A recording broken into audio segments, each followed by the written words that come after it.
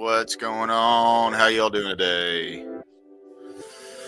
All right, so since I quit drinking, my sleep schedule has been completely out of whack.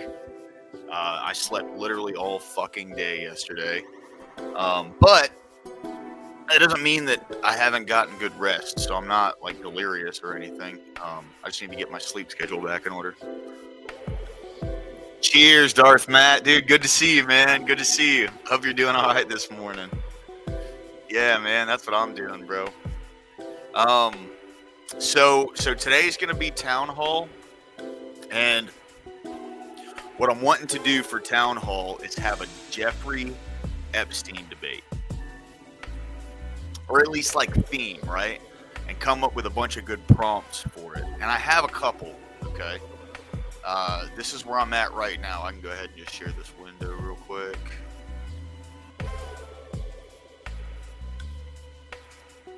So this is what I have so far. So the prompts I have so far are: was Epstein Mossad? Is Trump in the files? Is Epstein's island just the surface of a bigger conspiracy? Should kid lovers get a penalty worse than death?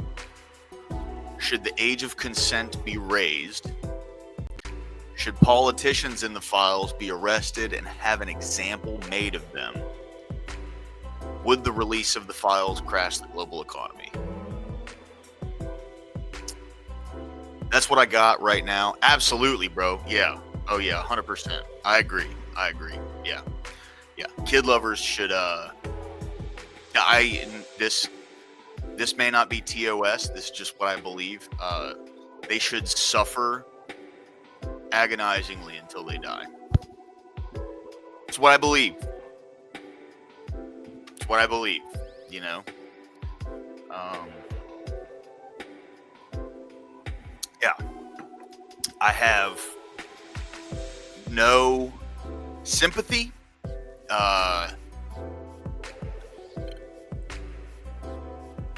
I don't. People like that should get dragged down the highway, kicking and screaming the entire way. That's just where I'm at with it. You know, those people won't change. They go to prison. You know, it's kind of baseline common sense at this point that when somebody who has that issue acts on it, there's no changing it past that point. You know, so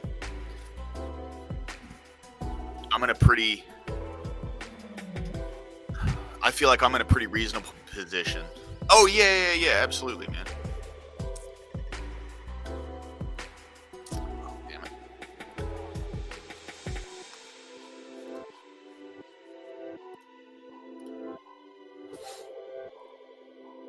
Yeah, so it's was Epstein Mossad? Is Trump in the files? Is Epstein's island just the surface of a bigger conspiracy? Should kid lovers get a penalty worse than death? Should the age of consent be raised? Should politicians in the files be arrested and have an example made of them? Would the release of the files crash the global economy? That's what I got so far. I think that's pretty good basis to run on, right? And then if somebody wants to go a different route and go with some of the other prompts that I got all these too. I mean, like I have a shitload of prompts. So, you know, if we run out and yeah. Yeah, that's that. What's up, Achilles? Welcome in, bro. Thanks for stopping by, dude. Yeah, that's where I was at with it, man. I mean, that's like, to me, that's a really important question. You know, that's a question that I think people should really be asking. You know, I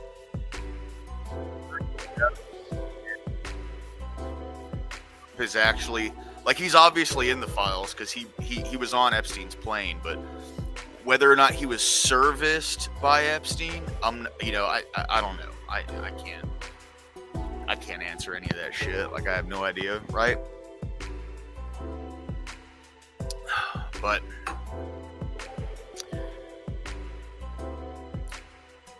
I don't know if that's the case. I genuinely, like, to me, the bigger thing to worry about is whether or not Epstein was an Israeli agent. Because if he was an Israeli agent, that opens up a whole nother can of worms. You know, what that does is it would immediately showcase how much power Israel has over the country. Yeah, absolutely. Achilles always, man. I got the panel link pinned in the top, dude. For sure. Come on in.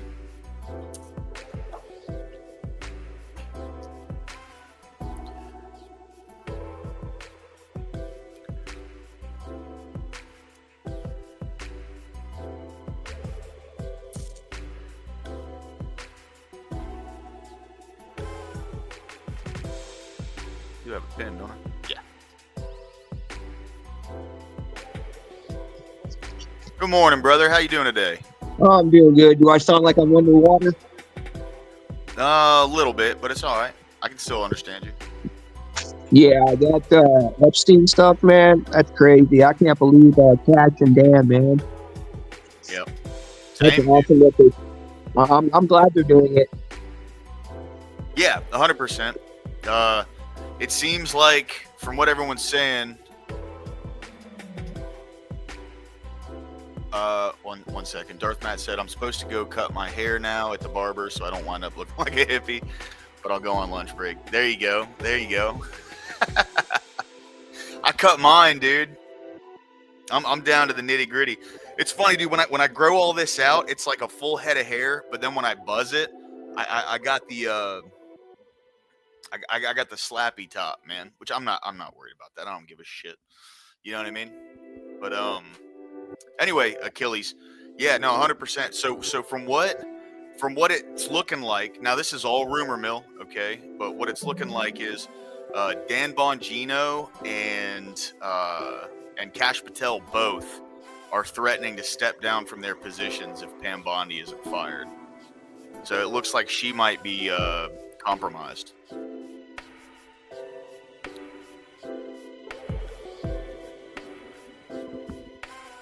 Which, you know.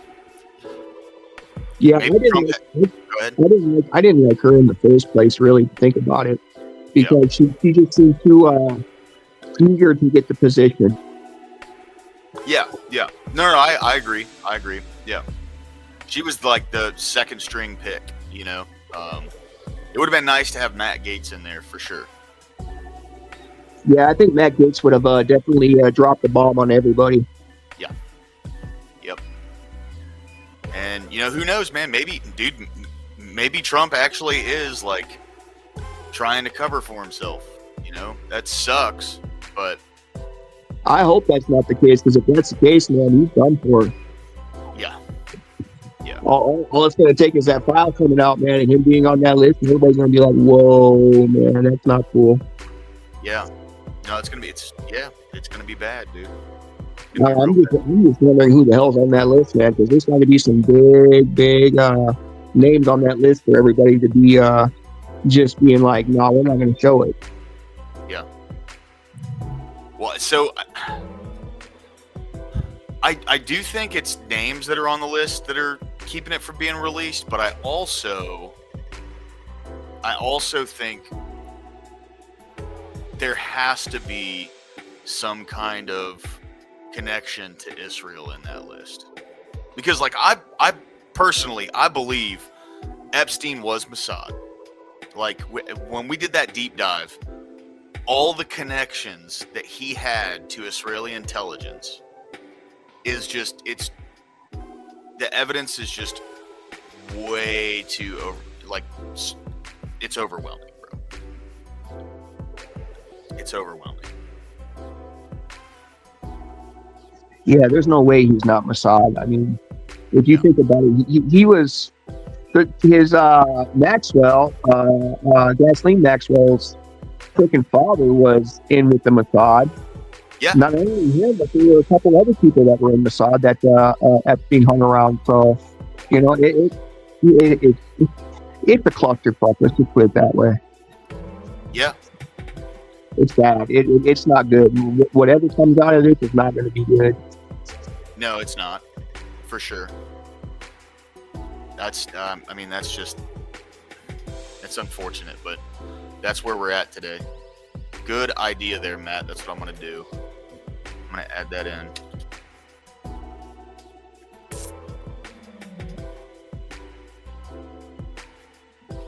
Is Trump's cabinet... Oh, what the fuck? Is Trump's cabinet compromised?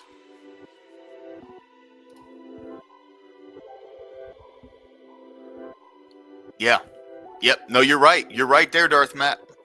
That's true. There was a painting of Clinton in a dress on the island. They took it out of the house. Yeah. The famous blue dress. Yeah. The one where he's pointing like Epstein saying, "I got you, motherfucker. You're mine." Yep. Excuse my French. Yeah. Yeah, the whole thing's just terrible, man. I really hope that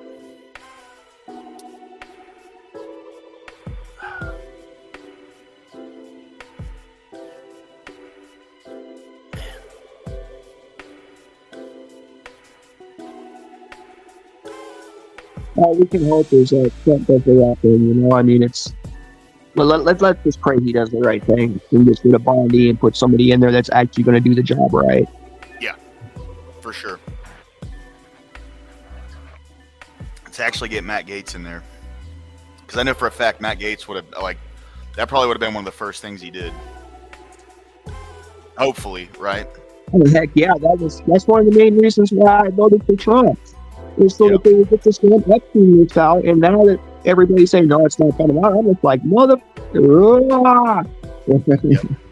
Just makes you want to go crazy, man. It's nuts.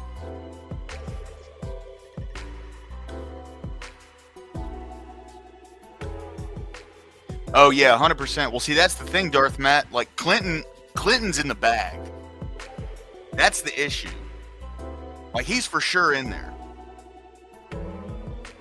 He is 100% for sure in those fucking files. Didn't Clinton take that damn?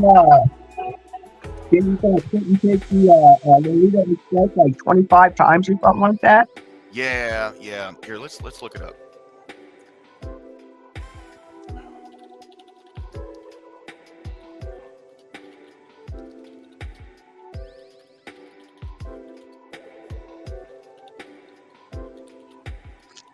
I know he was a frequent flyer and he liked them young, so.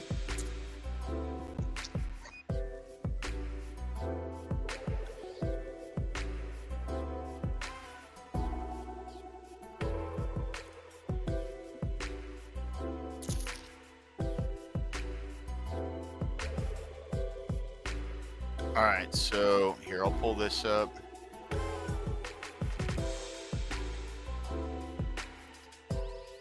Just so we can all look at it.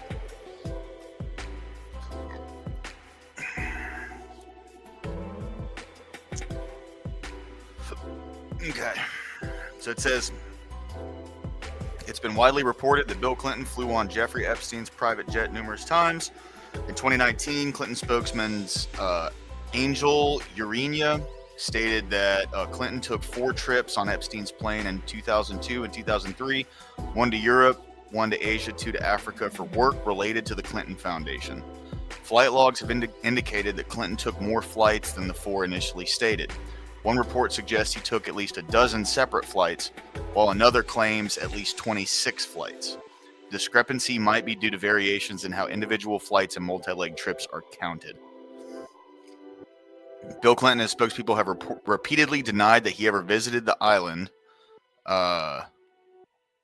Court documents also lack records of Clinton flying to the island. Okay, so there's nothing for certain. I thought it was like a for sure thing.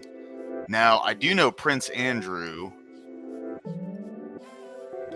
He was like outed by that chick Virginia Joffrey, and she, yeah.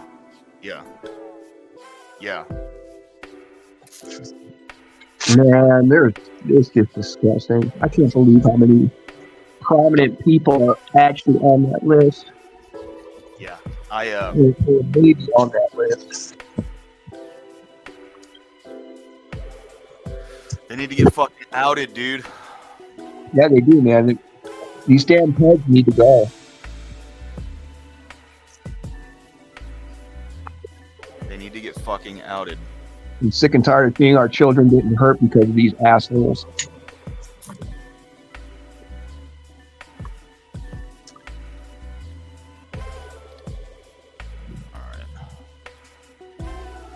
Yeah, me too, man.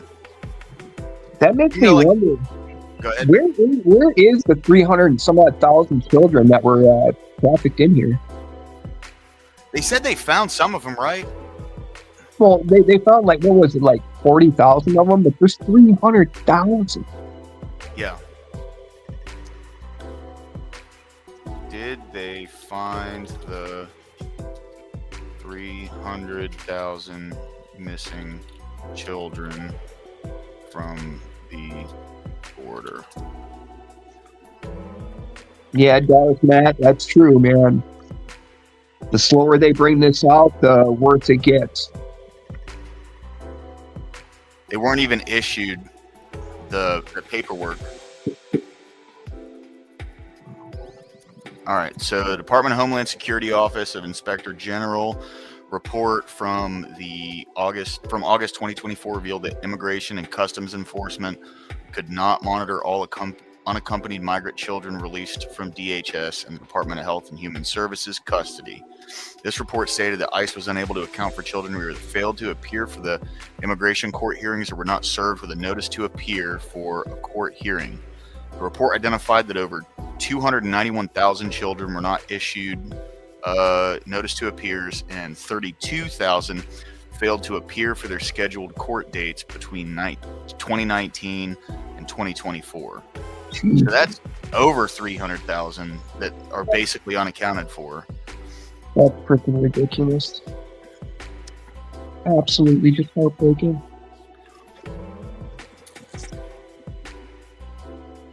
Yeah, it does, Matt. It probably is tied to Fast and Furious from Obama selling them damn guns to everybody in Mexico. Or not selling, but you know what I mean. Yeah.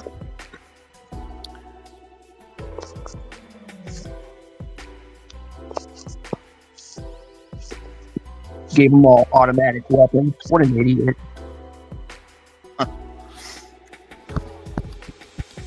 Well, then now you have these fucking crazy lefties who are literally ties to Fast and Furious stuff. What do you mean? But you have these crazy lefties that are like actively shooting at ICE agents, actively shooting at these motherfuckers. Like, they need to give these people the harshest sentence possible. Yeah, I saw that story about the ICE agents getting shot at. Did you see on the bridge where Antifa was throwing a bunch of smoke grenades and that one dude was running and shooting at the freaking cops? Yes. Yeah. Well, there was that ambush that they scheduled outside of the facility. I can't remember if it was like San Antonio or maybe Corpus Christi, but one of the police got hit in the neck. Like they almost ended that guy.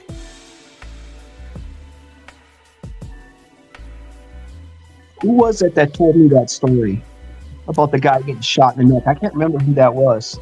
It was on the news, man. It was on the news. I didn't hear it on the news. I heard it from somebody that I watched. I think it might have been Rob or somebody, maybe. I don't know. But yeah, I heard about that, man. That's horrible. It's absolutely disgusting what they're doing right now. And the left, you know, we really screwed up back in the day when we let the Democrats back into office. Yeah. You know, after the Civil War, we should have told them, no, you need to go away. Yeah. That's what we should have told them. No, get the hell out of here. 100%. Now we don't. So, you know, they really screwed up back then, letting them assholes back in. Well, now they have all these fucking retards that are like ideologically captured, and they're going after the people who are enforcing the law.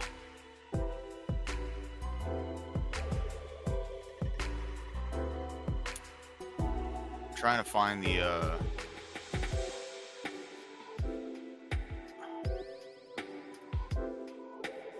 See, there's nothing on the mainstream news sources about any of this shit, except Fox.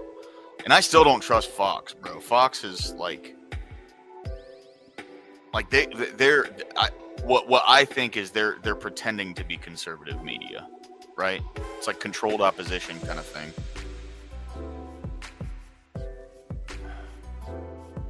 Ten people have been arrested and charged with attempted murder of federal officers in connection with a violent and brazen Independence Day attack on an immigration and customs enforcement detention center that left a local police officer wounded by gunfire, the Department of Justice announced this week. On July 4th, the July 4th organized attack, according to a DOJ news release, unfolded just after 10:30 p.m. at the Prairie Detention Center in Alvarado, Texas. Alvarado. Town of about 6,200 residents, some 28 miles south of Fort Worth. Okay, so it was up by Dallas. All right. Authorities said that the defendants, all dressed in black military-style clothing, were equipped with body armor, two-way radios, and firearms, including AR-style rifles recovered at the scene. About 10 minutes after assembling outside the facility, two of the individuals reportedly peeled away from the main group and tagged several vehicles and a guard structure with graffiti, spray painting the word traitor and the phrase ice pig on federal property. This allegedly occurred as other members of the group shot fireworks at the facility itself.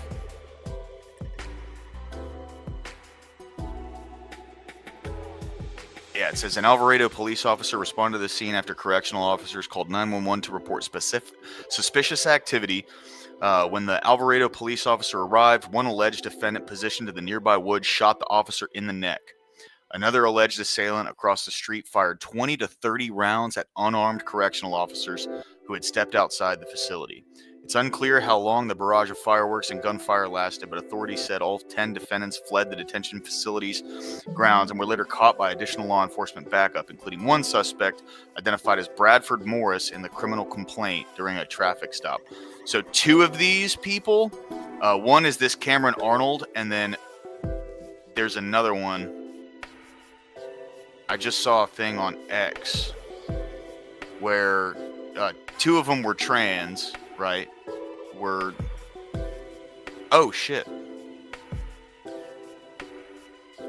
I didn't realize Achilles was gone. Alright. But yeah, two of them were like trans folks. However, you know, and they're getting charged and they're going to a men's prison.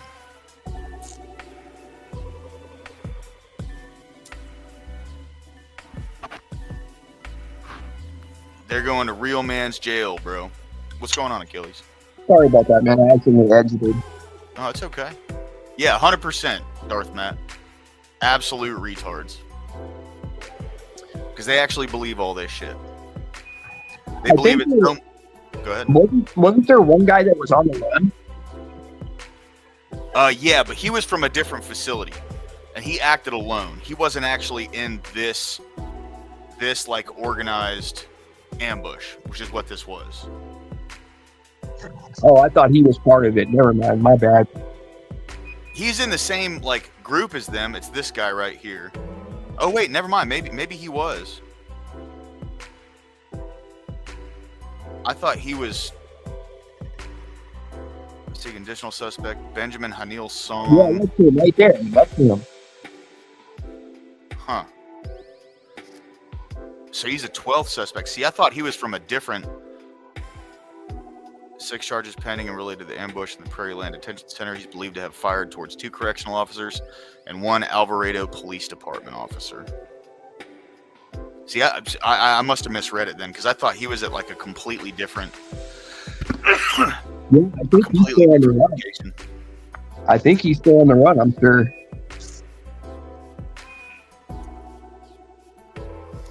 Blue alert sent for military veterans suspected. So he's a fucking military veteran. Yeah, he's still on the run.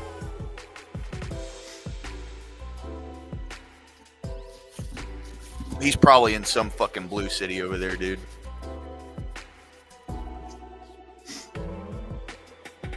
Yeah. You know, And, if these people were smart, man, they would just go hang out with the homeless. Yeah. Yeah. Right. Yeah, it's just an idea. That's the most bullshit line that I've ever heard.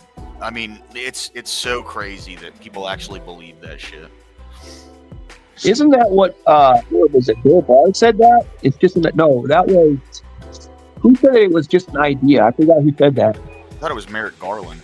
Yeah, Merrick Garland.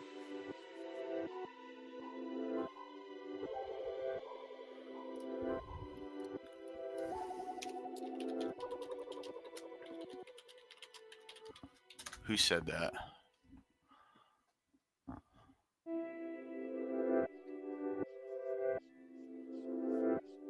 Joe Biden said it too. Christopher Wray, that's it. Yeah. Christopher Wray, sorry, not Merrick Garland. It was Christopher Wray. He was the FBI director. He said it's more of an ideology than an organization. But they literally have chapters in cities and shit.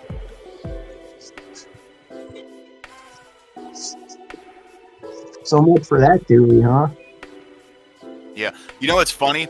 So it says right here, some who align with Antifa are socialists, anarchists, and communists who reject the idea of a centralized state, believing it to be complicit in racism and fascism. Socialists and communists who reject the idea of a centralized state. How fucking ass backwards can you get in your ideology? Right, exactly. What I think is funny is Antifa sits here and calls himself for the First Amendment, but their name means anti-First Amendment. Right.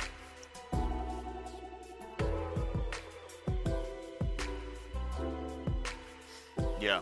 I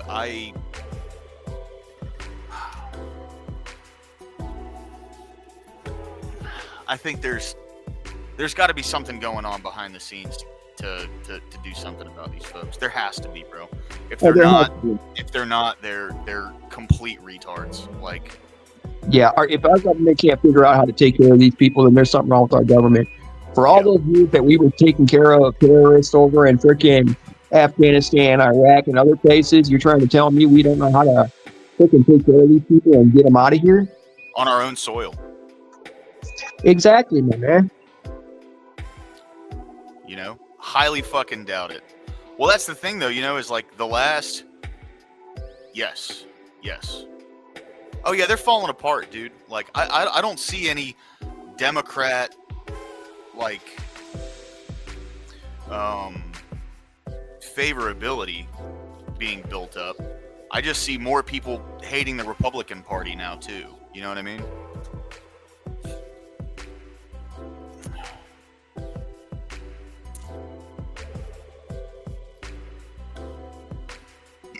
Democrats are at a plus 2.4. That's still within the margin of error on that, but it's not getting any better. And now, you know, Trump's disapproval's gone down to 5.2.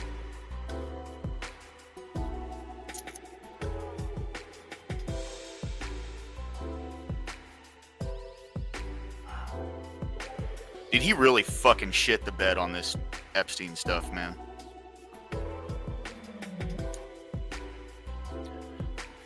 terrible, bro. Absolutely fucking terrible.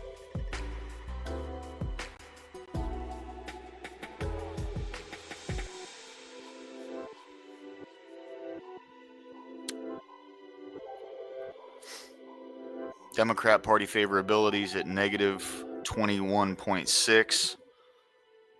So that means 72% of people disapprove of what they're doing. But this is from June. Hold on. Wait.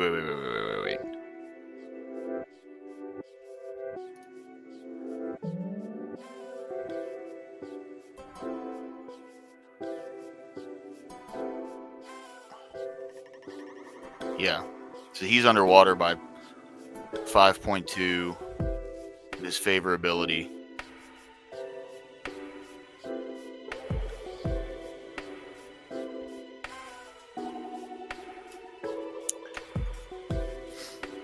Dude, I'm scared for the midterms, man. That's some bullshit, bro.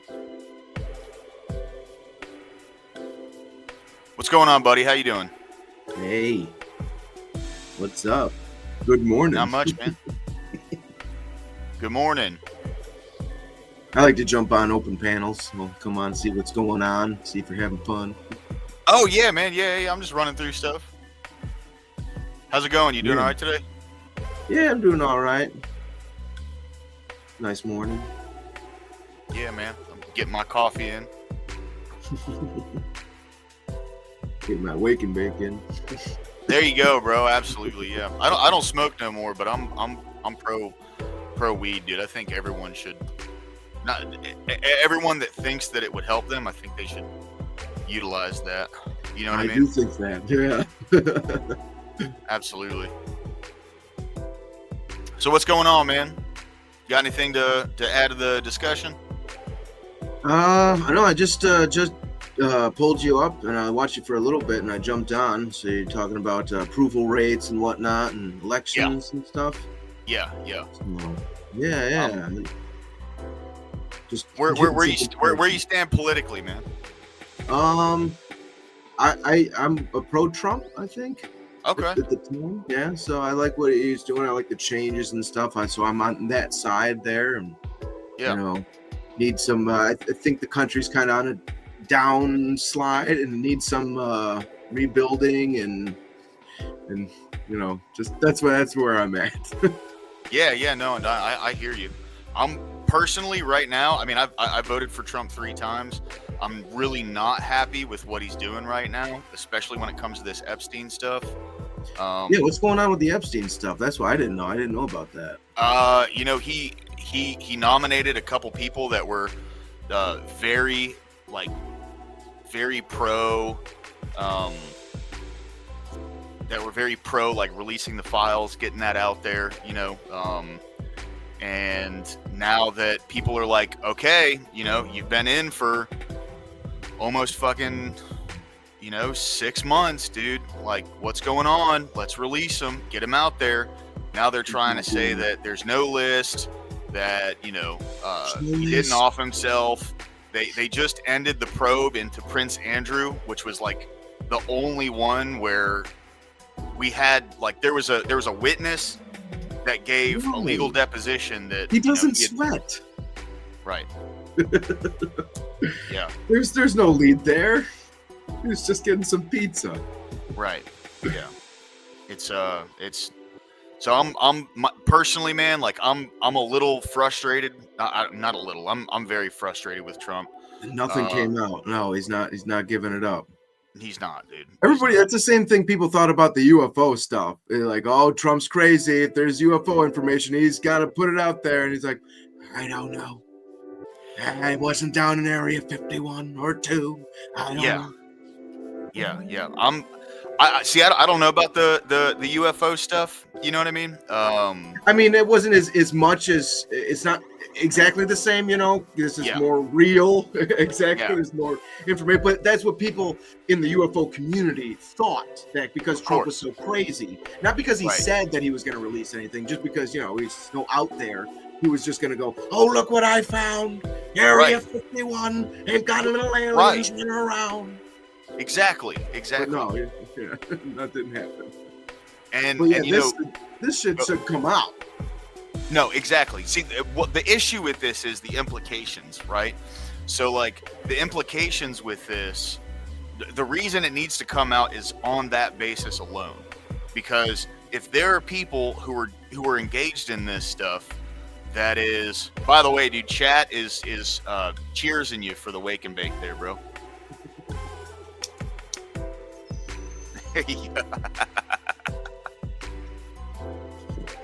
My blueberry kush, hell yeah. I think I delivered that in GTA. Oh yeah, there you go, man. Yeah. But I don't know, dude. I think the implication also is that if he's not releasing stuff, I mean, the people against him are going to say, oh, he's on the list. That's why he's not releasing it. Or he has something to do with it. I mean, they already said that. Like, there's a picture of him here, and he was on this flight there. Right. But it's all inconclusive. Well, the reason, like, and I mean, the Democrats, here's my thing, right? If he's such an evil fascist and he's, everything that they've been calling him for as long as they've been calling him whatever, why wouldn't they want it released? And that's the question that really brings you to the answer of, interesting. Why would they not want it released? It's just 1 + 1. Draining the swamp. Well, this is floating right on top, buddy. Exactly. Yeah. And see, like that, this would be the way to drain the swamp, and it'd be the way to drain the swamp quick. You know what I mean? You find out who's in that, people start going to fucking prison, and then I'll tell you, our government will start straightening up real fast. Yeah. Oh yeah.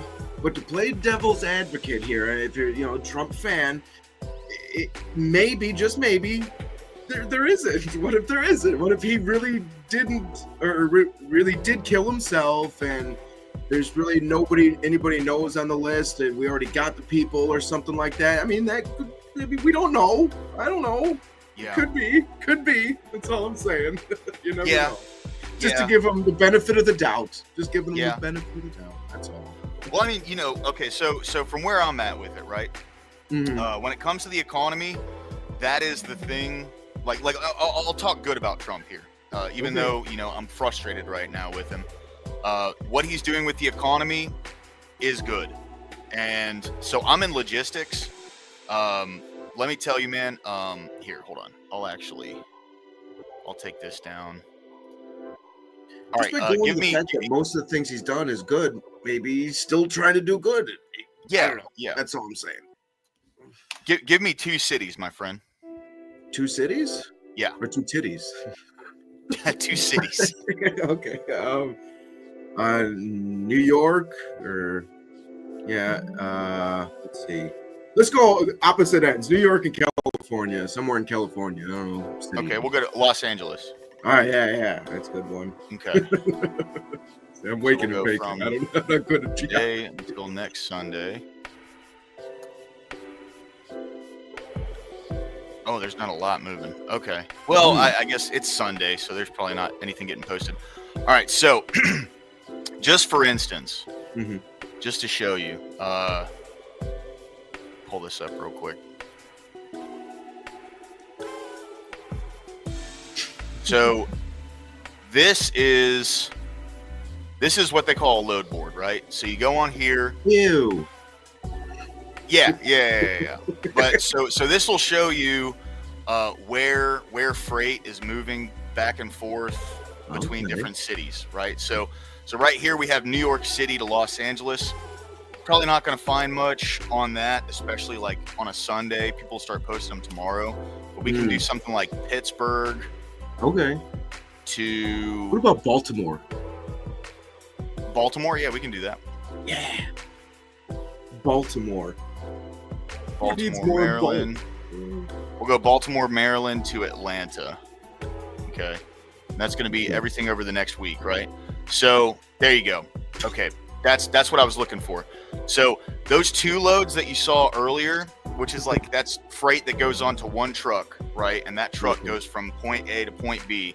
Yeah. Those 2, that's what the entire board looked like on almost any city about 8-9 months ago. Okay. Now this is all just flatbed trucks too. This does not include like the big long box trucks, and there's multiple other kinds of trucks that move freight. This is specifically like the semi trucks that have the flatbed in the back, you know? Okay. So this is what all is going on over the next week, right? Like an insane amount of freight moving, where, you know, a year and a half ago, it was 2 or 3 loads between this. So what that's showing is manufacturing in America is picking up. It's slowly building up. All of these massive manufacturers, because, you know, it's not going to tell you where the, like where specifically the manufacturer is. It's just going to tell you what city to what city. And since you're talking about the flatbed trucks, they're usually hauling things that you use for construction. Yeah, exactly. Building materials, steel, all that. Yeah. So think about like, you know, Nippon Steel. They just invested pretty heavily into U.S. Steel, right? They were going to buy it, and then it went from them buying it to them just putting in a large investment into the company.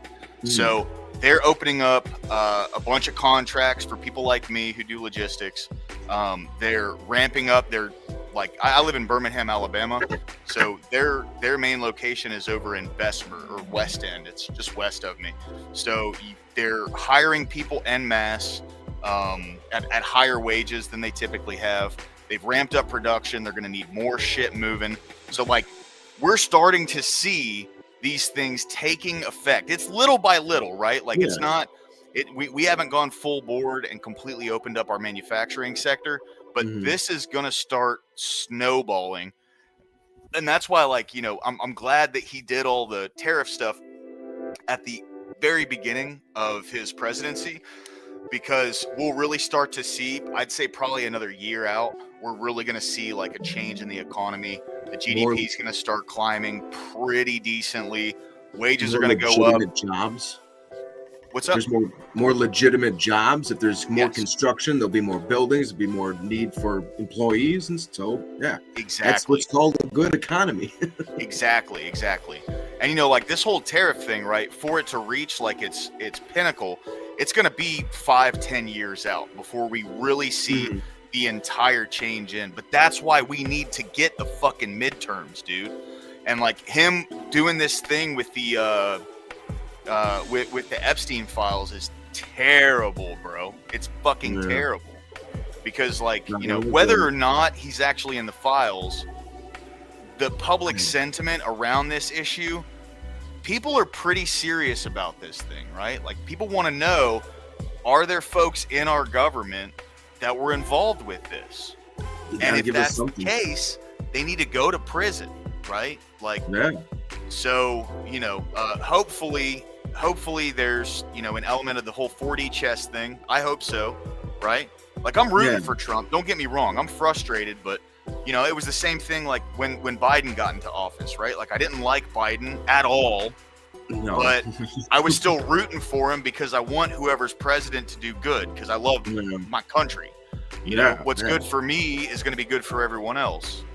And, you know, unfortunately, he was fucking trash at his job. So, you know, I'm crossing my fingers, and, you know, I'm really rooting for Trump here, and I hope he turns everything around, and trying not to be, you know, black pilled, as they say, but you know, we'll see what happens, man. I do think the economy is on a good trajectory. Maybe he's also just focusing on the big problem. Fair. Fair. I think he's focusing on the big problem right now, you know, with the ICE and all that. And, you know, they're yelling at him, oh, you sent in the National Guard here. Well, you had to, because people are attacking our workers because they're doing their job. We're in war. We were invaded. We've always had people coming in, and it really ramped up over Biden.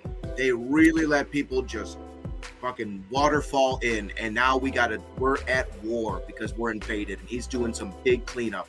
So I'll give him some time and whatever else. But I think he's doing a good job. Hey, you know what? Me too. I'll give him his due, man. Like what he's doing with, hopefully, like the immigration thing starts to pick up for sure, because I'm with you on that. And I will say, this was the thing that really blew my mind, is they were crying and bitching about him mobilizing the National Guard and those Marines. But it's not like, and even Karen Bass said this, the mayor of LA said this, they're not doing law enforcement. They're not in the streets. They're not going out and like quelling riots or anything. All they did was go straight to the federal building and guard it. And that's all they're still doing now. They haven't like gotten involved in any way other than guarding the federal buildings. So, you know, like along those lines, fuck, they should be thanking him. Hey, you know, our cops really needed that relief from guarding the federal buildings so they could go out and actually stop these people who were throwing piss bottles and fireworks at them, who were burning cars, destroying police cruisers, spray painting the entire building, spray painting the entire city, smashing windows. Like, do you know about I don't know if it was a sheriff in Florida or something, but he was talking about the riots, and he said, if you would try to attack one of our officers again, if you do this, we'll arrest you. You know, if you step out of line, we'll arrest you. But if you attack us, we will be notifying your family because you will be graveyard dead. Good. Did you hear about that? Good, yeah. So I'm from Tampa Bay, and if I'm not mistaken, it's Grady Judd who said that. Yeah, and Grady Judd is like a legend in the conservative community because Polk County is two counties east of where I'm from. So I'm from a little peninsula sticks right off of Florida, and then you got Tampa in Hillsborough, and then Polk County, which is just to the east of that. And it's just gone on too much. It's gotten too crazy. The people are out of their fucking mind, and they need to learn what you can do and what you can't do. You can protest, but you can't attack people. You can't destroy things. Right. Out of control. Right. 100%. Yeah, dude. If people want to stand on the side of the road and wave signs and scream "you're a fascist" and "you suck, Trump" and yada yada yada, all this whatever, go ahead. That's the First Amendment. It's well protected. But the second you start fucking up someone else's property because you're pissed off about something, put them the fuck down. No, we don't deal with children anymore. It's childish. I'm tired of adult children running around. I'm done. Yeah, that was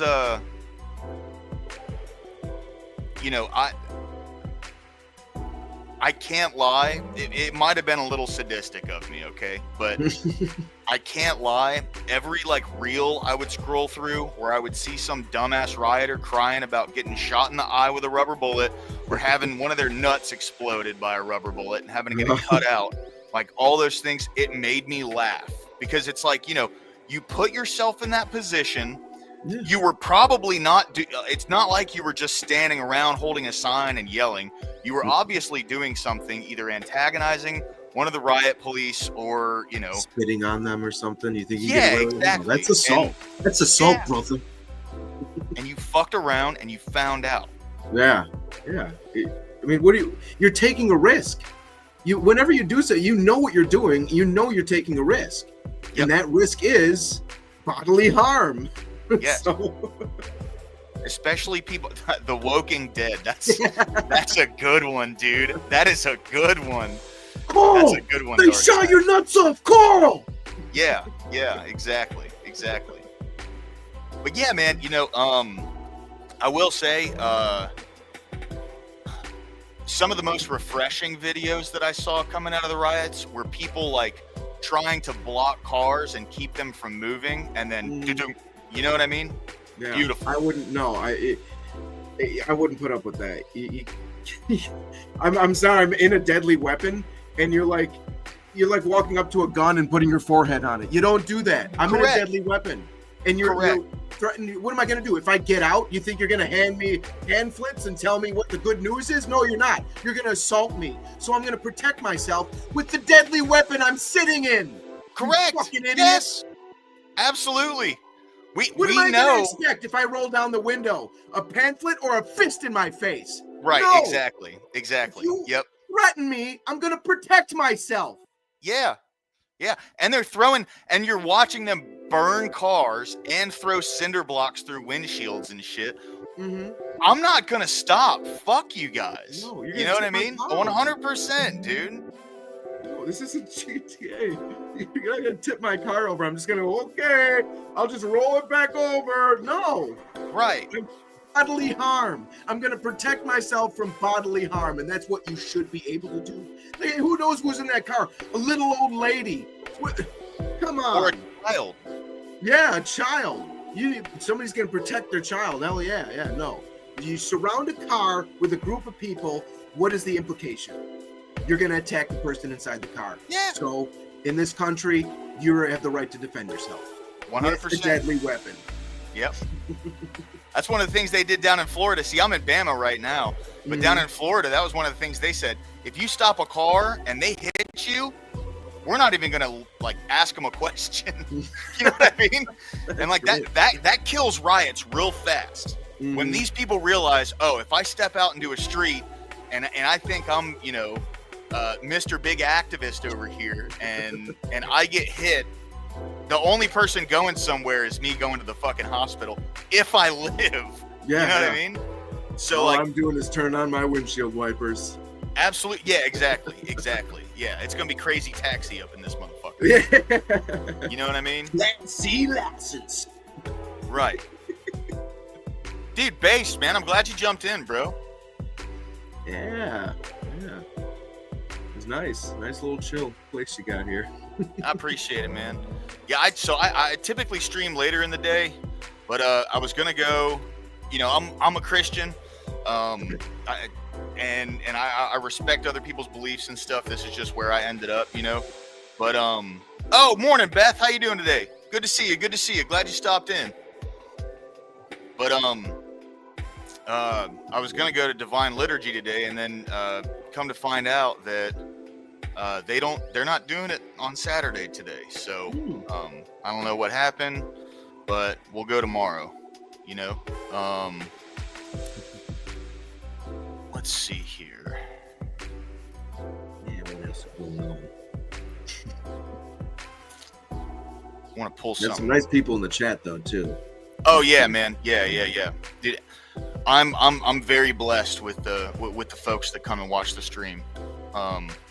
Very loyal, good people, dude. It's great, man. I'm a big fan. I'm a big fan of the people who come in and watch.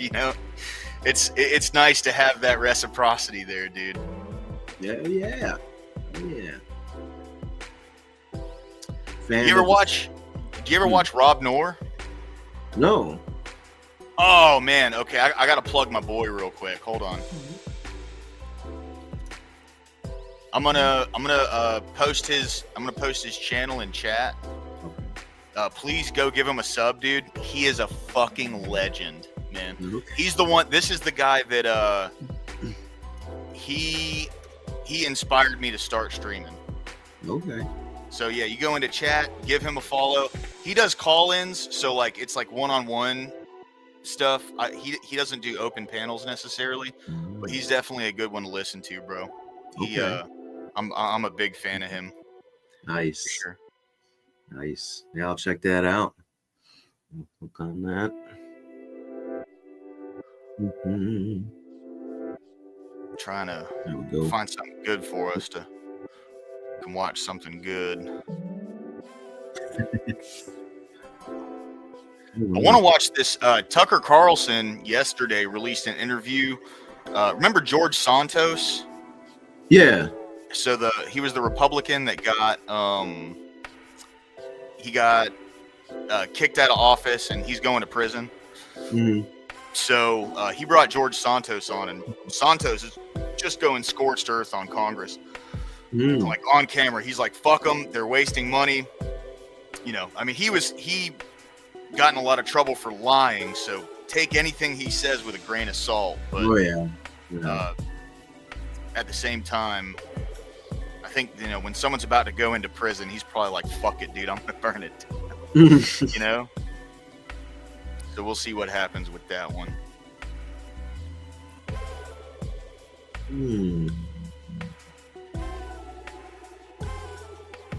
Well, I gotta go do some morning stuff, take care of my yard and whatnot. So I just wanted to jump on and see it.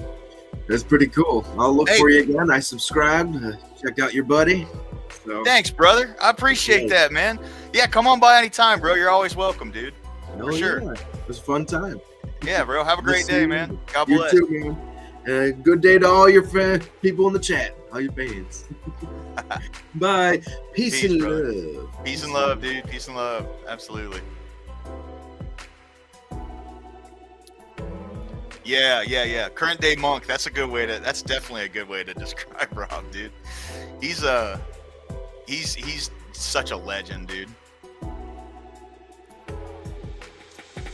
See, I started watching Rob when he, like, right before he got 1,000 subs, and like I watched the Destiny live, or the Destiny Rage Quit live and everything, dude. Beth says, my mom was a conspiracy theorist, always thought she was crazy. Now as an adult, I think they're all lying. Yeah, 100%. Exactly. Just remember, every day Alex Jones is right about something else, you know?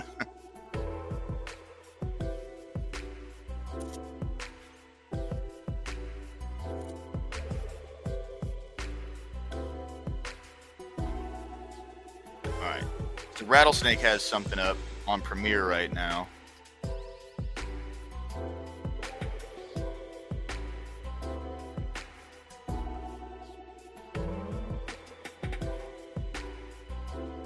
Alright. Put this up. I'll comment on it while I'm watching. But all week, and I'm going to pull up some clips of what he's been saying. And also, people are skipping over the other clips from this TPUSA event that highlight just how much the right-wing discourse has changed. So let's first have a look at what Tucker said about the Epstein files, and then we're going to get into the juicy details and many more clips. I voted against a million different things that I hated about the last. So I know a lot of people aren't really happy with Tucker. I'm still in the camp of Tucker Carlson is super based, man. Big fan of Tucker Carlson, bro. Watching his political evolution over the past 10 years, like when Trump was getting into office, there was like a YouTube shorts that people would put out called "You Can't Cuck the Tuck," and but we can watch some of those, man. They are fucking hilarious, dude. Yes, he sure does, bro. He says it exactly how it is. Administration. Their insane desire to start pointless wars around. By the way, this is in my hometown. Interesting. Around the world. Their total unwillingness to protect this country domestically, to protect the people who live here, to protect the territorial integrity of the country, bringing in tens of millions of people illegally, giving them free stuff the second they get here, making a mockery of citizenship. I hated all of that. I hated all of that. But the thing I hated most was their total unwillingness to answer any question about why they were doing what they were doing, because it was just too insulting. And every single time I would just feel like raising the middle finger and screaming obscenities, which is not an adult response, I'll concede, but that's how I felt. That's how a lot of us feel. That's how a lot of people feel right now, dude. For sure. I don't know anybody who really doesn't fucking feel like that right now. You know? Yeah. Dude, Jim Bob's impressions are on point, man. They are on point. His Jordan Peterson impression always cracks me up, especially when he starts doing the like Jordan Peterson crying thing. It's fucking hilarious to me, bro. It is fucking hilarious to me. All right, anyway. And I think that's really at the heart of why the Epstein thing is so distressing. I mean, the guy was some weird sex freak who was abusing girls. We knew that. But the fact that the US government, the one that I voted for, refused to take my question seriously and instead said, case closed, shut up, conspiracy theorist, was too much for me. And I don't think the rest of us should be satisfied with that. And by the way, let me just say really quickly, because I was so mad about it that I think I found out part of what's going on. I think we are going to find out more. And I think the truth, for whatever it's worth, in case you're interested, is that the DOJ didn't release lots of incriminating sex videos with Epstein and his billionaire pals because they don't have them. They don't have them because when the original search warrant was served 2007, I think, possibly 2006, I think 7, it was basically designed to protect Epstein. The search warrant was written in such a way to make sure that the feds never got their hands on the actually incriminating evidence. It's another way of saying the cover-up has been going on since 2007, almost 20 years. And so the real question is not, was Jeffrey Epstein a weirdo who was abusing girls? Yes, we can answer that. The real question is, why was he doing this, on whose behalf, and where did the money come from? Based. Absolutely based. And I don't think anyone, at least anyone that I know, that I've talked to, yeah, for sure, bro. Absolutely. 100%. But I don't know anyone at all that I know that doesn't already believe that Epstein isn't Mossad. I don't know anyone who doesn't believe that. Like, there are fucking lefties online that'll fight that all day, but I mean, it's literally like any of y'all who were there. I know Achilles and Darth Matt, you were there, but anybody else who was there and saw the deep dive that we did, it was a fucking cursory Google search to find out how fucking tied he was to Mossad. Ari Ben Menashe, Robert Maxwell, Douglas Leese, Stephen Hoffenberger.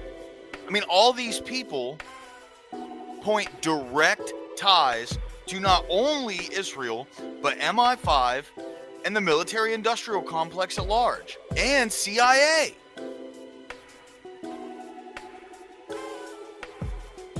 Like, it's fucking insane to me that this is even a question anymore.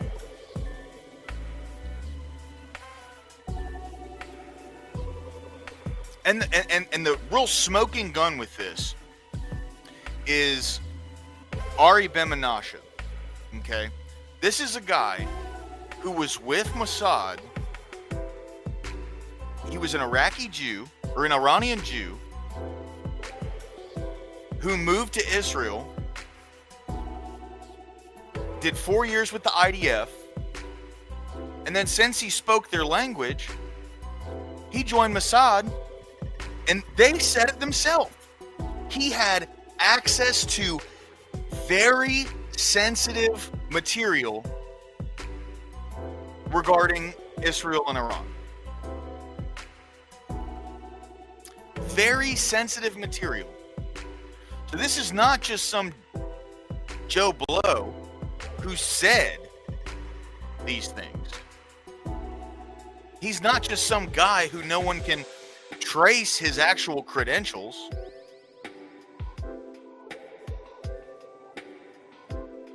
Yeah, exactly, Darth Matt. Yeah. This guy was a Mossad, like, bigwig. Yes. 100%. Yeah.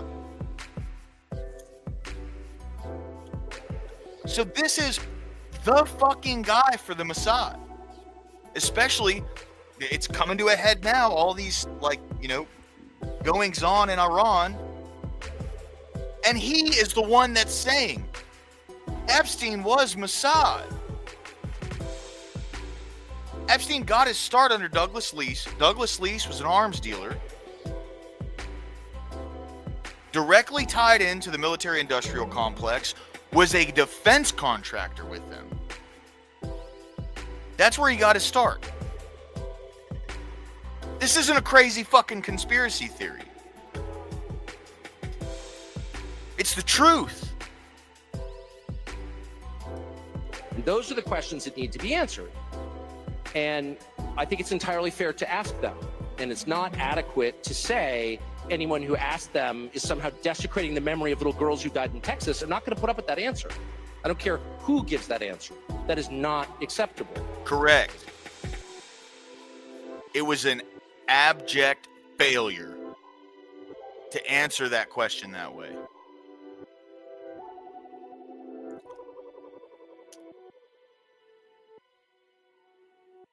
It's just absolute insanity to me. And like, the worst part is, the question they were asking was a question about him being connected to intelligence. And they didn't even answer the fucking question. Trump said his thing, and then Pam Bondi went on a long fucking rant about how it's all CP and shit. There's a good chance that all of the evidence that is tying people to him is gone. There's a good chance that, like, all of the incriminating evidence listing specific individuals being serviced by this guy is absolutely destroyed. I think the real thing they are covering up is in these files. It's going to show who was in charge of the operation they had there. It's going to expose that little country over in the Middle East.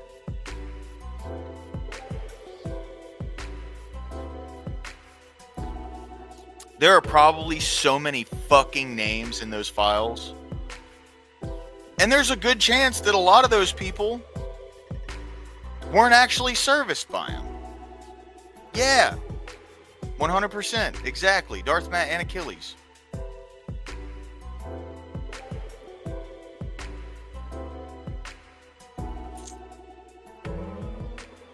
So, you know,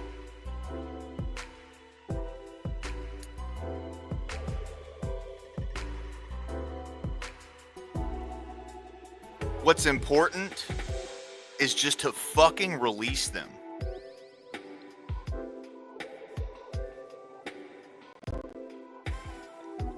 To hide behind the guise of we're just trying to protect the victims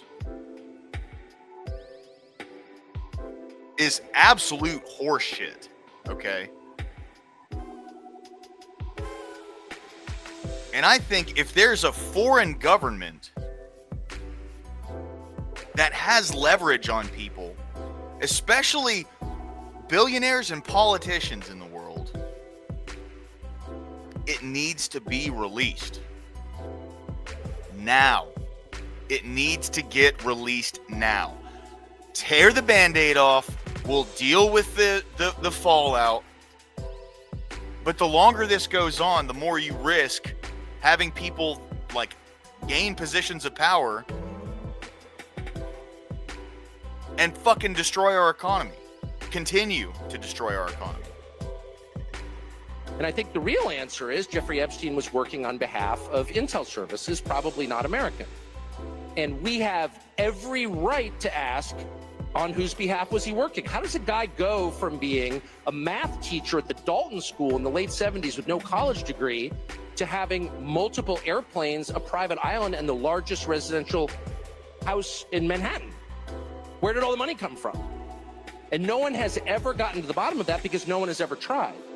And moreover, it's extremely obvious to anyone who watches that this guy had direct connections to a foreign government. Now, no one's allowed to say that that foreign government is Israel because we have been somehow cowed into thinking that that's naughty. There is nothing wrong with saying that. There is nothing hateful about saying that. There's nothing anti-Semitic about saying. There's nothing even anti-Israel about saying that. I've spent my entire life pretty much in Washington, where I knew and loved a number of people, including one very close person who worked at CIA. That has never prohibited me from saying, I think the CIA has done some horrible things, murdered a bunch of people, participated in the murder of a sitting U.S. president. It's got a whole trail of crimes. That doesn't make me a disloyal Corey Martin. American. How you doing today, brother? Welcome in. Glad to see you always.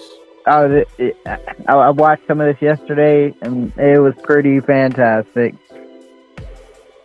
Yeah, 100%. I think him and I forget her name. She was asking, were the people in the crowd, were they happy about the release of what they got from the Epstein files? And people were booing. I hope this is a good message to Trump. 100%. Achilles, absolutely based on that last comment. I can't pull it up for TOS reasons. But yeah, 100%. I'm with you. Throw every last fucking one of them in jail. Every last fucking one of them. But yeah. See, I haven't seen this yet. So this is a premiere that Jake Rattlesnake has plan right now, so I'm just kind of like watching through and seeing what he said, because dude, you can't cuck the tuck, man. No, I'm honestly, I'm shocked they invited him. Me too. It's because it seems like the conservatives want to be done with Tucker, and the wild thing is I don't get where Tucker ever crossed the line. Like it just seems like the moment he first spoke out against, Trump's administration, it seems like everybody's been ready to turn on him.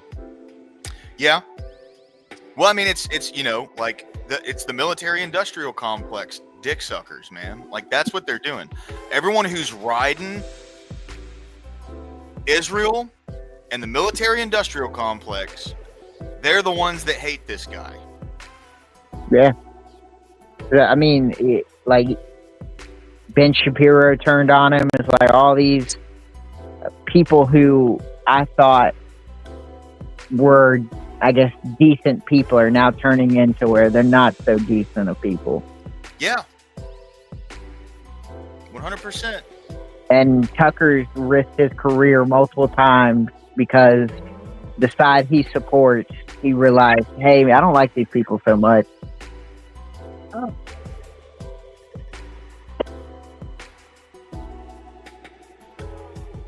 Dude, I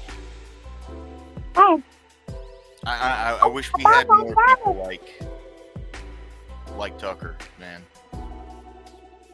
You know who's gotten really based, and I didn't like him before because he was kind of a clown, but he's really like he got with Jesus, and he's just been based after based after based. Is fucking Russell Brand, dude. Oh yeah, Russell Brand is a legend. I'm gonna be honest. Finding Jesus probably saved that man. 100%. Him being tied to Katy Perry, and if he wasn't, I guess, strong in his belief, yeah, I could see that Hollywood eating away at him and really infecting him. And so I don't know what happened. I don't know the whole story of him finding Jesus, but it saved him. Well, he got sober because he was doing heroin real bad, Oh, and I knew yeah. about that. And he got into comedy, and he got real tied in with Hollywood, and then he kind of stepped away from Hollywood, and it seemed like he was doing more of a focus on himself. And then, he was on a lot more than just the Ron, but it seemed like he focused on himself. And then he came out with the Russell Brand podcast and just started going against everything people in Hollywood and stuff stood for.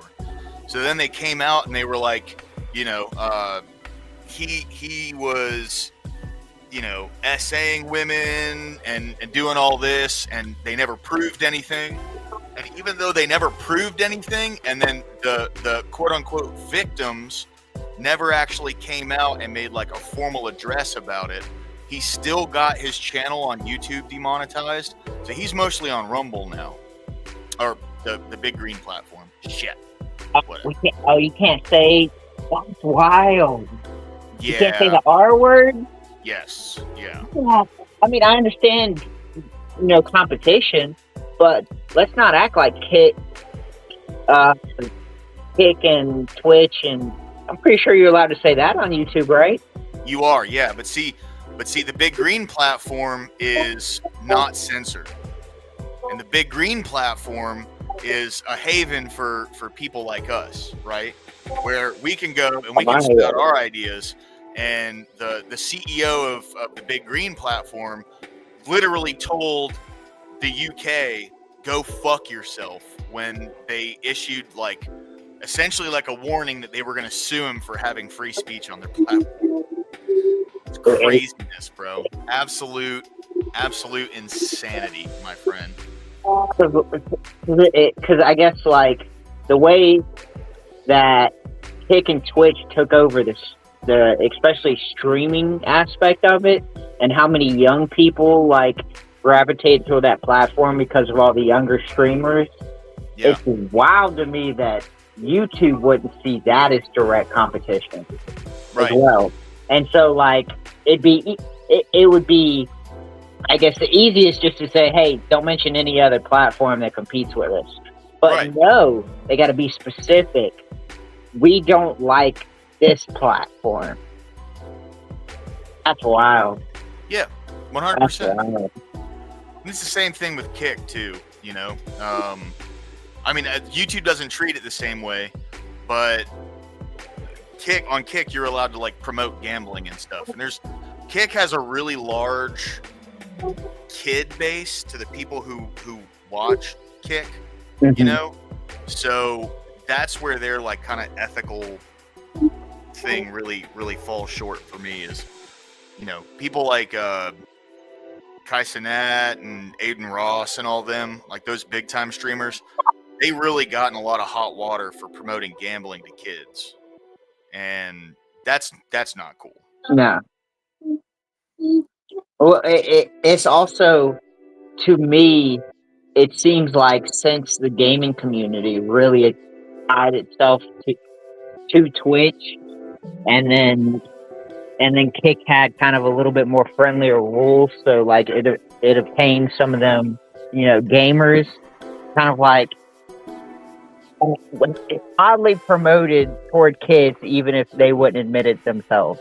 Right. Because let's be honest, it's like games. It's like, yeah, a game may be rated, you know, a certain thing or a certain rating, but the kids play games. Yeah. It's like adults play games too, but their main market is kids. Right. Right.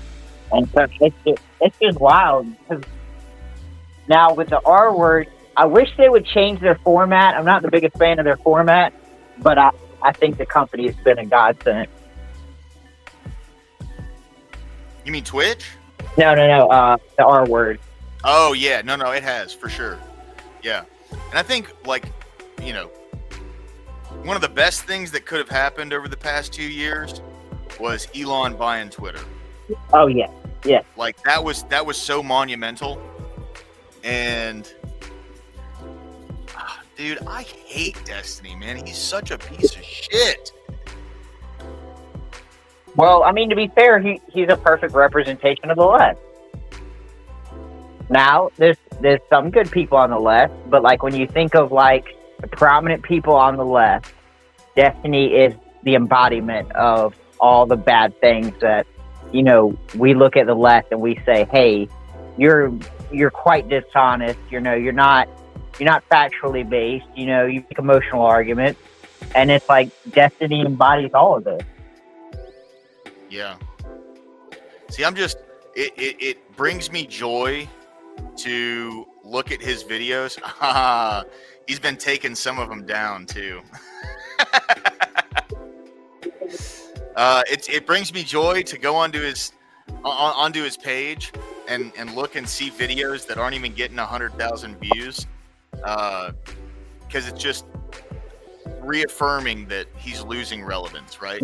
Yep. Now, see, 2 days ago, he had like 5 or 6 videos that had less than 100,000 views, and now all of those videos are gone. So he knows. That's why he's saying the crazy like shit, right? Yeah. Like, that's it. The reason he's saying all that is because he knows he's losing relevance. He knows that people don't really give a shit about what he says, right? And as people watch him less and less, and he makes less and less money, as he like fades off into obscurity,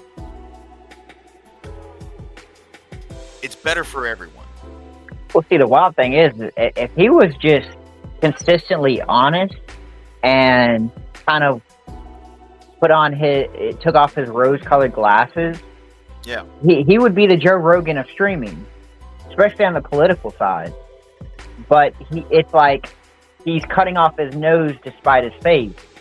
It's right. like he's doing all this disingenuous stuff, which, I mean, you're losing money out of it. Because the left is just the left will just eat you alive the moment you support something they don't like, or like people on the left. If you have a trigger issue and you go the opposite way, people are going to be like, nah, I give up on that. But conservatives, we tend to listen to things even though we disagree with them. Yes. Speaking in generalities, Yes. Well, and one thing that also brings me joy is I have not seen his subscriber count is 844K, right? I have not seen that change in quite a while.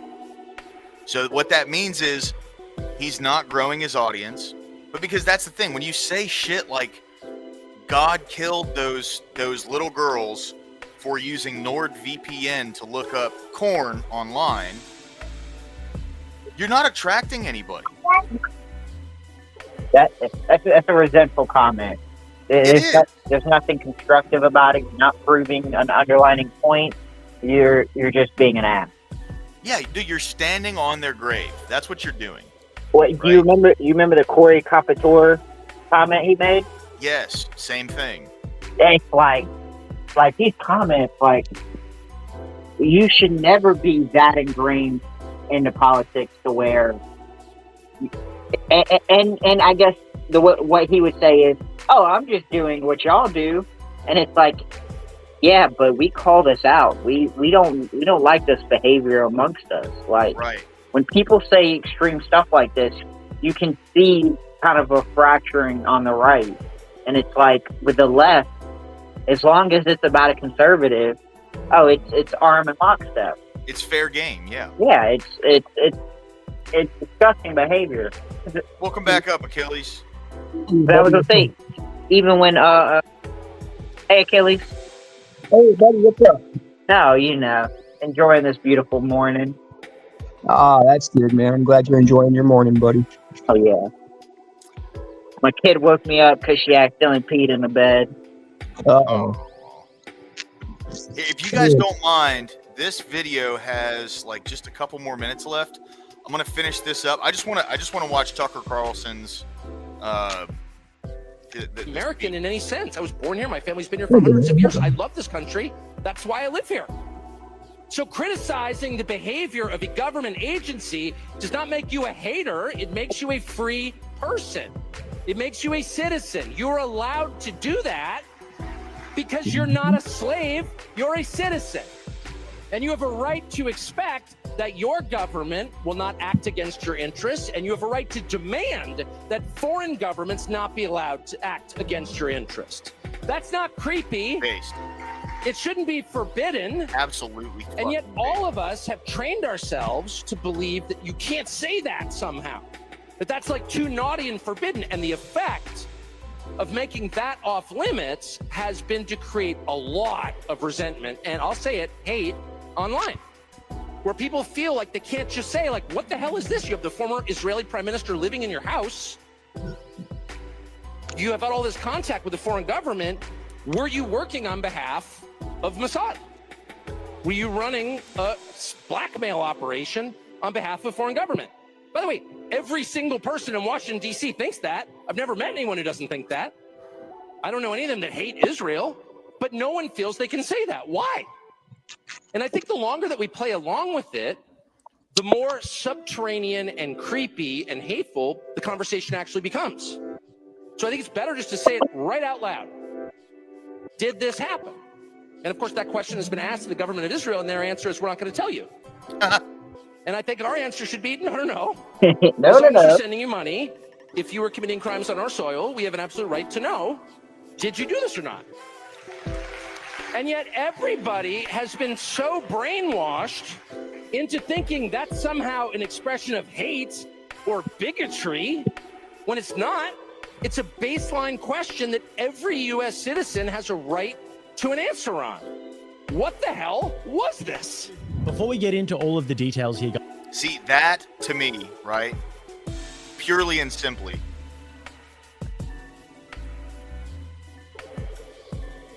A1 Steak says, Tucker basically said Israel was blackmailing Trump. How can Israel blackmail Trump if Trump and friends aren't on the list? Use your brain, MAGA.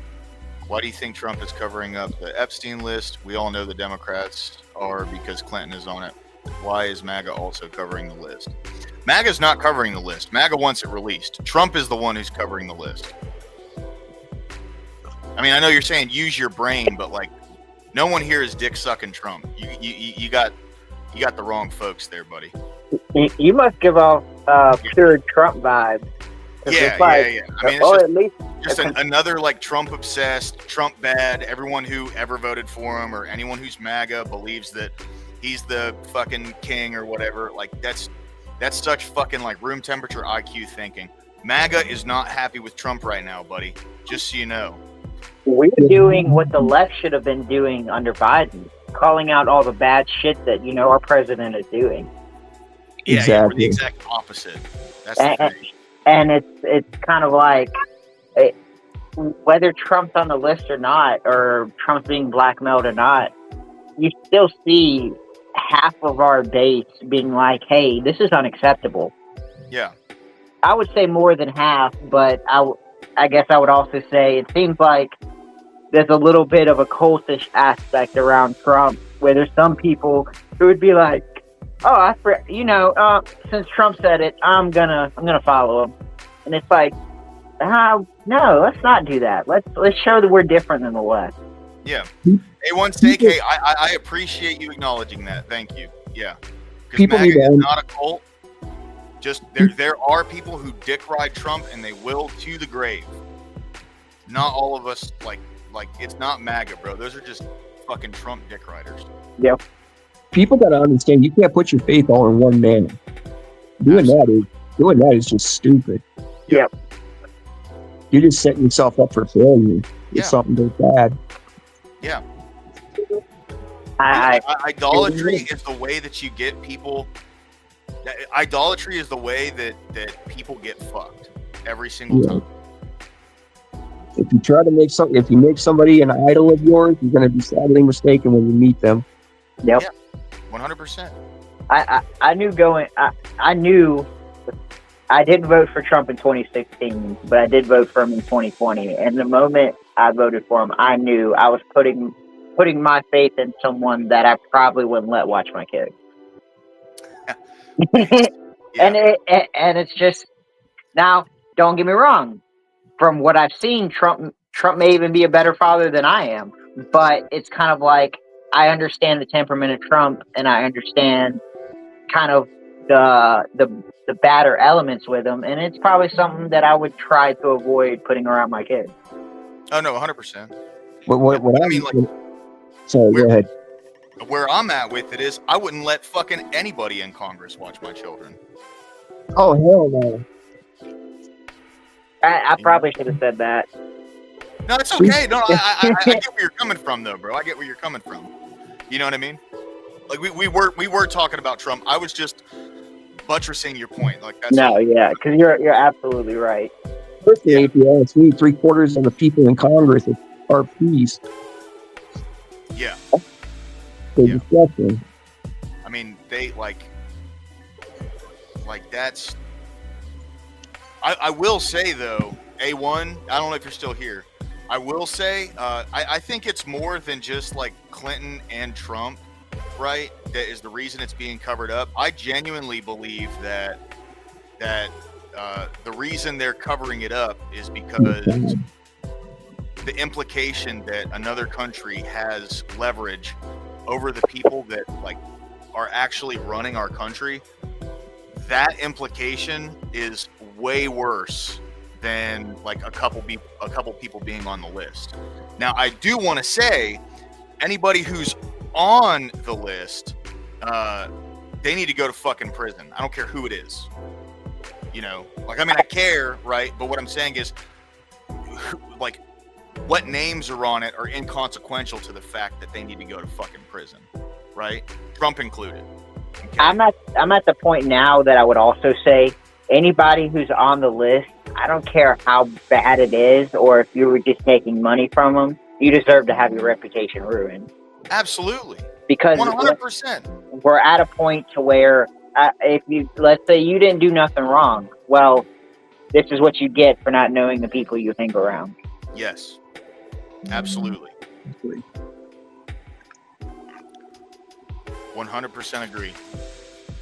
Well, people that went to that island should have known what they were getting themselves into. As soon as they were offering these kinds of temptations up to them. Yeah, I mean that's very fair. I just typically when you look at the way that these people that like are in Congress, like okay, just case in point, right? So remember when that I don't know if he was a senator or a House rep, one of the two, when he like ran up into that press conference and they fucking threw him in handcuffs and took him outside. Remember how people in Congress reacted to that? Are you talking about Madoff? Not Madoff, but are you talking about Alex Padilla? Yeah. So remember how they reacted to that? Where it was like this terrible thing that somebody in Congress has been put in handcuffs. Yeah. And it's like, whoa, wait a minute. Like he busted into a press conference, interrupted it, and then was actively walking towards the podium. Regardless of whether he meant any kind of harm, the people who were there defending Kristi Noem were there to do a job. So if you're going to do this, and you're going to say, that's terrible that he got put in handcuffs, that's like go ahead and do you, right? But what I'm trying to point out here is they're under this assumption that they are completely immune to any kind of legal recourse, whether that be getting arrested, getting charges levied at them, whatever, right? That's how they operate. So when these people go out to an island like that, the last thing they're thinking in their privileged cushion world as being someone who works for the United States government, they're not thinking anything bad is going to happen. And whether or not it was someone who was underage or just an adult, sex worker, right? Like they're not thinking anything bad is going to happen to them, and then something bad happens to them, and then you have two people walk into your office one day and they go, hey, let me throw this CD in the TV real quick. We got something we want to show you. You know what I mean? Like, it's like that old Bill Hicks skit where he goes, I'm sure when someone becomes president, the first thing that happens is he goes into a room with a table surrounded by guys smoking cigars in suits, and a screen rolls down, and they press play, and it's the JFK assassination from a different angle. Any questions? That's a great bit. Actually, I want to play that real quick. Yeah. Here, hold on.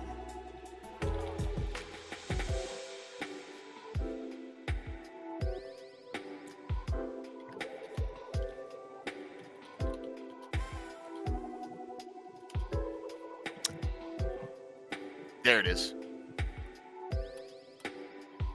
Hey, do you remember Robin Williams' bit about Joe Biden? No.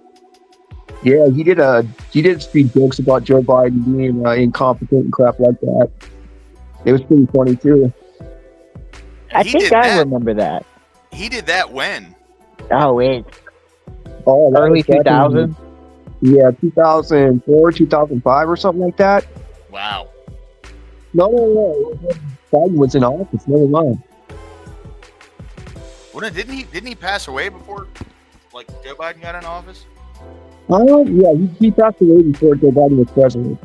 He was still alive when Obama and Biden were in office, and that's when he made fun of him in one of his comedy skits. I have this feel. Yeah, this is it right here, guys. Listen to this bit. This is good stuff. I have this feeling, man, because there's a handful of people actually run everything. That's true. It's provable. It's not I'm not a conspiracy nut. It's provable. Handful, very small elite run and own these corporations, which include the mainstream media. I have this feeling who's ever elected president, no matter what your promises you promise on the campaign trail, blah, blah, blah, when you win, you go into this smoky room with the 12 industrialist, capitalist scumfucks who got you in there, And you're in this smoky room, and this little film screen comes down, and a big guy in a cigar roll the film. And it's a shot of a Kennedy assassination from an angle you've never seen before. It looks suspiciously off the grassy knoll. That's awesome. And then the screen goes up, and the lights come up, and they go to the new president. Any questions? That's a great bit. Setch, what's going on, man? Thanks for stopping in today, bro. I appreciate it. Hope you're doing well. Thanks for stopping in. I'm so glad I don't have social media anymore. Oh, yeah. I deleted all my Twitter, Facebook.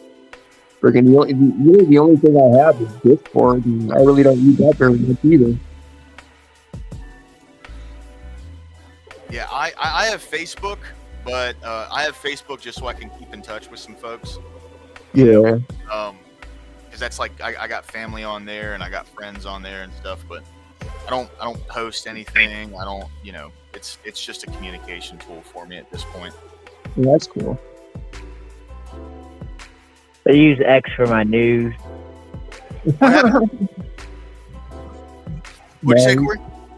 I use X for my news. X, yeah. I like scrolling through X sometimes, man. It is a doom scroll, dude. It is. That's the only thing for me. You got to go through so many stories on X just to find the good ones, so that's the problem. Yeah, I try to. I wish there was like good news stuff to follow, but these days, I mean, it's like there's no good news anywhere. So I have to remind myself of the good news, right? Like aside from the gospel is the best news. That's the game, dude. But stuff in this world, right? That's the Well, Laura Loomer's been posting a lot about Dan Bongino and Bondi about potential breakup between them. Oh yeah. I've seen that, and that's getting like reported on by even big news. Yeah, they're saying like Bongino's like, fuck this, I'm out. I don't want anything to do with it anymore. Which why would he, man? I mean, the guy has been commonly revered as someone who was a truth teller. His reputation is being thrown through the mud. Exactly. Yeah. I think that was the whole plan. I think that was the whole plan. And I could see that. I could see two interesting possibilities. One, they're going to use Pam Bondi as the fall guy, blame it on her, and kind of, move along as business casual. Or Dan Bongino hasn't been seeing the evidence, and Dan Bongino's just been, kind of being used to talk about things that people higher than him are telling him.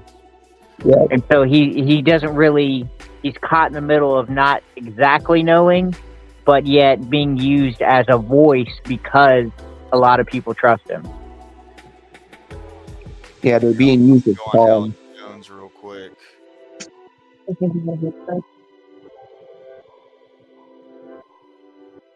Yeah, when I heard Dan Bongino was gonna leave, and I was like, holy crap, here we go.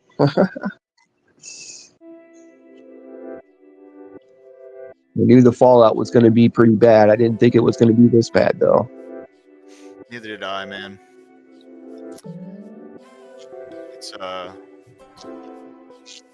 It's pretty sad, man, because this was like a dream team, Yeah. I'm really it took one damn woman to break up a dream team.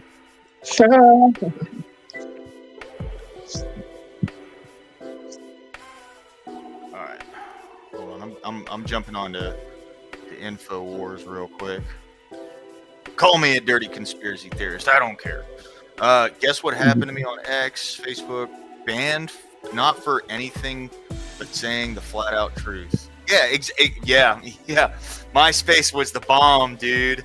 Tom was that dude, man. He should have never sold that shit. He should have invested back into it, bro. MySpace was the shit, dude. Man, I miss MySpace. All right. Yahoo used to be really good until they went fucking crazy. I can't stand Yahoo anymore. Yahoo? Oh, yeah. Yeah. I'd say they're just another fucking lefty platform, dude. I mean, it's not necessarily a platform, but their news is trash, bro. Yeah, it's all fucking lefty shit. All right. What's this guy's name again? I forget this guy's name. Clem is my last name. Chase Geyser? I'm good, thank you. Is that Chase Geyser or whatever? Yeah. I never remember his name, man. Everything. So I kind of keep up with what your ideas are on everything. And all right, let's watch from the beginning. Reading that correctly, he took the day off today. So there was a report of plays on the field as I'd hesitate to jump to any conclusions. Dude, what is up with their video player right now? You'll excrement, but otherwise they're all enemies of the Republic. All of them. Plain and simple. Well, I certainly understand your sentiment, and I know you're not alone. I said it earlier today. There are plenty of excuses. Is public. He's talked about it for a long time. So yeah, he said he has seen the list and he knows why they're covering it. So what do you think? Do you think he's ambling to unleash it, or is he too afraid? My guess would be, honestly, I'm better off getting an opinion from a lawyer. What's up, Sevens? Welcome in, dude. Thanks for stopping by, bro. This would be, he's probably under some legal obligation that he can't talk about it. Whatever legal deal that is. My guess is he can't talk about it for legal reasons. And so, A, he wants to clear his own reputation for obvious reasons. Yeah. And then B, he has to protect himself legally. And so he kind of tries to thread the needle and say, hey, look, I've seen the list. I know why they're covering it, but I've also been through the legal proceedings and had my name cleared. So I think he's trying to thread that needle, and that's his approach. You're talking about Dershowitz, right? Well, one other thing I wanted to ask, because I know you and Alex have been going through this for 30 years. I've only come on board in the last 4 to 5 years that I kind of woke up and saw what was going on. And so how do you stand it? I just don't even know how you don't lose your mind. Well, you know what? I'll tell you, because I don't really take time off. The caller earlier was talking about some time off I took. I think that was in April. I rarely take any time off. I do get vacation time here, and I just never really take it. I haven't even been on a vacation. The time I took off, I just had family in town, and I just wanted to spend time with family. People used to joke the only vacation I've taken since I've been here was when I went to prison. I've taken one vacation since I started at InfoWars, really, in 2016. And I went and saw some friends in Brazil. I took a long extended trip to Brazil. That's really the only vacation I've taken. And it's funny because this stuff was driving me so crazy. And it's like a catch-22. It's like, I'm mentally fit. Don't get me wrong. I'm very mentally fit. I live a happy, healthy life. Don't get me wrong here. But, going through all of this, and then last night with the Pizzagate deep dive I took and just all the drama, I was kind of looking at my own self like, maybe it is time to just take a day or two and just get out of it, just for my own sake. But it's also the catch-22 is now is the most important time to be on air. It's like now is when people are looking to hear from us the most. So it's like I can't walk away now. So yeah, that's just a brief comment on that. All right, let me quickly get one more call here from Mike in Texas. Mike, very short time. Go ahead. Yeah, Owen, you guys are missing some critical facts here, and I'm including Alex in this too. You all need to read Illuminati 4 by Henry Makow, M-A-K-O-W. He explains the critical information.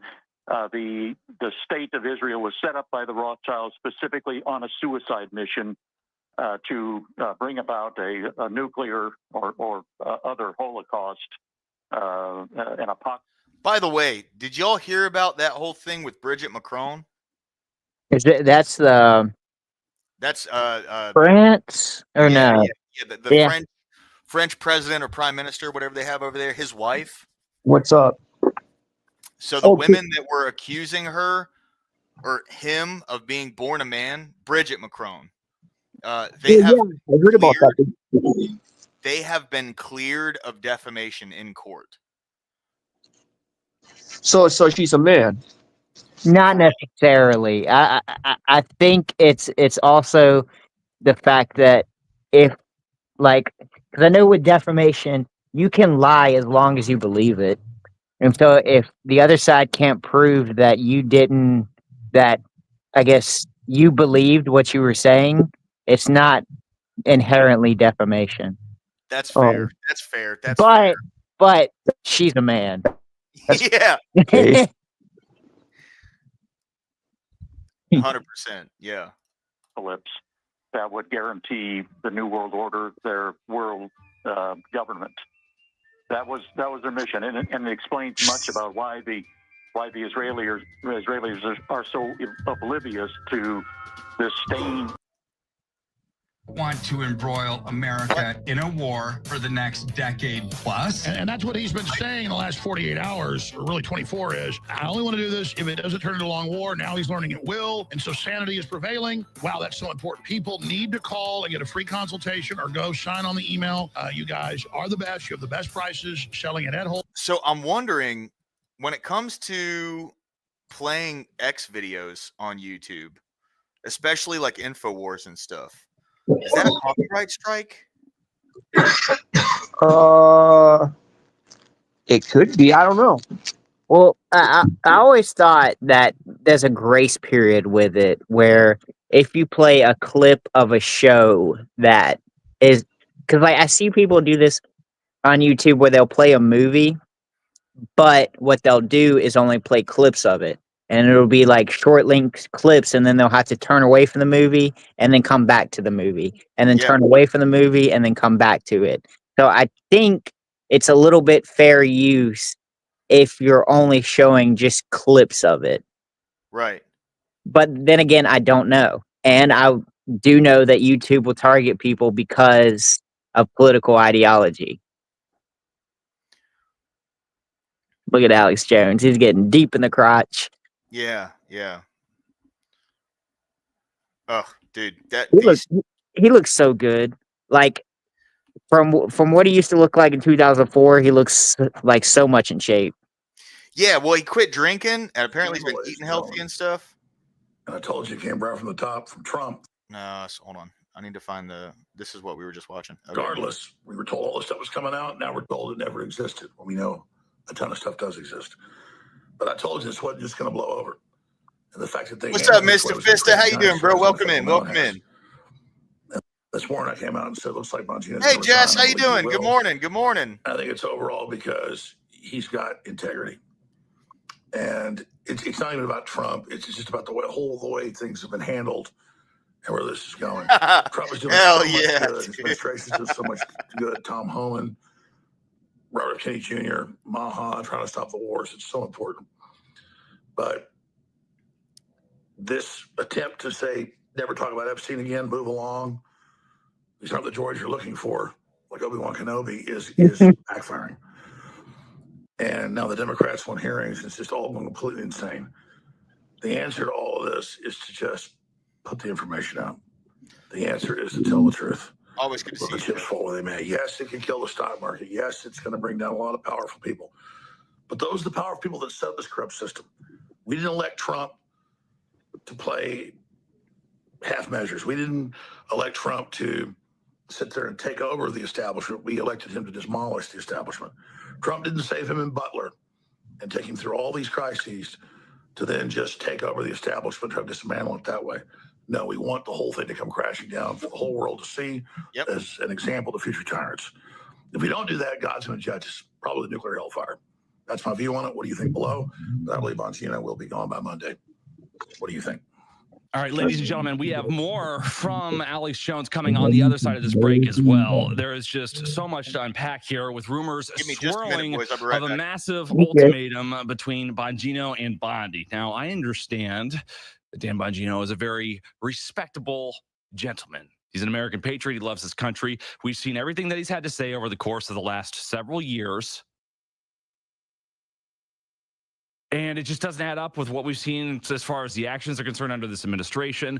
We see that it looks like his soul has been leaving his body. He looks like a ghost every time he has to appear in public. Obviously, he's been very uncomfortable with the position that he's in. And this lines up with what we've heard from insiders, whistleblowers, things of that nature, who understand what the FBI does in terms of psychological operations on even its own people. And so rumors are swirling that there was a major conflict between Bongino and Bondi over the handling of the Epstein files, as I imagine there very much likely was, because I can't think of a single rational person throughout the entire world who would say that Bondi's been doing an outstanding job managing expectations and delivering for the American people, basically in any capacity whatsoever. And we've heard that he's taken the day off in response to this conflict and that there may be an ultimatum between Bongino and Bondi. If she stays, I go type situation. And ultimately, I think everybody and their mother would choose for Pam Bondi to go before they would choose for Dan Bongino to go. She was second string anyway. There's no reason whatsoever for us to want her to stick around. She's been red flag after red flag after red flag. And she was even non-committal before her official appointment as far as pardoning the Jan Sixers was concerned. She was saying, oh, well, we're going to go look at every single case. She would refuse to acknowledge that there was going to be a blanket pardon, and there was going to be a blanket pardon, but she would refuse to acknowledge it as if she wasn't necessarily on board with a blanket pardon. And I reached out to her a bunch of times ahead of time, trying to ensure that people like Nate Hughes from Big Lee would be pardoned, trying to bring awareness to the case, and never heard back whatsoever. So tonight I texted her and I said, please resign. We'll see if we hear back, but there's more news on the other side, more reports from Alex on the other side with specific remarks from Steve Bannon and others, and we've got some breaking remarks from Tucker Carlson and Megyn Kelly that we're going to be showing you on the other side of this Turning Point event that took place today. It's very clear that Ben Shapiro was wrong, and this is incredibly important to all of the American people that we see justice regarding the Epstein files. Stay with us for more on the other side. Our medical grade USP ultramethylene blue, exclusively at thealexshowstore.com, has taken the country by storm. You've seen the rave reviews. All of our guests that have taken it have been blown away. Zen, clarity, focus like a fog has lifted. It's not a stimulant, but it feels like one with no letdown. But the best part is it's so good for your cells, so good for your mitochondria. It's incredible. Now we have it in sealed capsules with organic vitamin C to supercharge it as well. Get a 1 month supply so you can travel with it. Talk to your physicians before you take it because it's very, very powerful. It can interact with some drugs. But after you've done your research, get your ultramethylene blue either in liquid or now in capsules exclusively at thealexshowstore.com, and it funds our operations. And if you subscribe, you can lock in 50% off right now on all future orders and cancel anytime. Take action now at thealexshowstore.com. Become a subscriber and lock in 50% off on top of the already incredible savings. TheAlexJonesStore.com is the destination of health, liberty, and freedom. $59.99. What the fuck? If you want to shine like the sun, you've got to burn like it. You're listening to Tomorrow's News Tonight with your host, Chase Geyser. Ladies and gentlemen, I am Chase Geyser. This is Tomorrow's News Tonight. Groundbreaking earthquake happening right now in the DOJ as rumors swirl of an ultimatum between Dan Bongino and Pam Bondi. Scam Blondie. Let's see what's going to happen. I want to speak first before we hear this report from Alex Jones in response to everything. We wouldn't have had this if we had Matt Gaetz. Clip number 9 here. This is Tucker Carlson going on a 1010-minute rant. See, everything that everybody wants to hear. Thank you, Setch. I appreciate that, man. See, I'll be honest. I don't know much about methylene blue. Never taken it. I don't believe in any of them. And this time I really felt like I know Trump well. I love Trump personally. And what we were looking at was just so awful and totalitarian and stupid. And it wasn't even the arguments that I disagreed with from the Kamala Harris. It's weird to even say her name now. Who was that exactly? It was like a bad dream. But it wasn't even so much the arguments I disagreed with, though I definitely disagree with the arguments. It was the style of argument that drove me completely bonkers, summarized most crisply by "shut up, racist." Whatever you said, it was "shut up, racist." It's like, but wait, you know, first of all, I'm not a racist, but that's not even the point. The point is, I just told you what I think. I just asked you an entirely legitimate question, mostly, what the hell are you doing? And rather than answer it, you didn't pay me the respect that you would a human being. You treated me like a slave or an animal by telling me to stop barking. Shut up, racist. And I won't put up with that because I'm not a slave or an animal. I'm an American citizen, an adult man who pays his taxes. So, you know, I ask people questions for a living, and very often I get answers that I don't care for, that I disagree with, that I think are stupid. But at least they're answers. At least the person responding is treating me like a human being with a soul created in the image of the Creator. He's paying me the respect that every human being is due. When you ask a direct question to someone in charge, you are due. That person is morally bound to give you an answer. He's not bound to agree with you, but he's bound to stop and answer your question. And the left never did that. They would dismiss you out of hand. You are not worth listening to. Be quiet. And that's, of course, where the impulse to censorship comes from. It comes from the belief that you don't deserve to speak because you're not fully human. They own you.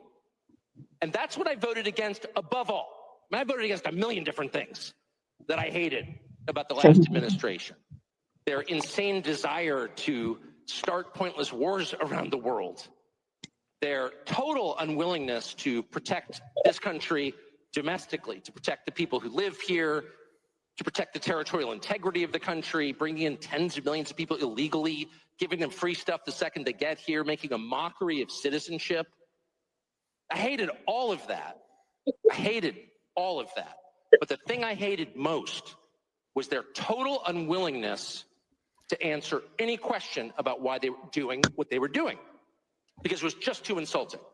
And every single time I would just feel like raising the middle finger and screaming obscenities, which is not an adult response, I'll concede, but that's how I felt. And I think that's really at the heart of why the Epstein thing is so distressing. I mean, the guy was some weird sex freak who was abusing girls. Doomerang. We knew that. But the fact that the US government, the one that I voted for, refused to take my question seriously and instead said, "Case closed, shut up, conspiracy theorist," was too much for me. And I don't think the rest of us should be satisfied with that. And by the way, let me just say really quickly, because I was so mad about it that I think I found out part of what's going on. I think we are going to find out more.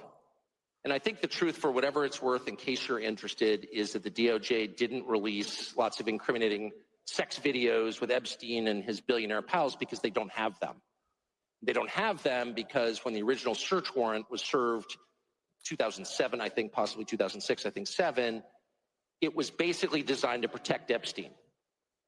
The search warrant was written in such a way to make sure that the feds never got their hands on the actually incriminating evidence. It's another way of saying the cover-up has been going on since 2007, almost 20 years.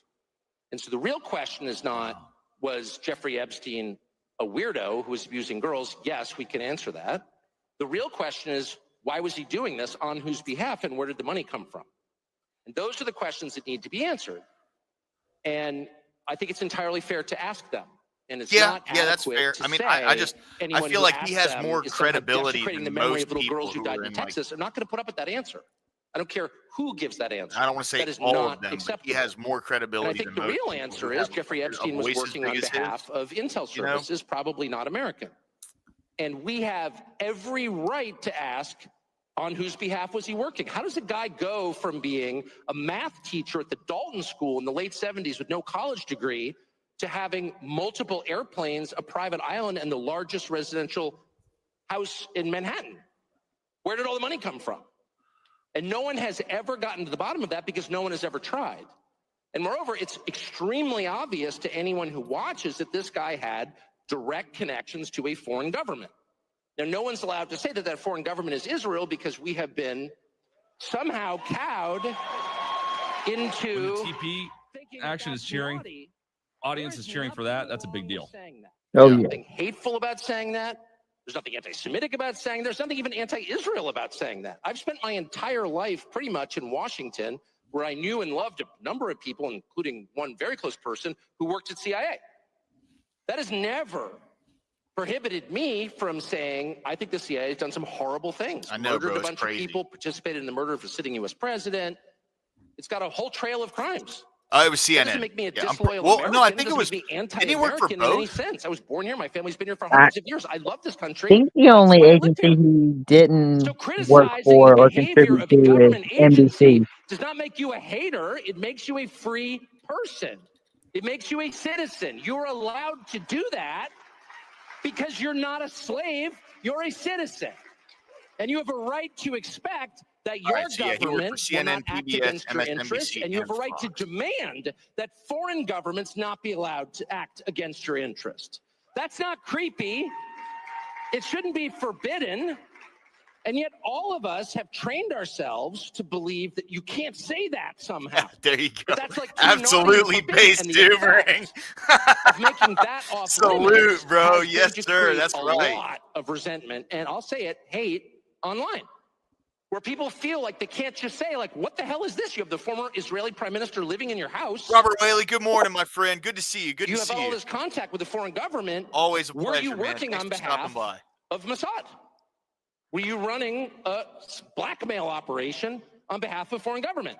By the way, every single person in Washington, D.C. thinks that. I've never met anyone who doesn't think that. I don't know any of them that hate Israel, but no one feels they can say that. Why? And I think the longer that we play along with it, the more subterranean and creepy and hateful the conversation actually becomes. So I think it's better just to say it right out loud. Did this happen? And of course, that question has been asked to the government of Israel, and their answer is, we're not going to tell you. And I think our answer should be, no. As long as we're sending you money, if you were committing crimes on our soil, we have an absolute right to know, did you do this or not? Yep. And yet everybody has been so brainwashed into thinking that's somehow an expression of hate or bigotry, when it's not. It's a baseline question that every U.S. citizen has a right to an answer on. What the hell was this?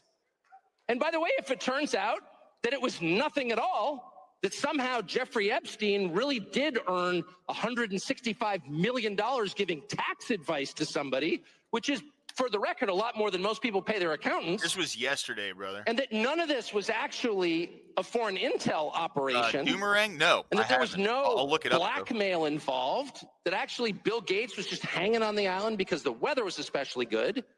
No one was videotaped doing anything immoral or illegal, and then that was used against them to get them to obey. If all of that is false, then just tell me how it's false. But don't call me a lunatic. And when Fox News runs a piece, as they did yesterday by Hugh Hewitt, saying that anybody who's got even more questions about Epstein is some kind of nutcase with an unhappy personal life, who's spending too much time on Twitter. Yeah, fuck you, Rupert in the Murdoch. fervid fever swamps of conspiracies. You know, up yours, buddy. Then why don't you answer the question then?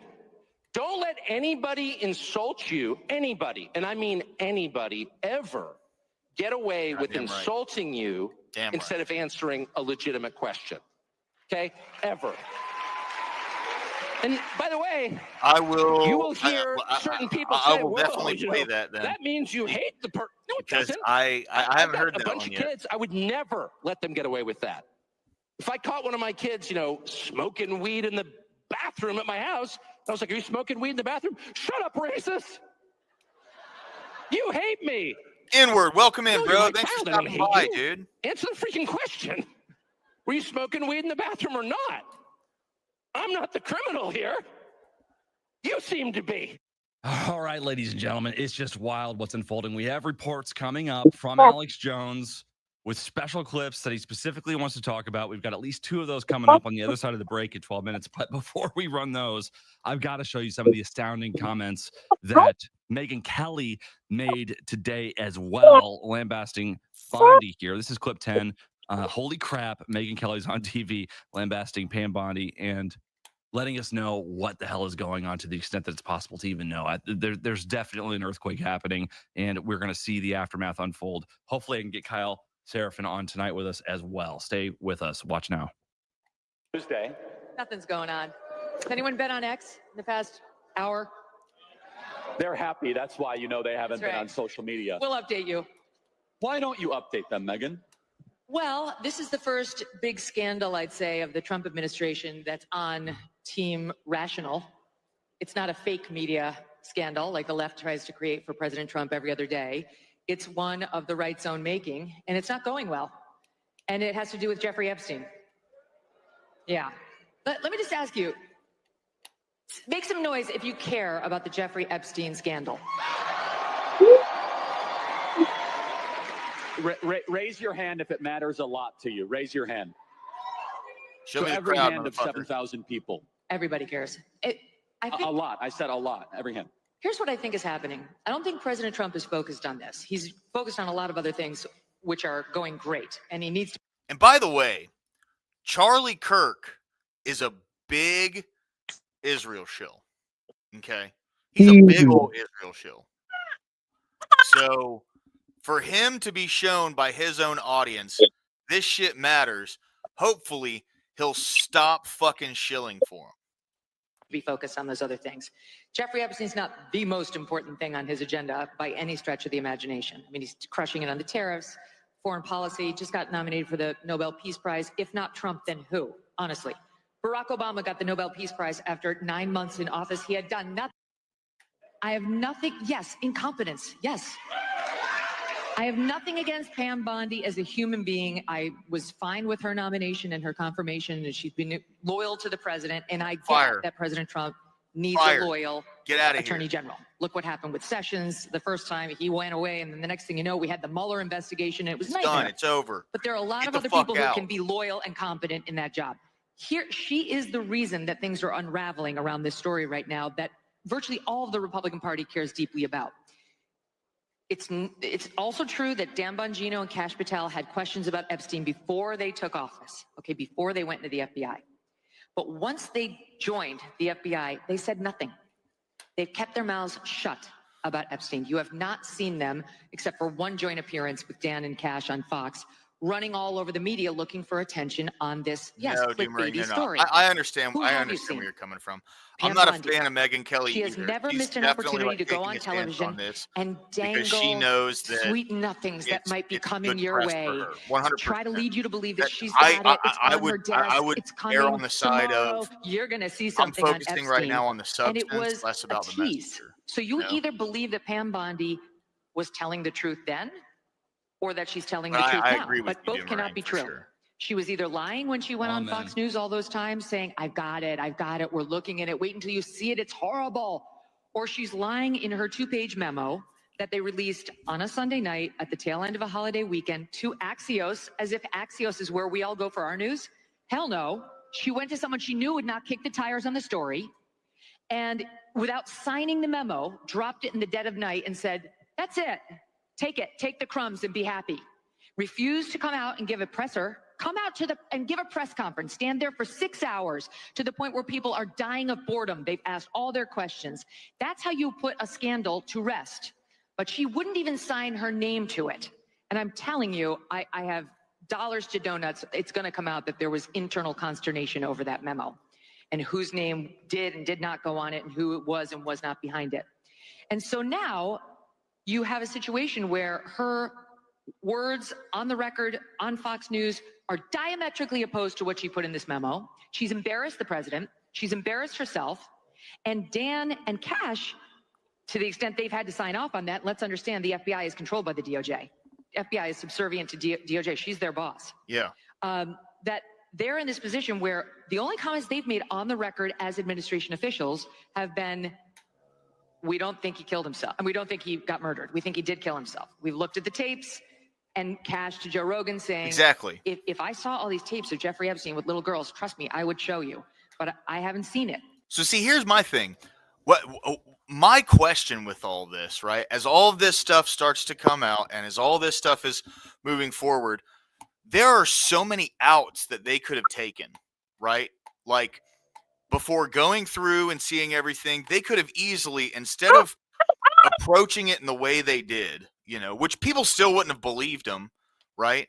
But instead of approaching it, exactly, 100%.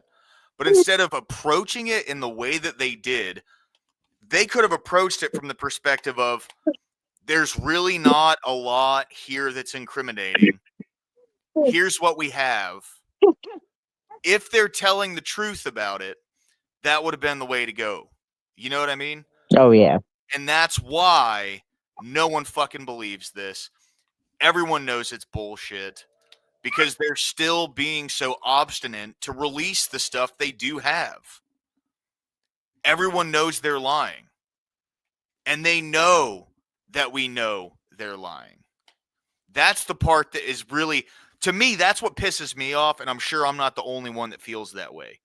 Where it's like, you're saying this shit, and it's going to start about like 4 o'clock Eastern, I'd say 4 o'clock, maybe 5 o'clock Eastern.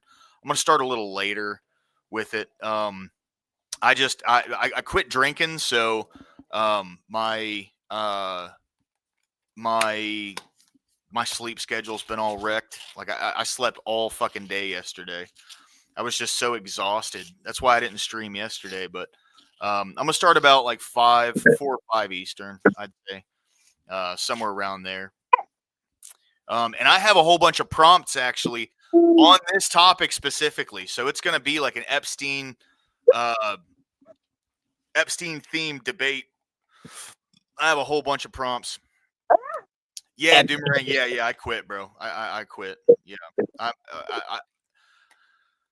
Since the second, I've only drank one time, and I haven't drank since. I'm really giving it like a good try to stop, man, because it's bad for me, dude. It's not been good.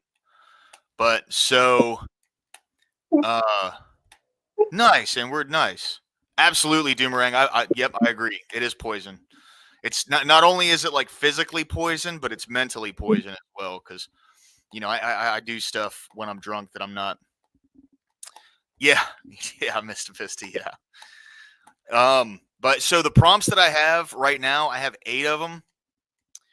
Hey, Setch, dude, if it works for you and you can do it without like ruining yourself or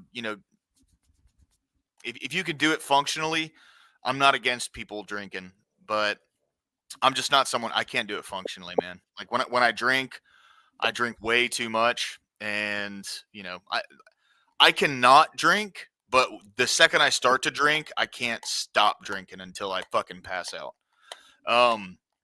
So the prompts I have for the debate later tonight is going to be, ooh, yeah, Mr. Fisty, you get it. Yeah, you get it, bro. You get it. So I have, was Epstein Mossad? Is Trump in the files? Is Epstein's island just the surface of a bigger conspiracy? Should kid lovers get a penalty worse than death? Should the age of consent be raised? Should politicians in the files be arrested and have an example made of them? Would the release of the files crash the global economy? And is Trump's cabinet compromised? We'll see how good those prompts do. Welcome back, Achilles. Hey there, buddy. But so those are the prompts I have for it later. That's what the town hall is going to be on. It's going to be on old Island Boy and this whole scandal. You know what I mean? Yeah. Well, like let's say about like 6 inches to a foot increments, and you stop, and then you let them sit there for about a half an hour, and then you go another 6 inches to a foot, and then you take them out. Just so they really feel like the damage. You know what I mean? It's like you interview them in between the 6 inches. Right. Yeah. You ask them how they're feeling. See if they've rethought their actions. Do you remember do you know where you're at? Right. Yeah. All right. Okay, so what they're saying now is consistent with what they've said since they joined the office. And that is one of the many reasons why this scandal is squarely on her. And I'm telling you, I'm of the cable news universe. I've seen it happen a million times. People get thirsty. energy drinks and it's Dude, been X video coffees player and sodas. sucks. I've just Yeah, been the switch to ad is today wild. to see my family before coming back into the office. A And lower class. I was listening to this song. I can't remember what it was, but I was feeling so good. And I thought to myself, why do I feel good? I mean, this week I've been on air more hours than I've been asleep. Bondi is in that list. I mean, dude, she was AG when back in 2007, wasn't she? Yes, she is. She was AG of Florida, right? Yeah. I'm pretty sure. If she wasn't, then I think she was like assistant attorney general or something like that. I can't remember if she was the direct attorney general. I think no. She was attorney general from 2011 to 2019. Okay. But let me see. So she was there during the Obama, right? Yes. Yeah, exactly. That's what I thought. So about the time that the Epstein thing was going on, she was AG in Florida, and a lot of this stuff happened in Florida and on the island. So if she was AG down there, why didn't she do something about it? Well, so okay. So she was a prosecutor, basically in Tampa. Yeah. So right over the bridge where I'm from. So like I'm from St. Pete, and there's a bridge that connects St. Pete to Tampa. It goes right over Tampa Bay. Okay. So she was a prosecutor in Tampa up until 2010, and that's when she ran for attorney general. And so she won, and then she took office in 2011. Oh, okay. Yeah. But she was still there during Obama, though, because Obama was still in it to 2011. Yeah. She was. Yeah, because Obama was in office until 2017. Yeah. But by that time, I would presume that the FBI would have had most of the incriminating documents from that 2007 6 case. Yeah. And so it may have just been something out of sight, out of mind. That's fair. Yeah. But with her actions now, I would say that doesn't seem to connect. Yeah, it doesn't track. No. Yeah. I don't trust that bitch. Especially like, see, here's my thing with it, right? So I know I keep harping on this, but to me, it's important. When the reporter asked that question, the one that Donald Trump like shot up and gave his fucking lame ass response to, and then the one that Pam Bondi, yeah, dude, yeah. It's a really cool city, bro. I love it. It's really nice. It's beautiful. A lot of good stuff down there. I like Birmingham a lot.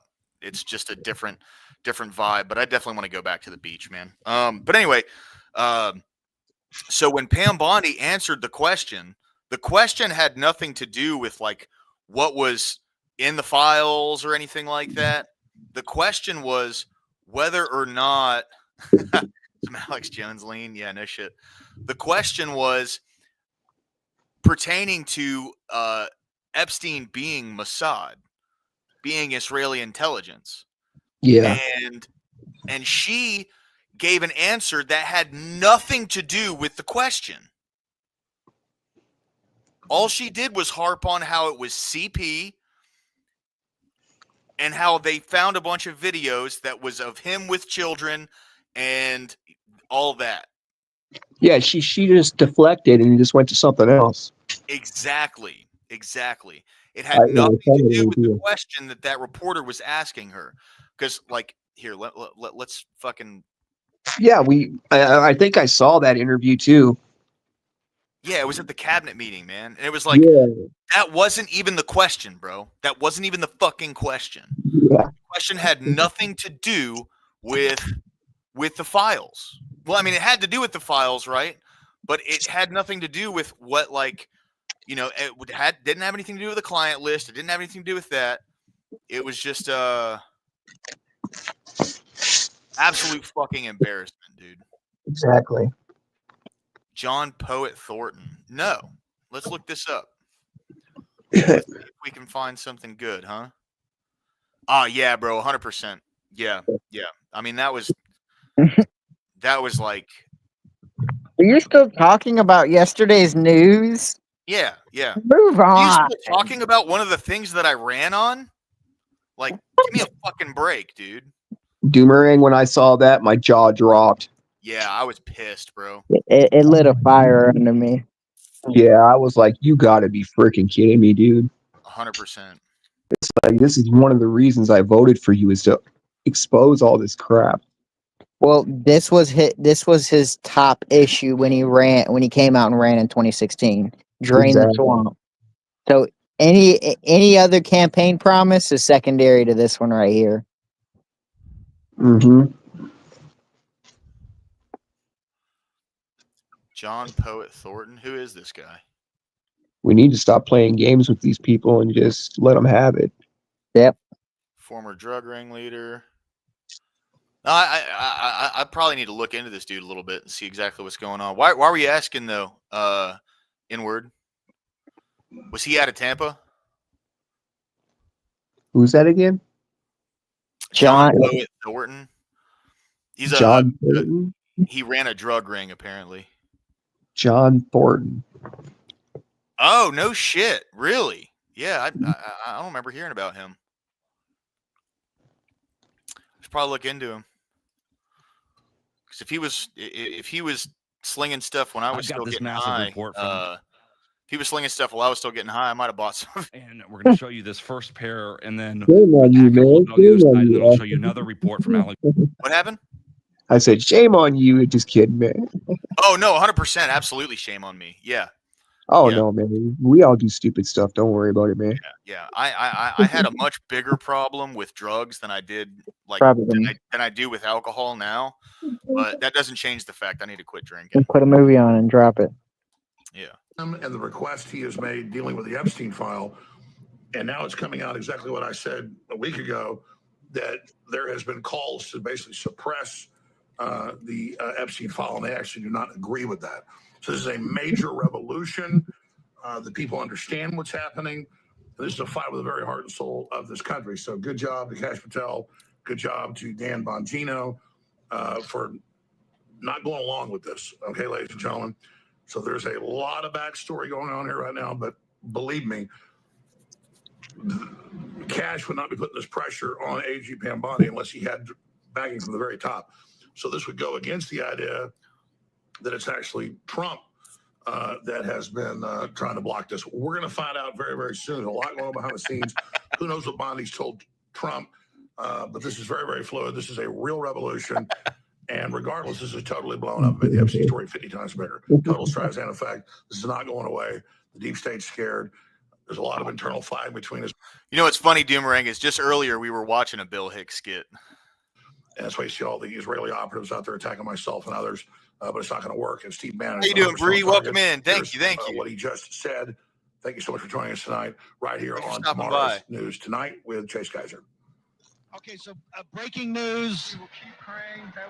Kash Patel is being reported that Kash Patel has notified that if Dan Bongino resigns because of Pam Bondi's mishandling, of which he's now publicly saying is Pam Bondi's mishandling of the Epstein files, that he, Kash Patel, will step down as director of the FBI to follow Dan. Oh, that's such a slap in the If I could face. just give you the way I think the system works, right? I assume that Dan and Kash got some sign off before they made those statements, right? I don't think those are random statements. Here's why there's. Why do you think there's movement right now? Is there? So I'm Dan Bongino stepping down is one thing. Kash Patel doing this like follow up kind of thing. To me, all that seems like is he's trying to save face now. Because as the director of the FBI, he could have come out and been like, "No, this is wrong. I'm willing to say it now." I mean, so could have Dan Bongino, but they went on national TV and lied to the entire country, and they both know they fucking lied, and they know we know they fucking lied. You know what I mean? Yeah, they should have done a press conference saying, there's something going on right now that people are not understanding, that they're not trying to let this out, and we're going to come out here and expose it. Yeah, it's fucking that's what they should have done, is expose it right away and tell the American people that somebody's trying to hide this and push it underneath the table. Yeah. Movement from this afternoon from yesterday. You agree that there's movement? You can see movement. You know why there's movement? No, special prosecutor. You've raised the stakes and said, we want a special prosecutor. We won't take anything else. We want to directly report the United States. And now you're seeing the machine. Yeah, but it's a loser network. And he's not a loser. He's a winner. And he's always fought for us. And he was right when he took out McCarthy. Even though Mike Johnson ended up being just as bad, we have to go through all the bad ones and just eradicate. That's how we win. Here is another word. You win by from putting Alex him in Jones, fucking followed by a cuffs. clip from Stephen A. Smith. Putting him in prison. That's the big W. Listen, I like Stephen A. Smith. I've liked him for a long time, and he sees the world's waking up, so he's kind of coming over Trump world. He puts out this video, I'll post right next to this, saying we're treating Trump like the Antichrist because we're pissed off by the Epstein list. They promised to release it. We know it's there. We know there's all these terabytes of videos. It's come out in all these court investigations and indictments. Ghislaine Maxwell was convicted of human trafficking. I heard that. Justice Department memo I heard a week that, ago saying it doesn't exist, and he wasn't even a human trafficker. Do you know the story of why Bannon is connected back to Epstein? I don't. Okay, so Bannon interviewed Epstein in 2019 for 15 hours at his home, and Epstein was going to do a 60 minutes interview, and Bannon kind of coached him on how to be more friendly and less off-putting for that 60 minutes interview. And so there's that's the only connection I've been able to directly find, but Bannon had, right before Epstein was going to be locked away, it seemed like Bannon was, I guess, getting some media or getting some interviews out of Epstein. Yeah. Well, see, and that's one thing, Darth Matt, like, just saying that people are in the files, it's definitely spurring the, like, fanning the flames, right? And getting people to say, fucking release them. But it's not a direct implication of anything nefarious anymore, right? But this is what I say before. I don't care. Have their reputation ruined. Right. Yeah, 100%. Because the fact that this is still being hidden, we're talking almost 25 years in the making, or I guess 20 years in the making. No, we're past the part of let's separate the good people from the bad people. No, release it all. Reputations be damned. Jail time. I don't care about innocent people getting through the cracks. No, I don't care. Yeah, 100%, dude. Let's just do what Alan we can utilize them the way Alan Dershowitz says. Yep. If you can use the files to clear your name, do it. Use them to clear your fucking name. Right? Yep. Why have it hanging over your head like this when you can just clear your name? Right.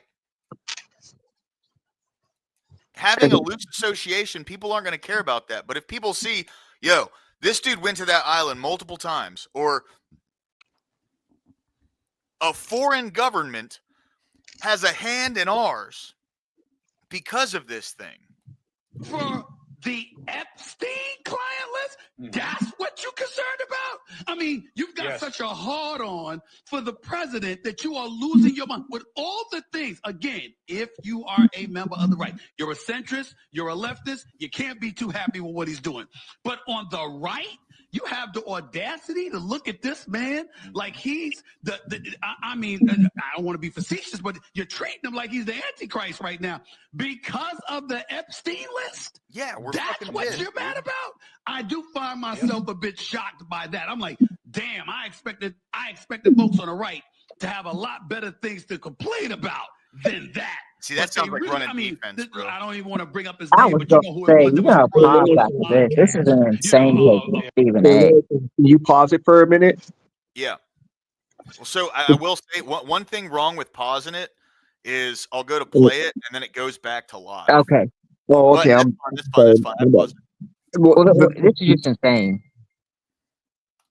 The thing that's bothering me right now with what he's saying is that we are talking about peas, okay, being in government, Right. taking advantage of their position to do harm on children. Yes. And he's saying, and he's pretty much advocating for Trump, saying, are you still worried about Epstein? That is so old. No, that's not old. Right. That bothers me right there. It's just him saying that. Exactly. And see, like people like this are so 100% exactly. He's running defense. Yeah. So people like this are so used to the news cycle operating the way it does, to where the news cycle will run a story, and then another story will hit, and then another story will hit, and then another story will hit, and then another story will hit, and then people completely forget about what happened before, right? It's like, case in point, you guys remember what happened in East Palestine, Ohio? Yeah. When's the last time you thought about that? It's been a while. But I remember it. Exactly. They don't even fucking talk about that anymore, and there's still people dealing with it. When's the last time you thought about the North Carolina hurricanes? Probably a couple weeks ago when I got my check in my bank account from whatever the agency is that hands out relief. Right. That reminds me. What about Maui? Right. That's another. Hawaii. Exactly. Do you realize Maui has not been fixed yet? No. Well, I don't think it's going to be fixed. There's still burnt out houses right on the beach. Yeah. And see, that's how the news cycle operates. And they're not used to people going, wait a minute. This is some fucking bullshit. Well, this isn't going to fly. The implications here are so, like, the thing is, it's not just the implication of there being kid lovers in our government. That's bad enough on its own. But the implication that a foreign government was running a blackmailing operation to get influence and leverage over people that decide our legislation, that's a whole nother fucking can of worms. You know what I mean? War. That's an act of war. That's what I'm saying.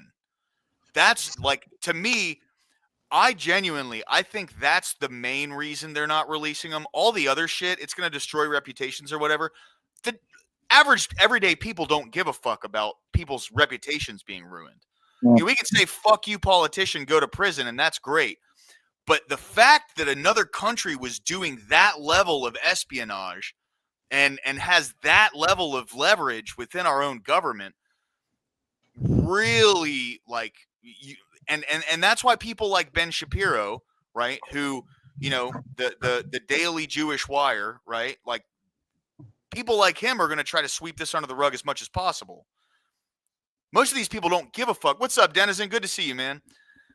Most of these people don't give a fuck about the kitty lover aspect of it. I do. They need to all go to fucking prison. But I don't think that's the main thing they're trying to cover up. Yeah, there's another government involved in espionage in this government and getting dirt on everybody so they can use it against them as blackmail. Right. Political leverage, dude.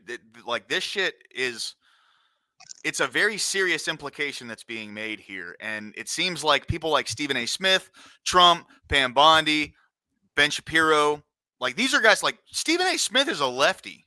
Mm-hmm. Ben Shapiro is a righty. Yep. Like, they're running defense for something. They know they're running defense for something. Hang on. Let me tackle this aspect, because what's weird about this is, so Stephen A. Smith is upset because he's confused at why MAGA is choosing this hill to die on. And the reason why, to me, that's a weird concept is because that's why Trump was elected in 2016. That was his biggest thing, is draining the swamp. And so you're surprised that when his base didn't get what they wanted, they're going against him. Like, do you think we're the left and we're a cult where we just, hey, anything this administration says, yep, that's us. You know, we're okay with that. Trump said it. And it goes to show you that people don't understand what MAGA is. They don't get this political movement. They don't understand it. That's an ignorant statement by Stephen A. Smith. Like, this goes to show you that, what you think of the left, it's not the same with what you think of the right. We have two different, guilt train, or two different, I guess, political philosophies. When we don't get what we want, we speak out about it. Yep. You see it with the CVID when Trump talks about it. He gets booed when he talks about it, even though this is an accomplishment under him. Biden.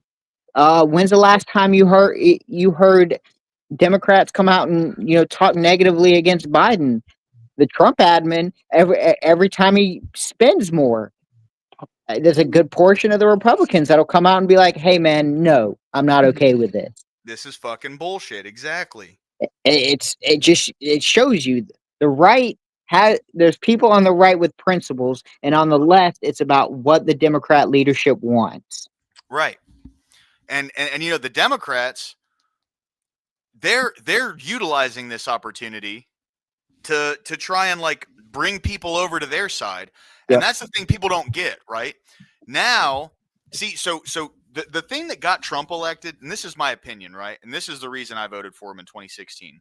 The reason I voted for him in 2016 was because he represented a middle finger to the government, right? Yep. To this government that was overbloated, that was wasting money, dragging us into debt further and further every year.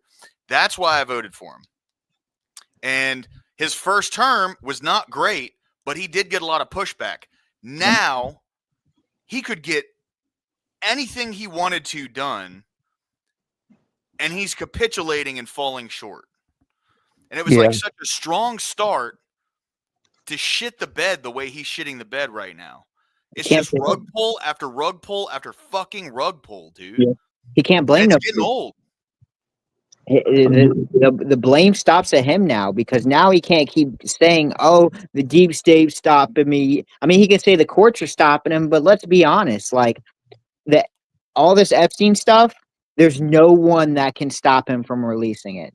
Right. If he has it and he doesn't release it, either he doesn't have it, or there's nothing stopping him. Right. Exactly. They need to stop this shell game. Well, see, they fucked themselves already, because they've already said they have these things. The list is on my. Well, she didn't say the list is on my desk, but when they asked her about the list, she said it's on my desk right now, ready for review. Yep. And then she backtracked on that and said, I was talking about the files and the JFK files and the MLK files. And it was like, no, you weren't. You were specifically asked about the client list. Well, on a further note, the JFK and the MLK files, what new information has dropped? Well, with the MLK, I don't know. Did you read through some of them MLK files? They were pretty wild, man. Read through a good bit of the JFK files and a little through the MLK files, but I didn't read anything new that we didn't already know. Yeah. Well, I mean, MLK, like, did you read the part where he was going to like gay orgies, and he was like, he had like a specific cocaine dealer that he was going through before going to these parties? He was literally a communist, right? Like, oh yeah. Well, I knew that. I knew the CIA blackmailed him with the cheating on his wife. I knew he was very adulterous when it came to that aspect. I knew that he was pushing like Marxist agenda, or things that could be interpreted as Marxism. I knew that it seemed like there was some evidence that he had ties to either being a asset or some type of person that was, I guess in ties with intelligence. With the JFK stuff, I mean, that just seemed like a big dead end. The MLK, I'll probably have to read more into it, because it seemed like the MLK, it seems like there was some evidence in that files that do link both the killer or both the person that offed him and the person that offed JFK all connect in a weird loose circle back to the CIA. And it's like, I mean, but to be fair, it's like you just released the files and then dropped it at that. It's like, this should have been something you did in a press conference. This should have been a 5-hour press conference of you talking about, hey, I do think that there's evidence that the CIA was linked to this. But no, you just drop it and then move on to the next topic. And it's like, at least you release the files, but it's like, no, you need to be talking about the swamp. You need to be addressing the fact that, hey, why is it everywhere we turn and there's something bad happening in the world? Why is the CIA's name attached to it? Why is the FBI's name attached to it? You need to be addressing this. 100%. Especially when the Pentagon is failing audits 7 years in a row. I'm gonna be honest. I'm gonna be honest. That is a ginormous problem to me. It's like, if we have a government that can't tell you, hey, you gave us this type of money and we don't know where it went. Yeah. That's a problem. 100%. Why is it also that the day before, the tragic 9/11 story happens, why did we find out just before then that there was $1 trillion missing off the books? Yeah, it was what $1.9 trillion when Donald Rumsfeld came out and said that shit. Yes, the day before. Why was one of the biggest financial buildings in America hit from this? Why was the specific area of the Pentagon that was hit? Why did it deal with bookkeeping documents? Yep, bookkeeping and stuff like that. It's like, these are things that if you're draining the swamp, you want to at least provide people with clarifications of. But just dropping files does nothing, because most people are not going to read those files. Some journalists will dig through it, but you're giving the media the ability to then say, oh, well, fringe journalists read through files, connects dots, this, that, and a third. No, as the government, you should be making sure that when a journalist reports on this stuff, that they have the credibility of saying, as the government, we back what this person is saying. This is credible. Right. Yeah, you can't just put something out and just expect the press to get it right. Oh yes. And it's like with Pam Bondi, this is the biggest way you could drain the swamp, is revealing the dark secrets of the swamp. And this is the best avenue you can do it. Then you can have Trump go focus on the economy, focus on the foreign policy, as you have an AG that's actively declassifying and talking about why this is draining the swamp. And slapping fucking cuffs on these people, dude. Exactly. That's what I was just gonna say, man. Like, that's the big thing to me, right? So I come from a very simple camp, okay? If someone in our government commits a crime, throw them in prison and make it a harsher sentence than a regular person. Because what's going on, Kitty? Good to see you. Thanks for stopping in. I appreciate it. But if someone is committing a crime that is getting paid by the American taxpayer, that should be a harsher crime than for anybody else. But it's the exact opposite. It's people who are entrusted with public servant positions. They commit crimes and they get slaps on the wrist. It's fucking bullshit. This is unrelated, but why is I think his name's George Santos? Why is he going to prison for stuff we've proven with other politicians? Like, a lot of his frauds, a lot of his fraudulent activity is things that people do on the regular. Like, I think his biggest charge was the fact that his political campaign was auto-charging people for donations, but that yet when you see Act Blue, we have physical evidence that they are doing the same thing, along with putting in donations from people who have never donated but are on the donation list. Like, it's wild to me that, like, we're sending him away for 7 years for things that people get fines for. Look over here, not over here. You know what I mean? I've never looked to see if my name was even on that list. It would be, at this point. I mean, I take it you would probably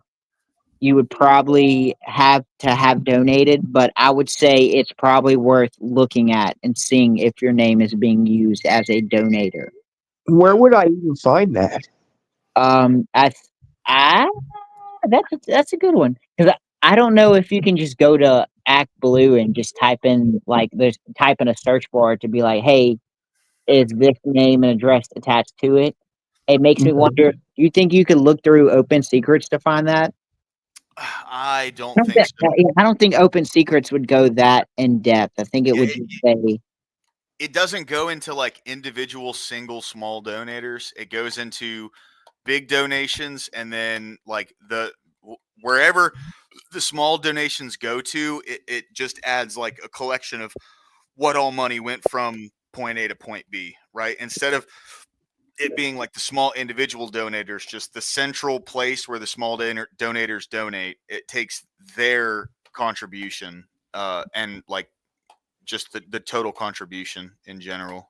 I will look, and if I find something, I'll give you an information, because probably what you're going to have to do is find some type of website or some type of company that tracks names that are on the internet.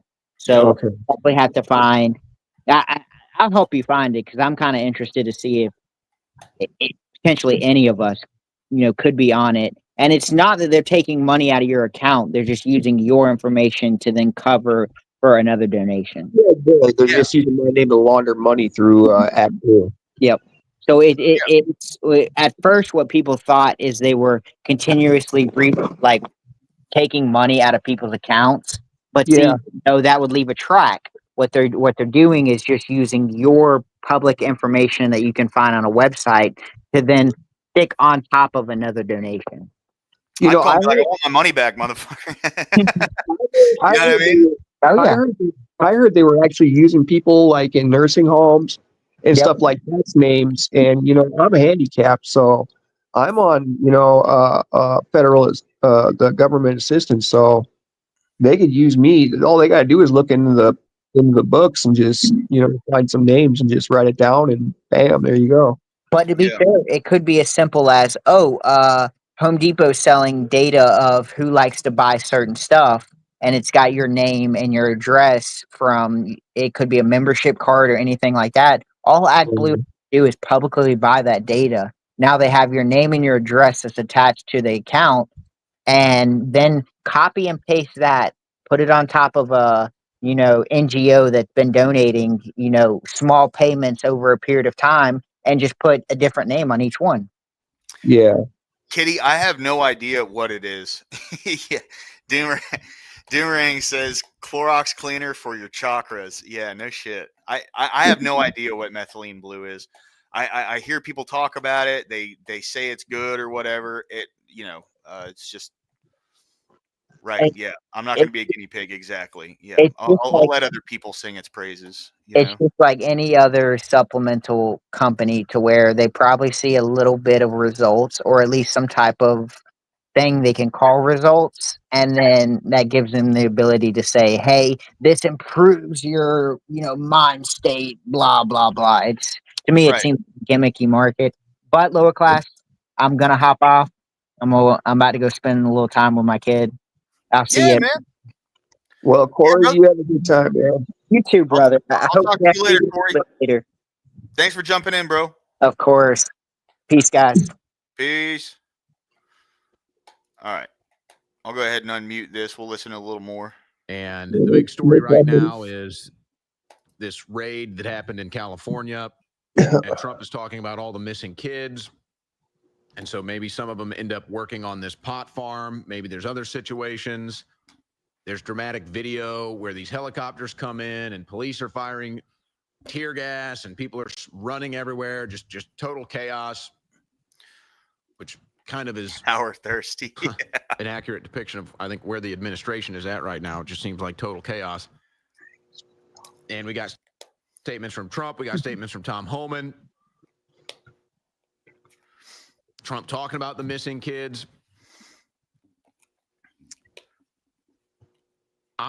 You can't stop them from using child slave labor. I have a hard time dealing with any news I from the know, Trump right? administration right now, and I know I'm not alone, because I see the responses. I see the approval rating going down. I see trust in the administration is lacking. Now, I'm not saying that these people make me sick, bro. Some child labor slave situation that they had in California, that they might stop more of them, and that's not good work. It's just trust is so eroded in this administration now. I almost don't even know what to believe. Yeah. And there's no doubt that they're spinning this because of the dramatic video. And they're saying, wow, look at how oppressive the Trump administration is. Look at how they're treating these kids and these workers. And so it's like, what do you even do?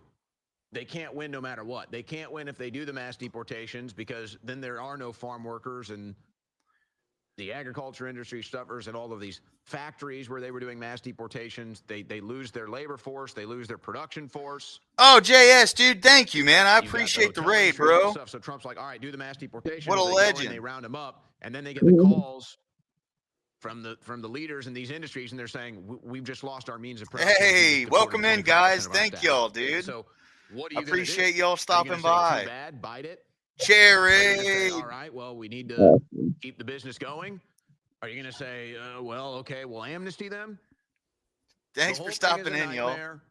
The whole thing is because Joe Biden allowed the border to be invaded. Man. They flooded everything with this. And the fact that Tina Peters sits in a jail Everything right in the now country is and flooded with all these Alejandro people. Mayorkas doesn't. Thanks for the raid, guys. I appreciate it, man. Thank you. When you refuse to address the actual deep state criminals, this is what happens. And now you have rational people like Joe Rogan or Andrew Schultz that are covering Yeah, it, that shit's and they're crazy, saying, man. Boy, this looks bad. I don't support this. But it's like, you don't even know what's true anymore. And now you've got the violence against ICE. We've got this on the screen right now. They're shooting guns at ICE, firing weapons at ICE. They're throwing food at ICE. You see, so the ICE protest. When they ambushed him, that one guy got hit in the fucking neck, dude. Yep, he got shot in the neck, man. Oh, am I not supposed to say shot? That's fine. Yeah, it's cool. See, look at that. This is the video I was talking about. Yeah. The dude's running as they're throwing smoke grenades at the cops, and the cops are shooting tear gas at him. And this dude's just blasting away, you know? And 100%. I mean, look at that. That's just... They have zero.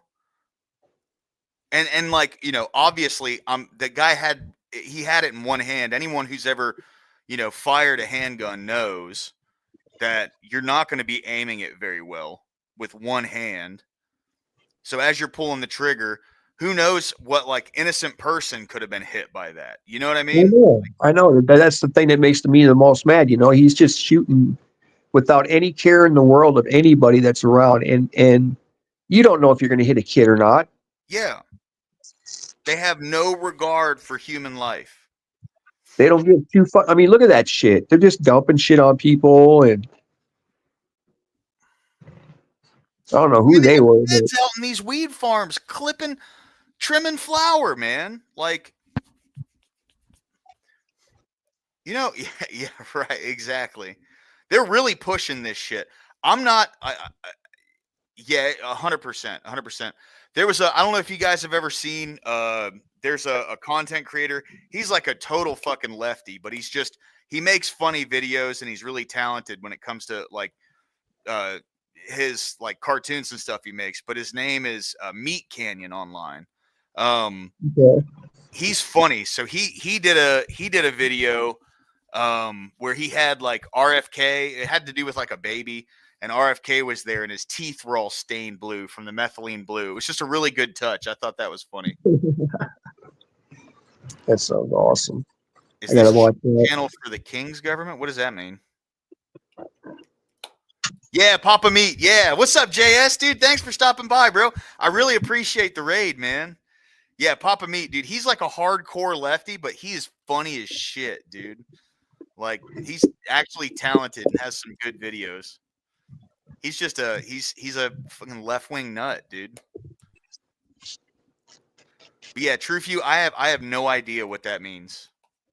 If you could elaborate, that'd be great. I get that, Kitty. I get that 100%. Jess is raiding too? What? Bro, you guys are the bomb, dude. Thanks, man. I appreciate it. Hey, guys, like and sub, please. And all subs would really, really help to to get the channel closer to monetization. I'm a little over 20% of the way there. So, no, but I keep seeing that popping up, dude. I definitely have to watch that interview. I could put it on. We can comment on it for sure.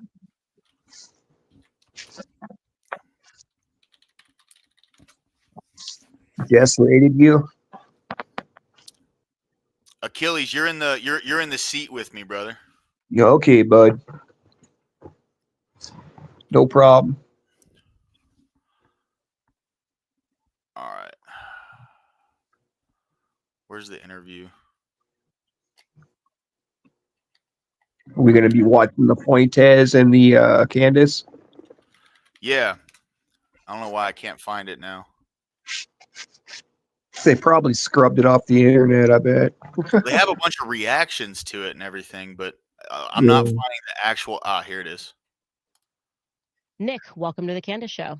Great to be with you. You talk a lot of I do. You absolutely talk a lot of about me included. So I wanted to invite you onto the podcast because a lot of your videos have been going viral. Let's watch it, guys. Let's watch it. We're going to be commenting on it, so that way. That according to yes. media, Oh, I'm aware, might brother. be the I'm most aware. evil person in the world. They say that about me. Yes, that's my reputation. Definitely anti-Semitic, racist, misogynist. There have been real fears of people speaking about your Groyper movement. So I did something before this interview is I went back into my phone and wrote Nick Fuentes. I wanted to try to remember the first time that I actually heard your name. And it was in 2019, a text message that somebody had shared with me that Ashley St. Clair had been kind of fired from Turning Point US. So he was like 19, right? When he got his start, when he really started to blow up. I Because think I'm pretty sure he's only like 25 years old or something. Like he's a young kid. Yeah, he's not that very old. Yeah, yeah. He's still wet behind the ears. Yeah. And this person was speaking about Ashley St. Clair and had mentioned that she got in trouble a while back or whenever it happened because she took a photo with you and that you were this big anti-Semite. And then later that year, I had a conversation about the Groypers. It was something that I had never seen before, who were showing up on college campuses and asking questions. By the way, real quick, John Barrett, welcome in. Thank you very much, man. JS again, thank you very much for the raid. Adam Price, how you doing today, man? Good to see you. Good to see you. What the hell is a Groyper anyways? You know, I'm not exactly sure, bro. I'm not exactly sure. No shit, Bree. He lives down the street from your mom? Wow. Interesting. Does she remember when someone tried to like bust up into his oh, wow.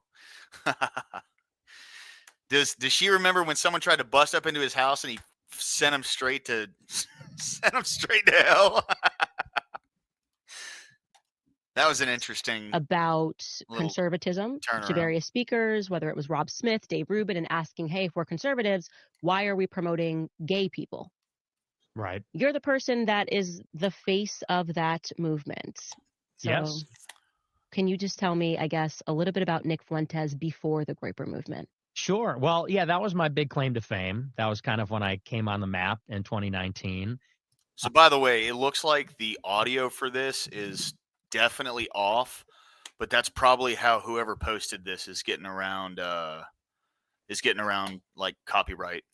But before that, I was at RSBN, Right Side Broadcasting Network. I was a freshman in college. I was 18 years old. I was at Boston University, and I was a big pro-Trump guy, you know, and I was very into politics, extremely political. But like a lot of people, I was pretty mainstream. You know, I was very pro-Israel, libertarian, big PragerU viewer, Ben Shapiro fan, all that kind of stuff. But of course, in 2016, everything changed. You know, he had the rise of the alternative right. And so it's guys like Jordan Peterson and Stefan Molyneux and Richard Spencer and Jared Taylor. And of course, Trump being the king of them all. So John Barrett, you didn't know that? Changed. Yeah, Lauren Southern and Destiny fucked. Oh, I'm yeah, not they even were really, like, tied into pop culture, but it's like Lauren Southern, dude. She's a scab. You know what I'm saying?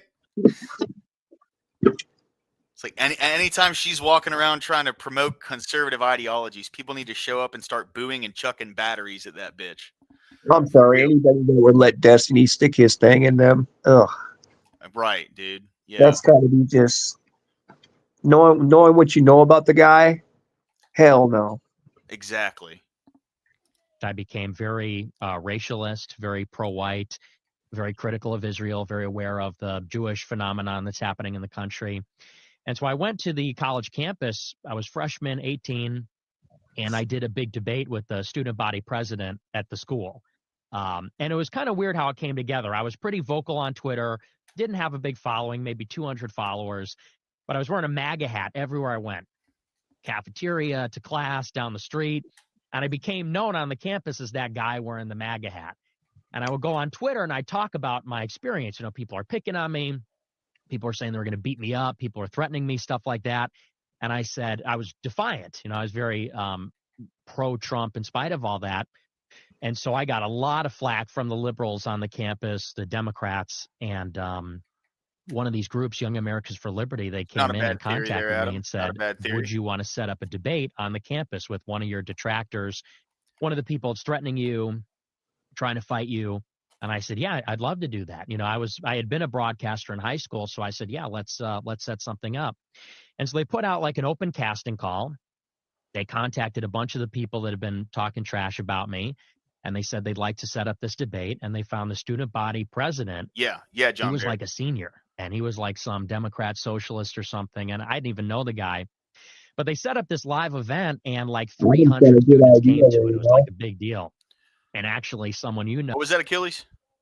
Adam Price has got a good idea there, you know? Yeah. What if they did send somebody in there to do that? Because he is kind of a simp. Yeah, dude, especially for like 18-year-old Discord chicks, man. Yeah. That's who he sent all them nudes to. Oh, Cassie Dillon, who's now known as Cassie Akiva. At that time, she was a fellow at Daily Wire. She was like, I guess she was working there temporarily. They had taken her to Israel. She had been there a few times, and she was studying at Mount Holyoke in Western Massachusetts. And she was involved with some of the campus groups. She went to the event, and she live streamed it on Periscope at that time. And I didn't even know her. I had heard about her. I had seen her on Twitter. And when the debate finished, she came up to me and she said, oh my gosh, I just streamed that. You had 30,000 people watching. She goes, Ben Shapiro watched it. Milo Yiannopoulos watched it. She said, and you've got a bunch of different job offers. And we do a little post-game interview. She's asked me questions. And the last question she asked me, which is like the big setup for my whole life, she said, I just got back from Israel. She said, would you ever take a trip to Israel? Because I think you'd love it and so on. And, you know, I sort of knew what was happening with Israel, but not 100%. And I said, yeah. And I said, it sounds interesting, but I think I have everything I need right here in America. Based. And she goes, oh, okay. She wraps up the interview and she gives me her card. We exchange information. I get involved with her. She was involved with RSBN. And if you know, that's Right Side Broadcasting Network. They did all the Trump rallies during the election. And when the election ended, they said they were going to start up a bunch of original programming. They had Mike Cernovich, Bill Mitchell, a bunch of these guys that were on Twitter. And she had a show. It's called Raised Right. And so she contacted Joe Seals, who's at RSBN, and she said, you know, I saw this guy give the speech. He's really great. He debated this guy on campus. We should give this guy a show. And so I got in touch with them. We got to talking. This was around the end of 2016, beginning of 2017. They said, you know, what do you want to call your show? I said, well, let's call it the Nicholas J. Fuentes Show. They said, that's too long. Nobody knows who you are. You know, we don't want that. I said, okay. They said, you need a different name. I said, all right. So I watched the Trump inauguration, which was January 17. And he said in the speech, he said, a new vision will govern our land. It's going to be only America first. And I said, I like the sound of that. I said, we'll call it America First. So question, how old are you exactly at this time? I was 18. 18. Okay, so all of this sort of happened 17, 18 years old, or this all happened very quickly at the age of 18? Right. Okay. Yeah, and it all happened rapidly, you know, and this was a time when I was still even figuring out what I'm about, you know, because I'm a teenager. And I've been extremely political since I was like 12 years old. I read Thomas Sowell, Milton Friedman, all that stuff, all the libertarian, conservative stuff, even a lot of the neocon stuff, honestly. I was kind of all over the place. And I started to get red pilled. You know, I started to go on 4chan. I started to go on far right Twitter. I started to get into some of these more interesting ideas. And I wasn't sold yet. That's sort of the thing, is I was sort of in this questioning phase, not sort of innuendo, but questioning, you know, my political ideology. Like, you know, I had these libertarian priors, and I had this kind of pro-Israel bent because that's just what there was on the internet at that time. All of the online content, it was PJ Media, which was Shapiro and Bill Whittle and Andrew Klavan. It was PragerU, Breitbart. That's what there was. But then in 2016, you had this alt-right movement, and suddenly you had all these other people that were in the conversation. Like I said, these guys like Jared Taylor and Sam Francis and a whole other crew. And so I really was open-minded and questioning what I really believe. And so that's really when I came into conflict with this establishment, you know, something that I sort of began to figure it out and started to pay the price for this line of inquiry. And so that first conversation I had with Cassie Dillon, it prefigured kind of like my entire adult life until this point. And at that time, in the early months of the Trump admin, I was doing some digging on the Israel situation. And there were some notable news stories with Obama and then with Trump that made me ask some questions. You know, in December of 2016, during the lame duck, Obama declined to veto in the Security Council a resolution condemning the settlements in the West Bank. And everybody called him a Jew hater for doing that. They said he was an anti-Semite. And I said, well, wait a second. And I was a big conservative. I didn't like Obama. But I said, wait a second. I said, it is the official policy of the United States since 1967 that we're against the civilian settlements. Every president, Republican and Democrat. I said, and all Obama did, he didn't even vote no. He didn't veto it. He didn't vote in favor. They voted present, and they allowed the resolution to pass. I said, that's consistent with our government's policy, the American policy. Obviously, Israel and America don't have the same policy on everything. I said, but now you have Fox News and Mark Levin and all the usual suspects are saying he's an anti-Semite and a Jew hater because he merely advanced our own position. I said, isn't that a bit of a double standard? Isn't that hypocritical? I said, and you know what it sounds like? It sounds like the left. You disagree with the left on race, and they say you're a racist. You disagree with the left on Islam, you're an Islamophobe, and all the rest of it. And so that was something that really set off an alarm bell. I said, something's not right here. And I wrote a big article about it on my blog. A couple months later, guess who comes to town for Trump's first visit from a foreign leader? It's Bibi Netanyahu. That was the first foreign leader that he hosted at the White House. And Netanyahu goes up there. They do a joint press conference. And Trump turns to him and says, I need you to take it easy on those civilian settlements in the West Bank because it's a big liability for us. Netanyahu goes home and authorizes the largest expansion of the settlements in Israel's history. Wait, that's super interesting. Is that on camera? Yes. And secondly, on the settlement issue, are you both on the same page? As far as settlements, I'd like to see you hold back on settlements for a little bit. We'll work something out, but I would like to see a deal be made. I think a deal will be made. Bibi and I have known each other a long time. A smart man, great negotiator, and I think we're going to make a deal. It might be a bigger and better deal than people in this room even understand. That's a possibility. So let's see what we do. Wow. That's Doesn't sound amazing. too optimistic, but that's. Hey guys, if you could, before you leave, Good please negotiator. just give me a sub. It would mean a lot. I'm a small creator. Would love to try and grow my channel. So if you could just hit that button. I stream almost every day. And, you know, we do debates. I do some Bible stuff. So before you go, please just hit that sub. It would mean a lot to me. I really appreciate it, guys. The art of the deal. That's interesting. I didn't know that.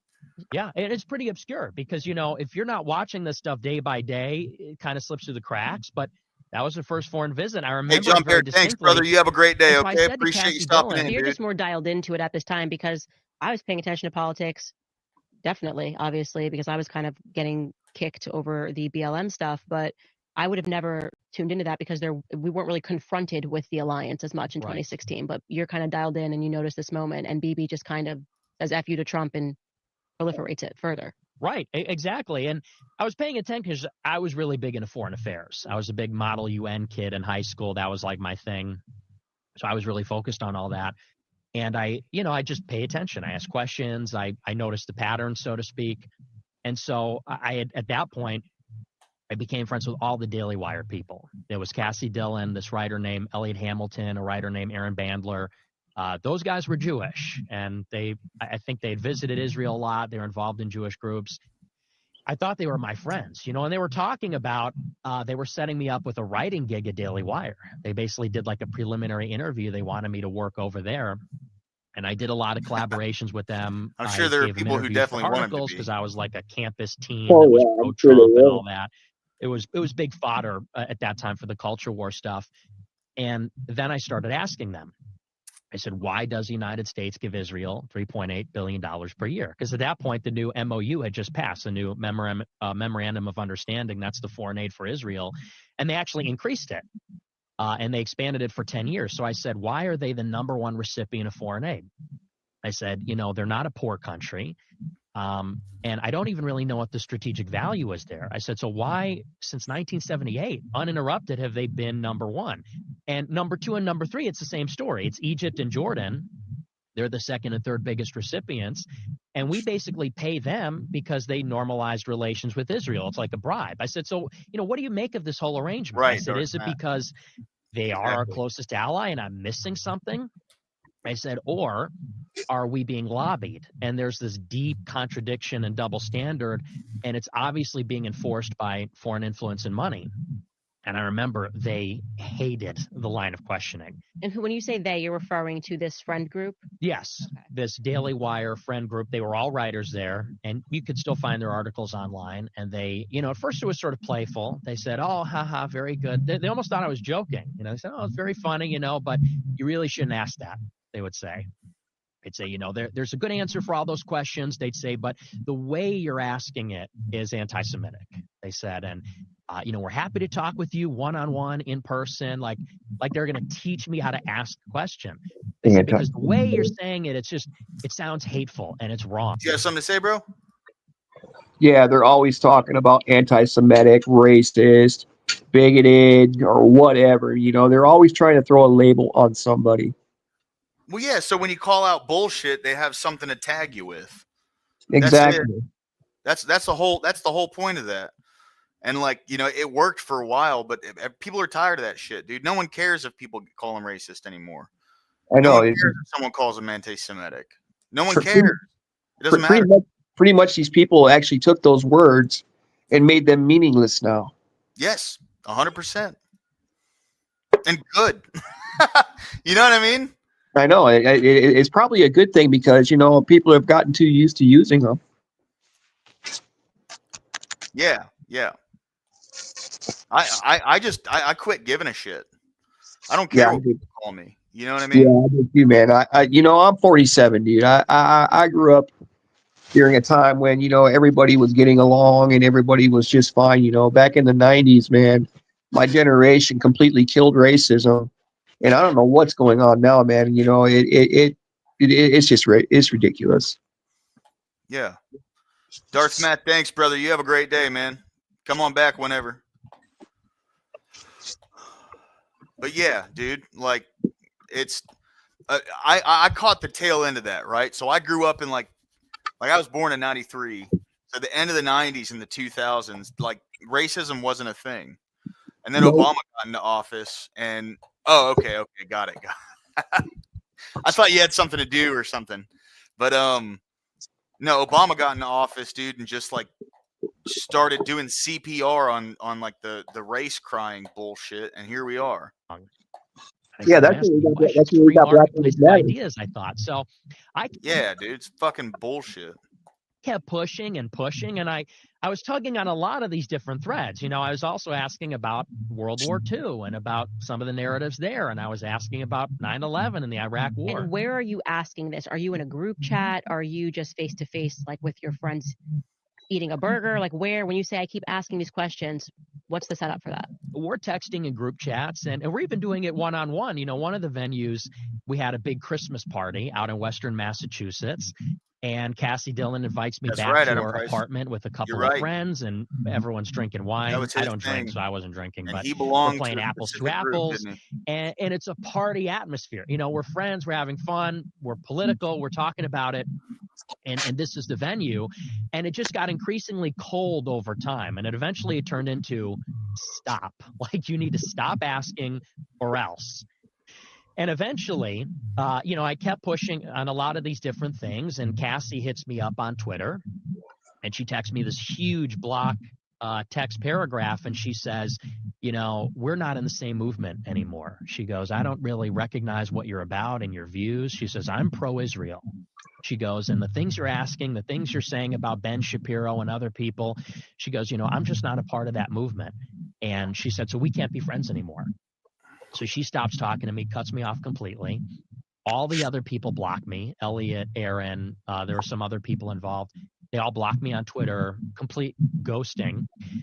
And I'm shocked. I'm floored. You know, this is my first encounter with this kind of pushback, you know, because you go into it as an 18-year-old in college, and you get involved in these groups. I was involved in the Trump campaign, YAL, all these groups. And you think this is the free marketplace. We're here to debate ideas. It's, you know, it's a free speech atmosphere. And I'm also thinking we're all pro-Trump. And that's another big dimension of this is me. Trump was a huge influence on me. He made me a nationalist when I was a conservative. And America first was that operative phrase. You know, I wasn't any longer a small government, you know, constitutional individualist. I said, I'm America first. I'm about America. Yeah. And so there's this deep contradiction on the Trump strain in particular and what they're pushing. And I said, it really shouldn't be there. If we're America first on China, Mexico, Russia, everybody else, NATO, why aren't we America first on Israel? So this was deeply disconcerting and weird and disturbing to me. And I was honestly just taken aback. I was like, why are my friends now turning their back on me because of a disagreement? Well, fast forward, I'm doing my show on RSBN. This is in my second semester, so this is winter and spring 2017. Man. Happy Sunday, y'all. The show's going Lord's okay. Day. I'm not God getting bless great viewership. everybody. Nobody was. And I get a call from my boss, Joe Seals, who runs RSBN. And he goes, you know, you got to keep this between us. He says, but did something happen between you and Cassie? Because she's still doing her show too. I said, yeah, you know, we had this falling out, blah, blah, blah. He goes, she's been calling me every day for the past 2 weeks. He goes, and she's telling me, well, you know, Nick said this on his show. Isn't that so racist? Nick said this on his show. Isn't that so hateful? That's not conservative. He says, and she's been trying to get you fired, calling you literally every day for 2 weeks. I got my days I said, mixed up. wow. I said, I can't say I'm surprised. I said, she gave me this very cold, standoffish thing. You know, she blocked me, all the rest. He goes, not only that, he's a pastor. He says, she's talking to me about converting to Judaism, which of course she now has. You know, fast forward all this time later, about a year ago, she marries some Israeli guy and she converts to Judaism. But he goes, you know, I'm a Christian. He's an evangelical pastor. He says, and I'm trying to talk her in off the ledge. I don't know what's gone into her, all this.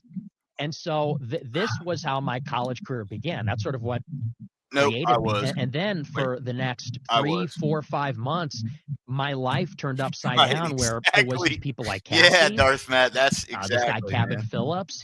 I think he was a campus reform. I think he might be a Daily Wire now.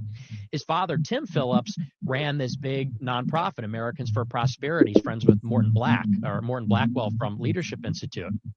This guy was coming at me. He was on me all the time on Twitter. And these people were just pushing this line.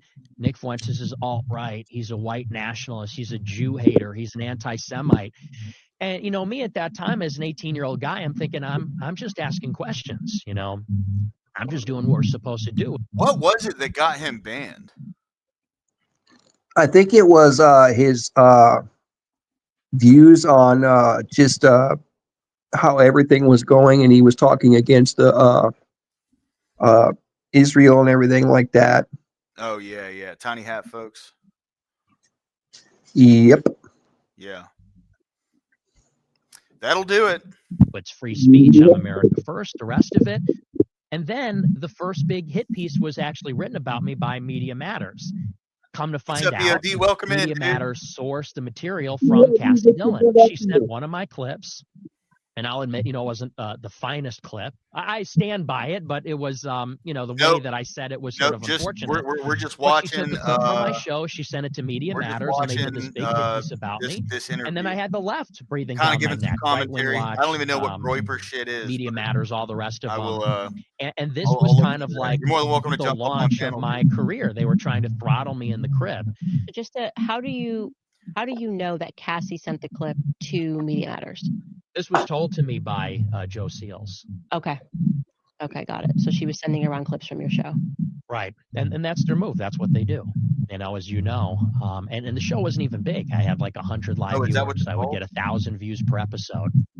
But they were on top of this. And even Ben Shapiro, he quote tweeted one of my tweets and said, because I said something to the effect of, if you're Mexico first, live in Mexico. If you're China first, live in China. If you're Israel first, live in Israel. And he quote tweets me on Christmas Eve and says, well, that's the surest sign you're an anti-Semite, is to accuse a Jew of dual loyalty. And I'm sitting there like, it's true. You do have dual loyalty. You're going to sit there and say you don't? So this was like it's maddening. It's literally will drive you crazy, because by definition it's gaslighting, because you see I sometimes wonder if people understand what dual citizenship means. This is something that maybe is helpful to explain my mindset. I'm waiting for someone to prove me wrong. What'd you say there, bro? Sorry, I didn't hear you. I said, I wonder sometimes if people understand what dual citizenship means. See, I was just under the impression that you have citizenship in 2 different countries. That's exactly what it is. Oh, yeah. Yeah. And how many people in our government have dual citizenship in that little Middle Eastern country over there? Wrong. I'm pushing on all these narratives, the foreign aid, the Iraq war, all of it.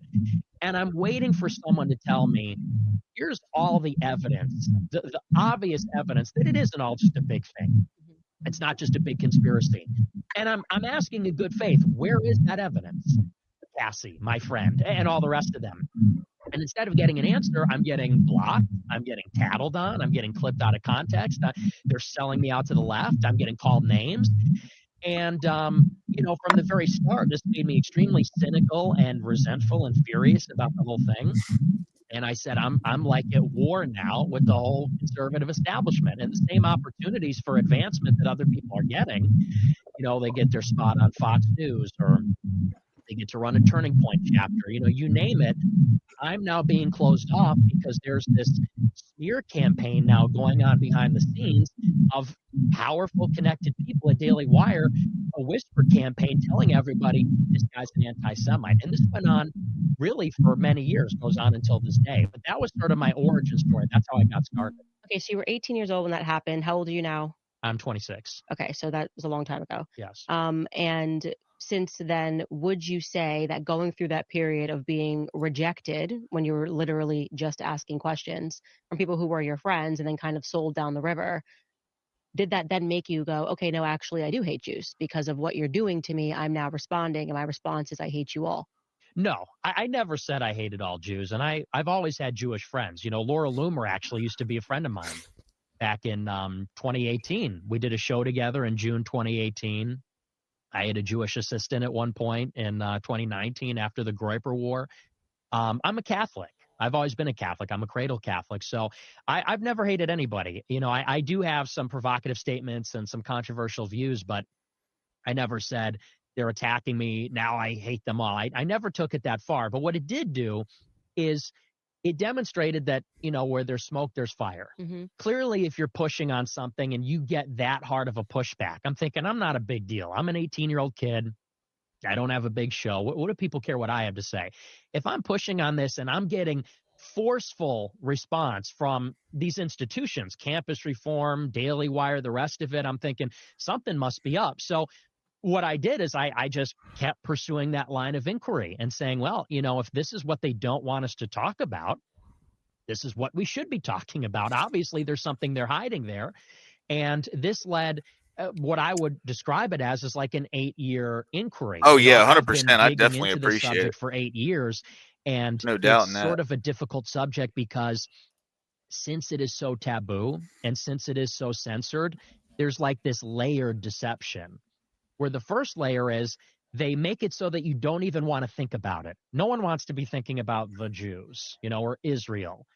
And certainly nobody wants to be on the wrong side of that. No one wants to be called an anti-Semite or a Nazi or a Hitler. That's sort of layer one. But layer two, because there's so much censorship, you don't even know where to get the information. If somebody wants to know more about this topic, try Googling it. All the search results are curated. If you go on Wikipedia, the sources are curated. So where do you go next? Well, you have to go to the kooks and the cranks and people that have been canceled. Some of them have been canceled because there are hateful people in this world that do hate Jews. There are people out there that are schizophrenic, but they're lumped in, censored, and called names and banished from society, just like the real scholars, just like people like Ron Unz, just like people like Michael Collins Piper, people that have investigated this and are intelligent, logical people. And so once you sort of descend into the second layer, the second ring of hell of being an anti-Semite, then you have to parse out the information and discern what's real, what's fake. Is it a religious thing? Is it a racial thing? Is it an Israel thing, a nation state thing? And then there's subtleties. What's up, Cree Dog? Welcome in, dude. Things I've been getting into on my show for the past few years. The deception is so much more convoluted and nuanced and subtle and ubiquitous than even people think. A lot of people think, and, not to kind of leap right into the topic, but people have a vague notion Israel has too much influence over our government.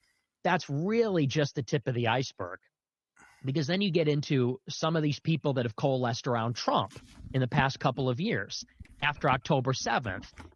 And it's like there's an obvious reason why there's elements in the right. There's almost this form of camouflage they'll do. And one day they're limited government, another day they're white nationalists. Guys like Stephen Miller, who will present as very racialist and very nationalistic, very conservative, but yet still extremely loyal to Israel. And you start to say it's not just that Israel influences the government. It's not just there's some vague thing going on. There is this pervasive penetration of our society by a fifth column. And it's so sophisticated and multidimensional and spans many disciplines. It's such a huge topic that you almost have to be a little bit insane to tackle it and to get to the bottom of it, which is sort of me going through the looking glass over the past 8 years. So All right, so I want to tell you where I agree with you and where I don't agree with you. But first, I just want to ask you, going back to your high school years, because obviously you were very dialed in. You cared about politics. I think you mentioned that you were involved with the UN. What did you say when you were in high school? Model UN. Model UN. What's that? What organization is that? It's like a debate club, Okay. but you simulate the United Nations. So committees. politics was a passion for you. Yes. Okay. You mentioned that you're Catholic. Yes. Raised cradle Catholic, you said. Yes. Mom and dad in the home. Yes. Okay. So I think on your show, somebody told me that you mentioned your mom a lot. Were they together married? Yes. Okay. So your parents are still married. Yes. So you come from a pretty good home, it sounds like, obviously. So have a good relationship with your parents. Mm-hmm. And you went to Boston University. Mm-hmm. Everything's going great for you. You kind of should be, like you said, maybe offered a contributorship on Fox News, and your whole life kind of gets derailed. Right. Where I'm going to push back on you is to say that you didn't have this anger where you applied it to everyone.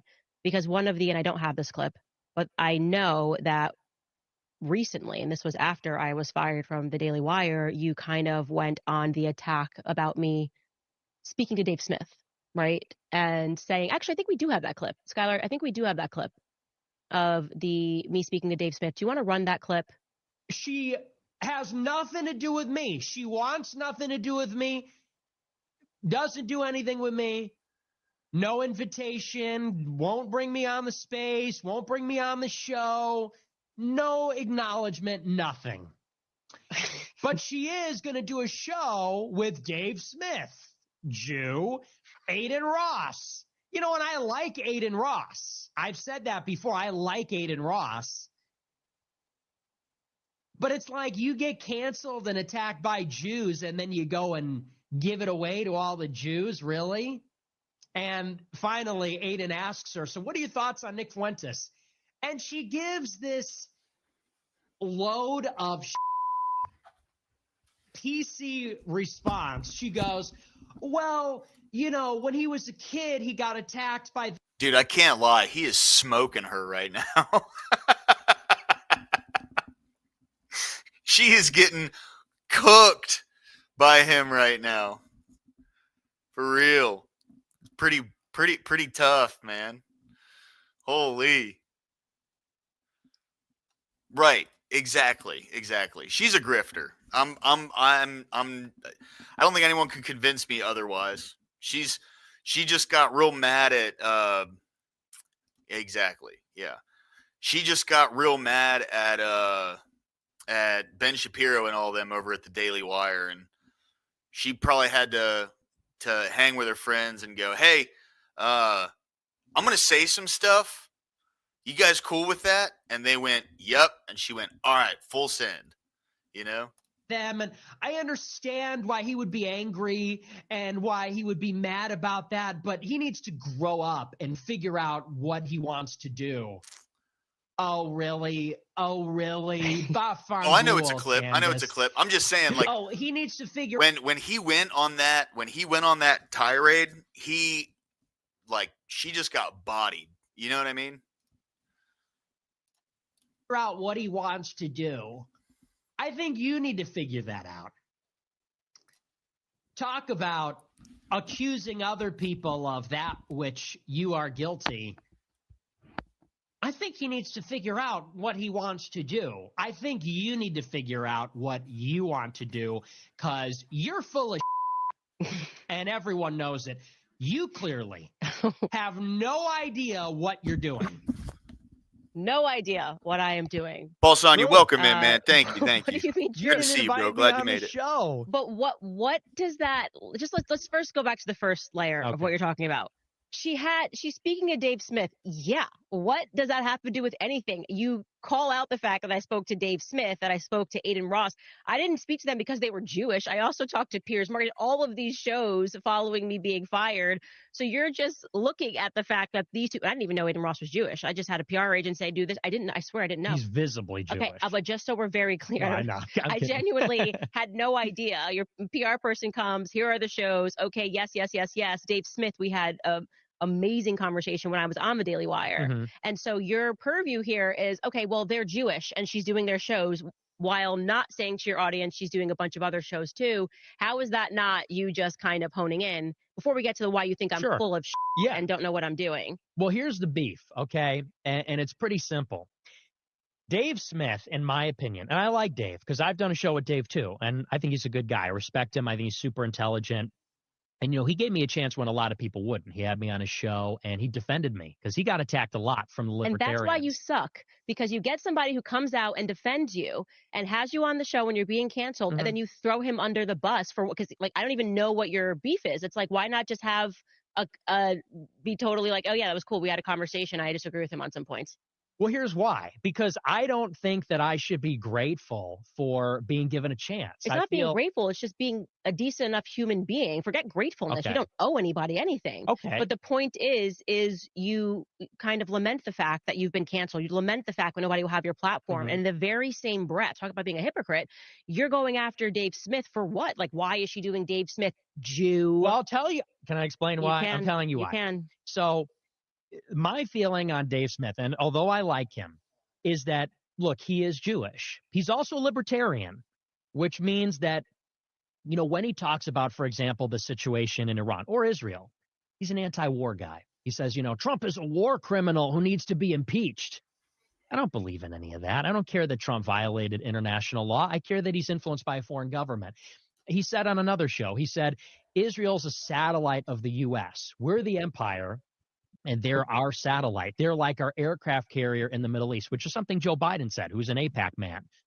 I think that Dave Smith is somebody who, because he's a paleo-libertarian, like Murray Rothbard, like Ron Paul, like a lot of these guys, he is someone who, because he's anti-war, is sort of forced to confront the Israel lobby. Because if you're anti-war, ideologically, you have to talk about who's driving it, which is the Israel lobby. I don't hate Candace. I don't have a bunch against her or anything.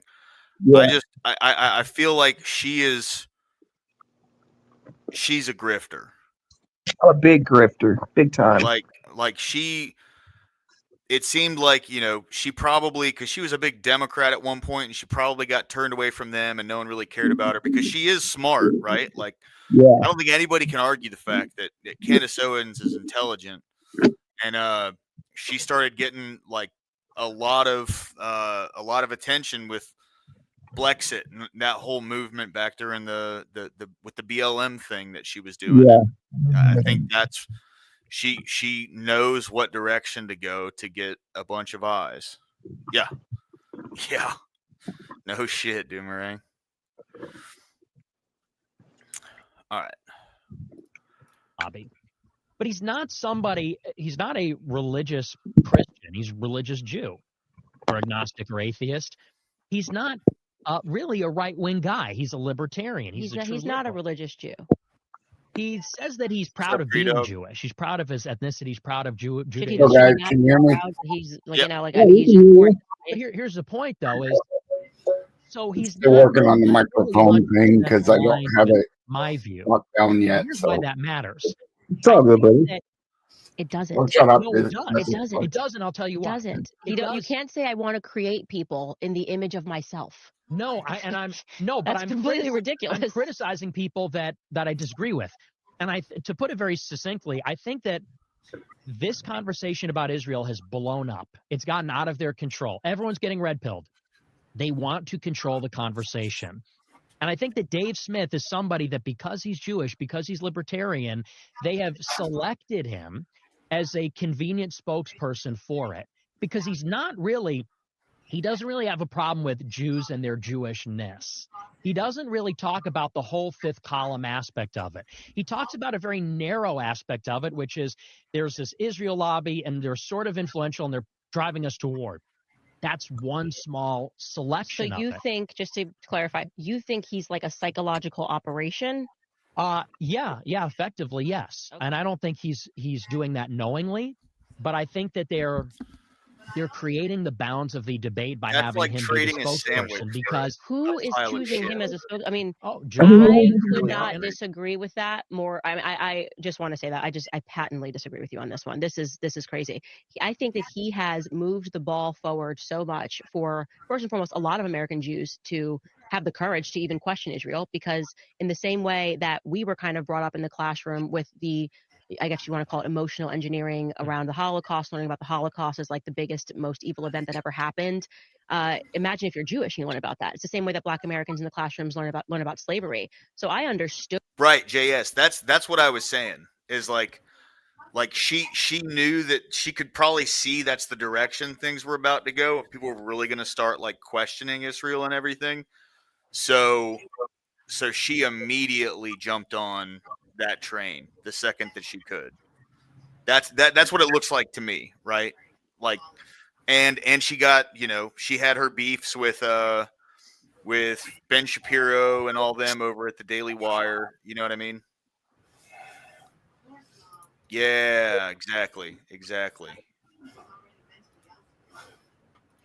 The trigger emotional response that Black Americans had during BLM. And funny enough, like she invited him on, and she's kind of like trying to fight him a little bit, but he's really just kind of smacking her down.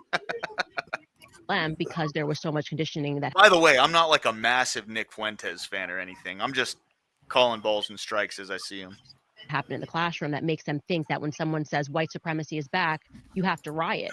And I will extend that same understanding. I disagree with it, but I understand that when October 7th happens, it's almost like a childhood trauma for these people. Right. You learn this, your whole existence, existential crisis for you that something happened in Israel. And then you add in the fact that the ADL is sponsoring these trips to kind of make sure that they stay into this, this is who you are. And if somebody questions this, like we could end up in the Holocaust again. You have to have some sort of an understanding, even if they're wrong, right? You have to give them a little bit of time, a little bit of grace here. And so for him to be doing what he's doing and to be enduring a lot of the same stuff that I'm enduring, like he is on lists, he is being attacked by every single all people that are attacking me are certainly attacking Dave Smith. And your excuse is that he just is born Ashkenazi. No, that's not my excuse. My problem And he's is married to a this. Catholic, by the way. So that Oh, even good for him. that's the part that I am even more confused about, because you said like he's a religious Jew. No, he's not. He's married to a Catholic. What I mean by that is my criticism of Jews comes from a religious place. As a Catholic, we recognize that the Pharisees put Jesus on the cross, and the Talmudic Jews are the descendants of the Pharisees. And we also And recognize he is not a Talmudist. That's Okay. what I want to say. But that's He's what I'm not saying. any of those things. He's married to a Okay. Catholic. He's just born Ashkenazi. When I hear you say Dave Smith, Jew, Okay. I think it conflicts with your point about how even white people, like you're just kind of trained that you should just like there's something wrong with you for being born white. No one should feel guilty about how they're born. Look, it's like, you know what I mean? To sum it up succinctly, it's tokenism is what it is. It's a form of saying, Is my mic bleeding through? criticizing the Jews in Israel. How do we soften and dampen the blow? Because we're going to get called anti-Semites if we bring on a but guy you were typing criticizing and we Israel. could hear it I real know we'll bring bad. on a Jewish person, because then we get to say, I'm not an anti-Semite. Here's a Jewish person saying this. And here's the But reason. that's not why I had Dave Smith on. Actually, Okay. I had him on my podcast before I even left the Daily Wire. We had a 3-hour conversation about talking about war, and truly, because I think it's important for you to hear this. I think sometimes you internet too hard. The way that Dave Smith came onto our podcast on Daily Wire, he wasn't even on my radar. Skylar, who you just met, the producer, was a massive Dave Smith fan for years.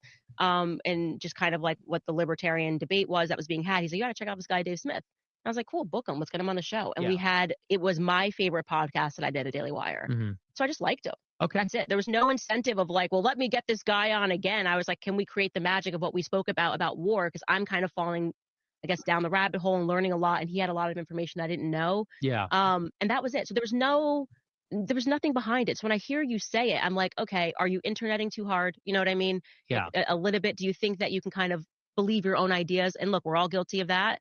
No, but and look, I mean, I'm going to stand by my point here, which is that me and Dave Smith are not ideologically on the same page, and will never be, because I am a Catholic and he is Jewish. Because he is Jewish, he still has affinity with Jewish people. And so my end game is to say, look, Thomas Aquinas said that Jewish people should be basically enserfed to the Catholic Church. I don't believe that. But the idea that we have Jewish people in America that are billionaires, that are running all the major media conglomerates, that are influencing the government, and they take advantage of the dual citizenship, it literally cannot be allowed.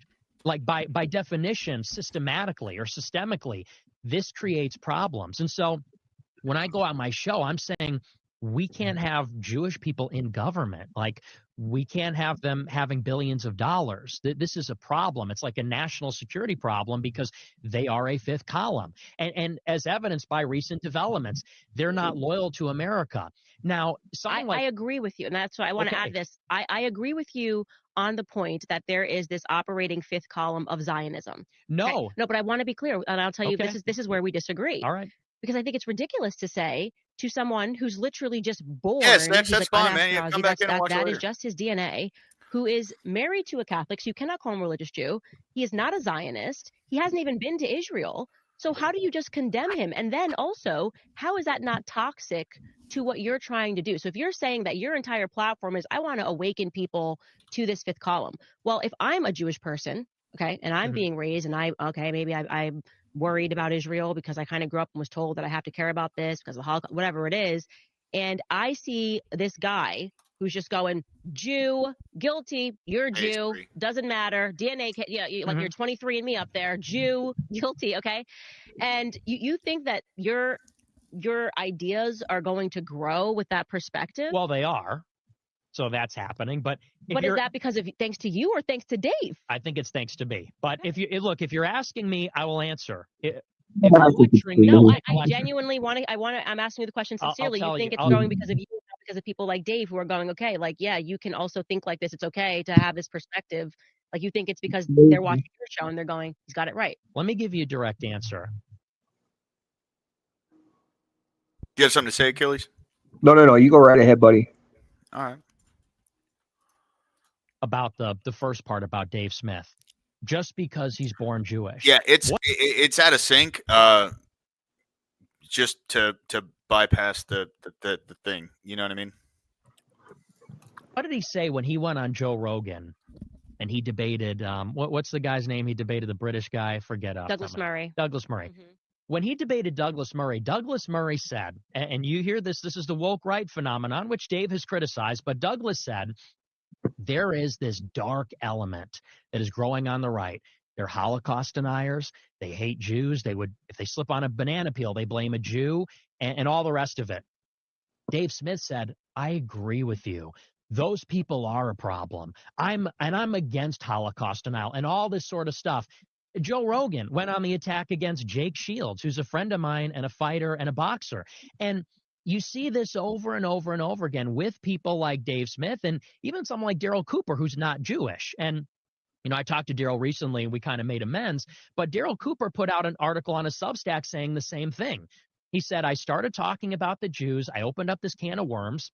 Now that's all people want to hear about. He said, so I'm done talking about it because, there's people that can't handle it and they're taking it too far. And when I hear that from Daryl Cooper, when I hear that from Dave Smith, when they say Israel's our satellite, our aircraft carrier, I say something's not right here. There's clearly a subtle difference here. And that has a lot to do with, maybe Daryl Cooper not being a complete radical. And I think that has a lot to do with Dave Smith being Jewish because he says that his ancestors died in the Holocaust. Now, I don't think that he'll ever be able to say in the way that I can, that maybe the Holocaust wasn't legitimate or, maybe there's more to the story on World War II because it's his grandparents. Okay, but he says my ancestors went up the smokestacks at Auschwitz. And someone like me, I say, I don't care about Auschwitz. I don't care about the Holocaust. I'm done hearing about it. I have no affinity with that. Right. But you also mentioned Daryl Cooper and you also mentioned Joe Rogan. These people are not Jewish, right? Right. So are you saying that they're all condemned? Like, why does it matter? That is one thing I noticed, though. He's wrong. Maybe he believes it. Who knows? If Joe Rogan says that, maybe he's wrong. Maybe he believes it. Let's say we don't know. So what's up, bro? That's one thing I did notice, though, that they're always using the Holocaust as an excuse to freaking do what they do. You ever notice that? Well, that's what's going on in the country with like a bunch of different races and women. Yep. And like these, and gay people and transgender people. Everyone is a victim of oppression to some degree. And they utilize that to weaponize people's empathy against them. It's really sad. It's really sad that people want to live in a victimhood. Yeah. Well, I think people have gotten comfortable with that, and it's gotten to the point now where it's been utilized to pass so much legislation that it's become part of the status quo in this country, and it's fucking terrible, dude. It's terrible in this place. It just completely breaks down society, is what it does. Yeah. See, I don't know. I don't know much about Jake Shields outside of like his actual fights. Jake Shields, yeah, I don't know very much about him either. Yeah, I typically I kind of stray away from like celebrities' political views because 9 times out of 10 they're fucking retards when it comes to that. Oh yeah, look at Hollywood. Great musicians, great actors, all that and everything. Don't get me wrong, but like that doesn't make you smart when it comes to politics. You could be the greatest. You could be the greatest movie star in the world and be the dumbest son of a bitch behind the scenes. Well, the phrase I liked best was "shut up and dribble." Yeah, exactly. Based, absolutely. That's a good one. Shut up and dribble. Shut up and act, man. We don't need to hear your point of view. 100%. You've already got millions of dollars. You're set for life. What the hell do you got to be in the political scene for, man? You don't have nothing to worry about. We do. Right. Exactly. Based. But go ahead. Whenever you're ready. What is the difference between these three individuals? Like, why is one represent a problem for you versus like your idea? Going back to what you said, right? Mm-hmm. Let's tackle the idea. Let's actually debate the idea. So do you not see how you run into conflict with yourself? You're like, well, here's my story. I just wanted to debate the idea. And then when it comes to Dave Smith, rather than saying, I disagree with what you just said about whatever topic, saying that there is this strand, let's actually have the debate because the better idea will win. That's how my brain works. Yeah, well, here's why. Because this is another form of gatekeeping. When Joe Rogan says, okay, you're cool. Dave Smith is cool. But Jake Shields, he's a Holocaust denier. That's not cool. That's dark and evil and real anti-Semitism. You hear that all the time. They say, are you like a Dave Smith guy or are you a real anti-Semite? Because you know what they say? If you're a real anti-Semite, you're out of the club. You don't get invited on the show. You know, Piers Morgan won't have me on the show. He banned me. Tim Pool banned me. Joe Rogan banned me. And it's like, wait a second. So, you know, clearly some people are able to go on these shows and express some form of the view, which is, again, like what you're saying, there's this Israel lobby. But if you go out and say, you know what, 6 million, I'm not buying it. You know, I think this is a political narrative. I think it's atrocity propaganda serving a fifth column. Suddenly they say, well, that's real anti-Semitism. We want nothing to do with that. You know, you remain outside. And so, and look, it's not to me about, you know, people then say, oh, well, you're envious. Look, I love doing my show. I love doing what I do. I want the real truth to prevail. And there's this concept of a limited hangout. This is a CIA tool, and I'm sure you've heard of it, but for your audience that maybe hasn't, when they believe that disclosure is inevitable, a secret, a taboo, hidden narrative that they don't want to get out, when it's inevitable that it is going to go out, what they will do is they will leak out some of the truth. The public is so enamored with the new information, they go no further, and they actually don't get to the critical details.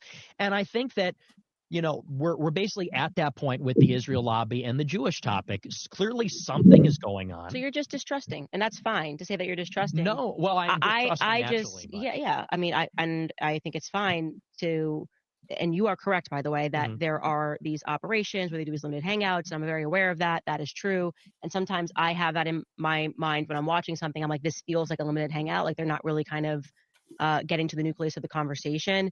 But I just really disagree with you that like just Dave is just guilty and condemned simply because he's born I didn't say because he's Jewish. Well, on the clip, I think you just went like Dave Jew, and it's like, what does it matter? Dave I'm Joe sick of Rogan the not tokenism. Jew. I'm sick of the But tokenism. okay, and I'll tell you another reason why I disagree with that. And we can move on from Dave Smith because I like him, and I'm whoever I like. I don't really care. To adapt my opinions on the basis of yours, but I also just in general feel like I was that person for BLM. And I'm genuine. I was totally genuine. And that was kind of my wake up call. BLM, I didn't really accept the victim narrative, maybe a little bit like you, naive, walked into it like, oh, I'm just not going to support this thing. And I don't really want to be a Democrat. And then I dealt with the full weight of an attempted cancellation by the left at first. And kind of like she's, the token for the right. And people saying, well, they're only platforming her because she's a black person that agrees. And to some degree, maybe that's real true. quick. Emmett, Abe Dinkus, thank you all very much for showing up, man. Always good to see you. Always good to see you. Glad you guys could make it in. Hey, Lord, yeah, what's up? Can you make another mod in chat so EOD can come up? Yeah, sure. Somebody needs to be made mod so they can kind of watch the chat. Abe, you got you got time to watch chat for a second so EOD can come up?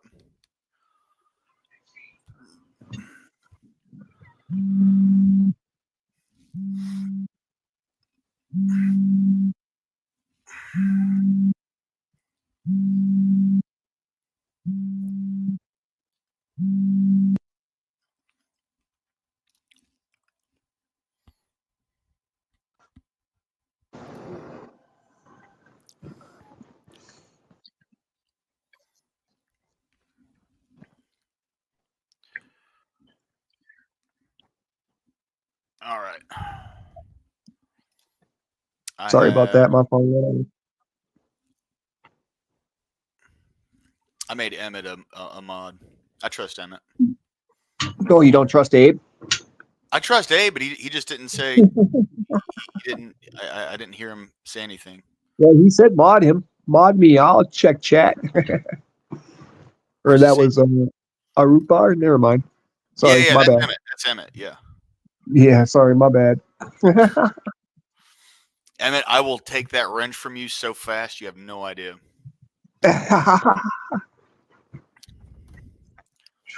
Yeah, come on up, EOD. 81 Bundy Boomerang. That's great. You know, this chat is awesome.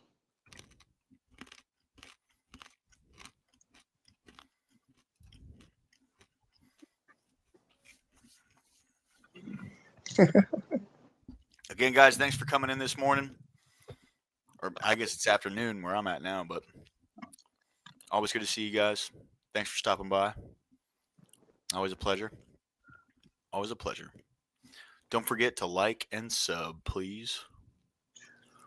Like and sub. Like, obviously, Yeah. like there is an element of tokenism, but I'm saying what I believe.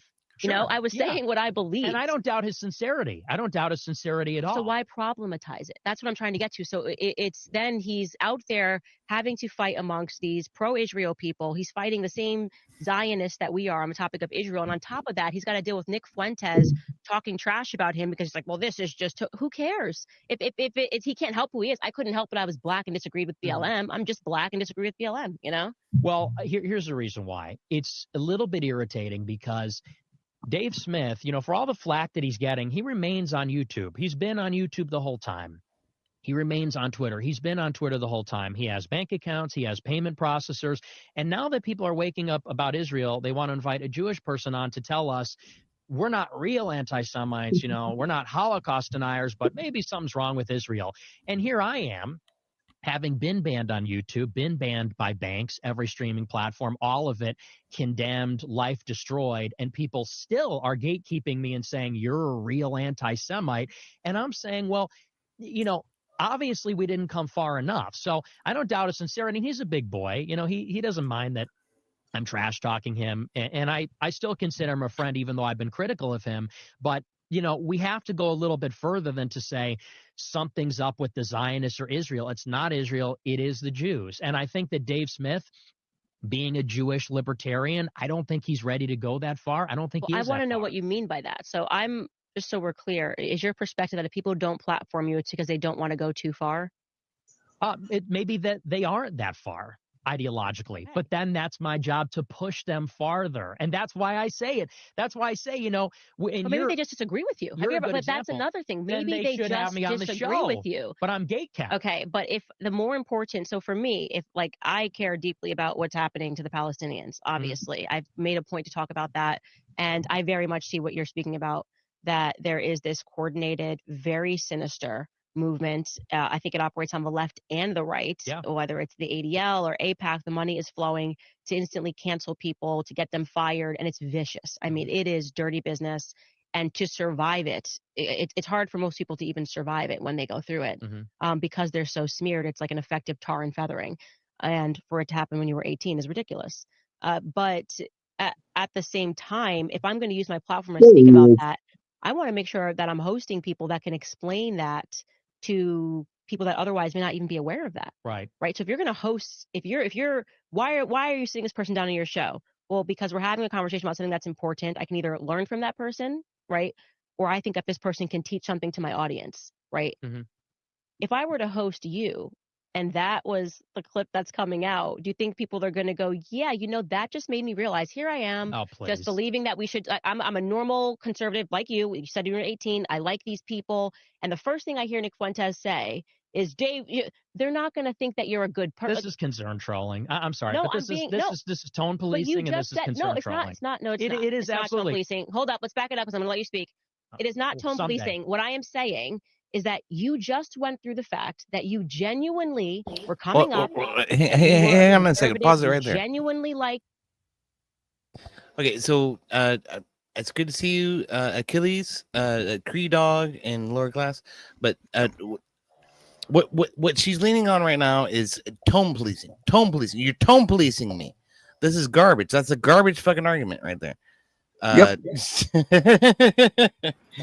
Absolutely.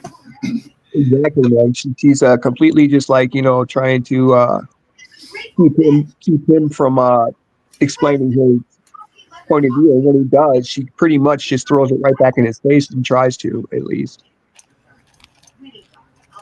Yeah. It's ridiculous. The problem with that is that it doesn't matter if you're tone policing me or not. I'm gonna say what I'm gonna say, and it doesn't fucking matter. That like I'm gonna bust through that shit. You're gonna tone police all you want, and I'm still gonna fucking say what I'm gonna say. Eat crow. That's it. Yeah. So, If you don't like what I say, don't listen. See, because I mean, like, but he was right in the fact that he was like, you're just concern trolling. Like you're just acting like you're super concerned to come at it from a different perspective. And of course now she's like, don't tone police me. Yeah.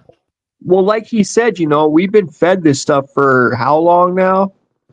And a lot of people, they got it in their mind that if we criticize this certain person or whatever, that all hell's gonna break loose on us, and it just comes down on us, and we get canceled and all kinds of stuff. And it's like, why are we getting canceled for speaking the truth? It's just really weird that they got their hands in every little thing that's on here, Yeah, and that's called the noticing. Exactly. Yeah, and she's literally the one who went on like these long tirades about how there's like a Jewish supremacy movement that is taking over the world and all this. So like, if anyone's going to talk about some bullshit of tone policing, it doesn't need to be her. You know what I'm saying? Like, exactly. Like, not that I necessarily think she was 100% wrong with that or anything, but like let's read the fucking room. Look in the mirror, lady. You know what I mean? She's pretty much being a hypocritical person right now, because she was also criticizing them too, and That's what I'm saying. For her to come out and kind of throw this in his face like this, that's kind of two-faced there. Yeah, but she's a grifter. Yep. She's gonna like roll back her stance a little bit so she can take the moral high horse. Yep. Like a fucking lefty does. Ben Shapiro, you genuinely thought these things. Well, That wasn't you would not look back on yourself and say, well, that I was problematic. You just would be like, that makes sense. Right. And I'm saying to you that the majority of people have that perspective. You don't have to assign an evil motive. You get into something because you believe it. That's it. It's just that simple. Okay. And if you're then going to have somebody who's condemning them, what are we learning? If you're just going to say you're this, you're that, it's like you've forgotten yourself. Like some people just aren't there wherever you are. Okay, but I missed the part where I condemned him. And I talked about the Dave Smith part repeatedly. And by the way, you're mixing it up and saying, well, if people watch the show, what are they going to think if they see that clip? I'm just trying to say to you, why would someone maybe say, can I okay, talk? if Can I want, answer? Yeah, go ahead. Come on. Go ahead. I mean, so, look, I'm a funny guy. I'm bombastic. I'm provocative. That's part of it. And you know what? You can concern, troll, and tone police about, whether Not I tone police. I wouldn't kind know of about are. tone policing. right there. Fucking Fuentes just admits that he's a propagandist. Yeah. He admits he's a propagandist. He says, "I'm a funny guy. I just like to have fun, and we're just making good times." And like, you can't really criticize what I'm talking about because I'm just a comedian. So I'm a propagandist, and you can't take anything I say seriously. That's ultimately what that means. Taking him seriously is like taking Rachel Maddow seriously. Yeah, that's fair. That's fair. I mean, you and I can see that, but I think there are people out there who are like, this guy is espousing my fucking viewpoint, and I'm definitely gonna fucking donate money to him. And that, there's some radicalization that does happen with folks in these spaces with these reaches. That does happen. Yeah. We saw the Bernie bro come out and shoot a conservative on the fucking baseball field when they're trying to have a fucking ball game, Well, what about the guy that got that ended up getting shot inside that parking garage during the riots? And what was it after Trump got elected? I think it was. Yeah. That guy went hunting for a MAGA, and found one inside of the parking garage, and he ended up shooting the guy. It's fucked, man. Easy. I mean, it's just like you're gonna say, it's fucked up. It is. It is totally fucked up. It is totally fucked up. And so, like, I think part of this discussion that they're having right now is about whether or not, my rhetoric or your rhetoric is more or less extreme. And it's like,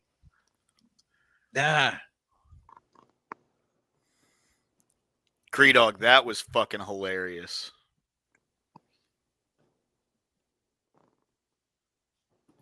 That's a good dad. Yeah, I was going to say it up here, but I didn't know about the algorithm because it's not going to be able to decipher that. So, hey, bro, I appreciate you saying that in chat.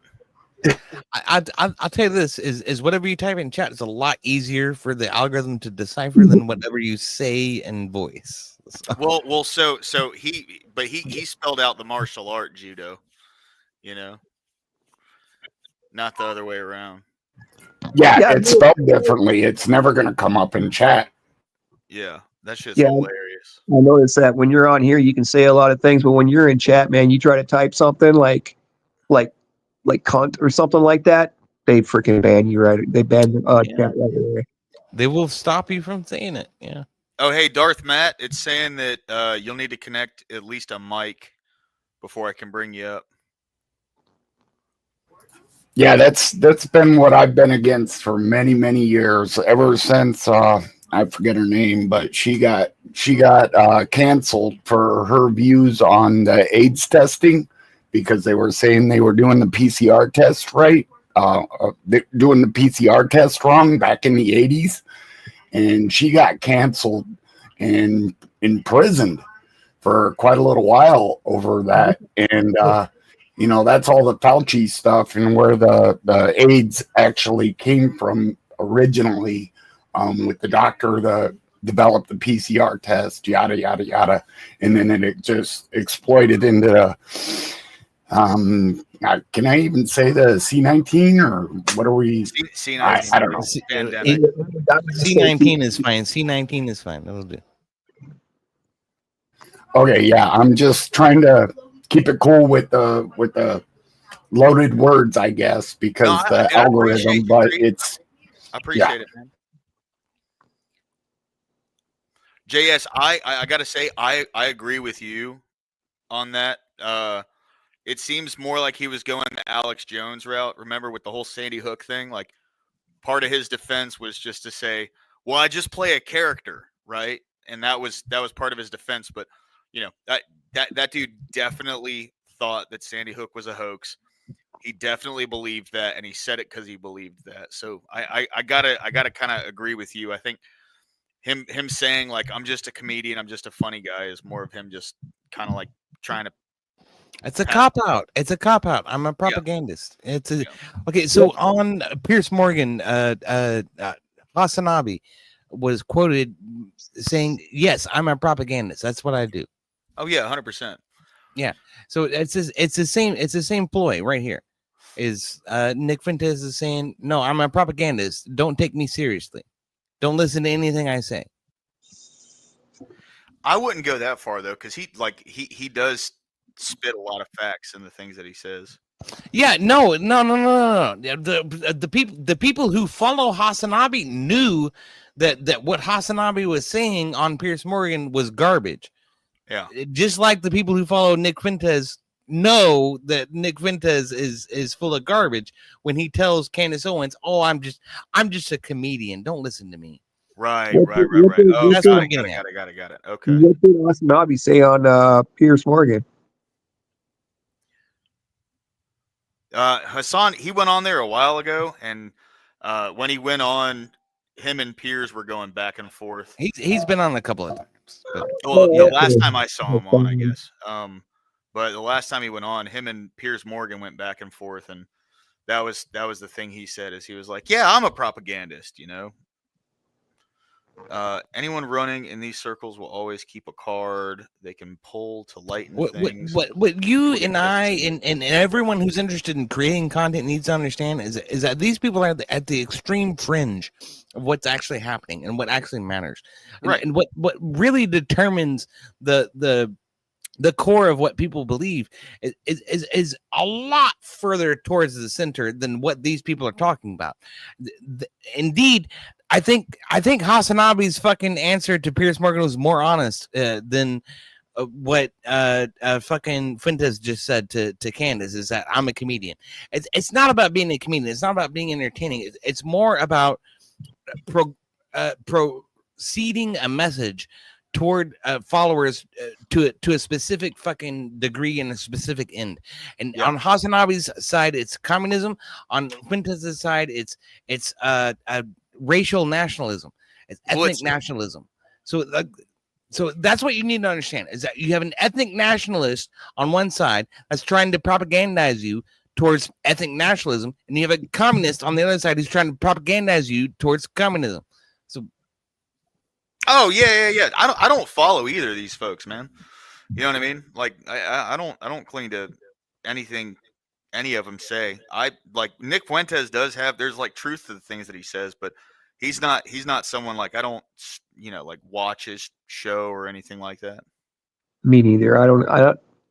The only thing I ever hear about Nick Fuentes is about stuff he does online and crap, and that's about it. Yeah. Yeah, well, they always make it into hyperbole and even take it further than what it actually is and what he's actually saying. They totally miss the boat on what he says 90% of the time, because they're making it out to be something it's totally not. Anything to the left of Nick is radical left, and anything to the right of, say, friggin' Carlson is radical right. Yeah.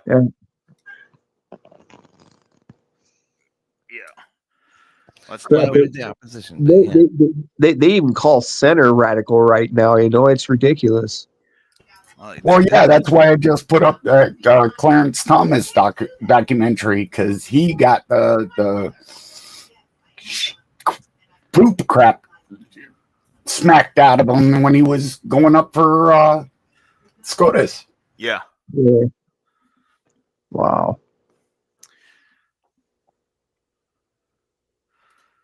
Every good joke has some truth. Yep, that's right. It's got to. Otherwise, it don't hit that hard, Most of I'm them. laughing at you making fun of me. I don't mind you making fun of me. Yeah, and I don't mind chill. you making fun of me if you've ever done that. I mean, and I'm chill too. No, I don't care. I'm not, like I said, I told you, it's funny. I like that about you, because I think that you're hardcore. I think we're kind of similar in that way. We don't have thin skin. So I appreciate that about you. And I know that Dave Smith is the same way. And I said on that show and other shows, I like him. I think he's a good guy. And I agree with you. I think he's sincere and I respect him. And I think he's a good person, actually. He is. But I do think that we disagree.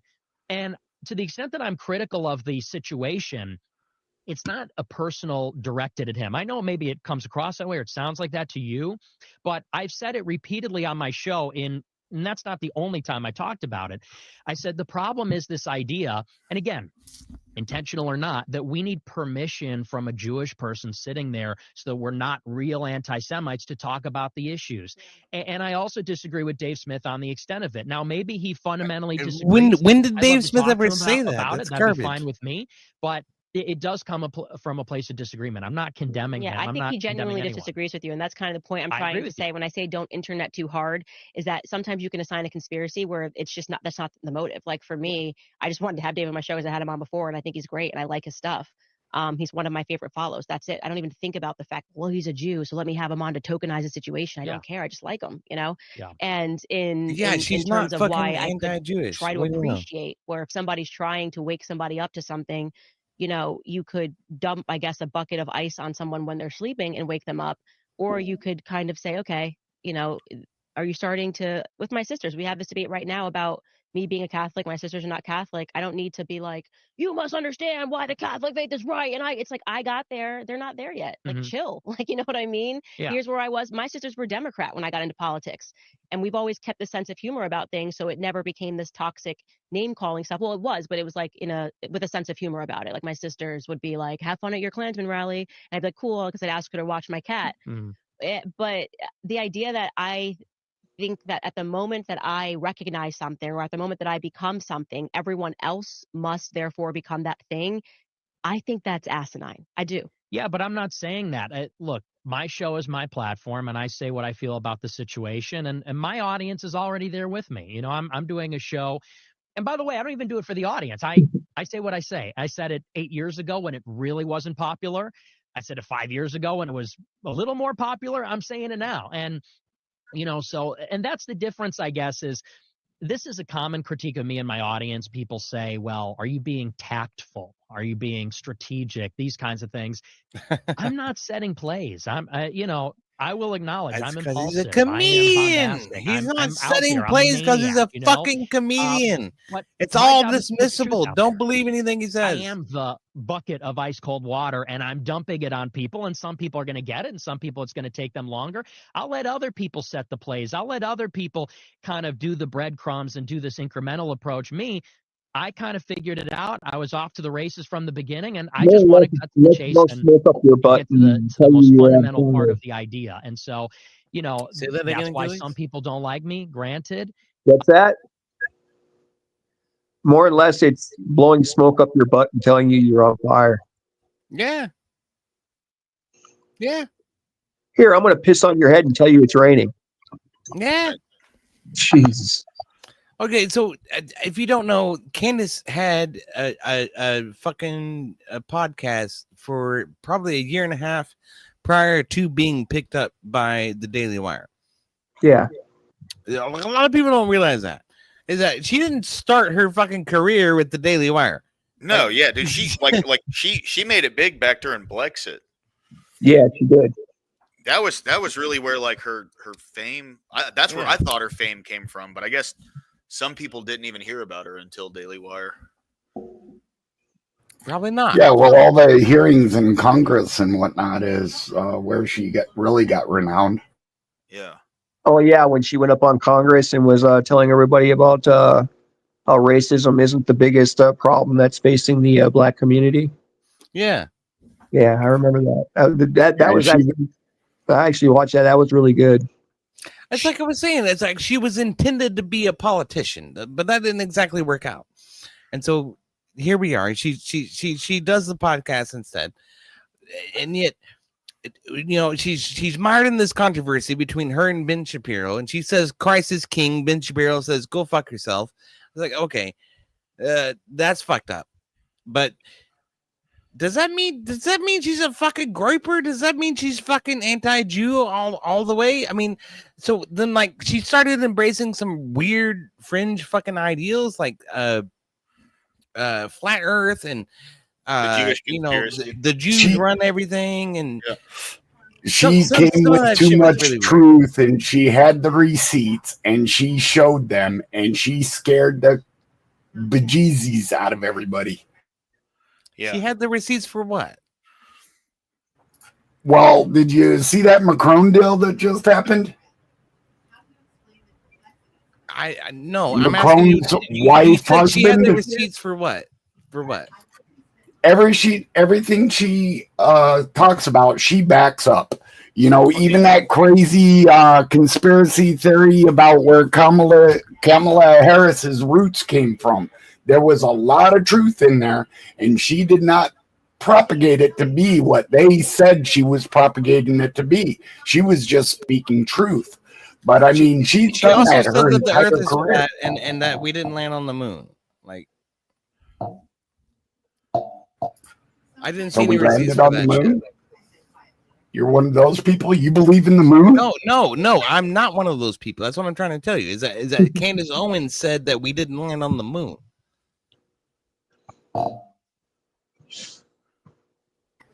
Yeah, I think it was just too much truth for them to choke down, just like Clarence Thomas. That's why they didn't want his. They'd call him an Uncle Tom. They did all this stuff to him. If he was a leftist, they would have called it Reese's. I think it's more likely that Candace Owens is a person like anybody else, and that when she's backed into a corner, she's going to try to find some way to make a living anyhow. And if that means saying that we didn't land on the moon in order to gain views, she's probably going to do that. That's where I'm getting at with it. And so it's like, what bothers me about this, okay, is that what I know Nick Fuentes to be is a completely anti-Semitic and anti-Jewish individual who wants the United States to be entirely white. I mean, can we agree on that? Yeah, kind of tone down the J word. Jewish. Yeah, just be careful for that algorithm. Out of respect for lower class. That's all I'm going to Saying say the word about that. Jewish But is against toss. I don't think it is.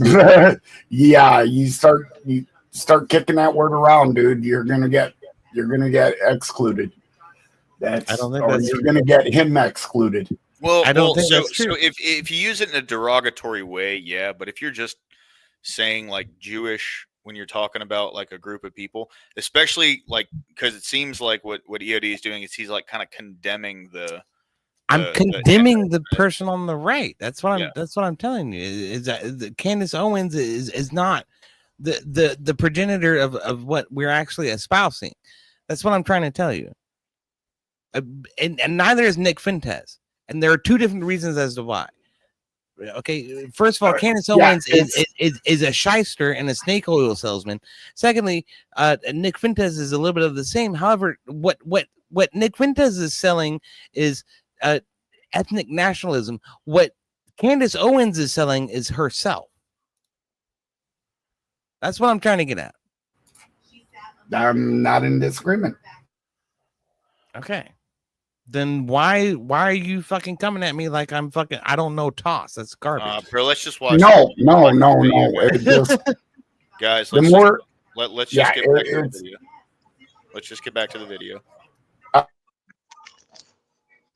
But I think the big picture is that I have been suppressed for 10 years because I mean we could sit here all day long and say, were you mean to this one? Were you mean to that one? Was this out of pocket?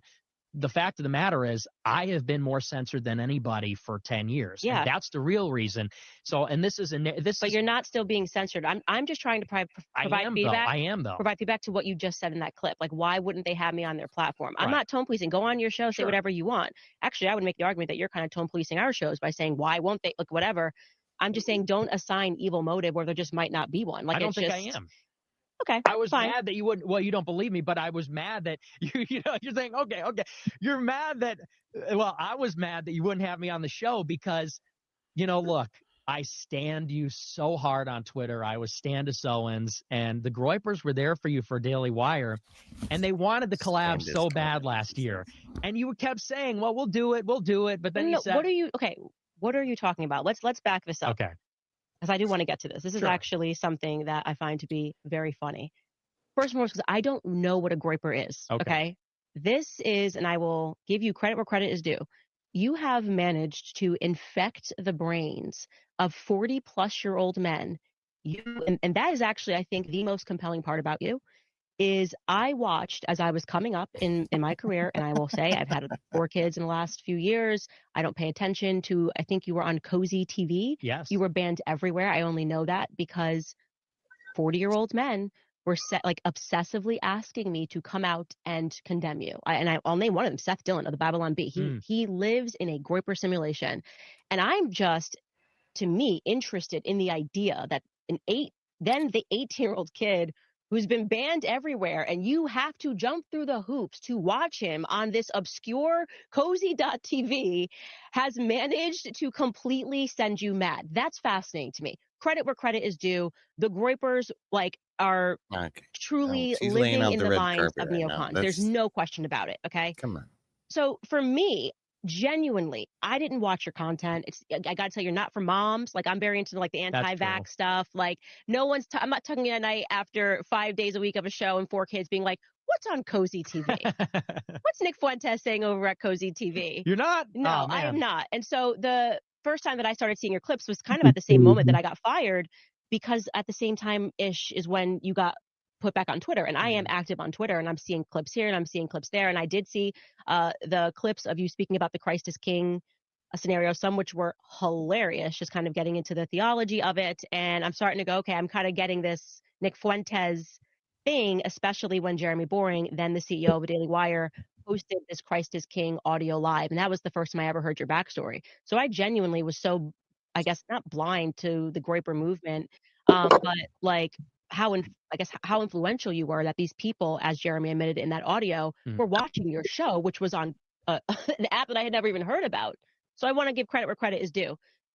But your strategy of, I'm going to go on my show and call this person out for not having me on the show, when you didn't ask to come on the show and you had a line of communication because of some legal stuff that was happening in the background where I was asking you to do a decent thing and tell the truth about the fact that we didn't have this relationship that I think some people thought that we had going on in the background, a political relationship or like strategizing together. So I just think it was ridiculous. Like, I'm like, if you wanted to come on the show, why didn't you just send a big boy message and say, hey, Candace, we should collab? And that's what I mean when I say I think you internet too hard. Like, you think the way to get that. Hold on a second, So, lower class. Put this on pause real quick. Roy Burst, you go at, and I am the. All right, so Cree Dog in the chat says that was a perfect example of how the pendulum swings back.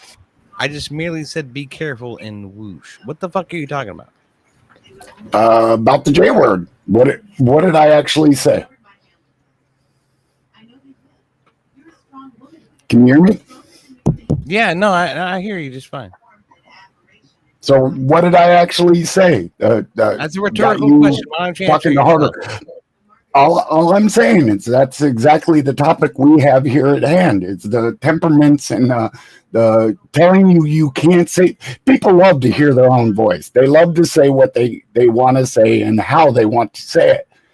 And by merely saying not to say the J word, in that context, you were like, oh, I'm going to say it more. So the pendulum is swinging, and it's going to come back even harder on them because we've been silenced from criticizing this particular group of people for a long time now. And it's uncool. We have not been silenced from criticizing Jewish people. What we have been silenced from is criticizing the Democrat agenda. That's what we've been silenced from. And you need to realize this, Cree Dog, quite specifically, because what you're conflating between the propaganda machine that's working against conservatives and against the right wing on the large part in the media, in Hollywood, and Washington and everywhere else. Excuse me. I let you talk. Go ahead. Please, if I can, I will respond. So what I'm saying is that at the end goal, what you need to understand is that what's actually being suppressed is the anti-propagandist rhetoric. That's what's being suppressed. It's not the idea that you say the word Jewish. It's the idea that you speak out against the premise of what the Democrats want to have happen. That's really the fucking problem. So, and that's the trail that I've been trying to show this entire time. Okay. And it's seemingly you admit that you're wrong about no. I'm not entirely wrong, but I'm not entirely right either. Okay, that's what I'm admitting. Okay, it is the propaganda. Everything you just said, I'm in almost total agreement with the exception of it seems to be a lot of the J. So anyway, all right, go ahead, man. It's not about Jewish people. I swear, you completely missed everything I just fucking said. Everything that just came out of my mouth went through one ear and out the fucking other, and you didn't hear a goddamn word of it. It's called the noticing for a reason. Just open your eyes and take a look. You'll see it. I don't care. You'll see it. That's all I got to say. Time will tell. That's fine. Go ahead, lower class. Go ahead. Exact opposite demeanor. If you do that, I will definitively not have you on the show. And the irony is, we had the discussion. So I think I messaged you when I. By the way, I'm like laying on my couch watching this. So whenever you guys need me to jump up and pause it, if you have something to say, just holler at me and I'll do that, and I'll chime in if I need to as well. Right. Like, what's the deal with you on YouTube? If I have you on the show, we were just kind of getting set up here. Are you allowed to? And you answered and said, I don't know. You said, some people have had me on, some people have gotten hit. And I'm like, okay, well, we're still trying to figure this thing out. And the next thing I know, you've launched a Groiper war. And I'm going, if you think this is the last strategy you should possibly take if you ever want to get anything with me, I don't respond to like anonymous accounts. I'm sorry, I'm not 13. I have toddlers at home. Like I get the, like, I want. And I say to them, if you would like something, you need to use your manners. You need to say, can I please have, and thank you. And that's how I felt you were kind of executing this request, was in a really immature way. It was just immature. Well, I think you're kind of starting in the middle of the story, because when he left the Daily Wire, everybody was on Twitter and in your live chat and in the comments saying, we want the collab with Nick Fuentes. And you said in the live chat, we're going to do it. We have the screenshots in the live chat for your show. You said, we're going to do the collab. I have the screenshots, so, you know, if this goes up, we'll post it. Are you potentially speaking about like a live chat that was going, and you think that I responded to somebody saying? Your channel said, we're going to do the collab. Okay, maybe are you talking about YouTube? Yes. Genuinely, I don't know what you're talking about, but we can add the screenshot. We can add it, because Sure. I definitively do not remember saying we were going to do the collab. Even if I indicated I did reach out to you and say, what's the deal? Because we were talking about, like I said, we were like, we should get him on. Yeah. But then in between me saying we should get him on and you saying, I don't know about YouTube, suddenly there was like, we're launching a war on her. Yeah, And well, then I was like, no, I don't want to do let's this. talk about that beginning of the story, because you know, people were pushing for the collab, and there's a screenshot where you say, yeah, we'll do the collab. And this was like a period of many months. Okay, fact checking Nick Fuentes again here. So he sent us 2 screenshots where he says that I said, we'll do the collab. And I do not believe these screenshots say that. So these are the ones that he sent us. Here's number 1. He doesn't show us what I was responding to, but we can guess, because I said, yes, I would talk to Nick. Why not? So that makes me believe that the person probably said, would you ever have Nick on the show? Or would you ever speak to Nick Fuentes? And I said, yes, I would talk to him. Why not? DMs. I never said we were collabing. And then this is the second screenshot that Nick sent us. It reads, I will literally speak to anyone on my podcast. My podcast is not for crybabies who hate speech. So I'm not certain how he could have interpreted that as I confirmed I was doing a collab with him, but those are the screenshots he submitted. So I will allow you guys to interpret that yourself. Back into the conversation. And then you go and do a Twitter space with Dan Bilzerian, and there was I think one of those Jewish guys was on there. I forget his name. Mike something Myers was on there. Andrew Meyer was on there. Oh yeah. You brought him on there. I think Andrew Tate was on there. People said in your replies, get Dave Smith, get Dave Smith. You said he's invited to everything I do. All the replies said, get Nick Fuentes on there. I'm not banned on Twitter. And so, and here But was that was after you had launched this, like. No, it wasn't. Yeah, I think it was. I don't think it was. But either way, here's the point. It just felt like you were making excuses, which was, oh, well, it's the YouTube thing. Oh, it's the legal thing. If it's YouTube, we could have done it on my platform. You know, the legal thing was real. I still can't speak about what that legal thing was, but that was very real. That was very real. And Is it not in effect now? Has something changed? Not for a discussion for another time, but the point being is, like, that wasn't a joke. You know that wasn't a joke. You were on the phone with my lawyers. I know there was a legal the accusations that were being thrown at me were just inaccurate in regarding that legal thing. And so when I reached out to you to ask you to just clarify that this wasn't real, whatever it was, I was asking you to just do a decent thing. Like, that was not on a, okay, well, let's collab or not collab. It was like, hey, this is my real life. It's being impacted by something that I didn't do. But then you kind of, in a really crappy manner, spoke about that on your show, something that I was privately going through that is still lasting. Okay. I have a lot of stuff going on in the background. And I was just like, what kind of person is this? Like, like, I'm fighting for my life. I'm being attacked by Zionists. I've just gotten fired. I have kids at home. I mean, at no point you just go like, and then you knew that I had some legal stuff, drama going on in the background. At no point you just go like, maybe she genuinely just like. Okay, so we gotta pause it again, lower class. Hey, we're already talking. Do you want to maybe collab down the future? That's the adult thing to do. All right. So one of the things that we probably ought to be concerned about is fair use. So we're obligated to say something at this point, which is that Nick Fuentes is arguing for ethnic nationalism, and Candace Owens is arguing for herself, and like that's all of this is. But yeah, it's just going back and forth, in and out their ears. Yeah, for sure. Yeah, it's just portraying the exact stereotypical stuff that always seems to happen within they're not even disagreeing with each other. Nope. I mean, on a lot of things, I think you're right. And it's like, so some of this, I think, is perpetuated by Candace Owens departing from Ben Shapiro in the fucking Daily Wire, right? Yeah. So I feel like she's gotten extremely anti-Semitic since she left the Daily Wire.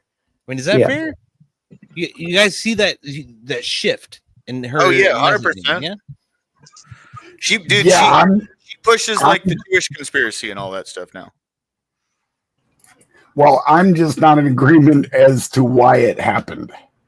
Because she was censored from saying anything against the J when she was at the Daily Wire, because who runs it? And then now that she's been released, the pendulum swings back hard. And that's been my point entirely. I tried to example it with you. I tried to example it. So I'm just trying to show a different aspect on the same thing. It's not that I disagree. It's not that I'm just trying to. Anyway. No, don't just anyway it away. Finish your point. What are you getting at? Well, no, I'm just trying to say why it's hitting back so hard, and it's coming to full tuition. Look at what happened with it the last time, because World War II didn't start out specifically about the Jays, because it was everybody that was in power that had the powers that be. It became about the Jays but okay, if you can I say a Holocaust? Can we talk about the Holocaust? I think so. I'm pretty sure it's here. Hold on. Let's look up TOS on this. Yeah, because I don't want to mess this up, and that censorship I totally am against. That's I think you can talk about it, but you just have to kind of watch what kind of words you use. Yeah. So well, yeah, but you already used the word, so well, yeah. On the one side, I get it, but on the one side, if you are in the position of saying that the Holocaust had happened, then you're forgetting 60 million other people that died during that war. But if you try to say that the Holocaust never happened, you're some kind of anti-J hating whatever. You're an anti-Semite. Yeah. I tend to resound with that fucking affect. Honestly, that ideal. How can you say the Holocaust didn't happen? How can you say that all these people who are fucking victims of this mass murder are lying? They're lying, is what you're saying. I'm not saying they're lying. I'm saying it wasn't directly against them. They weren't the only ones involved. There was a lot of them involved, yeah, because look at the region. But that wasn't the purpose of the entire war. I don't know about that. I think some of Hitler's rhetoric would tell otherwise. That was a huge aspect of it, and I'm in total agreement with that. But that was the main objective.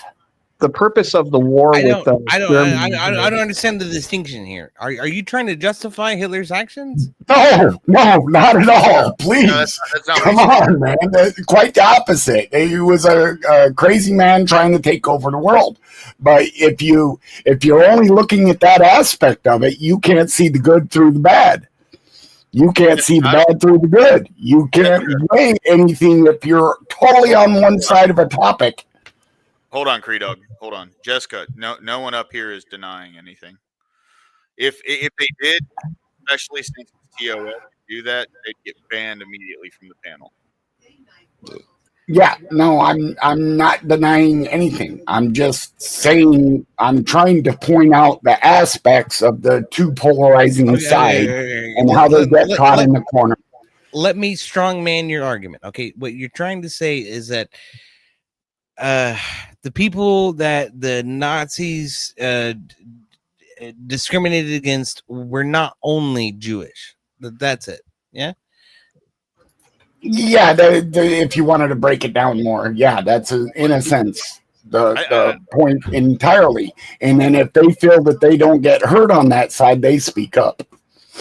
Yes, but the main focus was on the J people because they were the main focus of Mr. H's domination in Germany. So we're only going to talk about those 6 million or 12 million or whatever the number was for sake of the 60 million others that had perished. It's not that, free dog. It's that these people were, you know, when a military man went into a German prison, normally they were treated pretty good. When you got the Jays into a prison, they were taken to a camp. Not only were they taken to a camp, they were starved. Not only were they starved, but they were shoved into a gas chamber where they were inevitably executed. Yeah. So, you know, soldiers never really got executed like that. I mean, I'm sure some did, but the overwhelming majority of them normally came home. Well, I will say, Adam Price here, he's got a good point with that, and I would say, like, you know, when you look at how many people in like the Soviet Union, that whole area had already been G-sided. You know what I mean? Well, okay, so what you have to understand is that a lot of what was going on at the time was a strong contradiction between fascism and communism. Yeah. And fascism was particularly anti-J. Okay? Yeah. And so the Jays decided that, well, fuck that shit. We're gonna be communists. It's like, well, can you blame them? Especially when the people who are arguing on the other side are like, yeah, we're gonna kill you. Well, I mean, Wall Street funded the Russian. Yeah, the only issue I have with it is Stalin killed more of them than the H-man did. Well, Lenin did too. Lenin True, and Stalin and together, they were so did the Bolsheviks, but yeah, that was a totally different time and age. Well, no, it was happening at the same time. Like even during, like by the time World War II had ended, the Russians had G-sided like twice as many people as the Germans did at that point. Stalin actually had a lot of his top generals taken out. I mean, it was crazy. Yeah. Yeah, but I don't want to lose those 60 million people that perish, you know, because of this one thing over here. So, you know, let's show respect for all of them. Well, no, we're showing respect for all of them, and we're just talking about us. The thing is we're talking about the certain thing that was going on. We're not talking about the soldiers that were landing. We're not talking about just the basic people. We're talking about the people that were persecuted. Not only were they persecuted, but they were never given a chance in court. They were never given a chance to speak their mind. They were gathered up, shoved in a camp, starved to death, or they were executed in a gas chamber or taken out somewhere, and you were never seen again.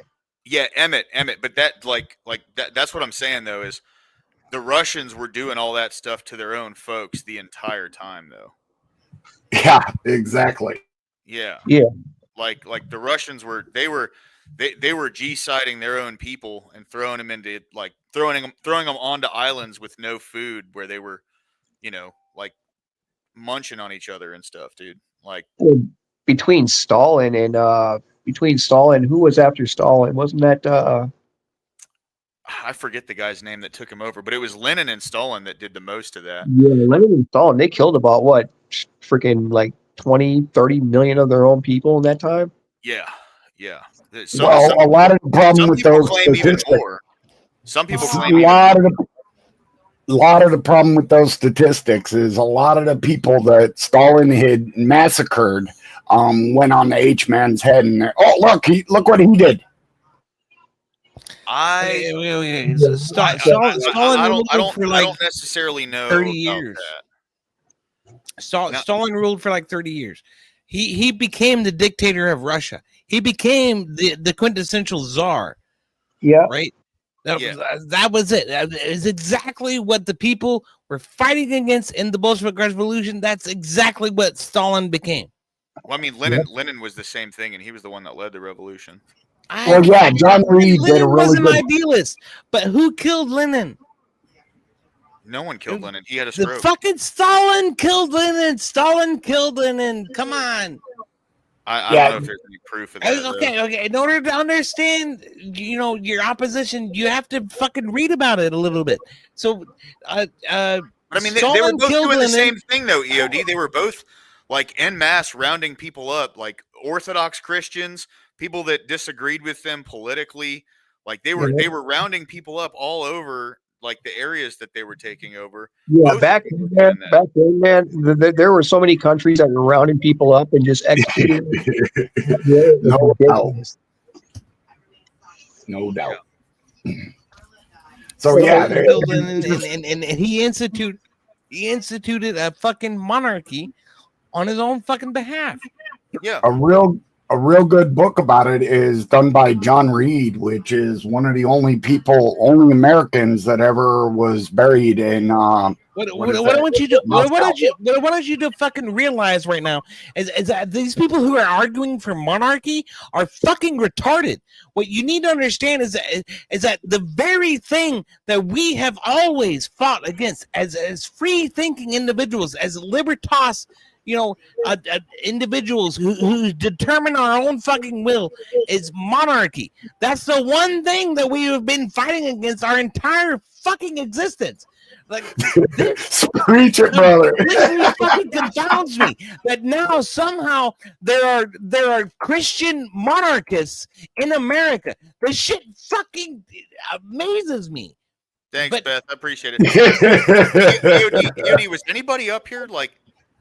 No. But what I'm trying to tell you is that why I oppose communism is that it results in monarchy. It results in dictatorship. It results in autocracy. This is exactly what we need to avoid. Absolutely. Yeah. No, 100%. Yeah. Socialism, all that. Yeah. No. Right now. Absolutely. No, I completely agree. What's up, Realizer? Good to see you, man. Thanks for stopping in. But yeah, no, I completely agree with you, man. I mean, and that's the thing is socialism, Marxism, communism, all those ideologies, they can't exist without totalitarian control. Yep. No, they can't. None of it works. None of it works. This is what the monarchists are arguing for, though. They say, "Oh no, those people have Trump said at one point that Xi Jinping had a great control over his country during the COVID-19 pandemic." It's like, okay, that's a problem. That's a real problem for me, okay? Because the only reason Xi Jinping has that power is because he's a totalitarian. Yeah, look what he's doing to the Uyghurs and the Falun Gong and all that. Yeah, well, and I will say this, the big thing with the Chinese though is they voted them in knowing what they were gonna get, right? Wait, what? Hold on. That's not important. What's important is whether or not that's a righteous way to rule. Whether or not that's a good way to rule. That's really what it's about, and it's not. That's not what I'm saying. Look, hear me out real quick. So when the Chinese Communist Party was like marketing themselves and spreading their propaganda, they made it very clear that they were going to be taking rights. So like the people knew. I'm not saying that what the Chinese Communist Party said that they would do for the people, like for the people, was what they got. What I'm saying is they told everybody, what's up, Bill Hicks? Welcome in, bro. Good to see you. What they told people that they were going to take their rights in exchange for economic prosperity. And then if it wasn't for Reagan, they wouldn't have had economic prosperity at all. But the people voted for that. Well, that's kind of the point. They willfully sacrificed their own rights to the government under the guise that it was going to bring them prosperity. So they kind of walked into that all on their own. That's all I'm saying. What's up, Bill? Yeah, well, our agreement with our government was for them to do one thing: keep the people safe. That is the government's only job here in America. Yeah, they don't do anything. They are failing at their one job, and something needs to be done. That's why I'm in total disillusionment over this Epstein stuff, because those are our weakest and most vulnerable people. And that's all I was trying to say the other day when I was talking to, I don't know, the prick about it, and he was going off on, oh, you shouldn't do nothing because this is just going to happen anyway. I was like, yeah, just do nothing. That's a brilliant idea. Do you hear yourself? But yes, he couldn't. That black pill shit, fucking, it's for the birds, dude. I get it. I'm with you. Yeah. All right, go ahead, man. Anybody? Okay.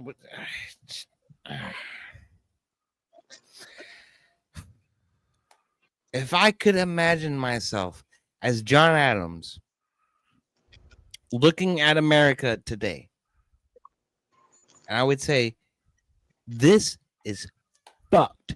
This is totally fucked. And there's several reasons why. The first amongst them is that the right is arguing for a monarchy. That's retarded. That's completely fucking backwards. What the right should be arguing for is the Constitution, not the fucking monarchy. Fuck that Wait, shit. you think Okay, the so rights? That's first. Okay, Second, I would like to take contention with that, because and I'll say that we are completely fucking degenerate. That's completely retarded. That's completely fucked. We need to find Christ again. We need, our country only works when our people are led by Christ. one nation under God, yada yada yada. Yeah, I'm with you there. But where I'm not in with you is where do you think we're looking for this monarchy on the right? That we do not belong to any other country under any circumstance for any reason. And how much of our pharmaceuticals come out of China? How much of our pharmaceuticals come out of Vietnam? This shit is fucked. That needs to stop. Okay, so what is the monarchy that you are speaking of? So just so I'm clear. The monarchy that I'm speaking of is a Christian monarchy. That's what the right is arguing for, is a Christian monarchy. And if any monarchy should exist, that is the only one that I might fucking, abide. However, so any monarchy is totalitarianism. That is garbage. I will not accept that. The right is looking for a monarchy through the Christian faith. So we are looking for whom? Who? We're looking for Jesus to come back with the sword? What are you saying? Yeah. I believe that's what the Ortho Bros are saying. Is that they want a monarchy in America with a sword, Jesus come back and just fucking do away with all this garbage. Well, I have not heard that position from anyone, but if you, I welcome you to. Okay, so help me understand. Help me understand. No, help me understand. That's no, Cree Dog. There are people who argue for monarchy. Yes or no? Yes, but they seemingly. So what are they arguing for? They're mostly on the left. You think the progressive leftists are arguing for monarchy? Their socialism is, in fact, it leads to a monarchy every time. I mean, it's just, yeah. So that socialism, they don't realize that, bro. They don't realize that. They think that they're arguing for the people's control of the means of production. They're fucking retarded. Yeah, well, that's my just how do. The only people that I've seen say monarchy are, Andrew Wilson, fucking Arakar Ark, Emmett in the chat, and several other people who are prominent in right-leaning spaces saying we need a monarchy. We need a monarchy which is Christian-led. You've not seen this. Are you telling me? Yeah, no, I have seen it, and it's very alarming. So I'm in agreement with you. That's why I'm trying to figure out what to watch out for, because that is not my stance, and I'm very opposed to just that. What I'm I don't telling want you, the king to come back. What I'm telling you, Cree Dog, is that this is extremely dangerous, and it is extremely backwards to what our founding fathers decided to do with our country. So I'll yield the floor to Emmett. Hey, so Okay. Emmett, guys, just letting you know, Emmett's Yeah, here. He's the house monarchist, or in the neighborhood Yeah, I'm a monarchist. monarchist. So monarchist, he's gonna come in and explain how monarchy is superior, apparently. I'm not even gonna do that. Yeah, I'm gonna go ahead and say like, Andrew. First off, Andrew Wilson has never ever been like, yeah, we need a monarchy. Never. He thinks, No. and he said this before, that if you have moral people, you will have a good government. It doesn't matter what kind of government it is. Okay. Now, for the idea of there is people, especially in the right, that think that having a monarchy is a better solution than whatever we have right now, and we're talking about people that holding someone accountable and having an actual ruling class that is related to the soil and that wants to make this an actual good place for everybody, right? Yeah, I would. The whole point.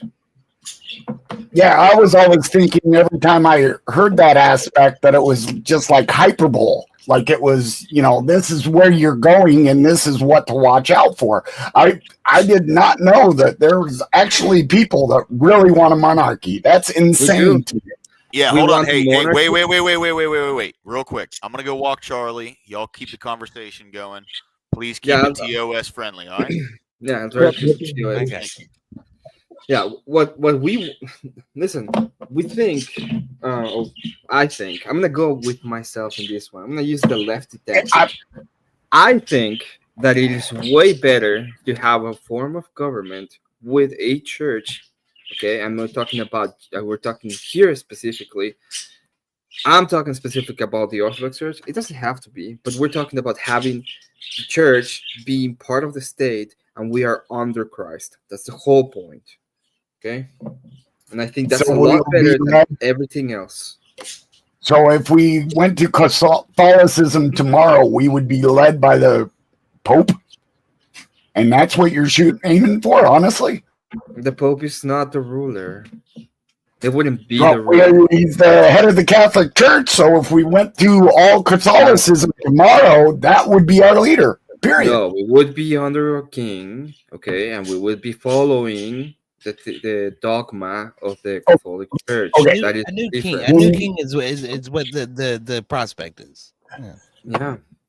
The king is like the come land. up with this utopian society and how to actually play that out and show me the end result that actually works, I'll be all for it. But until then, no, skip that. Get that monarchy crap out of here. We have all of the Middle Ages to know how it will play out, and they will play out pretty well most of the time. Okay. Let me try at this different direction. I am so with Christian baseline values for the entire country. That's not a bad thing, but why can't it be some Muslim values in there too? Not the Sharias, the Shiites, because the way they branched off was pretty horrifying, in my opinion. That's where I think you're wrong. What I'll espouse is that we do need a return to Christian values. We need a return to Christian values in culture. In government, we need to return to the fucking Constitution. That's what do where you I'm think at. is the culture? What do I think is the culture? I think the where culture where do you go? Like, if you had a culture and you say, this is the place people come to participate in the culture, where do you think that is? I think that, okay. So it's a lot of places. It's not one place. It's a lot of places. So one of those places is church, for sure. One of those places is the public square. It's where you go to shop. It's where you go to work. Okay, let's go. Let's go with that I thought idea. whiteys didn't have culture, though. I mean, come on, get with the left. From those places that you mentioned church, you mentioned places to shop. Let's say entertainment too. Where do you get your values from? I said that there were two places. There's where you shop. There's where you work. There's also where the government happens. Those are two different places. That's what I'm saying. And so where do you get your values from? I get my values from God. I don't get my values from government. Where do we go adorate and venerate God and get our values from? We to church. Okay. Family. So I do think you take your family with you and go over there and they venerate and get the values. You go to church. You go to church. That's it. Yeah, exactly. You go to church, so everything is tied up. The point of having that this is why I want. Like, I can agree with you. I want a culture that is rooted on Christianity, and to have a culture that is rooted in Christianity, we need to have a church. That's what Jesus Christ left us. Then what you have to do, what you have to do, monarchist, what you have to do is to convince me as a libertarian to believe that somehow there will never be a person who will come to the monarchy who has a detrimental or a malicious fucking intent. What do you mean by that? There's always going to be. I mean a bad king. That's what I mean. I mean, you have to assure me that there will never be a bad king. Well, how about you can convince me that 500 people are not going to band together to decide who is going to rob who? What the fuck does that even mean? How does that even I relate think to he's the arguing for game? democracy or against democracy, but I'm not certain. Can you elaborate on that, Emmett? Yeah, can you please tell me how is it that the government right now are not a bunch of people going on together deciding how are they gonna spend the money that they take from the people and whatever they want to? Yeah, it's literally Peter gonna rob Paul, and the debt is 37 trillion. Okay. And So they don't care about this it. is not making me believe that a monarchy is better. It's telling me that my system is flawed. That's what it tells me. And yes, my system is flawed. I agree with that. However, there hasn't been a better one, and monarchy isn't better. There has been the best system we got, and we have to work into the confines of that. That's you guys being like, what you're doing is taking the lenses of, we were told this as a kid, so it must be true. Okay, that's what you're doing. It's like, this is the best possible solution. No, it isn't. Every single democracy at the end of time ends up in tyranny. Okay, for one, this is not a democracy. We have a representative government. Yes, it's not at all a democracy whatsoever. Not even close. It's not a direct democracy. Like, you don't have. It's a representative republic. It is a state. It is a type of feudalism, if you will. That's the way it's supposed to work. The way it's actually getting superseded is through these big ass. I'm sorry. Don't describe it as feudalism. I swear, dude, you're fucking shooting yourself in the foot. It's show me how it's not. Okay. I will show you how it's not. As a person who is poor can become rich. That's how it's not. The only nation in the world. Shut the fuck up. The only nation in the world who ever created the ability for a poor person to become a rich business owner was America, the United States of America. We created that possibility. So you think you couldn't do that in Britain in the early? I think you could not do that in feudal Britain. Yes, I think you could not do that in feudal Britain. Yes. Okay.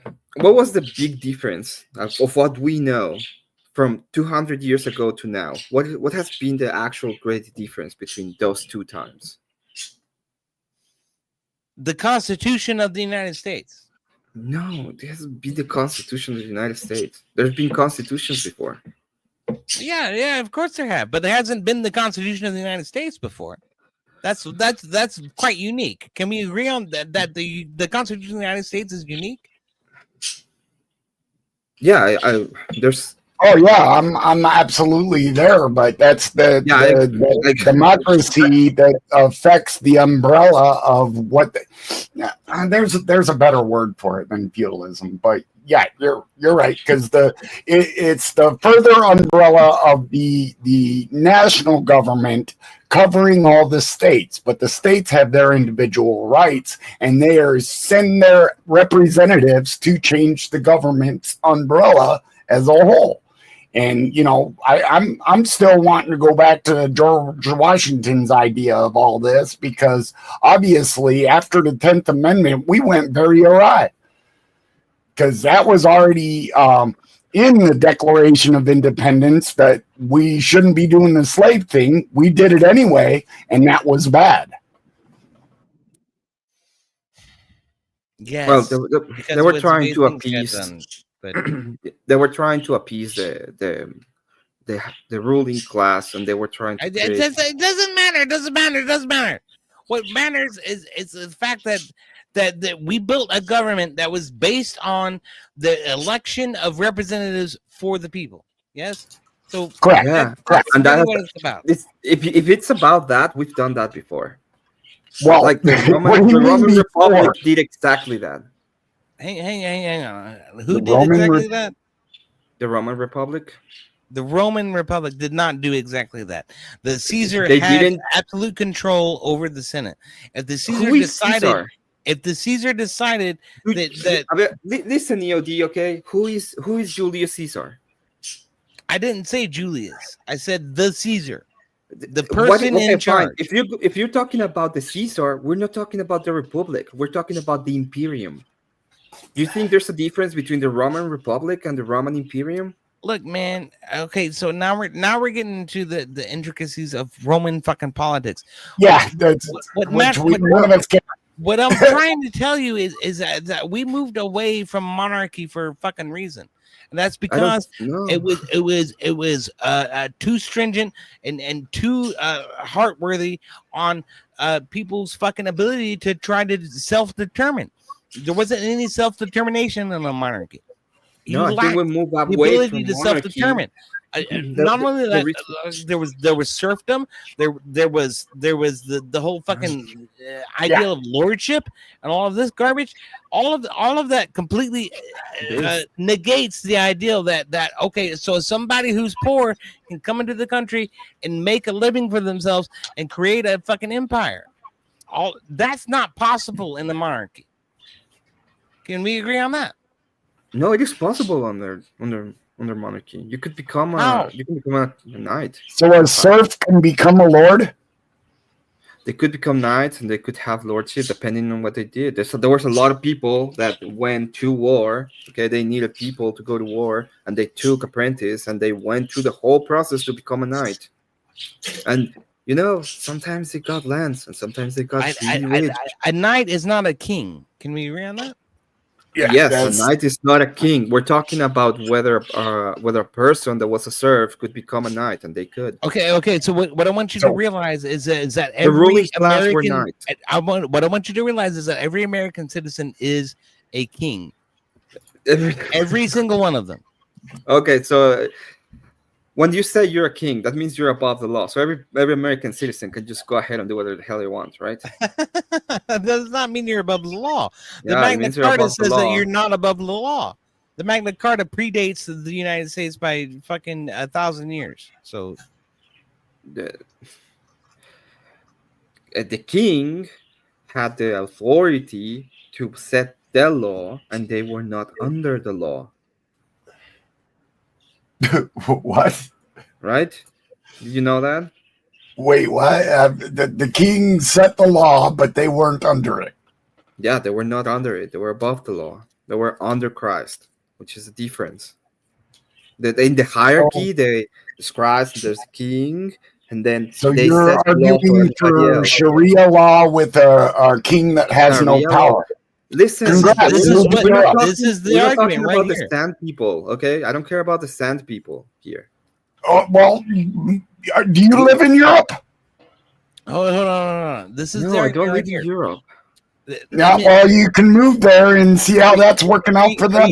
Creed dog, Yeah, hold on, you know, hold you on. know what? You know how is that happening? That's happening under democracy, under your No, system. but no, Our they have king fought them. they have an honest king. They just put them up. We fought them. Stop. Okay, so here's the reality is that the king lives under God. So then in the monarchist fucking rule of America, the king would live under God and be above the law. That is your argument, Emmett. Yes? Yeah. And who holds the king accountable? The church. Okay.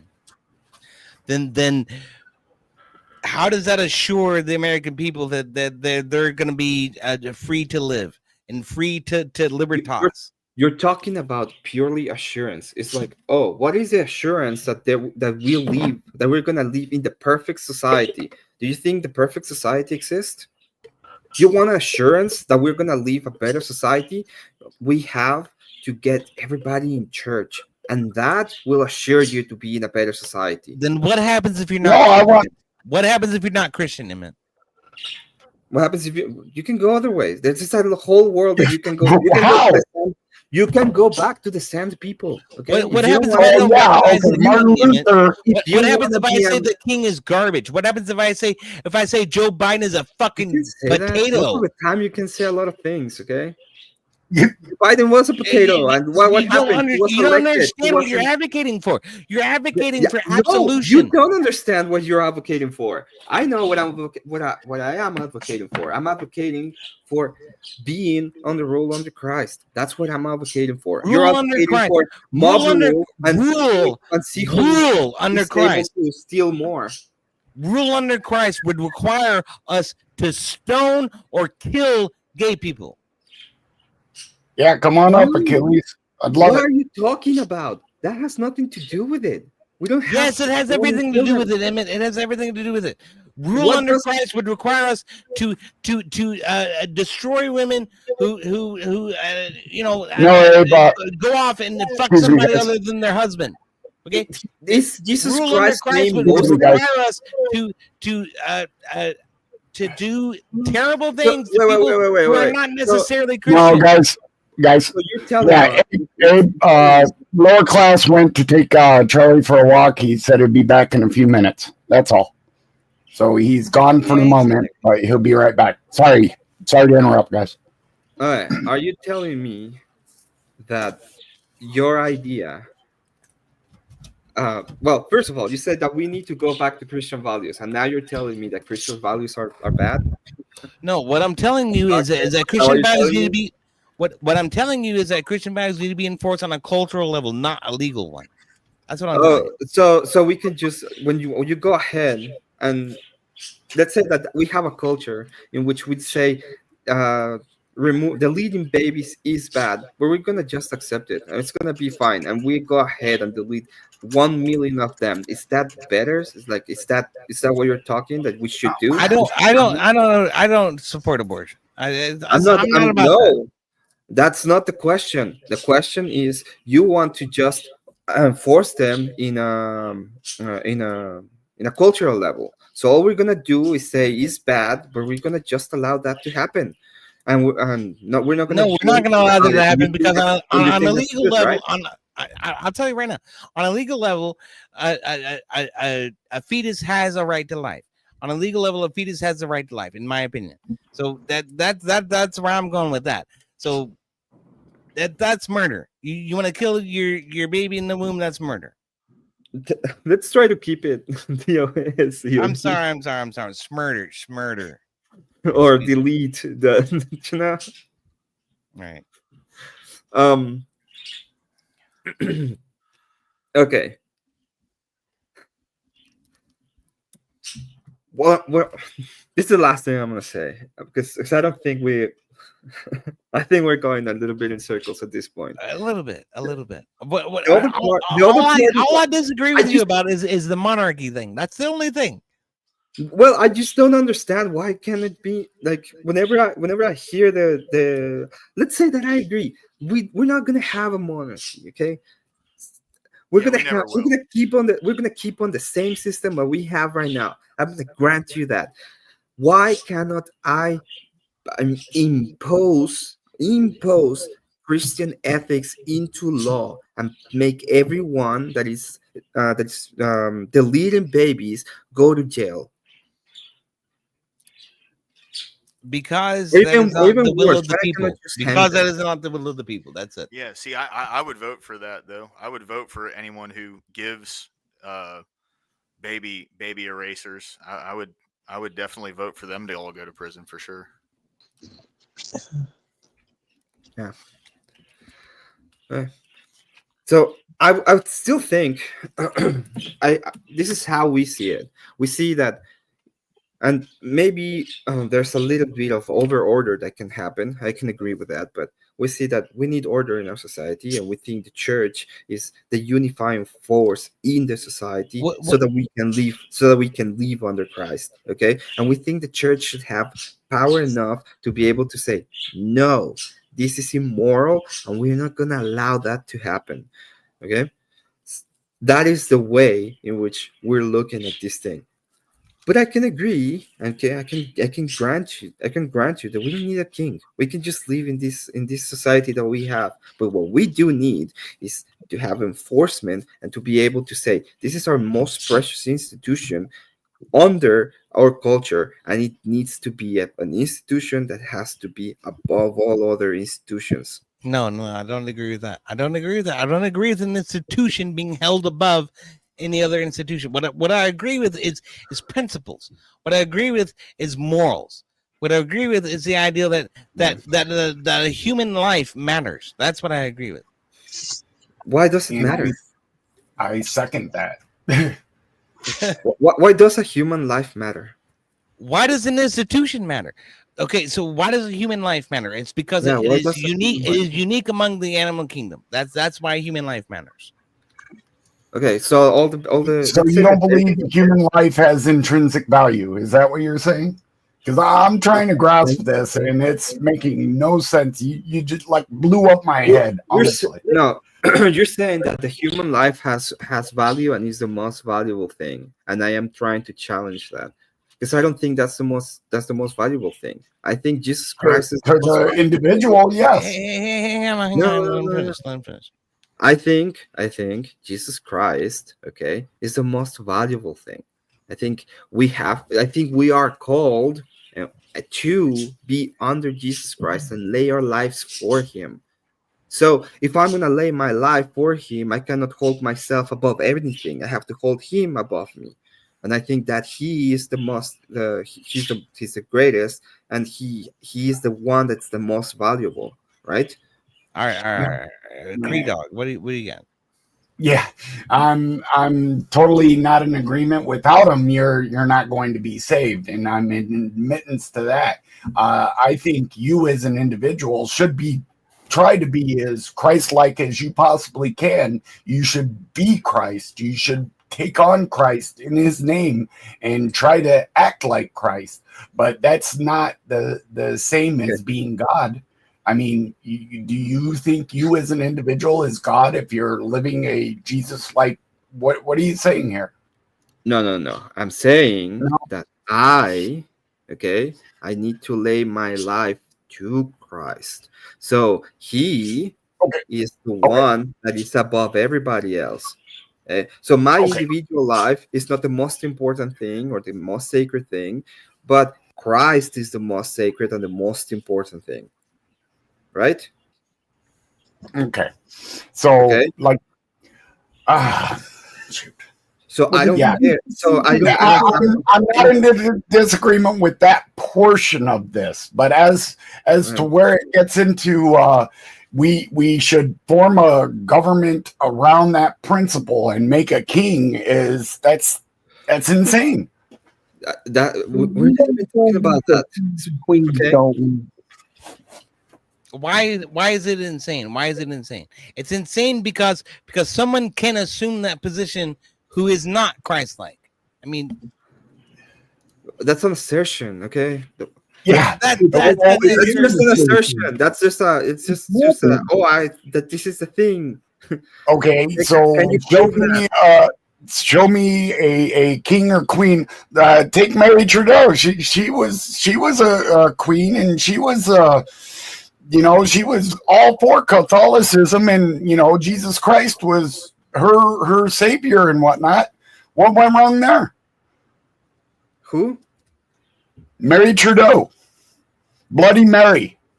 Mary Trudeau was not Yes. Catholic. Queen Elizabeth I's daughter, Mary Trudeau. She married the King of Spain, and she was known for off with her head. If I know who we're talking to, that is the daughter of Henry the Sixth. I believe so. Yes. Okay, the ones not that Henry, not the Eighth. The one that had the Evangelical Church of England. That one. Yeah, I believe she was trying to. It's basically. I believe that she was one of the ones that made us become a country in the first place, because people were trying to get the heck away from that because they were forced to believe in that religion or be slaughtered.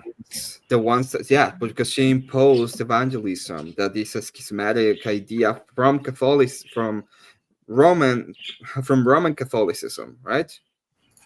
Yeah, she was one in part, but there was show me where a king has worked that's lived up to these standards, because I can show you 20 that haven't. So she was not a Catholic, right?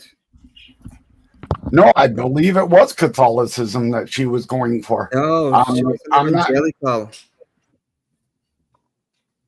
Okay, yeah, I'll have to look into it more, but I mean, it's just like the Reformation. That was ultimately, Martin Luther. The problem is that we don't have a recourse.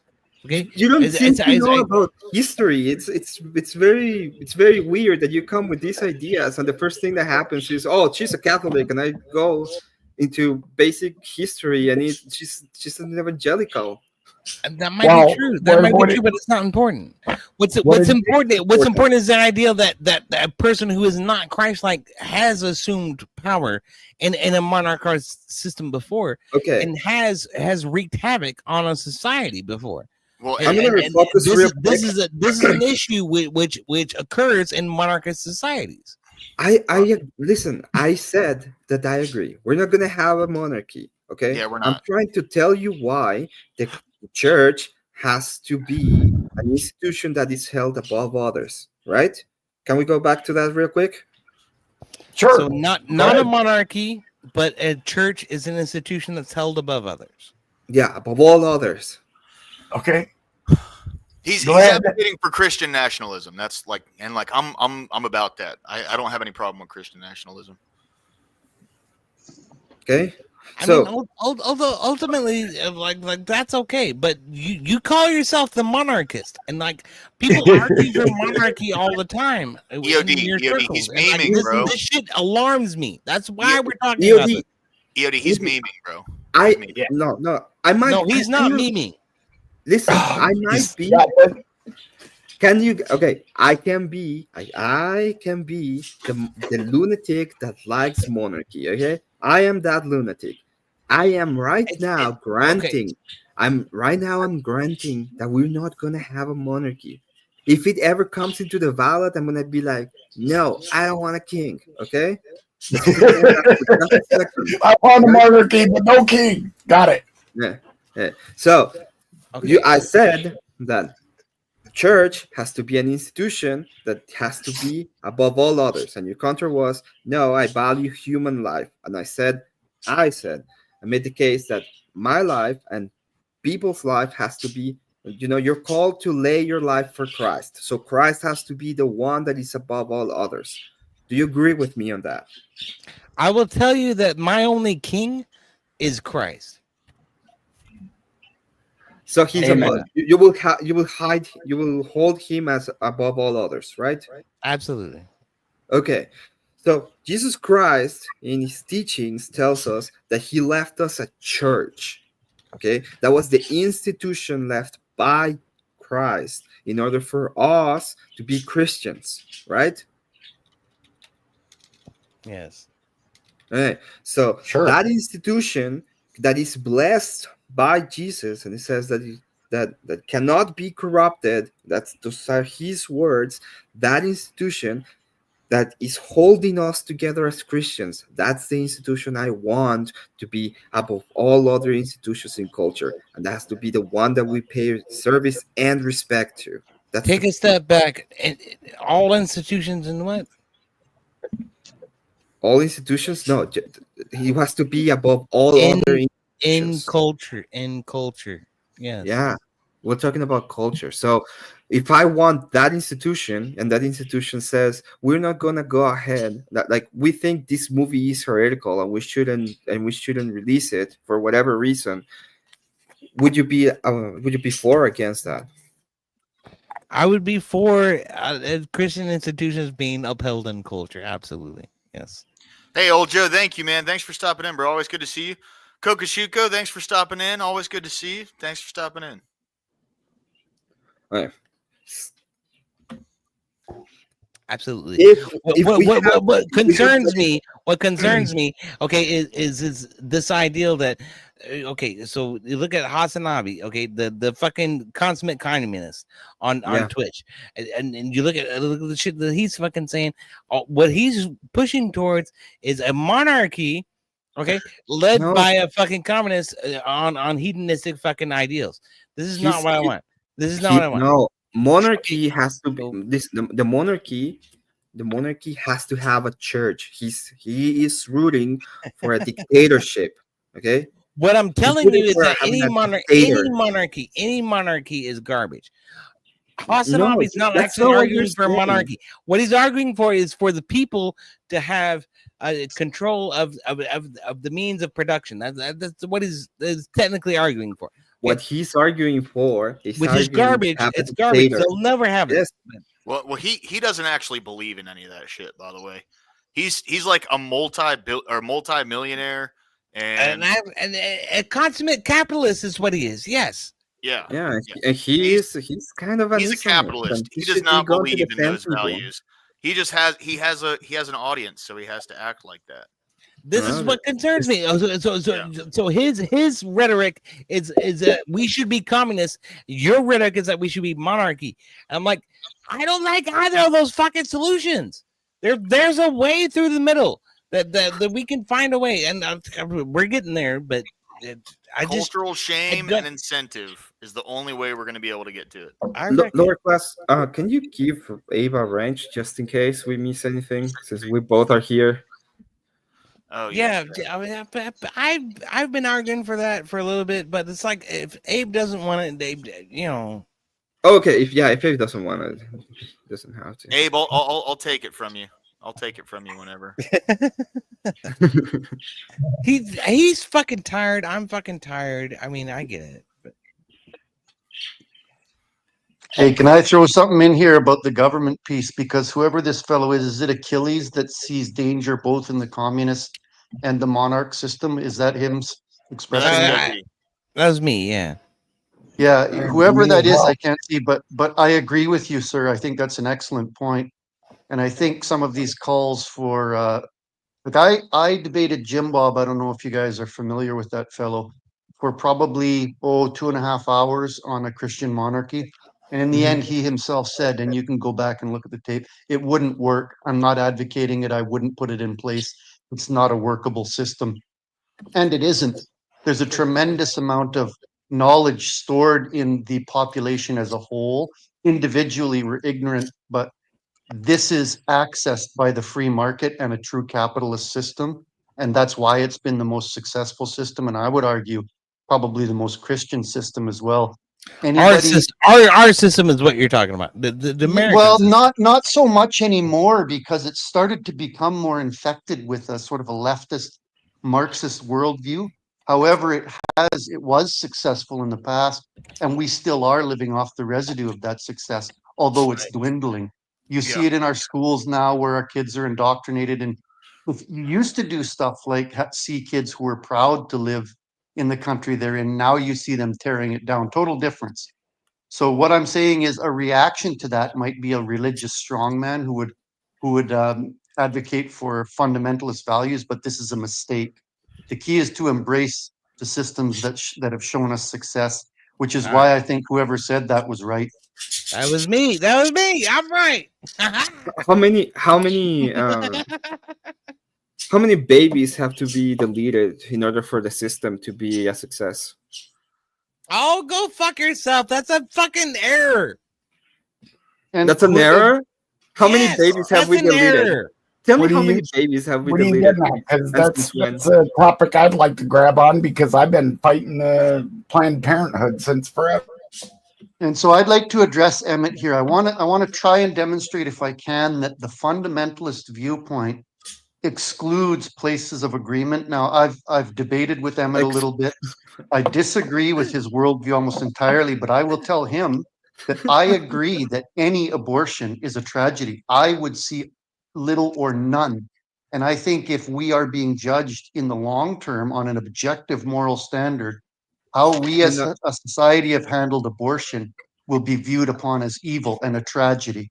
These fetuses, these human beings that are being killed, this is human life. Nobody can dispute that.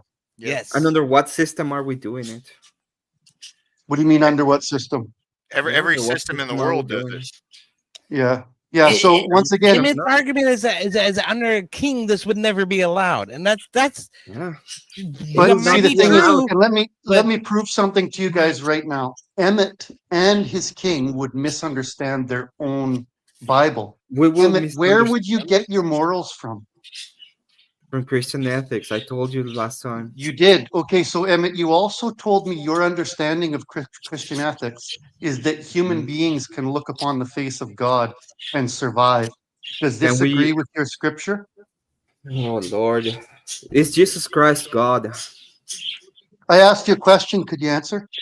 Yes, because we can do. Yes, because we looked at Jesus Christ, and Jesus Christ is God. Okay, let me look up on the internet. You tell me if you agree with this. You're And gonna I'll go to just the quickly old. look it up. You're Can gonna human go to the Old beings Testament, and you're not look gonna on? understand. So you don't? Are you rejecting the Old Testament now?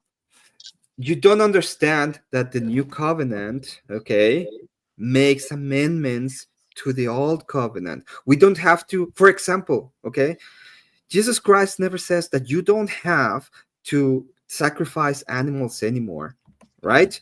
Why don't we do it? So now we're arguing I'll finish Abrahamic off. law I'll finish versus off natural. quickly. I'll finish Hold off on, quickly guys. with Hold on. Emmett. Wait. Kokoshuko came in with a banger here. It's the social fabric that's fucked, not the political system. That is Sure. And let me finish off with Emmett because these conversations always devolve. And I will suggest it was the same on free will. And I know Emmett will interrupt me. And Emmett, I asked just for 2 minutes and then I'll drop down. Emmett's position Don't is drop down. Have a conversation. Yep. Emmett, I will, but you can't stop yourself from interrupting. Stop being a victim. Well, I'll interrupt and I'll say, "Oh, Joel, you stick around, brother. It's good to see." Yeah, okay, but I'm going to make a point here that's important. And if we have generally people with weak arguments overtalk on the panel verse, would we agree on that? Okay, listen. Okay, if you're gonna attack now me, you'll go on a dialogue. If you're going to attack me, I will respond to you because you're fucking weak start. Okay. Sure. When I stop talking. So no. So if you want to go ahead and ask a question, ask your question. Stop trying to be these. Stop trying to. All right. I'm muting everyone. Okay. This is how we're gonna do this. All right. We are not going to be over talking each other. Old Joe, you said you wanted to say something. Please don't make attacks on someone, like even if it's passive aggressive. Just make your point, and then Emmett, you respond to it, so that way we can have like at least a somewhat constructive dialogue here. Okay, thank you guys. I appreciate it. Sure, lower class, but I can also draw parallels. So those that advocate for systems that end in gulags will generally. Oh, here we go. See, Go ahead, Emmett. You go ahead. You tell me please. what to believe, and I will go ahead ahead. and tell me everything. I will go ahead. Please do not interrupt, and I promise I won't interrupt you. Can we agree on that? Just go ahead, old Joe. Go ahead. Okay, yeah. Well, this is a panel verse tactic here. So those that advocate for systems of authoritarianism, whether they be religious, whether they be from communists, these systems wind up in gulags because you get misinterpretation of scripture, of ethics by a very small group of intellectual elites or scriptural elites. And what do you do with the people that have independent thought? You have to stop them. These people misinterpret their own scripture. And I have to say this because Emmett has done this, and I will just give an example and he can respond to it. Emmett's system believes in free will as a cornerstone to salvation. However, he has told me that he has no choice but to believe in God. He then says, I am misunderstanding his scripture. Cult members all over the world have said the same thing. Jim Jones's followers said this. David Koresh's followers said this. If you only understand the way our leader told you to, then you would believe the same thing I do. It's an attack on free will. Best system is a system that maximizes individual freedom within the context of some sort of traditionalism, some sort of culture, and allows people to explore and suffer the consequences of bad ideas. Monarchies have never done this. This is why they've always failed, along with communist systems. I'll mute myself now. Thank you.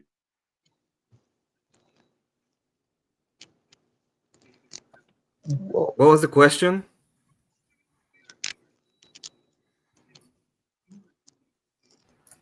I don't think it was a question. I think it was more of an explanation. Do you refute any of that? He was it. No, go ahead. Wow. No. Yeah, it was more or less a statement because that's a statement. He said he had a question for me, and then he went on a fucking statement and didn't actually ask me a question. Oh, he's wrong. Well, you are wrong. Listen, regardless, I can go ahead and do that. Regardless if he asked a question or if he didn't ask a question, you can answer the statement. Yeah, do you have a response to this? Is he wrong? How is he wrong? He said that my system ends up in gulags. The gulag was a specific system set up by communists. I'm not a communist. I don't have anything to do with that. I don't know why he said that. He says that I misrepresented the scripture. He didn't actually give me a scripture that I misrepresented. He doesn't understand the difference between the new and the old covenant. He doesn't think that Christ is God. But since he is God, and people look at Christ, and you can look at God, that would be the logical entailment. He says that I don't have free will, but I was trying to explain to him that I have to believe in what is true because it's true. If the church, if Jesus Christ is true and he is quoted as being the truth, the way he's quoted to be the truth, I have to believe in him so that I don't become absurd. It doesn't have to do with whether I have free will or not. They all try to go ahead and pretend that every single time because all they have is their preference. So they think that my preference has to be Christ. But I don't think that way. I think that Christ is true, so I have to believe in what's true, even if I don't prefer it. There are things in Christian ethics I might not prefer, but I still believe in them because they're truth. That's the point.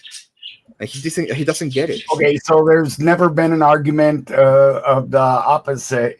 Jesus is the same amongst all churches, and they don't have any dispute on that. No, right? I don't believe that. We have a standard of which one's right? Which one's right then?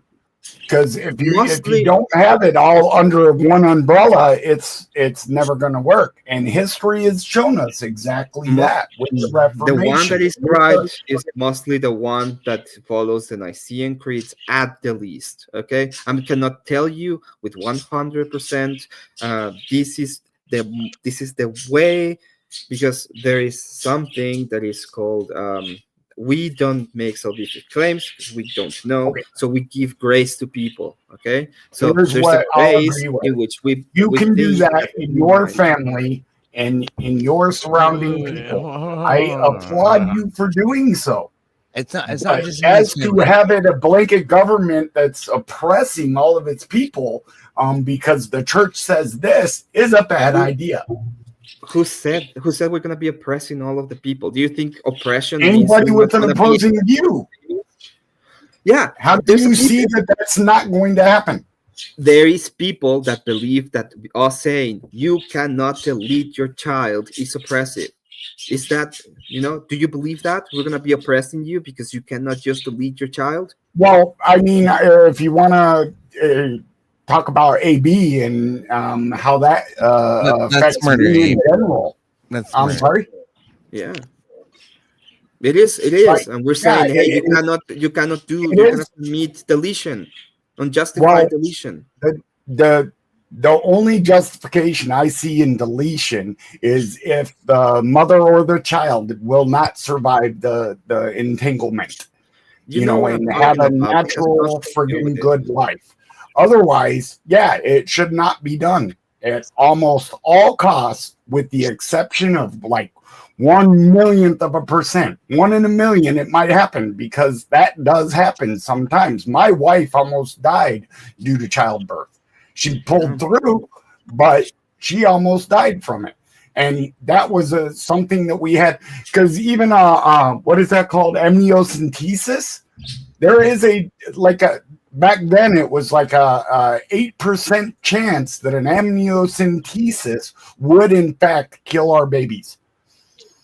So could I jump in for a couple minutes, because and then I will allow Emmett. If Emmett made a statement, I'll respond to it, and then I'll. I don't listen. If you want to ask me a question, but I don't respond to dumb statements. Okay. Okay, so I will point out that what you're seeing now generally happens from people with a fundamentalist worldview, a shutting down of dialogue. I don't listen unless you do it under my circumstances, unless you quote my book, unless you see things my way. Which book, you dumb Now come the ad. Now come the ad homs, and the next thing is all you did was a bunch of ad homs on your statement. That's Okay, all so, you did. Emmett, This do you mind this if boy I- wants to put you in a gulag. What do you think that is? Is that an ad Do you hom? mind- Are you calling me a murderer? Do you mind, Emmett, if I? Do you mind, Emmett, You if are I calling me I don't a think murderer Joe at wants to that put it point. in the gulag. That's No, I exactly don't. what But you're I trying would to like do. I would like the opportunity to respond without Emmett interrupting, if I could, please. Okay, Emmett, because you're quiet now, it doesn't necessarily agree with that. Okay, perfect. You hit the mute. So there is a general pattern that comes with people that are fundamentalists. First, they will discredit you, like Emmett did. Then they'll ad hom. And when I say gulags, these come in many forms. They come as tribunals. They come as inquisitions. They come in all sorts of shapes and sizes. Gulag is simply a convenient term to use in this argument. But as you watch, you heard Emmett start to ad hom me when his arguments collapsed. This is the reaction of a fundamentalist worldview. And the next thing, in the most convenient, any monarchy will can I just finish? oppress And then people. can I just finish? Sure.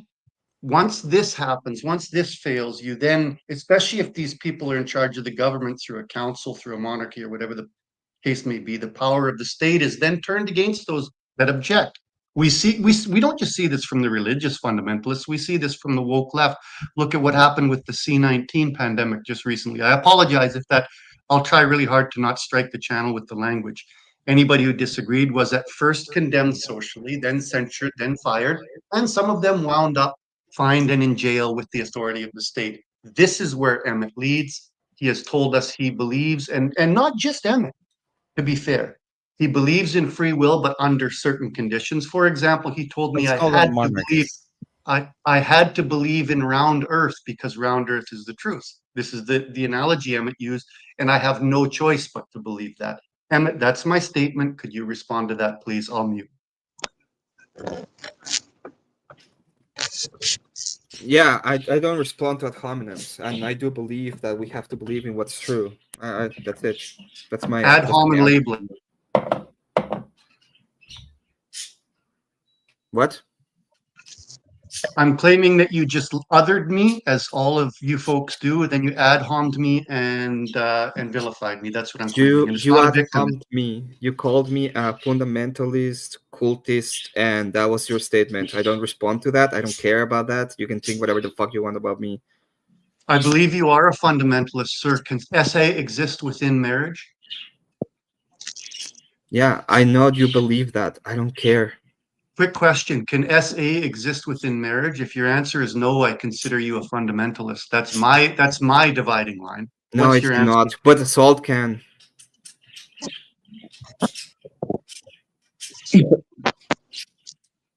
What's the difference?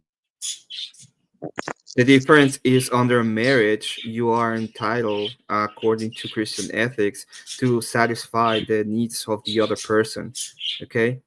That's part of it. That doesn't mean that you can just assault people in marriage. Do you Okay, understand so that? Emmett, Also, marriage is a different thing from a legal perspective versus a religious perspective. I mean, can we respect that? yeah, and I will point out something very subtle that, and I know Emmett will interrupt me in the middle of this. This is what I say about fundamentalists. They will shift the facts to fit their worldview. Emmett has now taken a different position than he took on the panel the other night, a fundamentally different position. So are you saying, Emmett, that the GRAPE word would be legally prosecutable as long as we labeled it assault? Is that your position now? I didn't contradict myself. I said the exact same thing. I said the problem is the assault. And yes, it was prosecuted under assault. Even under your own worldview, before we had this idea that men, married people could just grape each other. Before that, assault was a category. Okay? And that's how it was prosecuted. So I'd like to make another point if I could, Emmett, unless you had something else to say, I'll wait. Yeah, I'm waiting for your ad homs. Sure. No, these aren't ad homs towards you, Emmett. What I'm saying is you belong to a worldview that displays commonality in behavior. And Yeah, this you is belong another to a piece worldview that I think just murders babies. So Emmett, why is it impossible for you not to interrupt? I won't interrupt you. Go ahead. I believe your ideology just murders babies. I think you're a baby's murderer. Okay. I have stated very clearly that I think every abortion is the ending of a human life. I am on the side of these things being, if they are a matter of convenience. Abortion is, in my opinion, a tragic event when this takes place. And I would do anything to minimize the abortion down to absolute minimum or nothing in our society. I think it's a tragedy, Emmett. Whenever that happens, that's my belief. But the problem is that another characteristic of fundamentalists is that they will talk for you. They will strawman your argument and then argue against that and prosecute you for what they say you believe. This is what Emmett does. Emmett has not questioned me on my worldview, yet he comments on it. I'm a communist. I support abortion. Emmett, how do you know these things? You haven't asked me a single question. Never called you a communist. I don't know where you got the idea that I called you a communist. Didn't you just do that like 5 minutes ago? We can rewind. I mean, I thought you did. Maybe I'm mistaken, but I'm pretty sure I heard that. The system that we are under in the United States is a communist system. The system that hold we on, are hold on. Joe, real quick. I do want to clarify. I heard what he said. So you had brought up gulags, and what he was saying was that's a communist system, the gulags. He is not a communist. I remember hearing like what he was saying there. So he was just referencing how you had brought up gulags, and what Emmett was saying was that's a communist thing. I'm not a communist. That's how that went down. So that you might have just misheard him or something. My recollection is different, but I am willing to say, okay, let's move on if this is not what he's called me. I think he did. But in any case, that's fine. I'll accept that. Emmett, you asked a question that I was going to respond to. I've forgotten what the question is. I apologize. The system that we live under right now, is it a communist system? The system that we are living in right now is becoming increasingly infected by a viewpoint called Marxism, which in itself is a slave to the most evil worldview that has ever graced our planet, in my view, collectivism. So we are moving more towards Marxism, which will entail in and of itself. I'll tell you how the communist system works. It has to use part of a capitalist system to draw resources from the free market and place them in a communist system. We are moving more towards that. And to me, that's a bad thing. Does that answer your question, Emmett? Do you advocate for the system that we are under right now? I do not advocate for the direction our system is moving. I think that it, like you, it does not advocate for free thought or independence of thought. It prescribes a moral value of its own. It may differ from yours, but it prescribes a moral value that then we are all forced to live under with the pain of consequences. For example, if I speak out against something, like, let's say I were to go to my work and I worked in a professional atmosphere and I said, I don't believe that men should be able to say they're women.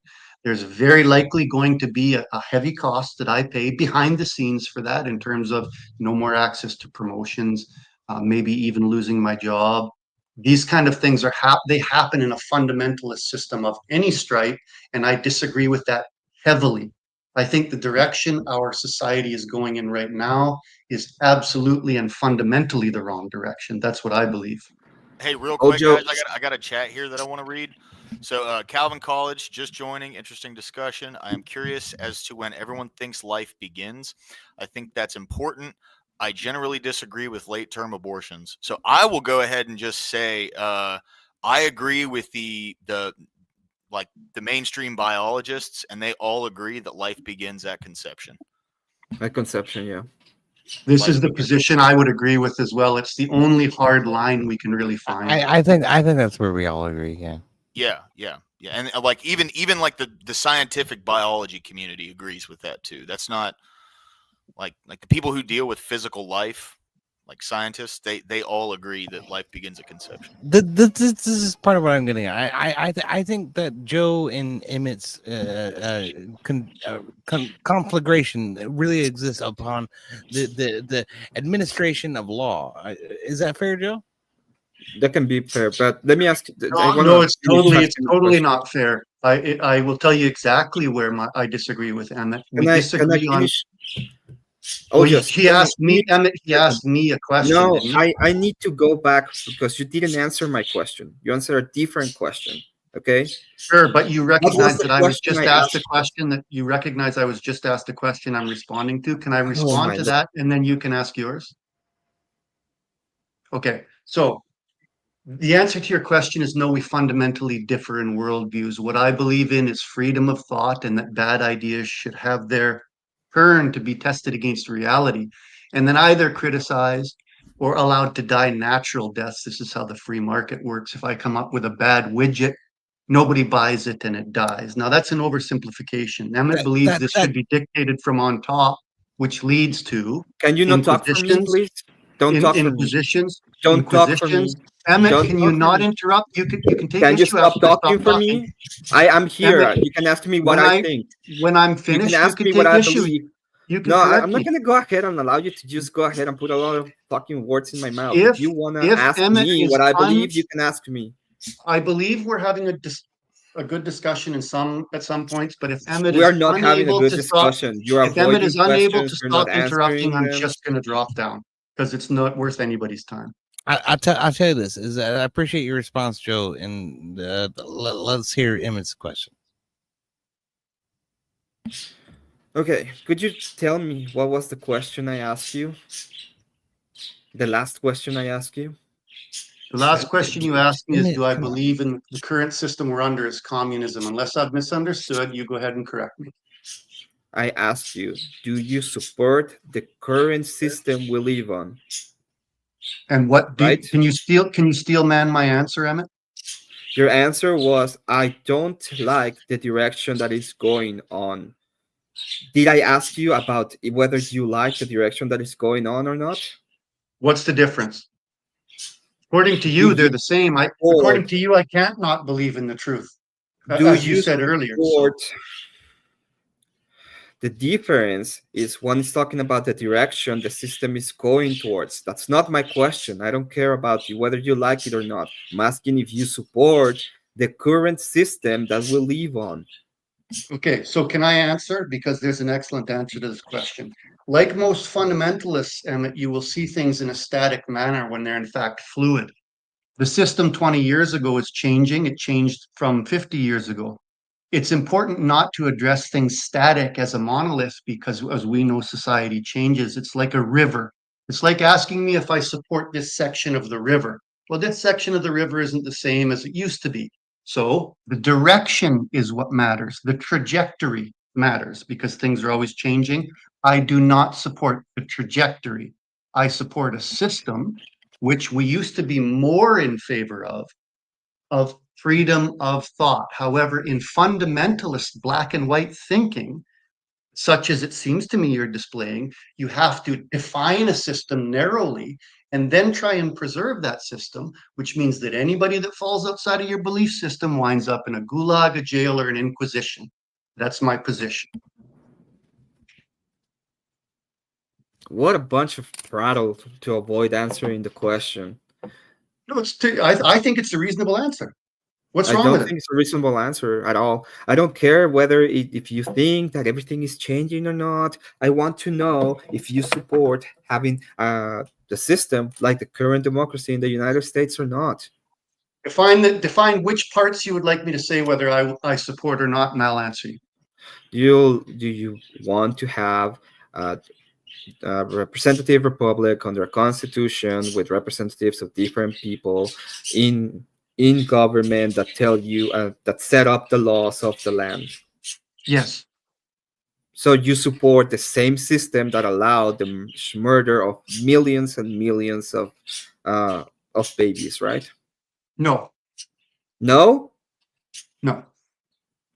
Okay. Good luck with that contradiction in your worldview. Why is that a contradiction? The thing that allowed the murder of millions and millions of babies, in your opinion, as you stated, was the infection of that system with a Marxist worldview. This is why things aren't black and white. These things have been on the increase. Listen, these things, Joe, Emmett, I have to let me answer. Can you answer succinctly? Do I go ahead for 5 minutes when I answer to you? No, right? I can just go ahead and tell you. Yes, No, you do, I and you don't. cut people off. I Emmett, don't. the next time you cut me off, I don't care if EOD, you ask me a never question, see me please. again. Any question. Ask me a question, EOD. No, please. I'm answering your question. Are you blue, Emmett? Are you blue? I feel really sad, EOD. Thank you. Yeah. No, So I meant this the is- color blue. I meant like the color. Only my blood, because I'm royal. All right. This is the problem with the fundamentalist worldview, is that, as I've already stated and as you're seeing, the narrowing down of very, very complex issues to some tiny little question and then straw manning the answer. This is what happens. And it happens in the minds of people that like simple answers to complex questions. Emmett, what system do you support? Joe, I think that you're trying desperately to control every aspect of this conversation. You're not listening very well. What I will say is I don't entirely agree with what Emmett is talking about. What I will agree with is this principle that Christian ethics ought to rule today. I do agree with that. I mean, Joe, I think you could agree with that too. No, or no? Why? Tell me why. Why does Christian ethics rule today? It's because it's because that we find ourselves in situations where we're asking, should a child die because the mother doesn't want to have it? Right? Are you aware of any other systems that might bring you to the same conclusion? Any other systems besides Christian ethics? Yes. No. No. Honestly. So that means that you're not arguing from a position of knowledge. You're arguing from an isolated. So then help me understand, Joe. What other systems prescribe that a baby should not be aborted? Two different questions. You're claiming that they don't. Is that your claim?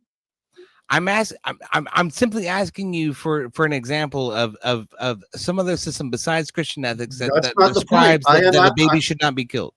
I am asking you to tell me that no such system exists. Well, that's so I don't have an example of anyone that does other than Christian ethics. So sure, because you don't have an example right now. That's why I'm asking you. Like yes, I asked you. Let me finish.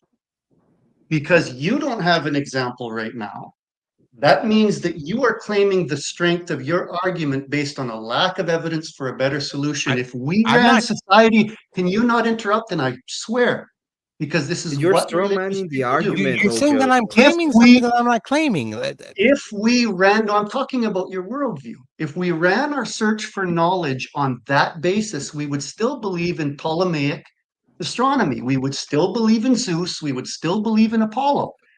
There are more things out there that we don't know than we do. And a situation where we value individual freedom and intellectual freedom, will find those as long as it's bound within a moral framework, which I agree your Christian ethic is a good one. I would support that over no moral framework. I have spent my life amongst academics who insist that there is no such thing as a moral framework. And because of them, I got to take my 20-month-old girl to the carnival and watch two men led around on dog leashes and dog masks because these people believe that thing is okay. I don't support that. Christians do not believe that is okay. No, Christians don't. The people that oppose any kind of ethical system.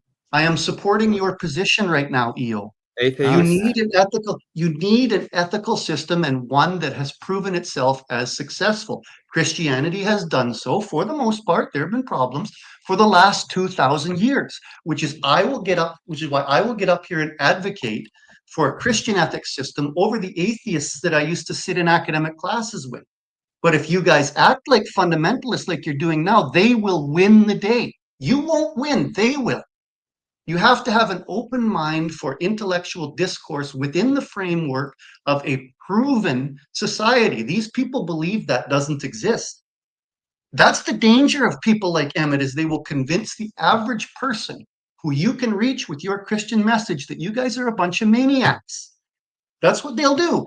And the intellectuals who are on the other side, who are well-spoken, well-versed, who use language as a tool to deceive, will be there to receive them when they do. Is that what you want? More ad homs. It's not an ad hom. It's what you see happening in society. It's not an ad hom. It's not an ad hom. Oh, I'm mean. Mean bad Emmett. It's gonna do mean bad thing to you because It's not Emmett. It's not Emmett. It's the monarchist. It's the monarchist, Emmett. No, he said people like Emmett will do mean things to you. That's an ad hom because he didn't even say. Didn't make an argument. Let me strongman your position, old Joe. Okay, so what I'll say that strong old Joe is saying is that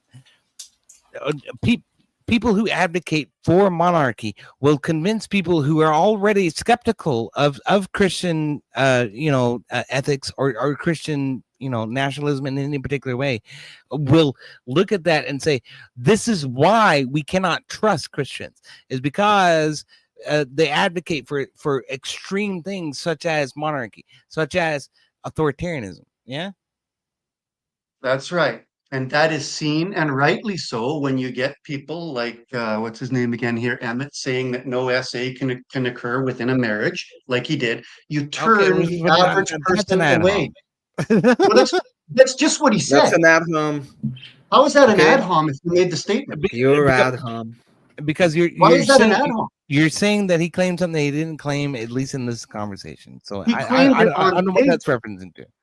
I claimed that assault can occur, and you agreed with me. Okay, so there's a difference between sex. Do you understand that there's a difference in marriage when it comes to sexuality than out of marriage? Do you know that? Emmett, my statement is this. No. You said on tape you cannot answer my question. Cannot occur within marriage. You said that. You say that in any kind of a crowd with any kind of independent thinkers, and you just lost them. Can occur within marriage.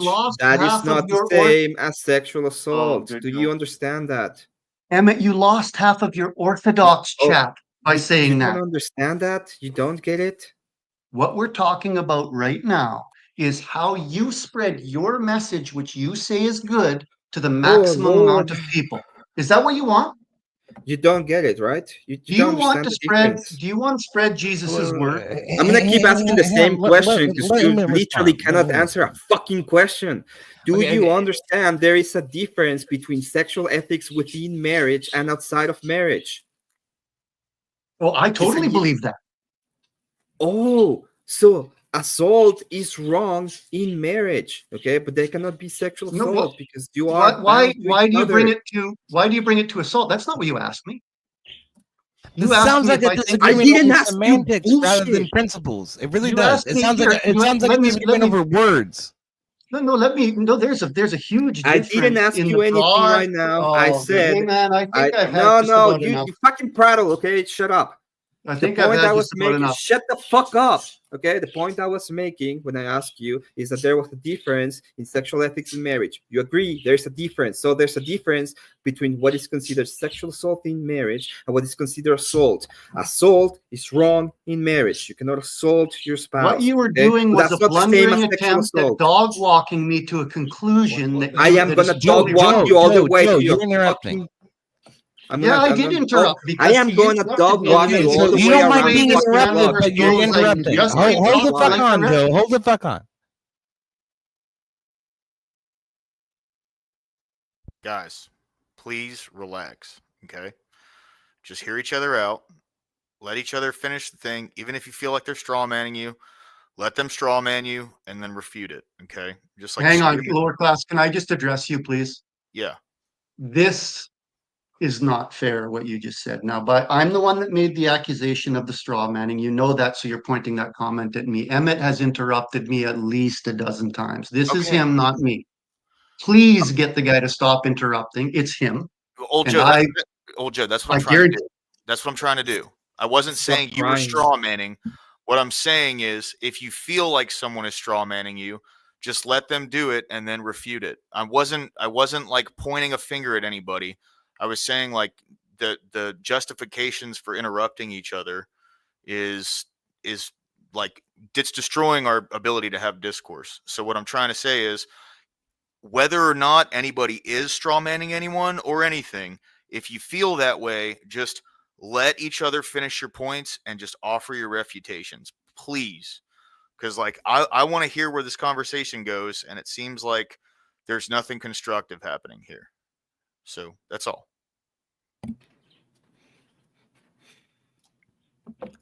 All right, then let me address what Emmett asked first, and then what he tried to take me to. Emmett asked a very broad question.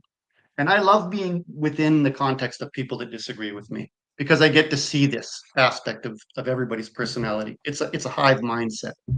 Emmett asked me if there's a difference in sexual ethics between within a marriage and without a marriage. Yes, he's right in my opinion. I actually don't think we should be engaging in casual sex outside of marriage. I said so on the previous panel I was on. That has nothing to do with saying that there's no SA within marriage. It's a very broad and very awkward attempt to dog walk somebody into agreeing to something that they're not saying, and it's intellectually dishonest, in my Joe, opinion. Go ahead. I think we're very clear on your position on this. Yeah. So your position is very clear. Well, if you want me to go ahead or make a statement, the question I was asked is whether I believe in rape inside of marriage. I don't think that is a possibility. The reason Please why, be careful with the word, bro. Please be careful. Sorry, the question I was asked is about SA in marriage. I don't believe that that such thing exists inside of marriage. Not because you cannot assault or force yourself, but because there is a difference. Okay, you're considered to be one flesh. So the problem in marriage is not the sex, is the assault. That is the difference between inside and outside of marriage. And apparently, it's a very complex thing to understand. So then let me ask you a simple question. If a husband wants to have relations with his wife and she does not want to have relations and he holds her down and forces her to, is that assault then? Yes, that would be assault. So you're simply changing the name of the transgression to fit your Like I world. said, it's a word thing. Yes, it's a word thing. EOD, dude, please don't interrupt. Please, just let them finish what they're saying. Please. Go ahead, Joe. I can't see how it could be any more glaring that we simply change what we say to fit what we believe. Okay, so he's saying he would still prosecute, just call it something else. Okay, well, what's the difference? How is it? If the definition that you gave on record was that what you would define GRAPE as is a man forcing a woman to have sexual relations. That's your definition. But you will change that if it's within a context and then call the same thing assault. Am I right or not? What is the difference? What are they? Are they? You think there's a difference? I just asked you a question. Would you call the same act? You would still prosecute the same act and you would still say it's immoral. Is that an immoral act that man has performed, Emmett? Yes, the one it's within immoral. marriage. Okay, so you would just call it something else. Do you think the wife not wanted to have relationships with the husband is immoral? Would you just call it something else? I'm gonna ask you this question again. I hope you can answer it. Do you Just think the call it woman not something have? else. Do you think the woman not wanting to have relationships with the husband is immoral? Are you prepared for my answer? Because I've asked you 3 times and you've dodged away my from a very simple God. question. I The told answer you is that to get married to someone and Are get you into okay? a marriage. I'm If answering you're you. gonna no, if you're gonna go ahead and you're gonna pretend that I'm not answering your questions, Interruptions fine. again. I told you yes. I'm gonna interrupt you because you accused me of not answering the question. I told you that yes, I would prosecute them. I think they're immoral. Okay. The problem is the essay. There's a difference. The difference is that they're married. That's why. So I'm asking you a question directly. Do you think the woman not wanting to have relationships with the husband is immoral? There is an answer to that question that has 2 parts. On a 1 part-time basis, if a woman can be ill, can be upset, can be in a bad mental space and says, I don't feel like it tonight, this is not immoral. However, for a person to get married, which happens often, and then deny sex as a form of control, as a form of weaponizing, any of this stuff, in my opinion, is not moral behavior. If you do not want to, if you are intentionally denying sex from your spouse, which both women and men do, and I've seen them and I've heard them talk about it, as a way of what we call relational aggression, I don't consider that moral behavior. Okay, so that is the point. The point is just doing something immoral. He did something immoral, okay? But the sexual part is not the prosecutable part. The assault is. So grabbing her arm is somehow different than sticking himself inside her. There's a difference between the two, in your opinion, legally. Grabbing her. Well, he's physically imposing himself on her. What difference does it make what part of his body he's using? Yeah, both are assault, right? Yes, agreed. Okay, so now you're saying it's in immoral. marriage, you're Thank you. prosecuting the assault. That's right. You're not prosecuting the sexual action. That's the point. You see a difference because it fits your worldview, which is why you will alter language to fit your worldview. Do you notice the academic left does the same thing? Well, hold on, old Joe, Emmett, do you mind if I steel man you real quick? Because I understand where you're coming from. Wait, give me a second, Lord Class, just to give us history lesson real quick. I didn't alter the language. The language in law, when we were a Christian nation, was this is wrong, this is assault. Feminists and people like you were the ones that, well, I'm not going to say that. You know what? I'm not even going to say that. Feminists and secularist people, I don't know if you are or not. So feminists and secularist people change the wording of the law for it to be sexual assault. Okay? Sorry.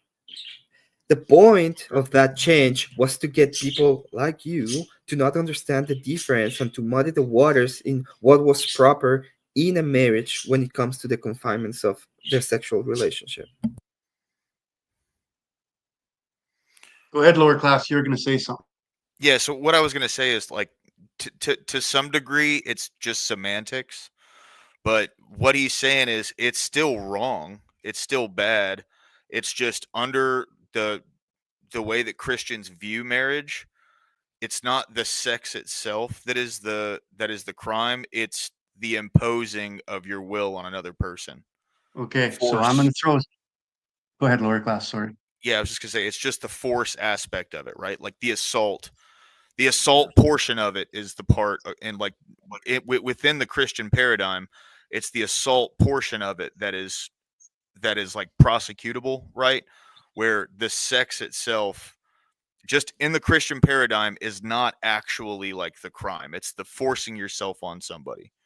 So it's not necessarily changing language. He's just speaking from the Christian paradigm. Am I right there, Emmett? Okay, let me take that head on, lower class. Let me take that head on because I'm going to draw for you guys, and I watch these comments roll up in the chat. It's just perfect. I'm going to draw for you guys a parallel of what's going on here. When you have scope creep on language, the initial claim is, oh, well, this is just semantics, such as the intellectual left claimed 10 or 15 years ago with the word transgender. It's just a definition. It doesn't mean anything. Then you move on next to the place where it actually does mean something. And now we are saying women are actually men. And it's my position that there are those within your ranks and Emmett's ranks who will say that SA cannot exist, even if it involves force, that a woman has consented by dint of her marrying and that she cannot deny her husband sex under any circumstances. I believe those people exist in the mainstream of Emmett's culture. Do you think I'm wrong? Did I say that? Did I say that there shouldn't be any circumstance? I'm asking if you think those people who make that claim exist within your community. I don't know. I mean, there I've are never met people who believe that. There are people. Would you condemn them if they did? I have never ever in my entire life met a guy that says I am entitled to do whatever the fuck I want all of the time. Okay, especially when it comes to the wife. Never in my life. I don't have anyone to condemn. If you did, would you speak out against that, Emmett? I don't think it's possible. I don't think that people exist. I think your hypothetical is illogical. So you're saying you wouldn't? No. I don't think your hypothetical is possible. Grant it to me. Just take a chance. If you heard somebody say, because I actually have heard people say it. Yeah. Why would I grant you an illogical hypothetical? You don't think it's logical that some men might interpret what you're saying as I can do whatever I want with my wife? You don't think that's logical? I don't think that's logical. Just letting you know, Emmett, there are people who believe that, by the way. Now, I'm not saying that that's have you met common held Have you met one lower class? Yes, I have. And I've even had him on the panels before. What is he a Christian? Yes. Is he like okay? Does he go to a church and he belongs to like a proper church? I would even consider Roman Catholicism proper, even though I don't think it is. But I would say Anglican, Roman, maybe obviously Orthodox. Does he belong to any of those? I don't know, man. I don't know. I don't know the details. He's been on the panel. He said it on a panel before. Because I know a lot of people that will say things like that in a non-Christian view, but not in a Christian view.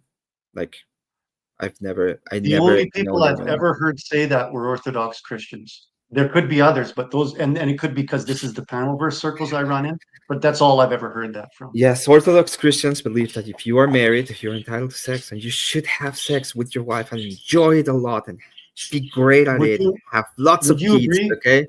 That doesn't mean that we believe that assault is fine. What you just said was not related to what I said? Yeah, it's not related. Because we don't believe that assault is fine. Okay, we believe there's a bunch of reasons why, including prayer. Like there's a calendar, and in the calendar there's days that you're supposed to pray and fast, and in those days you don't get to do it. Okay, you don't get to do it when she's, for example, menstruating, because do you all believe that? But there is yes, we do. The people that are Orthodox Christians, yes, they do. You're making the statement for every Orthodox Christian. All of you are Yeah, because it's universal. This is universal. I can't say anymore, man. I can't make my point any more strong. I mean, if you don't see the fundamentalism in that, then I can't do anything more to point it out to you folks. I'm sorry. Do you think it's just fine then to go ahead and do whatever you want to your wife? No, What I that's think, not what he's what I saying, think, Emmett.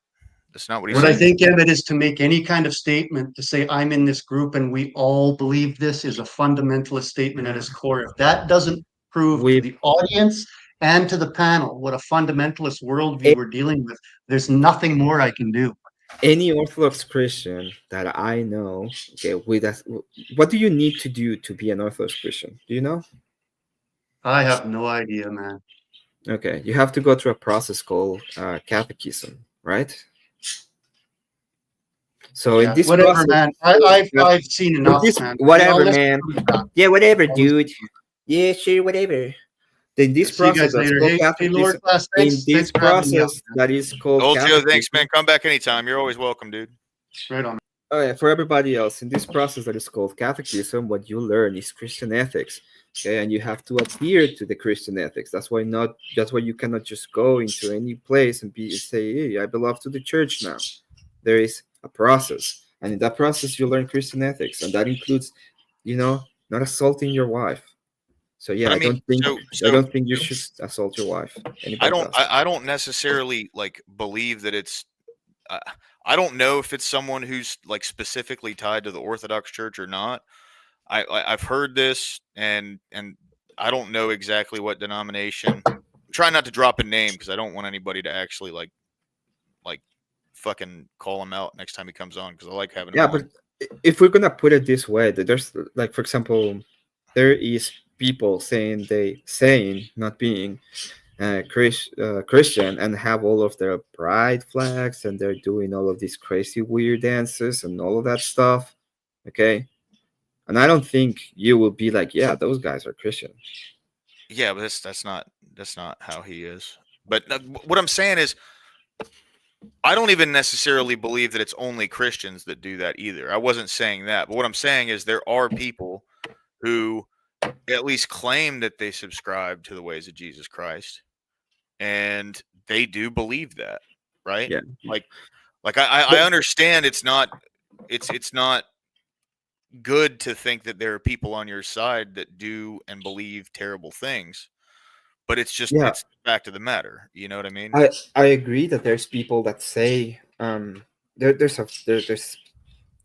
passage in the Bible that says that you will call my name and I say I don't know you. I don't remember. I can look for it if you want to. The point of that is there's people that will like use the name of Jesus Christ and pretend they are part of the they believe in him. In reality, they're just using the ideas for their own benefit, and I see that as part of it. That one of the reasons why I think Orthodox is correct is because you have to humble yourself to the idea of you not being the center of the thing, right? You have to humble yourself. You have to accept a lot of the teachings, and it might seem like I'm being pedantic, but the whole point is when it comes to Christian ethics, it could be considered that all of the sexual actions outside of marriage are pretty much considered to be like ethe in a sense, right? It's fornication. It's a say. It's wrong. You shouldn't do it, right? And there were penalties for that kind of actions. I mean, Emmett, like I'm with you. I understand where you're coming from. What I'm saying is like to an outsider, someone who doesn't believe what we believe or try to live the life we try to live, because like I'm not even an Orthodox Christian. I haven't even gone through catechesis or anything. So I'm not saying that, but what I'm saying is like I want to, right? I'm going to. I thought there was a divine liturgy earlier today, and I showed up at my Greek Orthodox church, and it's not until tomorrow morning earlier today. But anyway, so no. So what I'm saying is though, like from an outsider perspective, right? When they look in and they see all they know about somebody is they believe X and they say they believe X, then people that are on the outside of things, when someone else says, well, that's not real Christianity, or that's not someone who actually believes, it doesn't mean anything to them from their Yeah, I world. know. I'm with you 100%. I understand where you're coming from. Like, I'm glad we were able to like talk that through, and I was able to straw man your point earlier. Still, But man. yeah, steel man. Yeah, that's what I meant. Yeah. Sorry, dude. I'm fucking tired. But yeah. Anyway, so you get where I'm coming from, though. Like, we agree on Yeah, 100%. But the reason why I get so frustrated with you is that he will put a lot of words in my mouth that I didn't necessarily say. He doesn't understand. Like, he won't answer the questions when I ask him the question. Like, I ask him specifically certain questions, and he will not answer that. He will answer something completely different. And this is very common in like in actual ideologue circles. Ryan, as an example, Ryan Yeah. will do the same thing. You will ask him a question, and he will not answer that question.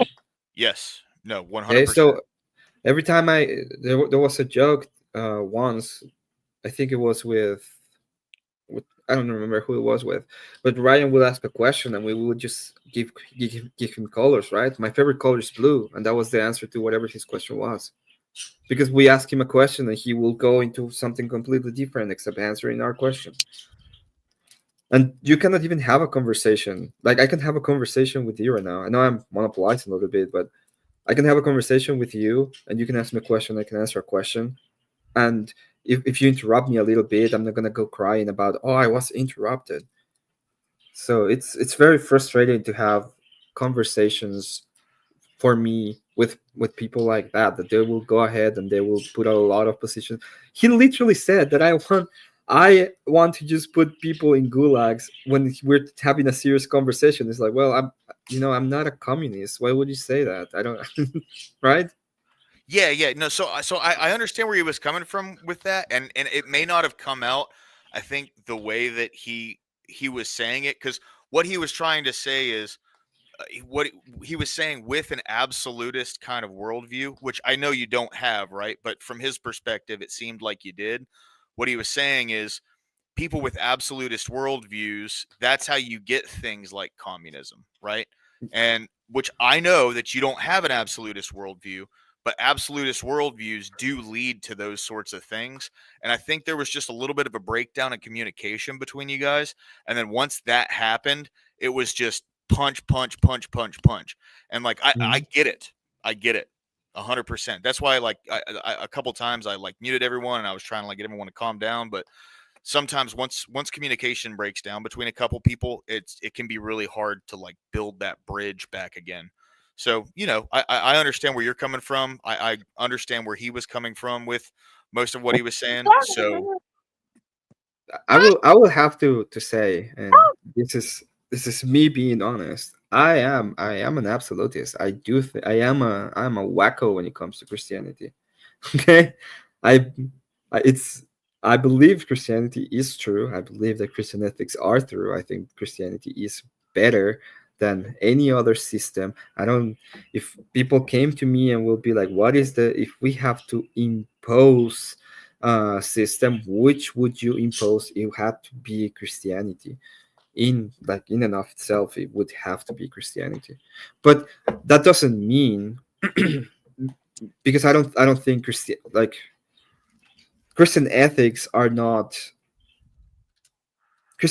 very different than most other ethical systems.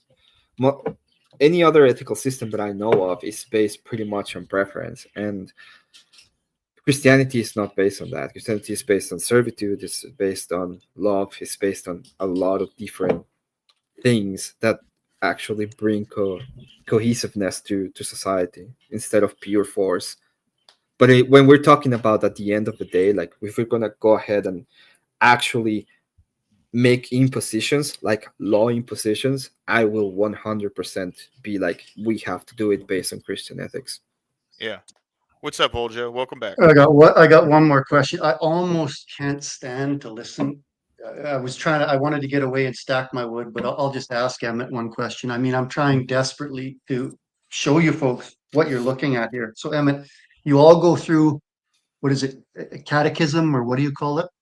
Catechesis.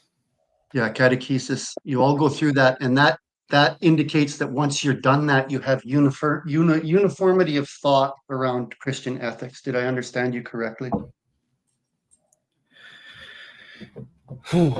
No, that would mean that you understand the basics of Christianity and you understand where you can go ahead and have proper ideas for theology. And if you have questions, there is the church.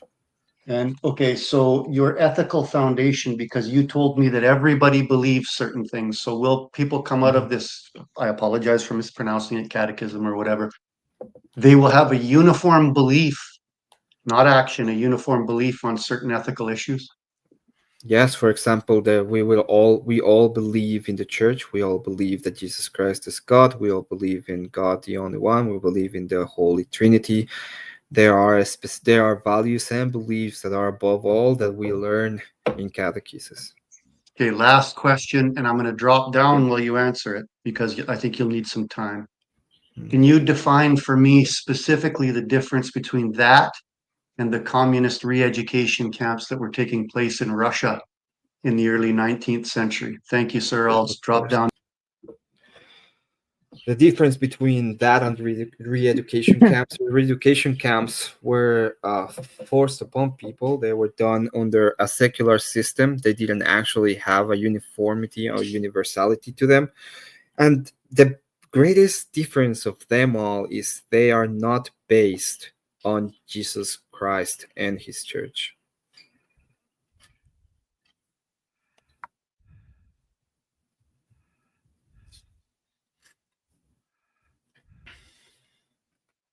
And that's it. It's pretty much a difference.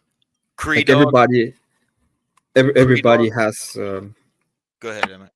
Oh, sorry. Everybody has dogma. So, like, if you're gonna go ahead and just be about dogma, well, there is true dogma that's from the church. Creedog, moving forward, any fucking dirty commies try uprising in my chat. It was a joke. It's a joke. Instant fucking ban. I'm just joking, man. 24-hour mute. And you may repent, but you're going to the gulag for a while. Corey, how you doing, man? You've been quiet. I heard the bebe a little bit ago. So, how's the bebe? Oh, she's doing good. Cool, man. Hey, Emmett, incredible patience, brother. That was hard. I know. I'm gonna be honest. I'm gonna be honest. I'm proud of you, buddy. You know what I wanted to do? You know what I wanted to do? Being honest, I want to be like, "This is dumb. This is dumb," and just kick. What you want to watch? Tell me what you want to watch. Yeah, Duck would send his fucking tanky bucks into my tanky bots. They're always infiltrating. You know the worst thing is he has me like blocked on YouTube, so he could probably come into my video and type a bunch of shit into chat. No, he can't. See what I tell him. The mods and the owner of the channel can see all of the comments. Oh, can they? Okay. Yeah, you can see all of the comments in chat even if you're blocked. It's for moderation so that people can't do that. But yeah, he has me blocked too. So I just sometimes I see people replying to Doug, and I'm like, what is this guy saying? Yeah, I'm not blocked, so we're BFS. Yeah, he doesn't come in here anymore. I scared him off because he's like a hardcore vegan or whatever, and I started like he would come around a bunch and like start shit with people in chat. So I just started playing pictures of dead fish getting cut up by sushi chefs. It scared him off real fast, dude. He got hungry. That's yeah. He was like, "Oh no, I can't be there anymore." I was compromising his eat some kale values exactly. It worked great. He's never been back since. I didn't know that was the entire reason, so I love the backstory. I thought it was just something about tuna fishing, man. I love going out deep sea tuna fishing, man. That is the time of your life. If you ever get a chance to, go do it. Yeah, I love fishing, bro. I've never been would deep love sea to tuna do fishing, that. but But fishing is just that shit's zen, dude. It is. Yeah, if you get a chance, charter a boat and go out friggin' deep sea fishing in any way, shape, or form, whether you're going for grouper, if you're going for kingfish, if you're going for tuna fish, man, it's a good time. There was one time that, man, I could talk about fishing stories all day. I caught a wahoo. That was the time of my life. 6-foot wahoo. Woohoo! No shit. That's a big ass fish, dude. Oh, that's cool. Yeah, I've it's been on just, a go. Oh, I was just gonna say I've been on a charter. Fun experience. Way too many people on the boat that we went on. It was it was a little cheap. I think we went for like 2 hours. It was like 40 minutes to get out there. We went for 2 hours and then 40 minutes to get back. But even though there was so many people and everyone was getting their lines caught, it was a fun experience. Yeah, I don't suggest the party boat idea as much as, charter the whole boat. It costs you about $900. You get 5 guys together, $200 a piece, and you're good to go. Don't forget to tip the skipper and the captain, but it's good times, man. There's a guy out here in California, if anybody's out this way, called LA Captain. He has a channel that's just a radio thing. What's going on in LA. If you ever want to listen to it, he's got it up 24/7 just to hear the broadcasts from the emergency services and whatnot. And LA Captain, he's a good guy. Heck yeah. There's some really good waterways from where I'm from. It's right on the water, and then I live on the peninsula that essentially makes Tampa Bay. So here, I'll show you. Man, I forgot you lived if I'm ever out that way, I'm gonna have to look you up, bro. Well, I don't live down there anymore, but I'll pull it up on maps so you can see it. Yeah. Wait, yeah, I thought you were born in Florida, right? In Tampa Bay? But are you in Alabama right now? Yeah, I'm in Birmingham. That's where I live. Yeah, I moved up here about a little over 7 years ago now, just to clean my life up because I was a friggin' degen back home. Serious. All right, so this is Tampa over here. This is old Tampa Bay, and then this is Tampa Bay. So I'm from this peninsula right here. And all these different waterways. About November, you go out here and fish for snook because they're big enough. All these different waterways around here. It's fantastic, dude. I mean, it's amazing. Now I don't know, but I believe Florida definitely has the best fishing in the world because of the Gulf and how that all comes together over there. It's anything you're looking for, you can find, and you never know what's on the hook because wahoo, you can go out every day for your lifetime and never be able to catch one. And the fact that we got one was just like almost a miracle, not quite, but if you know what. Oh yeah, 100%. I'm looking for the second fastest fish in the ocean, and you could eat it right out of the sea because it's so clean, because it's so fast. It doesn't get contaminants inside it, so you can actually cut that up and eat it right there. That sounds nice. That sounds so nice. So a few years back, there's old plumbing and stuff that exists along the side of these things, and down here in Gulfport should be. Where's Gulfport? I need to hold on. Damn it! Here it is. Down here in Gulfport, there's some bars and shit down here. It's a really hopping little spot. Oh, it's over here. Sorry. Yeah. Down here, all this plumbing and stuff around Boca Ciega Bay.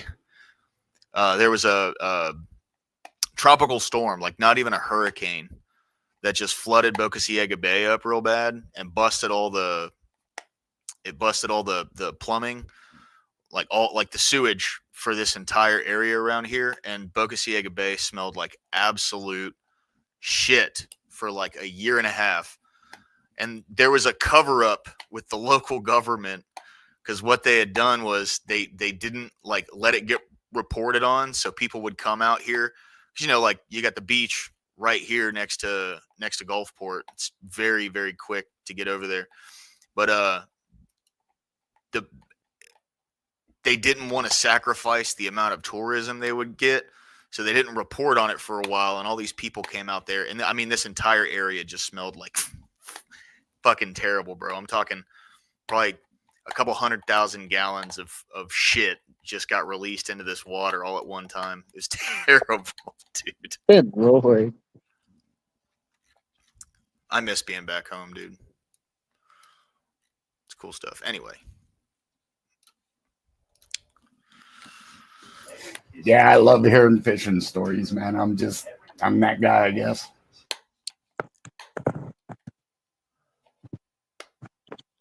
Yeah. 100%. 100%, Abe. That's for sure. So, all right. So I was going to do this stream and then cut out for a little bit and then jump into town hall, but it's already almost 4 p.m. Eastern. So what I might do is just in about, I'm thinking like 10 minutes or maybe like at 3 or 4:30 Eastern, 3:30 Mount or Central Time. I'm gonna throw up town hall, just change everything over, and then we'll just power on through. Because I got a bunch of prompts that I'm working on. I wanted to theme that, since this is the hot topic right now, an Epstein themed debate night. What do y'all think? I like it. Yeah. So I have 8 prompts right now. And if you guys want to help, like, put some prompts together so we can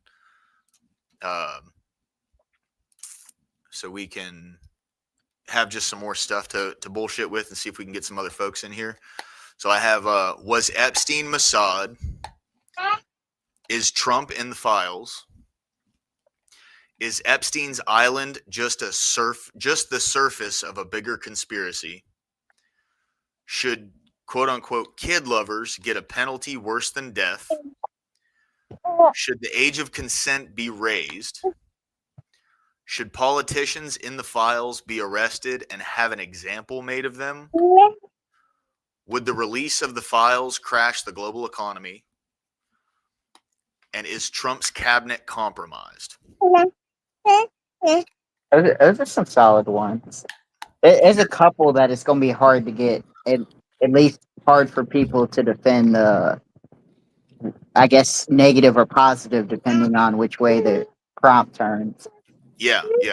See, so I was thinking about it because Sounds like the baby has. Yeah, it sounds like the baby has a lot to say about this situation. Oh yeah. Oh yeah. Furious. So at first, I'd much rather hear from them than you. But anyway. At first, the age of consent question was just should it be changed? But I really don't want anybody on my panel advocating for having sex with minors.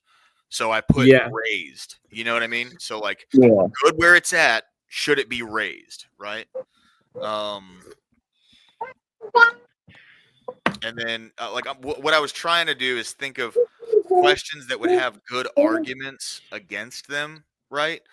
So I think the kid lovers one, getting a penalty worse than death, I think that's probably not going to be debated on at all. Like I'm pretty sure we all here believe that they should, right? Like at least I mean, I could probably, for the sake of being the devil's advocate, argue for the other side. Fair. And so I think that one's kind of okay because at least I know what position I want to take if I'm arguing devil's advocate. Right. Yeah. McCaffrey Epstein. Is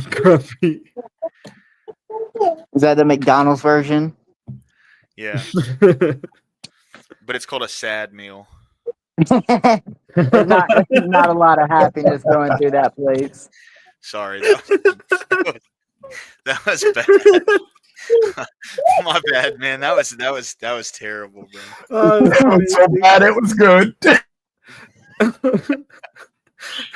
It's funny because it's true.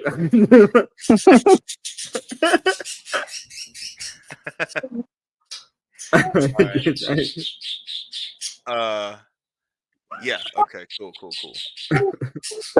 Someone's parakeet. It's upset. It's not liking these channels. I'm sorry for the parakeets, but I No, can you're do it. fine. You're fine. You know, I've tried to just take them out and shoot them, but they won't let me.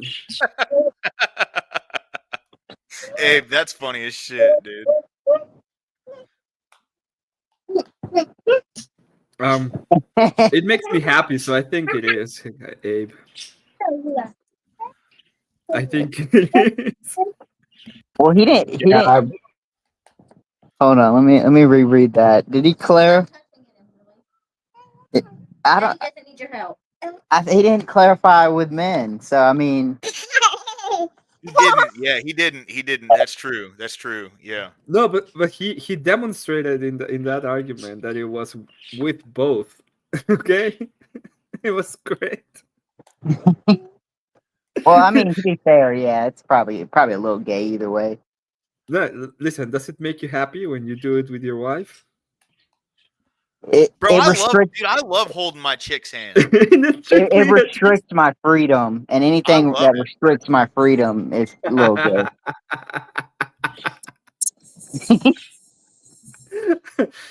Makes sense. Makes sense. I guess I. You know what? I'm gonna change my name now. I've been convinced. I just want to be. I just want to follow my preference in it now. There you go.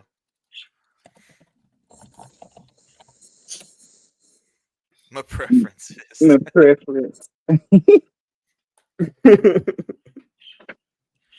gonna take every Calvin lefty. was gonna jump in. Oh, go ahead. My bad. No, I was just gonna say I'm gonna take every lefty argument. I'm gonna do that now. Yeah, you should. That'd be great. Just simplify it and say my preference. Calvin was gonna jump in earlier and argue when life begins, and I just hit him with like a very like easy W. It's true. Like, dude, 96% of yeah, it's like even the biology community agrees. Like, life begins at conception. Yeah. You can't be conceived without, you can't be born without conception, and you can't skip conception and be born. So, like, quite simply, it begins at conception. Anything past that is you're arguing when a life has value. There's an immutable fact there that you cannot get around. I don't understand how people like they do mental gymnastics to go, but it's not a life yet. Like, well, anyway. You're taking the Emmett stance. Yeah. My preference. My preference. It was very funny that he took it as a W. That I said that you have to believe the Earth is spherical, because that's the shape of the Earth. Like he was kind of confused. He was kind of confused at your position, because it's kind of like he was thinking that you were saying everything that you say is true has to be followed as true, but you're saying no, everything that is true needs to be followed as true. No, flat Earth, 100%. Yeah, I'll be honest. You know, with all the conspiracy theories going around, it wouldn't shock me. Yeah. At this point, all I want is for the leftists to give me tears. So I'm just gonna take every position that makes them cry. No evolution. The Earth is flat. All of those. EOD. I know another belief that Emmett has that you disagree with. Which one? That marriage should be enforced by the state. Ah, yes. Well, it's not. This is the funny thing. It's not even a belief. It's this is the reason why I posed the question. There's a lot of people that goes on and says that everything in society is the responsibility of men, that men have not hold they haven't do the responsible thing, and that's why society is collapsing pretty much, right? Fair. Yeah, I agree. So and then we know that the greatest difference between men and women is force, pretty much. Like we can impose the will, so that would be like the only way. Like if you're gonna put all of the responsibility on men generally, and the difference between men and women generally is the force, that would mean that the way for men to fix things is by using force, right? So I think that follows. So, I mean, to a degree, but what I would say is a much more effective approach, if you wanted a desired outcome, would be to not let people get married as easily, and not let so many, Well, and not let people get married. Like, yeah, I'm not there under certain yet. circumstances. Like I understand that there's like the other possibility of how to do things, but I'm saying that the difference between men and women, that the biggest difference is force, right? Yeah. Yeah. So when I go ahead and I see, let's say that we grant force doctrine. So the difference about that is force doctrine, and we the way that we do things in society is the precondition is force. So the question becomes: marriage is a flawed institution at the moment. If I want men to fix it in general, let's use force. And I'm asking like people that have all of these preconditions of whether or not they believe uh, that believe that men are responsible and believe that men have the power of force. I'm asking them like, would you be in favor of enforcing marriage? And most of the time, what I hear when I hear it is just a blanket no, and all of the reasons why are purely are pure feminist talking points, all of them. And I just that's why I've encountered like 99% of the time that's exactly what I've encountered. And I find it, I don't even like, if you were to ask me, well, would you like to put everybody in jail? My answer is no, I don't want to put everybody in jail. That's not my idea. But I'm just asking the question so that I know if there is any consistency and the idea that men have all the responsibility and whether or not they should use force to fix the problems. See, I see that. My pushback with it has nothing to do with like any kind of feminist idea. I promise you. My thing is I don't trust the government, so I would not trust them to enforce marriage properly. Everything the government touches falls to shit. Now, we've already had this discussion too, where like Yeah. I granted you, if like very specific hypotheticals were in place where it was agreed upon by the society, like Yeah. by and large, people took marriage seriously in society by and large, Mhm. and we had a government that actually like advocated for the benefit of the people of the country. Like those three things are incredibly important for that hypothetical to be in place. If that was the case, then I could grant something like that. Yeah, But I would agree with you. In Yeah. fact, I don't think it's even possible to make an enforcement of marriage in in this Right. Imagine what would need to happen for to get enforcement of marriage tomorrow. Like I don't. I got It's this. impossible. What we need to do is we need to get with David Icke and overpower the lizard people so that we can renew the sanctity of marriage. Right. Stop. I got one better. Stop making the frogs gay. Yeah. Yeah. The damn gay frogs. What's up, Dennison? Welcome in, dude. Yo. Hello.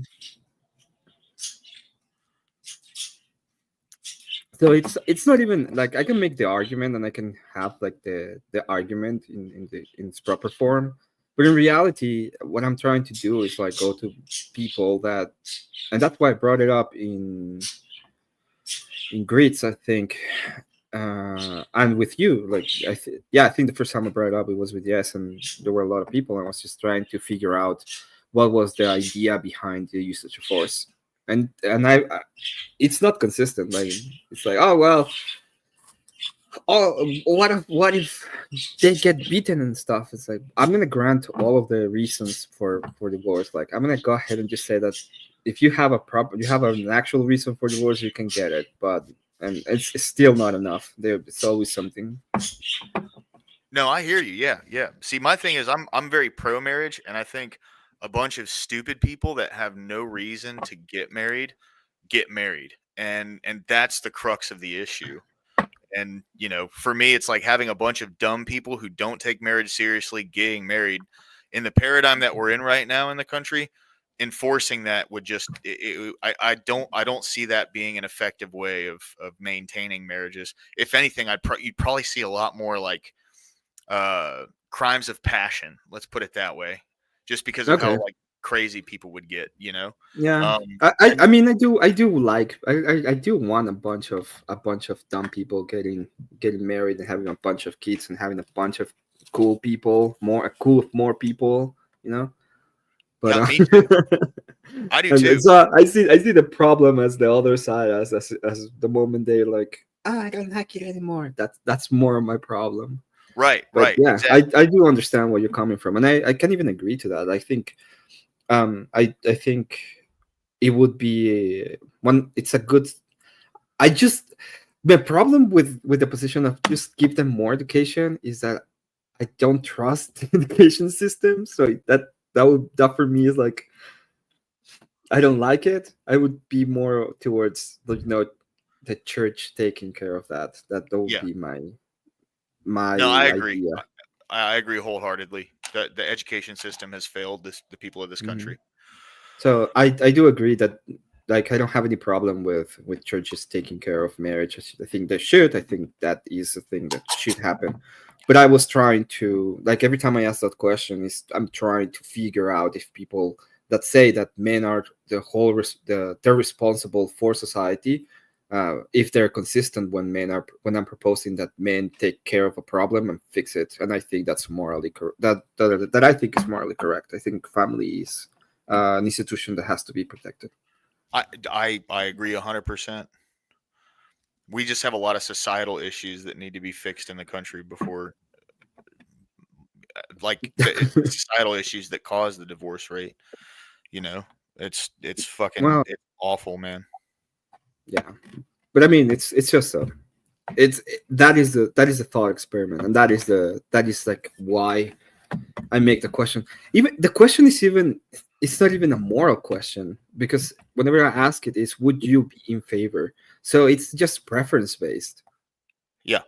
And people lose their minds. It's funny. Well, it's kind of funny for me because I'm a shit poster. So yeah. Right. No, I get it. I get it 100%. My preference. Yeah, because I'm a preferencist now. My preference. That word, that combination of words throws me off. Every time I hear people say it now, it just throws me off.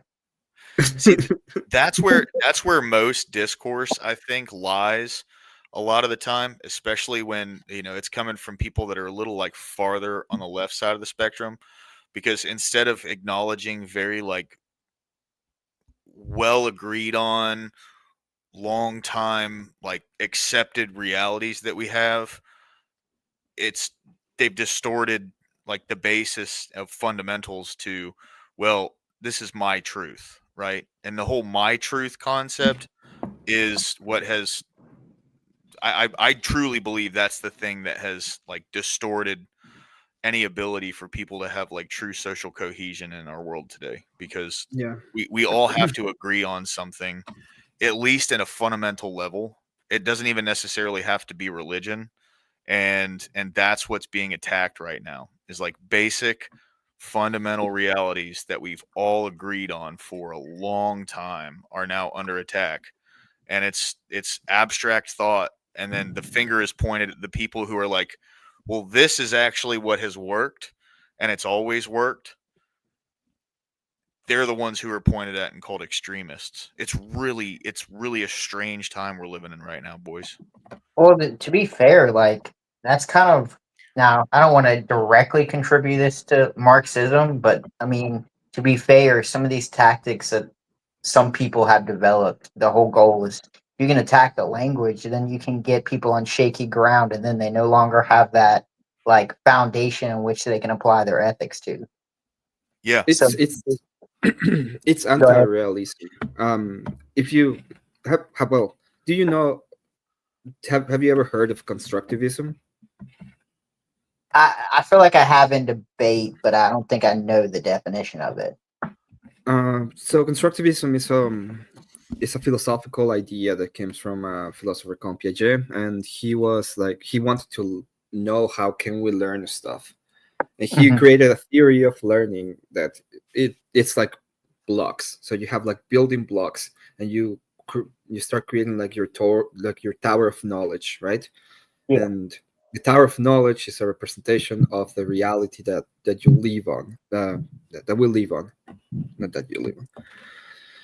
And the underlying reality is what keeps the tower, and you are creating, or you're constructing the ideas around what you know, or around knowledge and understanding. So they what a lot of philosophers from the left did is they took that idea and they said, oh, but there's no underlying reality. We can just decide what reality is, and we can deconstruct. That's where the word deconstruction comes from. We can deconstruct these concepts and create the concepts that we want to create. So the my truth and all of those things are literally anti-realist arguments, where they say there's no underlying reality, all is pure nominalism, in which you are the ones that decide what reality is, pretty much. I mean, it makes sense because it's a good counter to someone that has a structured belief system. Because if you can get both belief systems to where you take out the one with the foundation, then you can tell yourself and you can tell others that, hey, my belief system and their belief system is the same, but I can just nitpick and just point out their bad, flaws, and then promote my own good flaw or good, ideas. Yeah. Yeah, you can just go ahead and for example, if there is a person that doesn't have the proper structure of belief that reality exists, you can destroy all of that and just impose whatever you want. That is the idea that they have. I do think that it falls flat at some point, because reality, we all live in reality.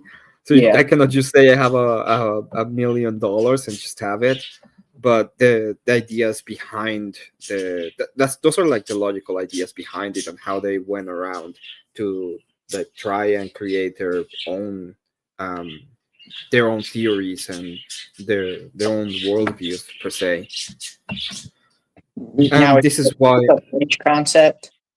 So I heard you say them. Did this come out of the French Revolution and? Yeah. Okay. Well, I'm not entirely sure when Piaget lived. I think he's 18th century, so I think he's after the French Revolution. But the ideas, like all of the underlying ideas, come from the French Revolution and all of that. There's also like a lot of there's a lot of people that think like liberty comes from the French Revolution, but in the modern idea of the United States, or like democracy, like Western democracies, comes from the revolution that happened in England, and they're completely different movements. One is thinking about people being able to do what they wanted to do, and having certain freedoms, and not being directly under the king, but having like the church as being part of their society. And the other one, like the French Revolution, was just a complete humanist idea, where they were they were pretty much the gods, and ended up in in the emperor, and killings of a lot of people and stuff like that. Yeah, like I've heard some people tell me like stuff about like people being thrown to the guillotine for just wild beliefs, like almost kind of like the Soviet Union, but without kind of the I guess like the Soviet Union, but without the oh, I'm drawing a blank. I'm sorry. Without the Bolsheviks? Or I guess without the state. Oh no! They had a state, and they had a like. It's very reminiscent of the Soviet Union. What happened? Because at the end of the day, pretty much what ended up happening is you ended up with a dictator. In this case, he didn't call himself a dictator. He called himself the emperor, right? Yeah. But at the end of like Stalin was pretty much the emperor at one point of Russia, just like Napoleon was the emperor. But they're pretty similar. They were secular ideas. They went after both of them went after the church. They tried to destroy the underlying ideas of society at some points. It all happened in both places.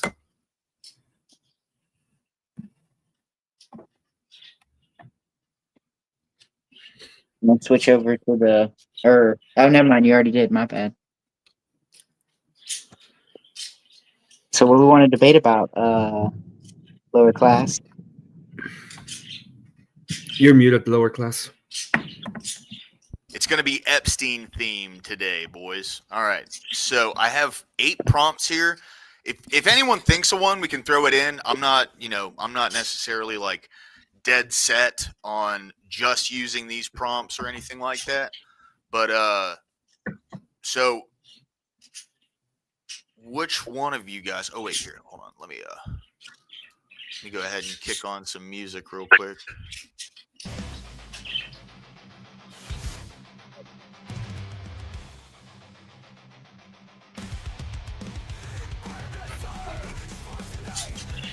All right. So here are the prompts that I have for today's debate. Was Epstein Mossad? Is Trump in the files? Is Epstein's island just the surface of a bigger conspiracy? Should kid lovers get a penalty worse than death? Should the age of consent be raised? Should politicians in the files be arrested and have an example made of them? Would the release of the files crash the global economy? Is Trump's cabinet compromised?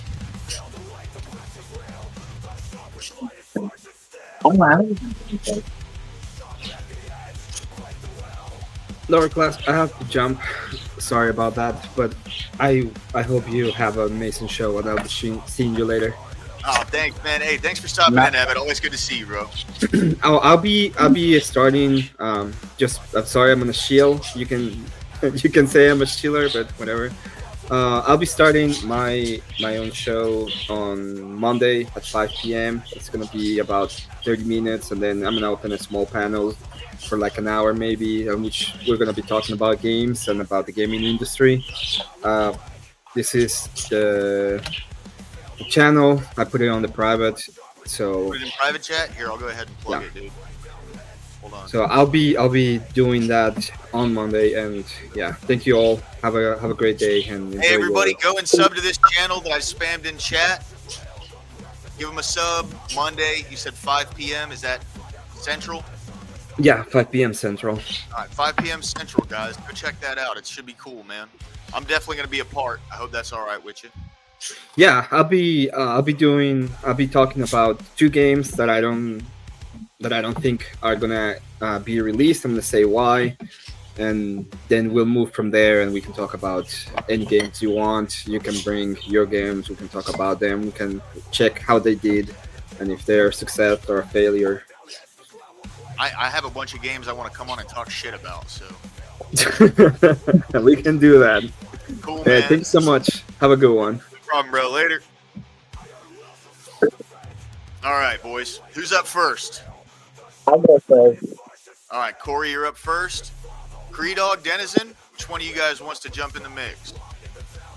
In the mix? Yeah, I'm pro all of that. I mean, there's not one I disagree with. It's 100% pro. Okay. I could probably switch to negative position. Like some of them are going to be really hard, but I could do this. Yeah. Be a devil's advocate? Yeah. Let me let y'all know, man. Corey he can argue now. I do that. So it seems to be weirdly better at being in the position than the passive position. Hey, Corey, you might want to jump out and jump back in. Your mic's kind of muffling a little bit.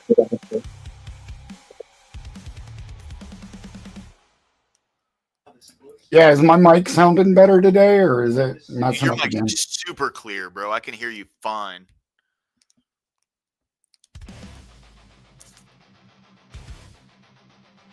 Wait for Big Soda to jump back in. Yeah, it was just some goofy settings in Linux making it all garbled earlier, and I didn't know how to fix it. It's fine now, man. Welcome back, brother. Welcome back. How do I sound? Good. Perfect, bro. All right. So what prompt should we go with, boys? Should I just like roll a Google dice or something? Yeah. Let's randomize it. Roll a Google dice. All right.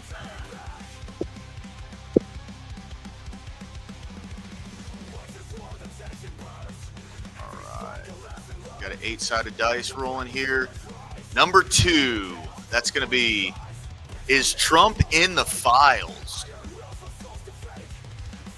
Of course.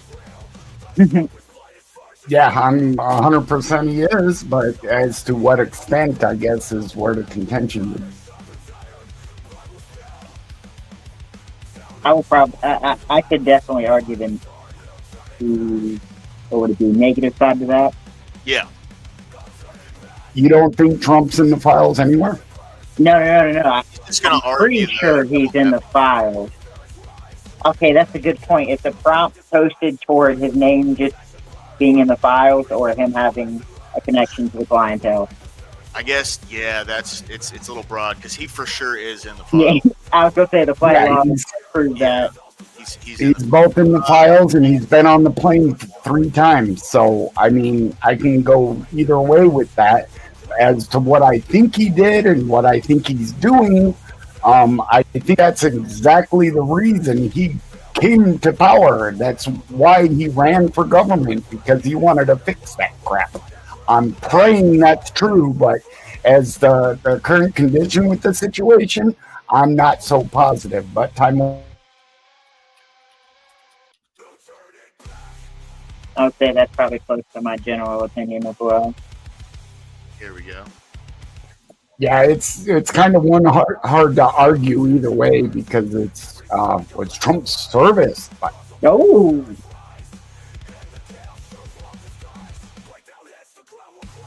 The entire argument is going to be speculation on both sides because we don't have any idea yet. But I guess what it would really come down to is who can create the more convincing argument either way. Yeah, well, I really am not taking a position on this one, or I almost can't take a position on this one, because he is very much involved. And what do you mean by serviced by Epstein? Because that's exactly the reason the two girls were taken out of Mar-a-Lago, and there was the contention between him and Epstein, and he did try to distance himself before the election, but he was also on record. Wait. So you would be taking a negative position on this then, right? Because it sounds like you're like formulating an argument for the negative. I really don't know, because I don't have enough information to really come to that. Yes, I'm hopeful that the negative, but I could be shown otherwise. Well, so Creed Dog, here's what we do in town hall, right? It's not like if you pick a position, you must believe in that position. This is more of just an exercise in debate, right? So like what it sounded like is you were starting to formulate your argument for the negative for it. So if you think that you could possibly argue for the negative for it, then we can see if somebody else wants to take a positive, and then you guys can just go back and forth, right? Just like I could almost go either way on this, though. I mean, that's kind of what I'm saying. If I really wanted to plow into it. Yeah, so you can just pick one then if you want. Yeah, you have a preference, or I mean, I can pick one to make it a little bit easier. which one are you more comfortable arguing? Because I mean, I can.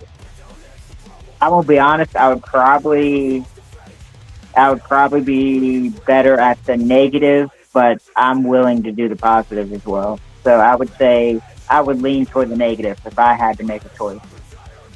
What's up, Ashton? Welcome in, dude. Welcome in. Yeah, dude. Heck yeah. Great, bro. Congrats, man. Okay, and are Pick we it up, bro, and jump up in here. wanting receipts, or are we just going at this as like hearsay is totally acceptable as long as you're, not contending? Yeah, dude. You can use whatever you want.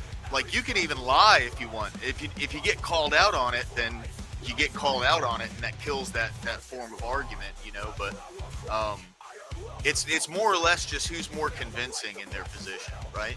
It doesn't mean you believe it. It doesn't mean that you stand or have like a hard stance on it or anything. This is just an exercise in debate, right? Okay. Well, who wants to start? Corey, you're taking positive or negative? I will take. Actually, I'll take what I think the harder position, and I'll go the positive. Okay, so you'll be affirmative. Creed Dog, you'll be negative. So what's going on, Hornet? Welcome in, bro. Hey, you're more than welcome to jump up here if you want. We have an Epstein-themed debate today. So we'll see what comes of it. We're just kind of throwing shit at the wall, seeing what sticks, right? So the way we do things, Creed Dog, you have two options. Okay, you can either do your opening statements for 1.5 minutes each, and then we go into a 10-minute back and forth, just like a slugfest, right? Or you can just go straight into a 13-minute slugfest. Either way, it'll be 13 minutes. I'm game with whatever he wants to decide, and I'm willing to do this. Can I have like 1.5 minutes? I need to go to the bathroom and get a cup of coffee and all that good stuff. Yeah, bro, take your time. Take your time. We're not in any rush. He wants to use his opening statement to take a dump. Yeah. Trying to shit on my position. I don't know. This one's interesting. You ever want an opening statement? Well, he just gave you a grace period to do some research and see if you can find a good argument why Trump was actually serviced by Epstein. I've got my notepad, so I'm gonna be taking notes. Yeah.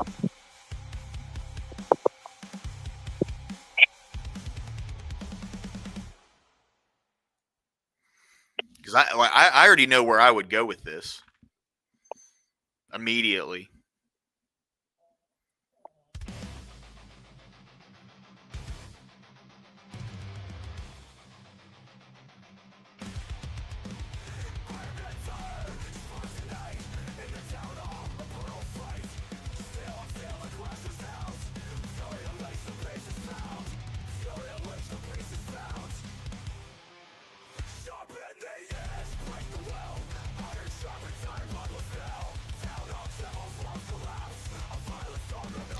Dude, AI makes some badass metal, man. I'm not gonna lie, dude. I was impressed with this song, dude. It's like I got it for free from Suno. It's crazy.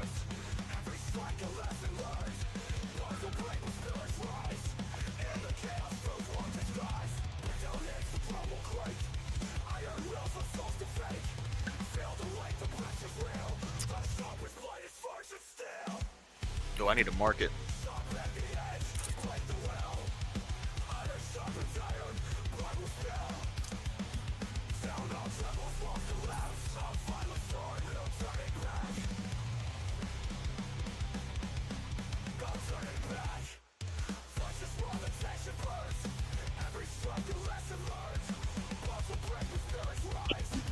All right, I'm back. I'm sorry about that. I just want to make sure to get all my stuff here, that I got it all together so I can be a bad Mormon and drink some coffee and all that good stuff. Awesome. All right, give me just a second. I'm throwing some promo out for the show.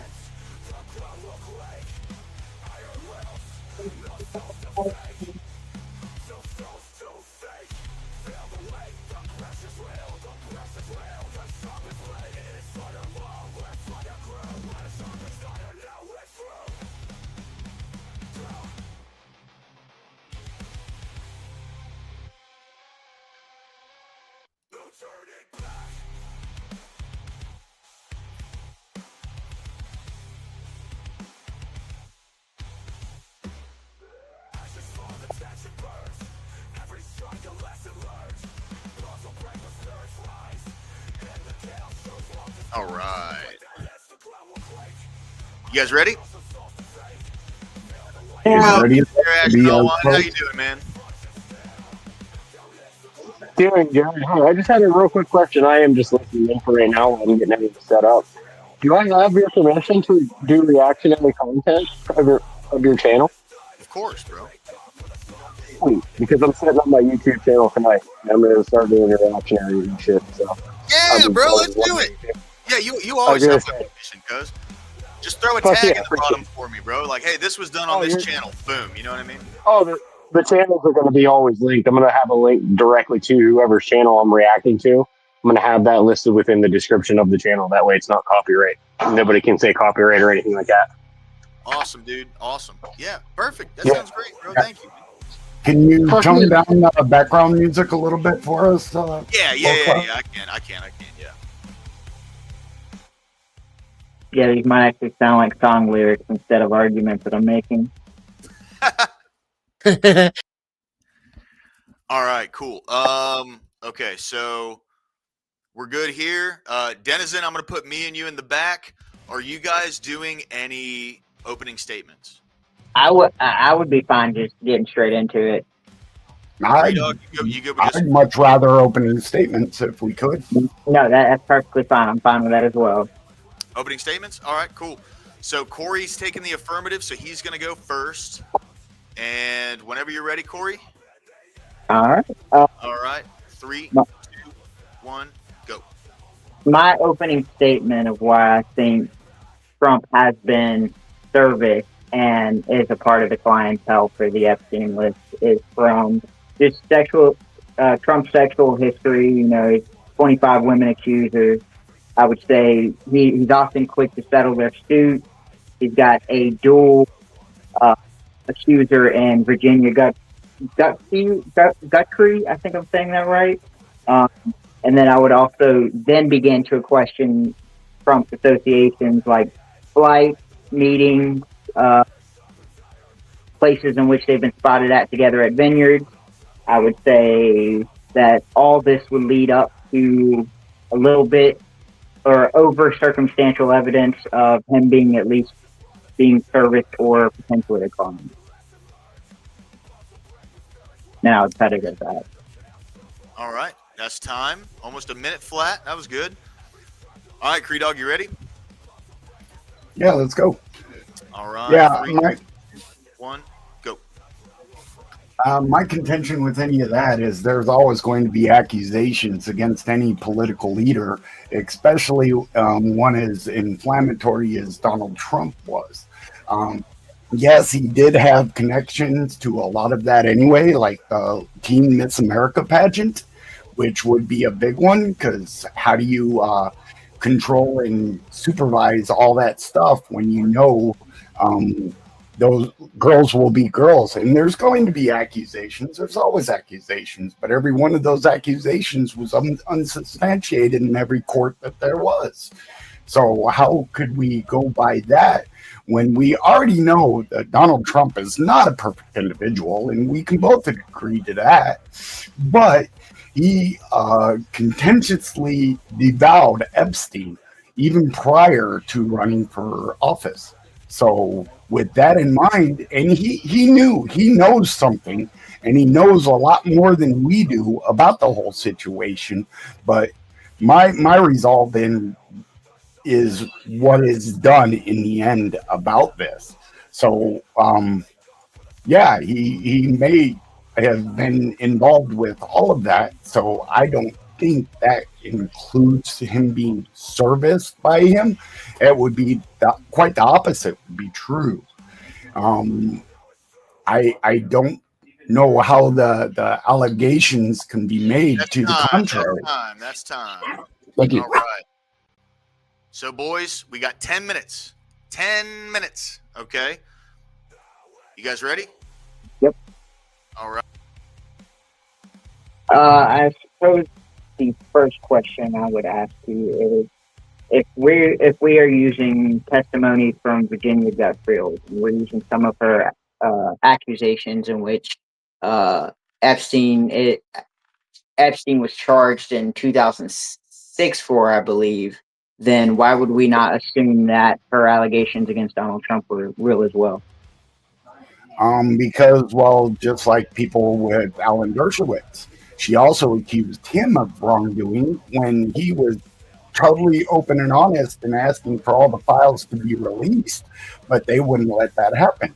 So she has been known to make allegations against everyone, not just Epstein, because there's more money involved and she could make a better settlement if she went after the guys with money rather than Epstein, which was a protected individual. I don't know why, but he was, in fact, a protected individual. So I don't know what your claim is there, but yeah, we can go with Virginia Godfrey, sure.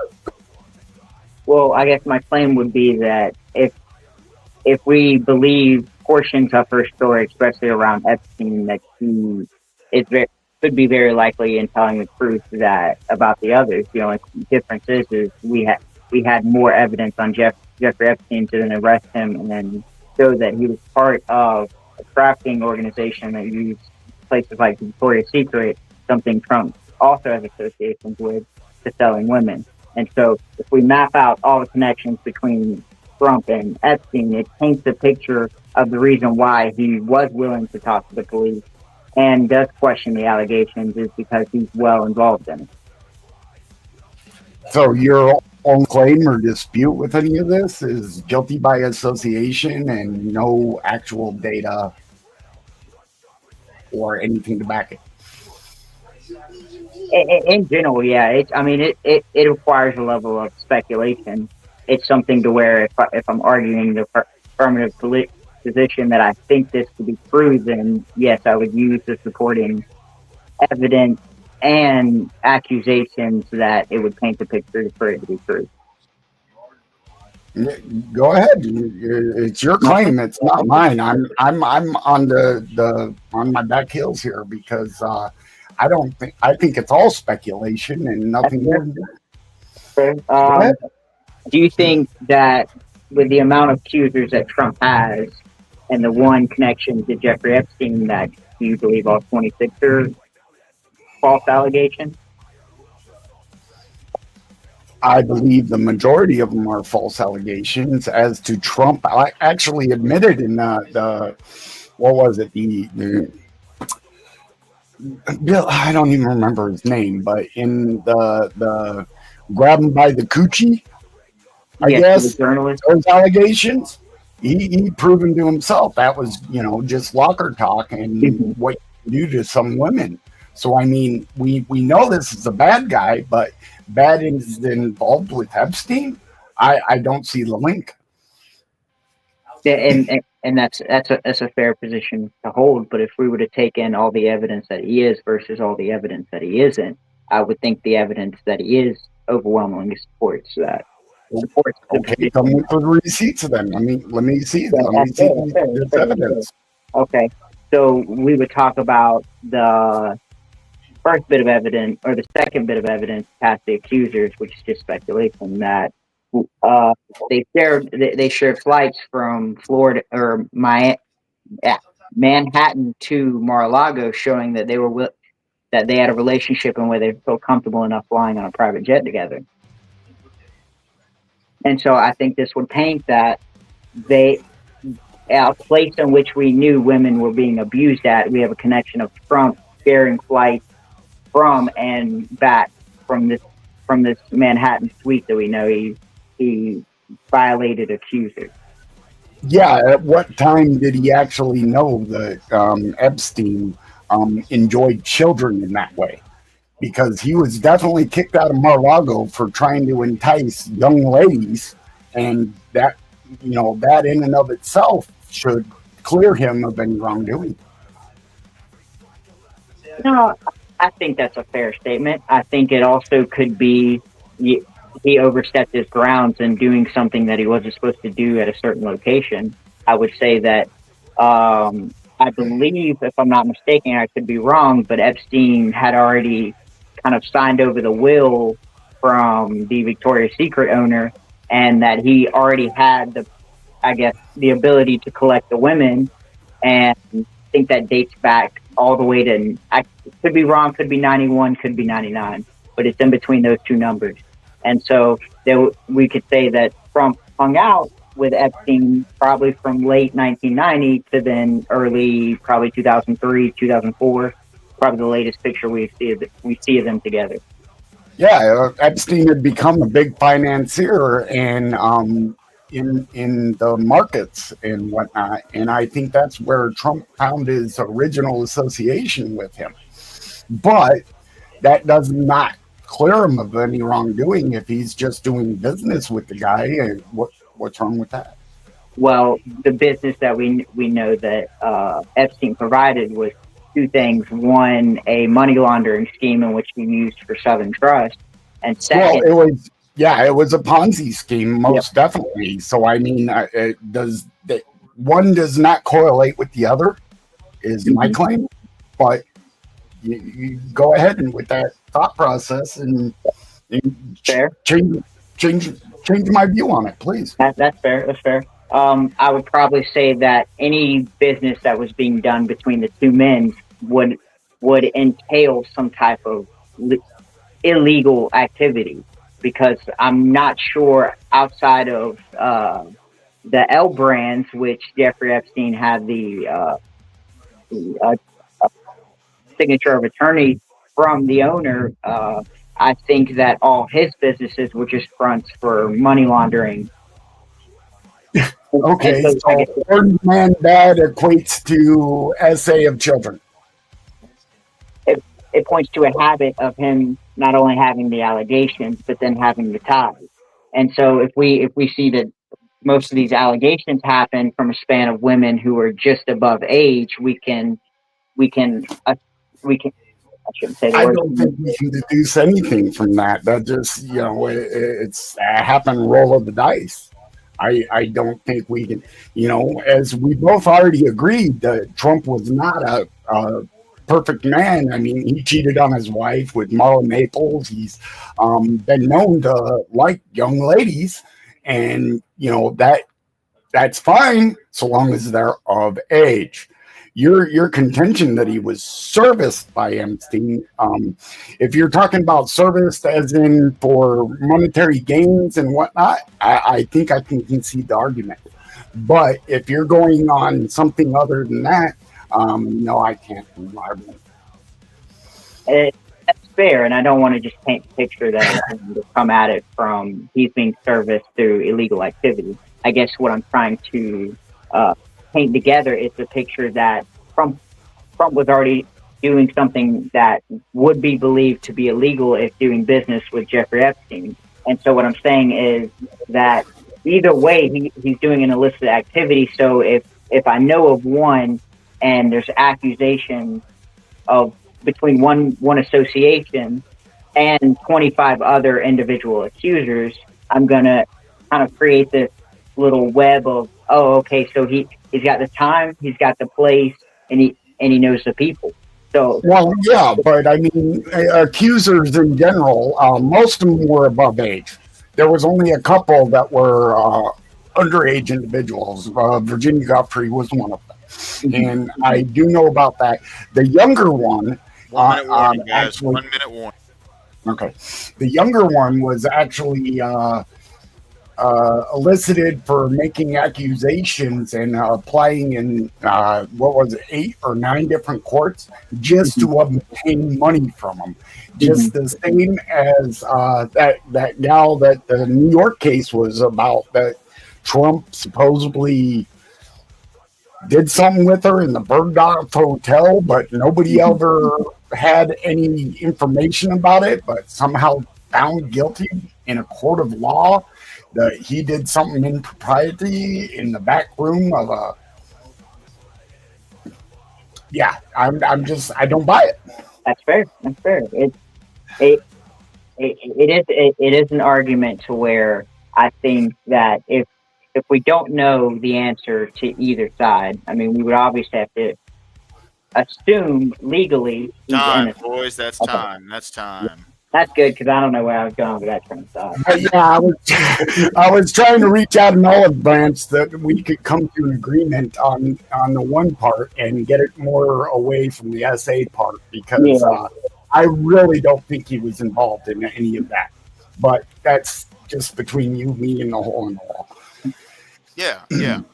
So I will say this, Corey, I felt like you gave a ton of concessions throughout that. Yeah. Instead of kind of sticking to your point, if I could offer one criticism, that would have been it. You really had you really did go down a good line of like going, okay, here's this, here's this, here's this. You had a bunch of different directions to go. I just felt like instead of really trying to hammer it home, it seemed like you were like, well, that's fair. Well, that's fair. Well, that's fair. And I'm not dogging you. Yeah. I just, it kind of gave it gave away the optics that you were kind of in control of the conversation. It's kind of one of those that it kind of became a repeating habit of, instead, like you said, not going into the detail, but just dropping the headline and then moving to the next one. Yeah. Yeah, I tried to elaborate on the certain topics that you were going off of and just tried to get you to submit, and you were, and it was like, no, dude, come on, fight me. Well, it's kind of like a lot of these, it's like surface level knowledge. So it's like, I don't want to say subconscious, it's definitely a hard spot to argue from, but I mean, I would have railed into, the court said this, and the two girls said that they had been actually serviced in a court of law. So how do you contend with that? Because I still to this day have a problem with that. And it's in court testimony that he did something wrong. Yeah. So, Corey, Matt's giving you props in chat. He said, good job arguing a position you don't necessarily share. I completely agree.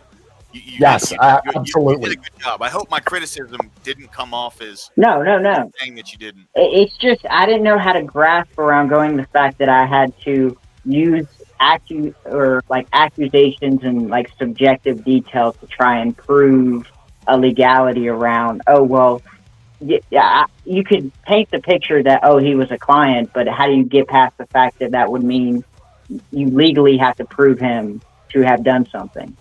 And so I was getting stuck at that. And it's like each point I was like, well, if I go about creating a map of points that kind of line up, I thought I might have a better argument, but no. I think just flood them with facts. Yeah. Totally get it. Totally get it. Hey guys, poll is in the chat. Poll is in the chat. I'll be right back. I'm gonna grab a drink. Yeah, do your thing, man. Do I get a vote for myself or what? I mean, if you want to. You can if you want. I mean, I typically. I don't. Yeah, I wouldn't vote at all. I'm actually gonna vote for him because he did bring up some contention, and it was a fun debate. No, yeah, for sure. He did come at you with everything he possibly could. Yep. I don't mind losing my first debate. All right. Well, it's a 50-50 split right now, man. Oh shoot! Wow. All right, I'll give it 2 more minutes at 3:50. We'll call it. Poll is in the chat. Poll is in the chat. See, I can't vote because I started the poll. So.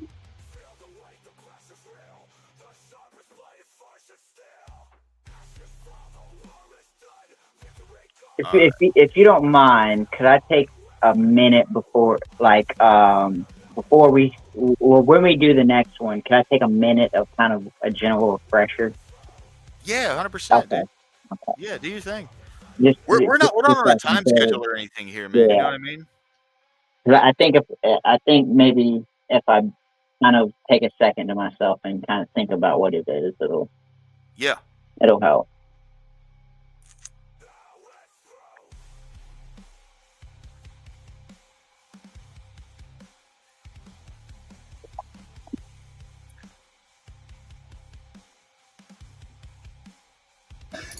And what was that lady's name that said that Trump Bergdorfed her?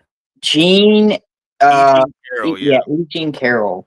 And see, the interesting thing about that is like the details of the case. Like when she described her dress, like the dress hadn't come out yet. Said it happened in a storeroom closet or like a place you'd keep cleaning supplies. So it's like, well, generally that type of stuff's locked, especially when you're in a high traffic area, and so a lot of the details just don't make sense in that whole case. Well, that and she contradicted herself like 10 times and changed her story. So with that alone, yeah, she couldn't remember a bunch of details and shit. Yeah, that was goofy.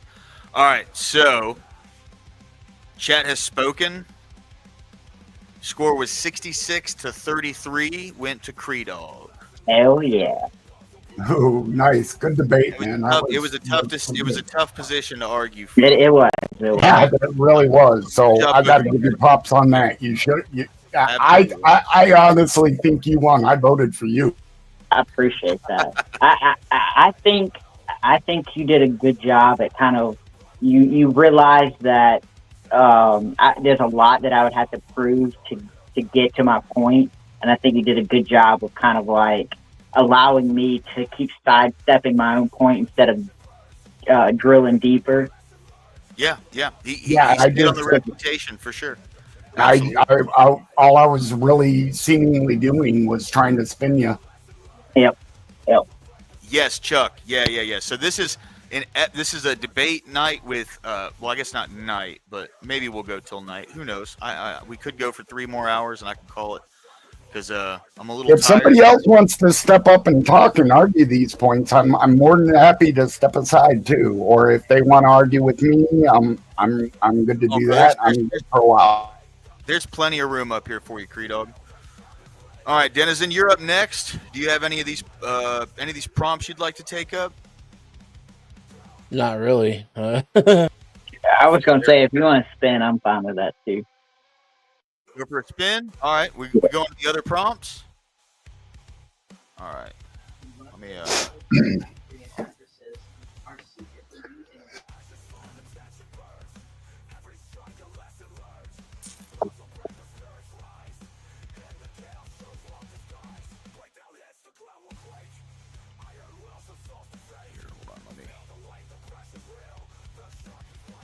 Never keep this thing. All right.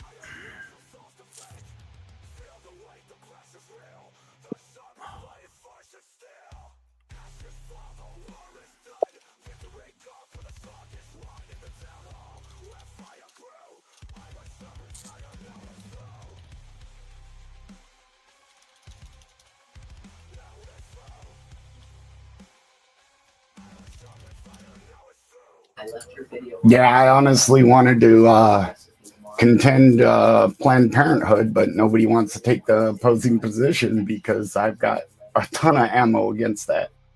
Okay. I'll be honest. I'll do that. Yeah. All right. So Yeah. here are the prompts I have for abortion. If you have a recommendation, throw it out to me. All right. So we got induced birth versus abortion, right? So instead of aborting a late-term fetus, just inducing birth and putting it up for adoption. My body, my choice? ? Is it your body, your choice? Is it forcing them to stay pregnant if they choose to have sex? Or when does a baby become a life with value? Yeah, I'm all pro-life side of all of these arguments. I was gonna say if we want to do that one after mine and Dennis, and I could definitely take the opposite of your position. Yeah, well, you're taking the harder side again. So I don't know. Maybe we should go back to Epstein. You said you had a lot of ammo, so I'd let you kind of try it out and see where it takes us. Yeah, go ahead. What prompts you want, Creedog? Roll a dice, man. I'm good with any of those. Roll the dice. Okay. No. We'll go with.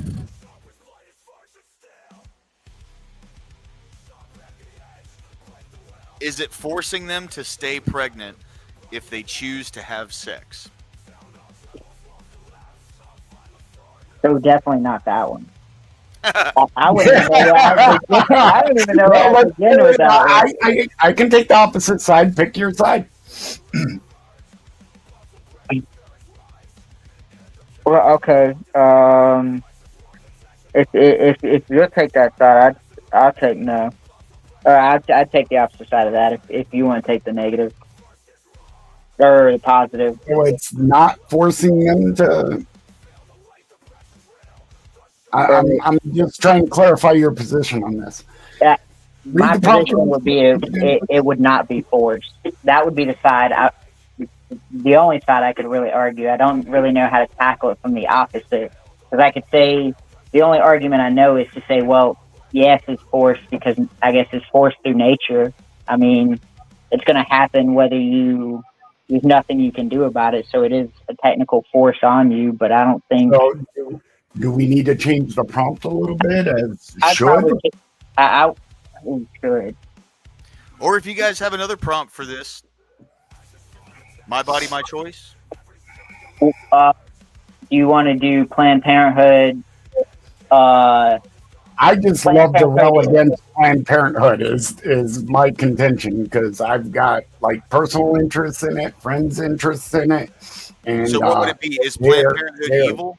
Like net good, net positive, net negative. Yeah, net positive, net negative, something of that nature. Anything you want to go with, but I'm railing against Planned Parenthood for sure, because Yeah. We'll do that. Is Planned Parenthood net negative? We'll do that. Calvin, you can jump up, man. This is open panel debating, dude. We're just going back and forth on different topics, so you're more than welcome to jump in at any point. All right. Is Planned Parenthood a net negative? All right. Well, hold on. To be fair, though, Denizen, do you still want to go first? Me and you? I'm just along for the ride, whatever. I don't really do debates. Okay, I mean, that's fair. I just didn't want to kick. I'll participate for fun, Yeah, I just didn't want to kick our debate out. That's all we're really doing, man. We're just having fun, I mean, well, Cree Dog, if this, I'm down to get it. If you want to get this one next, if that's fine, Dennison. Hey, Rude, I will. I'm gonna message you in Discord.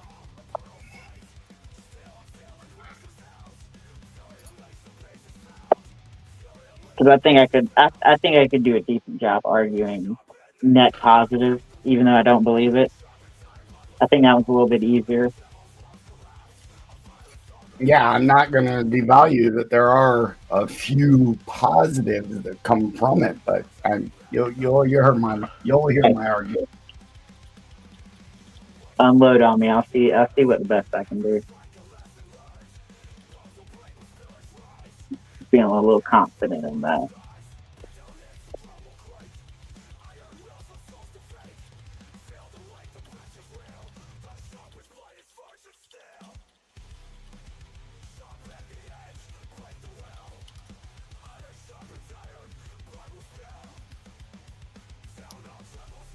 All right.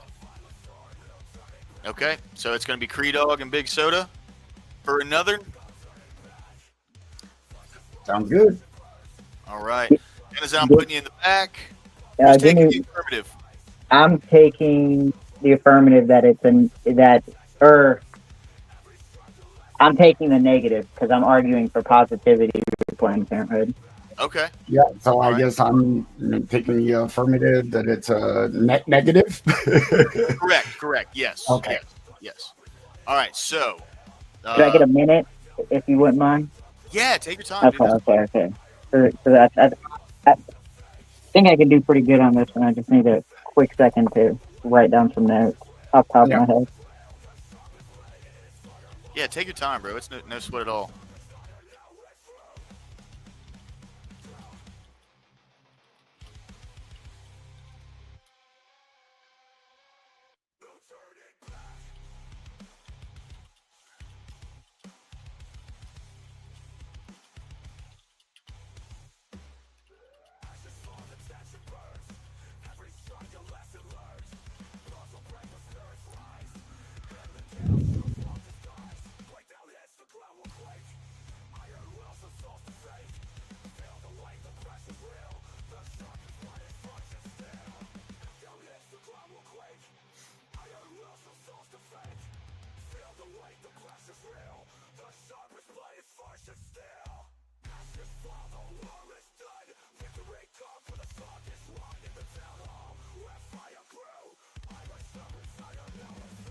Chuck, you're more than welcome to jump up if you want, man. If you want to debate a little bit, we're just kind of going back and forth with each other.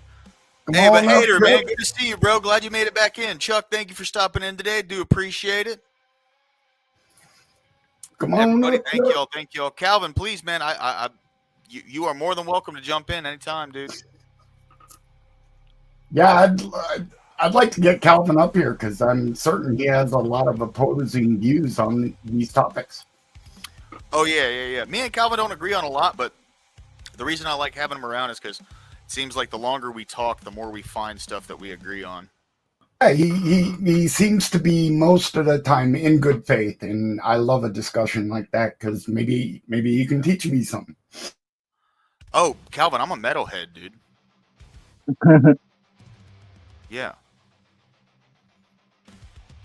Yeah. What's your favorite band? The Chariot. That's some new shit.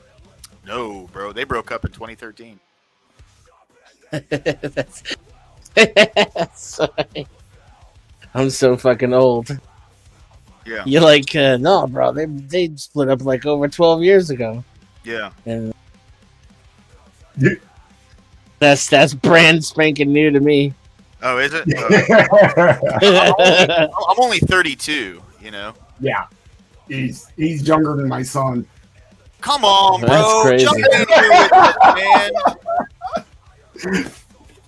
Come in here, Calvin. Get in here, motherfucker. You are a good speaker. You clarify what your positions are on just about everything, from what I've heard from you, anyway. So yeah, you should get your butt up here, man. I will admit, I felt inspired to debate when somebody called Calvin good faith. Come on, man, bring it. That was the first. What'd you guys call it? A premise or? Is Calvin good faith? He comes at it. That was the first one that caught my attention. I was like, no, settle down, Denizen. My argument with that would be that he actually believes in what he's saying most of the time. I've caught him. I've caught him. Yeah, I've caught him a few times. You can catch his illogic, but when you point it out to him, he does tend to. No, when you point it out to him, he says he doesn't want to talk to you anymore, and then he comes back 3 months later with a bullshit answer. Are we talking about me? Yeah. I'm pro your argument, but I'd like to hear it because if you don't see, go ahead. Wait a minute. I have the floor. Oh, Y'all already putting me in the spotlight already. What's this? I mean, ambush. We're just busting your balls, man. It's all good. We're having good fun. That's it. Yeah. So, you guys were having a discussion earlier about pro-life, pro-choice. Yep, that's what we're trying to get into in a minute here. As soon as Corey comes back. Yeah. Once Corey gets back, Creedog and him are gonna do a debate on it. Do you want to throw a prompt in the mix, dude? And then on the next one, you can debate somebody. What's up, old Joe? Welcome back, dude. Hello, sir. I just thought I heard an interesting discussion going on about 2 minutes ago. Can you just kind of take me through it? What was that one? I don't know. I thought Epstein? somebody was saying they don't want to talk to people and evaporating for 3 months. Oh, I guess it was Calvin. To me. Denizen was saying that that's what Calvin does. And What do you think? What do you think of the withdrawing tactic if things aren't going well? What do I think? Wait, what do you mean by withdrawing? So let's say you have a guy that drops down, like I just did. Do you think what do you think of that as a reasonable discussion technique? Okay, it's time to stop this one and pick it up again later. Hey, and don't let me interrupt. If there's a debate going on right now, I'll just drop down. No, there is. No, we're waiting on Corey. We haven't started it yet. No. Oh, okay. Yeah, we're waiting on Corey. I would say, if you're actively in the middle of a debate with somebody, it can be perceived in ways that you don't mean for it to be perceived as. But, I feel like if you say, hey, let's just come back to this and talk about it at a later time, I think that's fine. But that's just me, right? Like, I personally unfortunately, even though like I run a debate panel and everything, I just don't take this stuff all that much that seriously. Yeah, it could go either way because the way you had done it earlier is you went on there you were on the positive side when you left, so it wasn't like a surrender, but it was an empowering thing. Whereas most of the time, it's rage quit. That's what I most think- people say.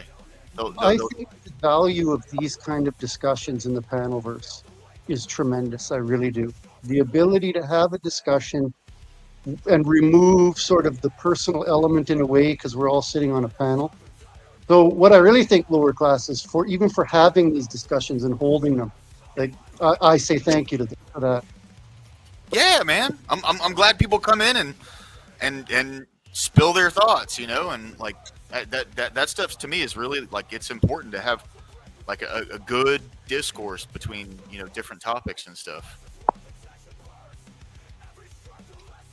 I think I'm ready whenever y'all are. Yeah, well, I just want to make sure it's known that some views that I might portray that I don't actually endorse, but if I'm arguing the opposite side on them, that you've got to know that's not me. That's just me trying to argue that point. Yeah, so it's going to be 3v3. So by the way, old Joe, I thought it was- the way that we do things here on Town Hall, and we can do other formats like 2v2 and everything, but typically this is less about like really trying to dig into passionate things. Like if someone feels passionate about something, please feel free to debate that. I have no issue on that. But this is more or less like kind of just a practice session for everyone to come in and be able to like argue things maybe they don't necessarily believe in. Like that's what Corey's doing. He's playing devil's advocate so far for everything. Just so like kind of fleshing out arguments on the other sides of things. Because the way I look at it is, if you can argue the other side of something that you're passionate about, then you truly understand the idea as a whole. But that's an opinion, right? Yeah. No, that sounds perfect. I think that's awesome. Cool. Yeah, so it's just sharpening your teeth on communication skills, and I'm piss poor in that area, so that's why I'm loving this practice. Let's go, man. Let's go. All right, so for right now, it's going to be Creedog again versus Big Soda, and do you guys want your opening statements? A minute 30 each. Hang on one sec. My daughter's calling me. All right, take your time, bro. Yeah, I would like opening statements if he's not an objection to that. Cool. Yeah, Corey don't mind, bro. Well, I mean, that at least gives us something teeth to bite into a few topics to, you know, kick it off, because 10 minutes is a long time to talk, especially if it's one-sided. Yeah. Oh, Joe, where'd you go, man? I'm not saying it's going to be one-sided. I'm just saying making it a filler. I could bogart the whole argument, wait till the last minute, make a couple of points, and probably win the debate. But did I really? Who's y'all favorite person to watch debate? We let chat decide these, boys. Chat is the one that decides, you know, because we're not. What was that question? I just missed it. I'm sorry. I think I was Denizen. You asked a question. Who's y'all's favorite person to watch debate? Oh, well, you mean like traditional debating, or like just argument in general? I would definitely go Jordan Peterson. Can you think of a debate in particular, like Peterson v. and the topic? I think he's got Maybe a good Sam Harris. Yeah, I was going to say Sam Harris. I would say the second one that was moderated by Brett Weinstein. I think that one's a little bit better because in the first one they get stuck. Oh man, my favorite debate from Jordan Peterson was the one where he went against Destiny. He just spanked him the whole.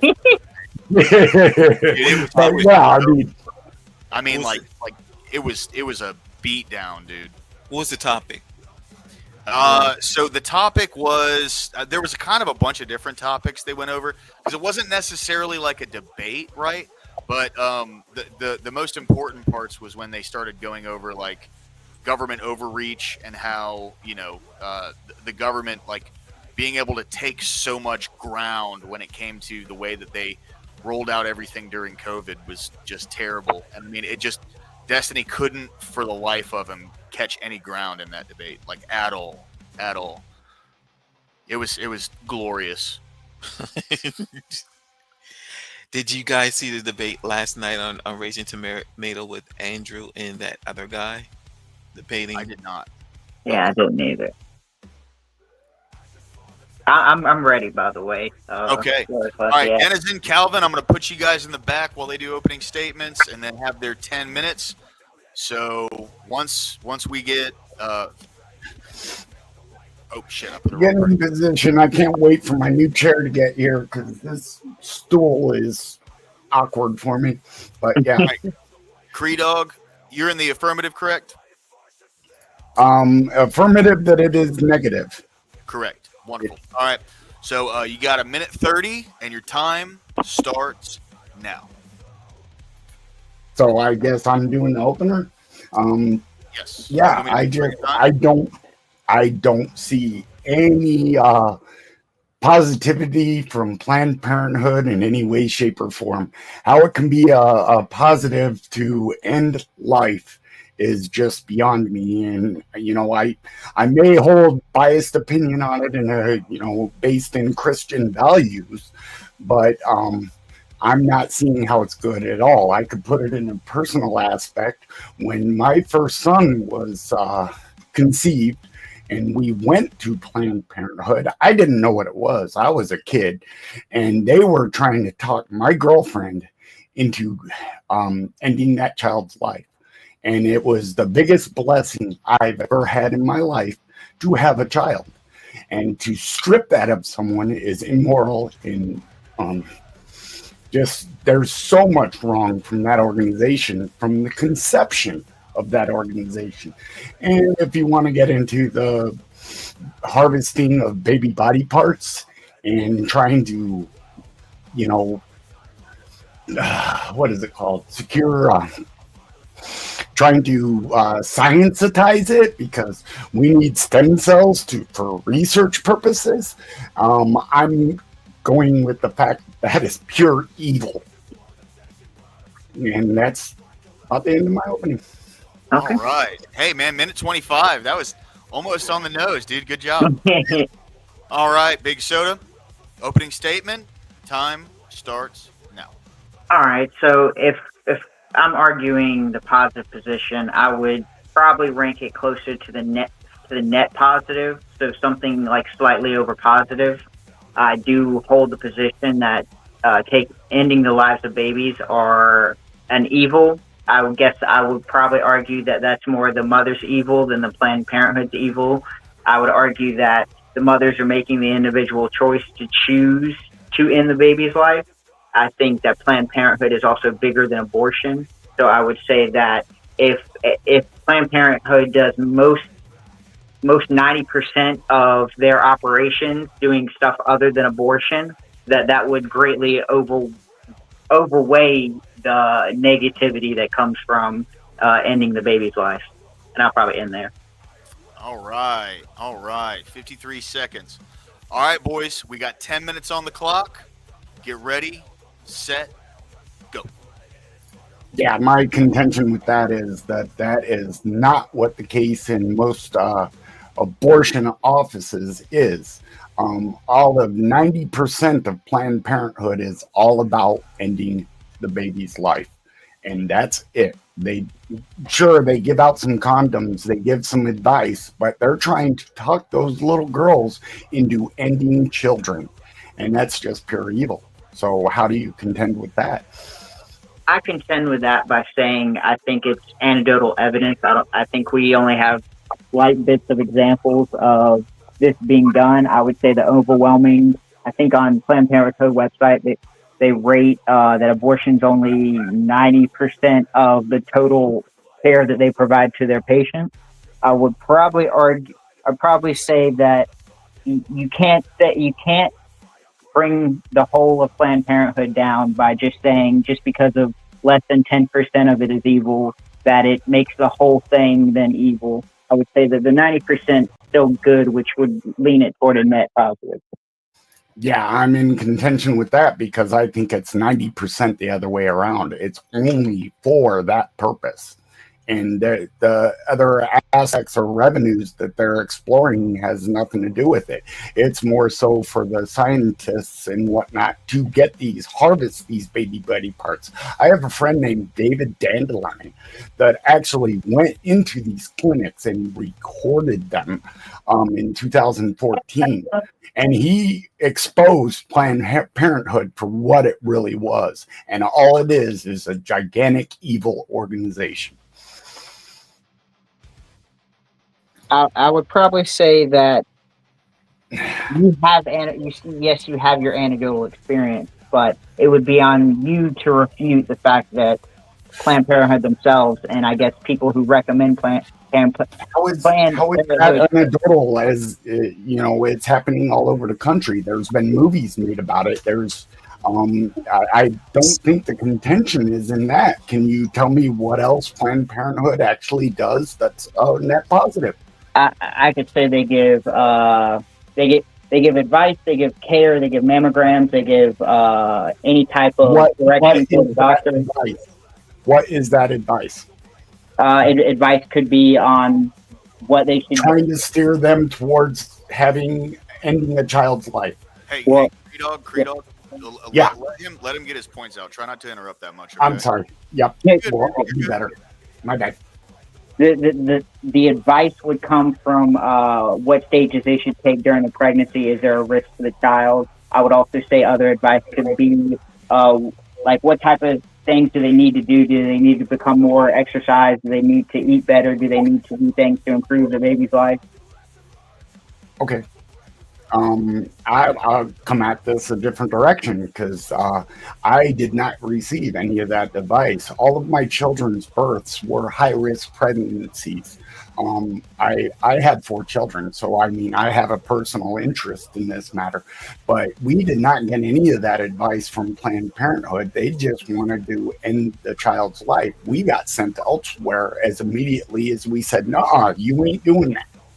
And so I'm not seeing where this is coming from. I mean, yeah, that could be anecdotal because it's just what happened to me. But all of the care and resources we got for some pretty hard, extravagant pregnancies came from other doctors.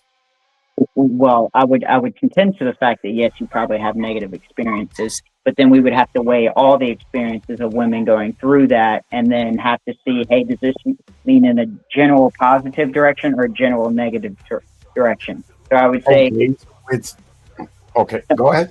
No, go ahead. I think that was a good point to end on. Okay, yeah, I thought you had made your point pretty clear there, but what I'm getting into is how is that society's net benefit when we have people using the Planned Parenthood as a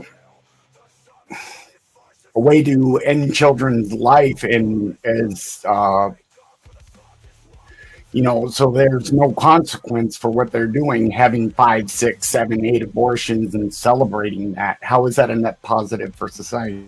Well, that would be a cultural issue. If the culture thinks that, I guess, moral, then that would be on the culture. It's not necessarily on the institution of Planned Parenthood. It would be more of a cultural, I guess, phenomenon. Well, if Planned Parenthood didn't exist, we wouldn't have that in society whatsoever.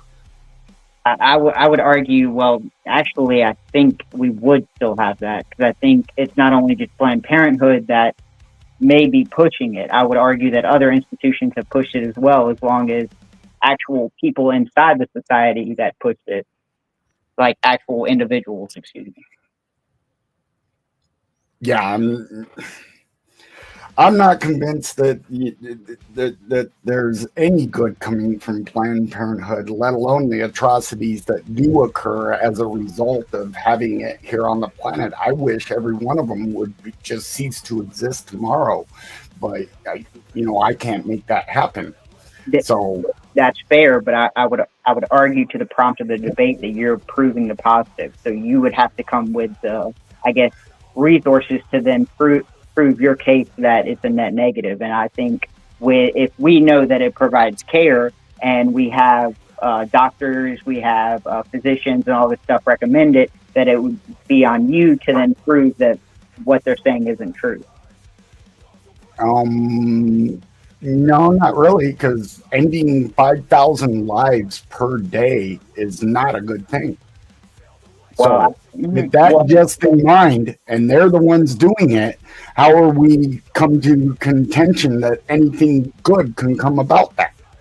Well, when I say, I guess when we're using the term net positive versus net negative, I guess you would have to show that the net negative of the deaths outweigh the net positive. And if this is a small fraction of what the institution's known for, I don't think that you can argue that the whole institution is bad. Yeah, but that underlies my entire argument. I think 90% of what they are doing and what they're about is, in fact, ending pregnancies. And that's their entire goal, and that's where their money, bread and butter is. And so is there something else they do that would contend that? I would say, well, then I would bring up the same points that I made earlier. It's kind of something to where it's if someone says something and they say, hey, you know, my organization is 90% does this, and you're arguing that it's 90% does that, then it would be on you to then prove where did you get the 90% from. I'm just trying where you got the 10% from, because I've not even seen that much. I was giving it the benefit of the doubt by giving it 10% otherwise. But I don't even think they do that much. They just try to talk people into having ending children's lives. In 2023 and 2024, there was either they released a study or it was a study outside of them that's showing that only 4% of all their health care was provided with abortion, and that the overwhelming 96% included things that were outside of the term and, I guess, the practice of abortion. I could go to the one in Washington, D.C. that almost 99% of it is just that. And it was totally developed and intended for eugenics against impoverished peoples. Well, I guess my contention would be, are you saying that it's 99% targeting poor people, or are you saying that's 99% of the care? I'm saying the first lady that actually initiated it went with the intention of ridding us of black people. Yeah, if I can say that. I don't even know if I'm supposed to say BLK people. Well, but I also know that other institutions like Volkswagen also had high influences in evil things. 1 minute. Had influences in evil things, but that doesn't necessarily hold against the actual institution itself. Okay, so when it was based and derived upon doing this specific issue, that's not what the organization is about. I need to see how that has changed. Can you show me some relevant data that shows that it's something other than trying to do just that, what it was initially set up for, intended to? And well, I would then say, I guess if your whole point is on what Margaret Thatcher said she was doing with it, do you have evidence that is what she's doing with it? It was Margaret Thatcher, but yes, that's was the whole intention and purpose of it from the beginning, was to eugenics, to get rid of the BLK peoples. All right, boys, that's time. That's time. Now I like that one better. We kind of jumped off on at the end there, but that wasn't where I wanted to end up. But you gave me a couple of good arguments, putting it back on me, so I had to go there. No, man, I will say, I got to go Corey for that one. You went in a really good direction in your opening statement. I kind of wish you would have stuck with that and really. Yeah, I got thrown off, and it was like, uh-oh. Yeah, no, that was a great debate though. I'm not dissing you guys at all. It was a great debate. What's up, Fredo? Welcome in, dude. Welcome in. Come on and jump on up if you Yeah, want. I seriously still don't see the point of anything that organization does, though. So, I mean, I didn't get much from you, Corey. Not to badger you on it. It was a great argument, and you did very well. I got to give it to you. I was gonna say, it's like with the font, I knew that I had some room to kind of like build the thing of, hey, you kind of have to prove this. So it's not necessarily about my refutation to it, but the fact could your refutation, I guess, hold on its own. And I just kept, I guess, tackling on whether you had the ability to confirm the positive. And so Yeah, if I had the ability to do some research prior to the debate, I would have hammered all over that. Yeah. But I didn't, and we couldn't. Not at this point in time, anyway. And to be fair, that's kind of like, I knew if I could keep you from slamming the affirmative position and keep you on your toes, that I could keep you kind of not like, I guess keep you. I kind of did the same thing because I kind of kept you moving, but I had more solid footing, if that makes sense. Poll is in the chat, everybody. Poll is in the chat. Please keep in mind, we're not voting on the idea. We are voting on the arguments. We are voting on the arguments here. Yeah. Yeah, that was really good though, and thank you for that, because like I was saying, I really need to sharpen my teeth on all of this because that was a good debate. I am impassioned by this topic. Yeah, Calvin, Denizen, y'all got anything you want to say about that? You guys are welcome to chime in.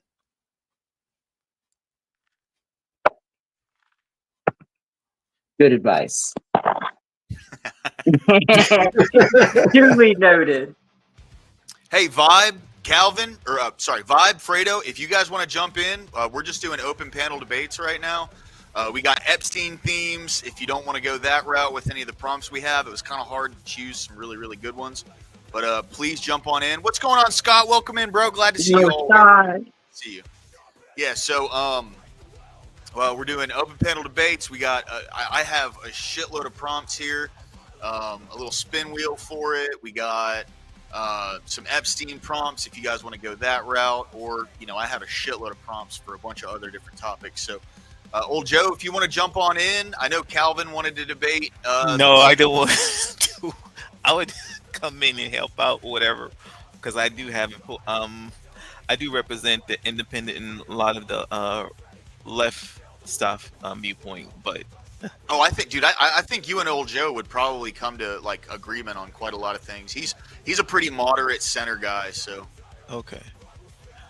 What's your topics on Epstein? On what?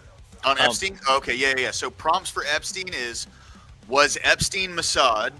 Old Joe, welcome in, brother. Welcome in. I'll make a suggestion for Calvin. Calvin, can you sit on the left for me? Hold on, your mic's a little muffled. I don't know what's going on. Can you hear me okay now? Yeah, perfect, bro. Okay, so I was just asking Calvin, do you typically sit on the left of these kind of issues? Generally speaking. Okay, how about this then? Why don't I debate the leftist perspective and you debate the conservative perspective, just to sharpen us both? Because I am very much on the other side of probably where you are. I'm not good debating viewpoints that I actually believe in, but I do have some stuff that I'm right leaning on. Okay. Like for example, I generally lean right when it comes to the border. When it comes to, interestingly enough, I agree with Trump's stance on birthright. Okay. Based. I'm trying to So think. at the risk of ventriloquizing somebody, I don't want to throw anybody out there, but I think Dennison would be good on a couple of those issues to sharpen your knife against. What is Denison's position on those? I don't know, but he is an American, and I think he has some positions on freedom and size of government. I don't want to talk for him, but I think he'd be superior to me in those topics. I'll drop down and finish my workout and come back up if there's another debate. Yeah, dude, come on up. You're always welcome, old Joe. Thank you, sir. Yeah, man. All right. So yeah, Calvin, the Epstein prompts I have are: was Epstein Mossad? Was Trump serviced, quote unquote, by Epstein? Just Service. What do you mean by service by Epstein? for TOS purposes, serviced. If you know. Was he a part of clientele? Yeah. Like was he? Does he have kids in his lap? You know. Okay. Yeah. Is Epstein's island just the surface of a bigger conspiracy? Should kid lovers get a penalty worse than death? Should the age of consent be raised? Should politicians in the files be arrested and have an example made of them? Would the release of the files crash the global economy? Or is Trump's cabinet compromised? Interesting. Some contentious stuff there, you know?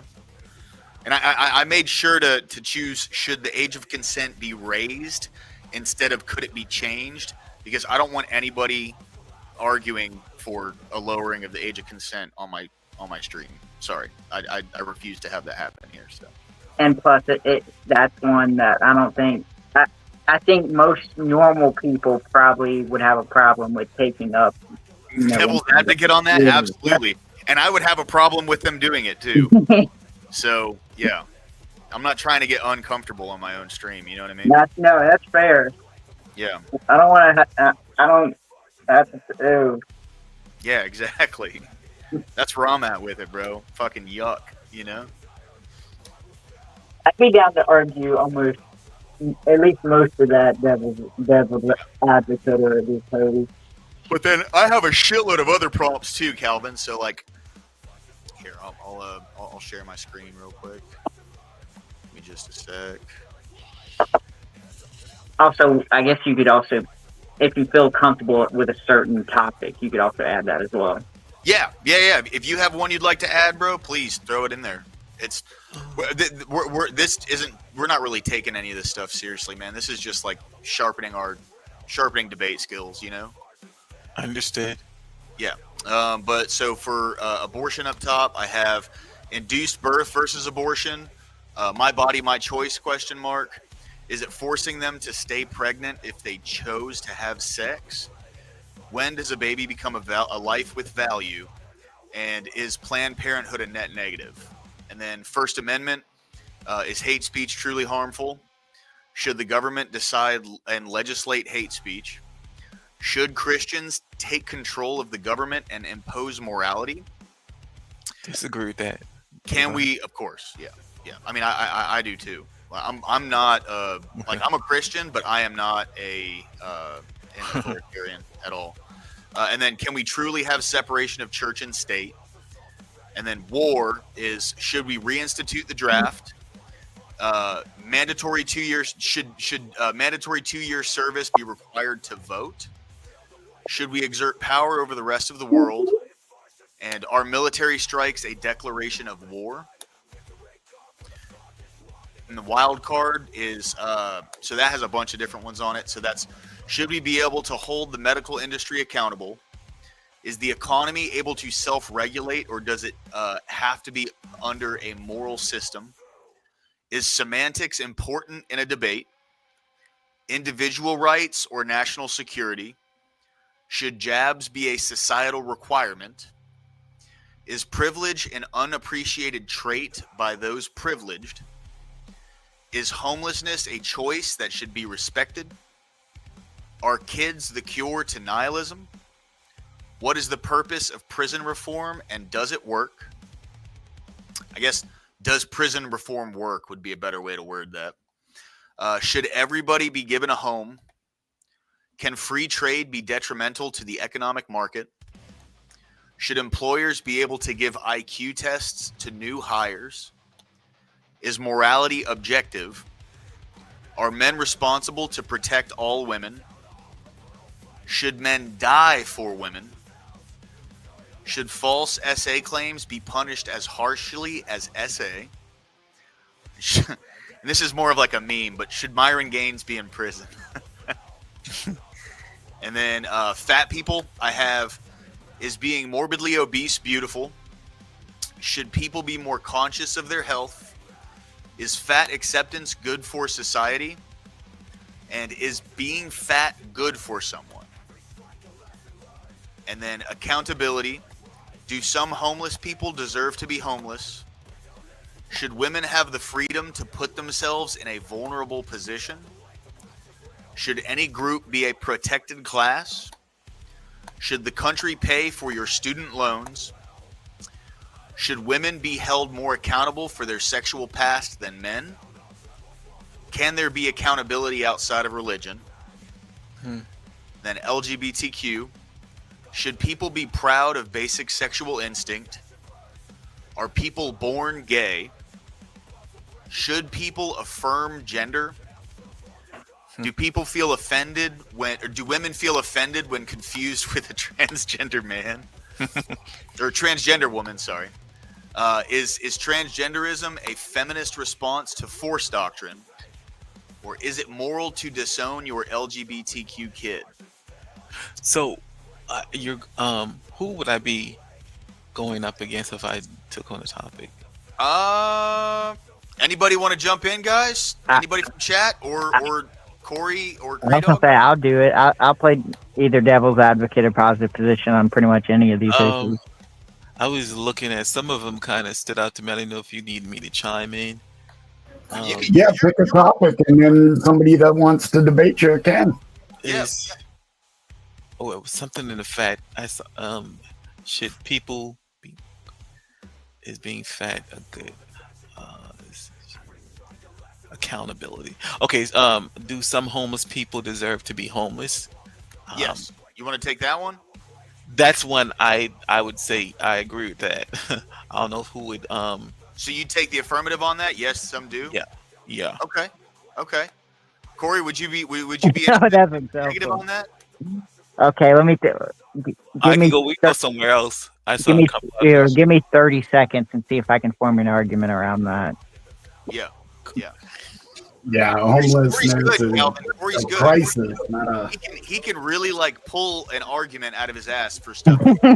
Yeah, I seen that. We're tied right now, buddy. So we're gonna have to have a rematch sooner or later. But yeah, very good arguments, man. Thank you for. And Corey won that one.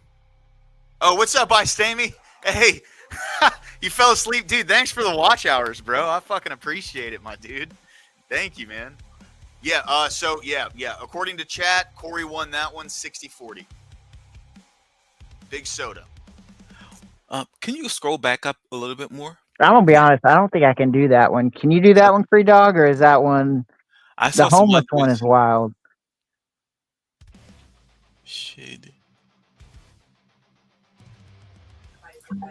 I'm really uncertain about that because I mean we're just going on. What was the prompt again exactly? So it's do some homeless people deserve to be homeless? And Some. And Yeah, I don't know that I can contend with that. So Calvin wants to take the affirmative. So if you were to take it, you would be taking the position of homeless people do not deserve to be, like, no homeless person deserves to be homeless, essentially. Yeah, I think that's really more. don't know that I can form an argument around that at all. No problem. What about individual rights versus national security? What does that mean? Individual rights versus national security. Okay, so it's where was that? Was that it? I'm all for individual rights. Above that, people. Wild card. Okay, right here. So individual rights versus national security. The more national security measures are put into place by the government, the less individual rights you have. Like, we've seen that happening over the past 25 years. Just for like a backstory, right? So with like the Patriot Act, George W. Bush, the NDAA, along those lines, where, you know, those things gave the government more leeway to, without a subpoena or a warrant, look into your emails, listen to your phone calls, kick your door in on suspicion without a warrant, those kinds of things, right? Mm-hmm. So what is it better to have your individual rights to be like the person that you want to be and do the things you want to do, or is it better for national security, which is, yes, the government can do those things, but at the same time, if there was someone who was planning, let's say, like a mass explosion in a very populated place, and the government knew where they were at, and they were a citizen, but they couldn't get a warrant for it. Understood. You see what I mean? So it's arguing those two sides. Yeah, I would be more lenient towards national security. Hang on. Did y'all post what's in, or Creedog just posted something wild in the chat. Not offensive wild, but like a true social from Donald Trump, and he says some questionable stuff about the Epstein document. Yeah, I just wanted to share that to bring it up because it's something that's happening right now, and it's just like, wow. Oh my goodness. Wild. He's fucking crashing out, man. My man is. I'm gonna share my screen. We can all read this crazy shit, dude. He's such a fucking retard, bro. All right, hold on. Real quick, can I get my rematch with Big Soda? Yeah, you can get it. Yeah, you've been running from it. All right, so this is the new Truth Social post from Trump. Everybody, what's going on with my boys and in some cases gals? They're all going after Attorney General Pam Bondi, who is doing a fantastic job. We're on one team, MAGA, and I don't like what's happening. We have a perfect administration, the talk of the world, and selfish people are trying to hurt it all over a guy who never dies, Jeffrey Epstein. What the fuck does that mean? For years, it's Epstein over and over again. Why are we giving publicity to files written by Obama, crooked Hillary, Comey, Brennan, and the losers and criminals of the Biden administration who conned the world with the Russia hoax, 51 intelligence agencies? He's crashing the fuck out, bro. He's crashing the fuck out. Holy This is shit. so sad. The laptop from hell and more. They created the Epstein files just like they created the fake Hillary Clinton Christopher Steele dossier that they used on me, and now my so-called friends are playing right into their hands. Why didn't these radical left lunatics release the Epstein files? Good question. Why aren't you releasing them, motherfucker? If there was anything in there that could have hurt the MAGA movement, why didn't they use it? Exactly. If there's nothing in there, fucking let them out, dude. Just release them. They haven't even given up on the John F. Kennedy or the Martin Luther King files. No matter how much success we've had securing the border, deporting criminals, fixing the economy, energy dominance, a safer world where Iran will not have nuclear weapons, it's never enough for some people. Dude, this is S-tier crash out right now. We are about to achieve more in 6 months than any other administration has achieved in over 100 years, and we have so much more to do. We are saving our country and making America great again, which will continue to be our complete priority. The left is imploding. Kash Patel and the FBI must be focused on investigating voter fraud, political corruption, Act Blue, the rigged and stolen election of 2020, and arresting thugs and criminals instead of spending month after month looking at nothing but the same old radical left-inspired documents on Jeffrey Epstein. Let Pam Bondi do her job. She's great. The 2020 election was rigged and stolen, and they tried to do the same thing in 2024. That's what she's looking into as AG and much more. 1 year ago, our country was dead. Now it's the hottest country anywhere in the world. Let's keep it that way. Let's not waste time and energy on Jeffrey Epstein, somebody that nobody cares about. Obviously, that's not true. Thank you for your attention to this matter. Bro. That's insane. Bullshit. I think he had someone to proofread that for him because it was too perfect. I know, Mr. Fista. It really is, bro. Like, so you're saying you came into office, your biggest tagline was drain the swamp, and you're telling me even this is too swampy for you to even touch? Yeah. That's a good idea. I definitely do need to do that, bro. No, 100%. 100%. Ice Amy, no, I don't have any topics on the nuclear family. If you have any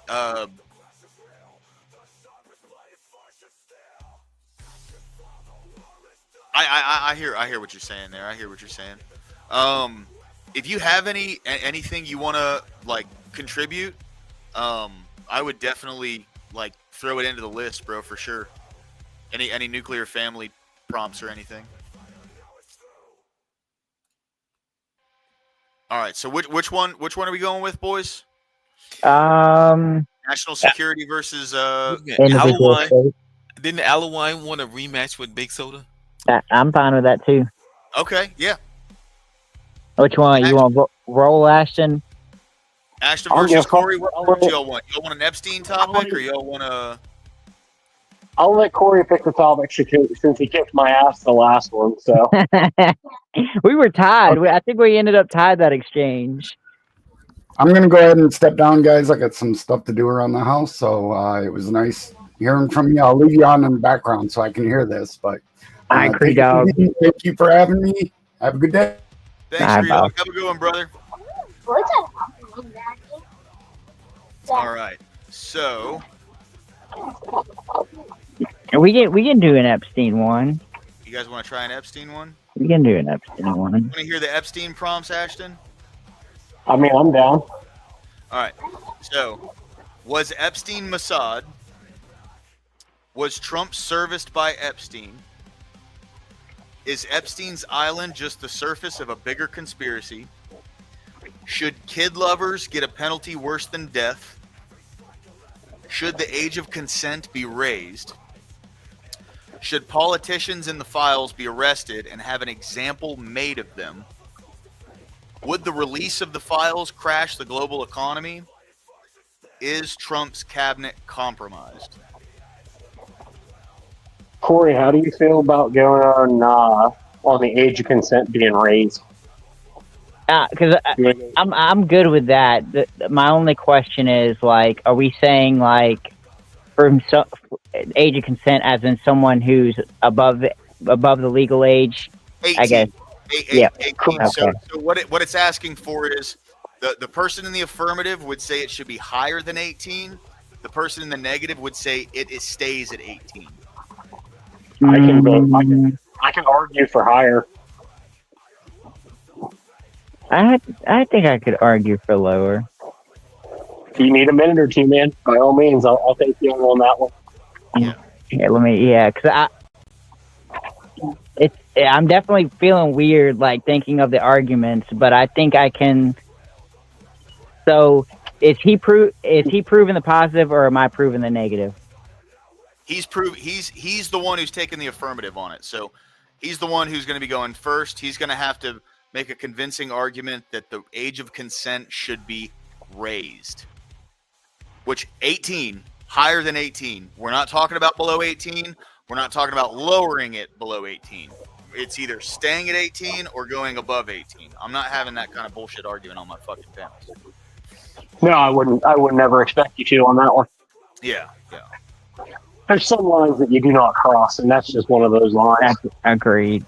Yeah. I think I can do it. I'm gonna be honest though. I don't really want to have an opening statement though. I would rather just get into it because I don't know quite. I think I can answer. You say what? You're just arguing that it stays at the age of 18, right? That's correct. Yeah, that's what. Correct. You're not arguing for the law. So it's like keeping things as status quo. Yeah. Correct. Yeah. Yeah. So Corey is defending the position that where it's at right now is good. Ashton is arguing that it should be raised. So like 21 or something like that. You know what I mean? I think I got my argument aligned, especially a good enough argument that I feel avoids the age altogether. So I got it. I'm ready. We can jump right in if you want to. I'm fine jumping right into it. All right. Should the age of consent be raised? All right. So the prompt is going to be, should the age of consent be raised? Ashton is taking the affirmative. Corey, negative. Calvin, Denizen, I'm going to put you guys in the back. Are you guys doing opening statements, or are you guys just going for the slugfest? No, we're going to straight slug. Yeah. All right. Well, I'm going to take myself out after I start your timer. It's going to be 13 minutes, boys. 13 minutes. Okay? Get ready. 3, 2, 1, go. So, arguing in the affirmative, I believe that the age of consent should be raised to the age of either 21 or 25. We have statistics showing that the older we get, the easier the gray matter in our head is to control. So we are less more compelled for logic versus emotion.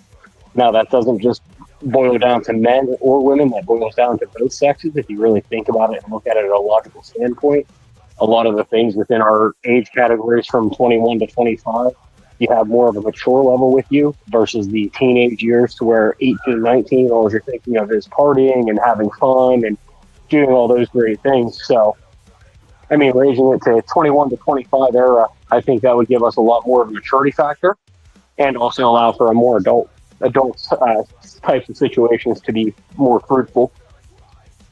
I would probably tackle that saying that by changing the age, we're doing a gross infraction of kind of civil rights, especially in our own government system. So I would probably argue that if you have the ability to defend your rights at the age of 18, you should have the ability to then procreate with someone who is also that age. Well, the way I'm looking at it here, and this is even my Judas Dahl as well, you would need to raise not only the age of consent. So if you're raising the age of consent to 21 to 25, those ages that are required for such as military conscription or volunteer service with a local CAL, you're going to be looking at a total of 21 to 25 as well. So you're increasing the age, not only just military conscript, voting ages, and so on and so forth. You're also increasing the age of buying tobacco, which is already at 21. You're also keeping the age of 21 to 25 for drinking, or in some states with marijuana recreational usage, it's 21 as well. So if we have all those other ages set already to 21, why not just bump up the other age to 21? That way everything is all encompassed and all-inclusive as well. Because you run into the risk of, when you set this age back, you're only setting back people's ability to procreate. And I think from a, human standpoint, the later and later you push that date back, especially if we're talking in the span of like 25, then we would be getting to dangerous territory to where women are only having a short time to procreate, which is putting a lot of stress on their ability to procreate. Okay. I'll succeed about 25. How about 21 then instead? Would that 3-year gap really mean that much of a difference as far as age consent for us to have children or, increase our populations? That 3-year gap difference isn't going to make much of a difference for the age as far as procreation, but it will help for the mental stability of the nation as well. Yeah, I will give you, if at the age of 21, the 3 years is not as much of a gap as possible. But then what you're doing is you're bringing in fresh 18-year-olds and having them serve in an adult role, because after high school, usually they go to college or get a job. And so you're going to lead yourself to finding that you have to incriminate more people, because you're raising the age from something that we do naturally at that age. Well, yes, but if you're raising that age, if you're saying that they're still technically minors till the age of 21, so when they would go to college, when they would go to other places, even if they were trying to attend like rated R movies even, they would have to show proof of ID.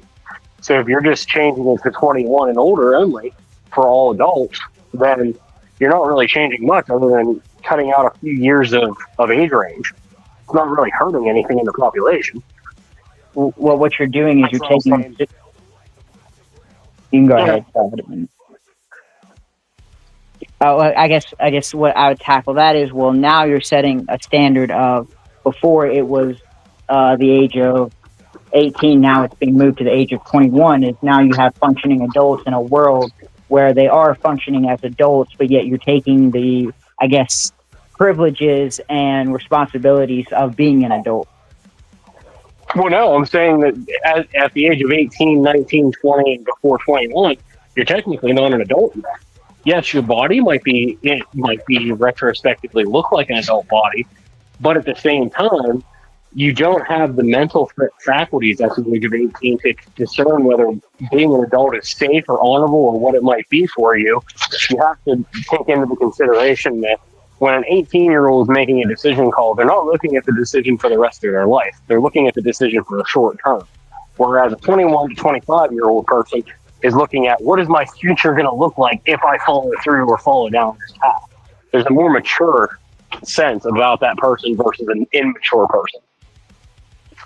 That is true, but you're requiring the responsibilities of being an adult, but yet you're taking away the privileges that they receive from being an adult. So it's kind of like you have people living by themselves, you have people going to work, you have people doing responsible things, but yet you're then taking the privileges of saying, hey, but you can't procreate and make a family because the state decides whether you are an adequate enough age. No, I'm saying federally, if you're changing the age and increasing it from 18 to 21, you're still technically not an adult yet.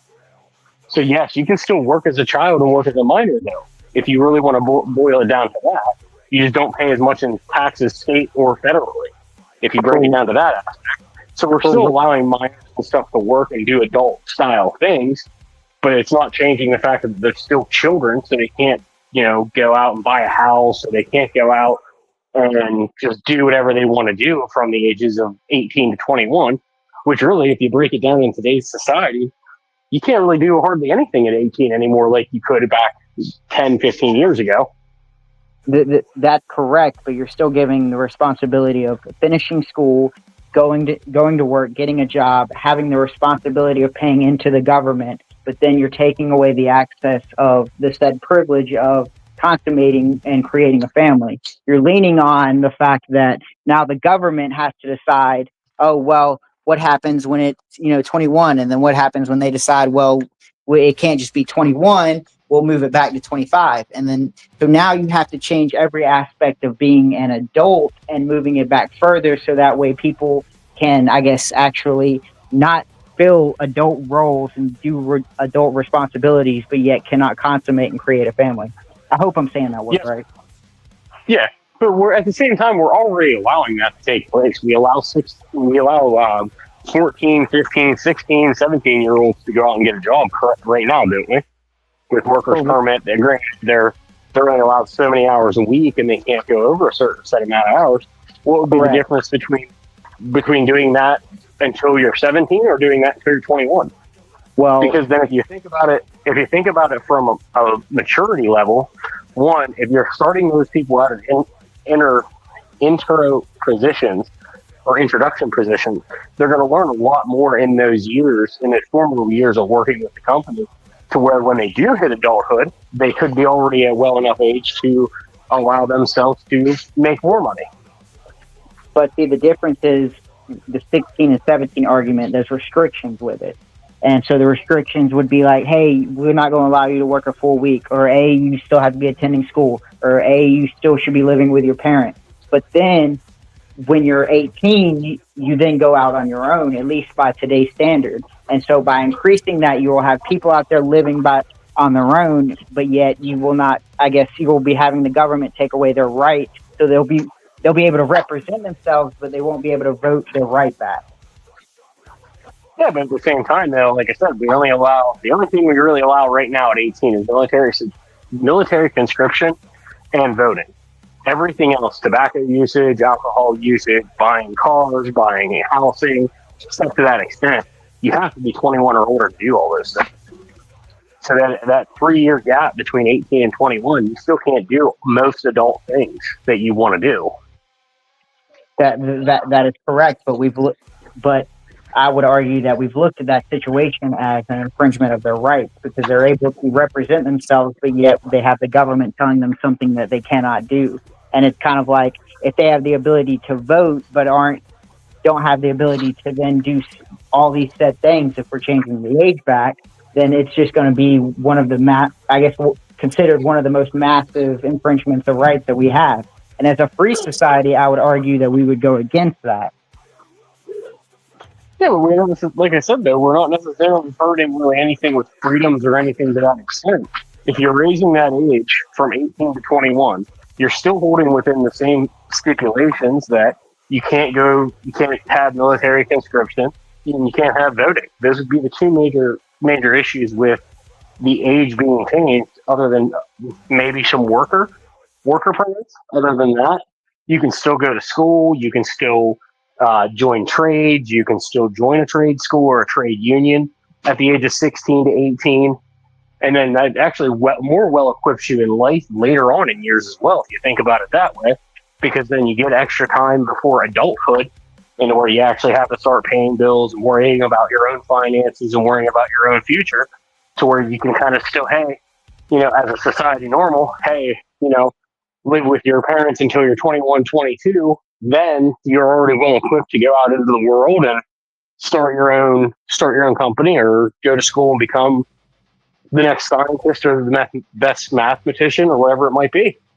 But then you could also argue that, hey, it would be better for them to do it at 26 or 27 or 28 or 29. And so the fallacy or I guess to me, what seems to be a fallacy is the fact that we're allowing them to vote and then pay in taxes, but yet they don't have the ability to then recreate their family. And so I'm saying they do not have the right to vote. Okay. So you're saying the military age? Okay. I'm saying erase it broad wide, the entire age gap from 18 to 21 for everything. Well, but then I would say, so you would be raising I guess you would be raising the access to then vote and serve in the military over, I guess, and comparing it to something like alcohol or tobacco, which is just a privilege. It's kind of like one is more of a fundamental right than the other. And so if we're talking about your right to make a family, your right to procreate, or same thing, your right to procreate. 1 minute.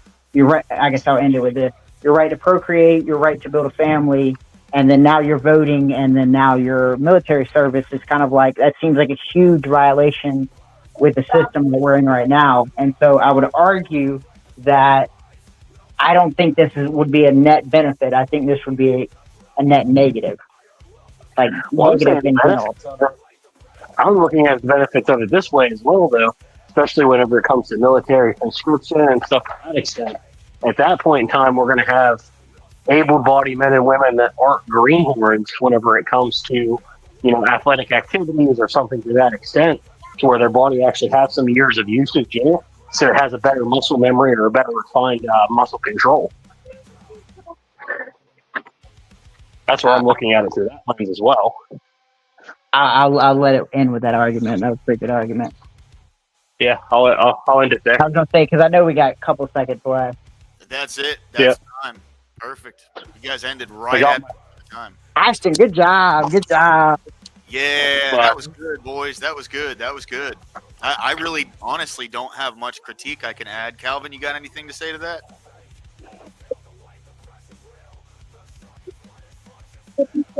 No, I don't. They did a good job, and it's making me question why I'm up here. What? Well, dude, no. Like you should be up. Like this will help you get better at debates. You guys did great. Y'all guys, you did great. Yeah. That was a good debate, man. All right, cool. So, poll is in the chat, guys. Poll is in the chat. Okay. So, ooh. All right, I'll let this one run for another 2 minutes. I'm gonna go Ashton 80, Big Soda 20. Okay. Oh, dude, I'm looking at it more like 60-40 you on that end. Oh, come on, nah. Because I thought you did a really good job. Because you were kind of, it's like I didn't know how I wanted to tackle it, to be honest with you. Because like I was like, well, if I attack the fact that, hey, he's just doing this, he's restricting this one thing, but then I guess when you came with restricting all of it, I was like, well, damn, I mean, that would be the more responsible thing to do, especially with your side of the argument around 21. No shit. All right, guys. I totally apologize, Corey. I wasn't ignoring you. My 2-year-old's playing in my scrubbing bucket, so I could not hear you because she was screaming in my ear because she wasn't allowed to play in the bubbles. You're good. I like how you expand. I was just saying. I like how you expanded the argument to not just be just restricting the age up to 21, but kind of restricting a bunch of rights that come with it up to 21. I didn't really know how to tackle that because I kind of agree with that. I think having rights as late as possible in the childhood stage is probably the best way to go about it. All right. Yeah, that's kind of how I wanted the argument to go. Chat has spoken. 66-33. The win goes to Ashton Allwine. Fucking good job, buddy. That was probably your best one. Yeah, that was great, man. That was a good debate, boys. I got my redemption back from Big Soda. Hell yeah. I think that's 3-2 now. So I think you're in the lead. That's okay. This is literally going to be the first one that I cut for my channel tonight.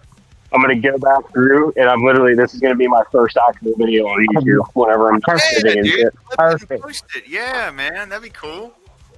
Yep, I wanted it to be Big Soda versus the Big A. That was going to be the title. I'm honored. I'm glad this one was probably our best one so far. Yeah. Calvin, for sure. Individual rights versus national security? Now, lower class, I'm probably going to have to hop off. Gotta go spend some time with the daughter. Okay, cool. Yeah, absolutely. First, 100%. It's been an honor, guys. I'm going to have to hop down too just because of the fact that I got a 2-year-old trying to play in a dirty mop bucket. So. Are you? Okay. Hey, dude, the stream's been going 9 hours. I'm not really feeling debating right now. I might just cut it off here. It's been fun, Oh yeah. Well, I'm at least getting this in before I leave. Rage quit. Hey, Calvin. So I do this every Saturday and Tuesday. You're always welcome if you ever want to jump in, man. It's real chill. This isn't like blood sport debates or nothing, man. We're just like having conversations, making each other better, bro. Iron sharpens iron in the town hall. You know what I mean? I understood. I'm gonna go back and look at the list that you've posted and kind of go review some of those topics that I probably can chime in on. Here, do you have Discord, bro? Nah, yes and no. I do, but I only jumped on it twice as of recently, so I'm not new to it. Wouldn't know how to find a message or anything like that. But I can go back and look at the video and look at the points. Okay, cool. Yeah, Hey, Calvin, thanks for jumping in again, man. I always like talking to you, bro. Come back whenever, man, for real. I appreciate the invite. You guys take care. Have a great weekend, bro. You too. All right, everybody. All right, guys. It's been fun. We've been at this for 9 fucking hours. I'm ready to eat some food and relax. It's been fun. Thank you guys for tuning in. Thank you, JS, for the raid earlier. If you could, it would mean a lot, guys. It really would mean a lot if you could just jump over to the channel, hit that sub button. I'm a small creator just trying to build this channel. Anything helps. Anything at all. A like, a sub, whatever you can do. But everybody, thanks again. It's always a pleasure. And tomorrow we got God and Country. We'll be going through the good word. You guys have a great night. Love y'all. Peace.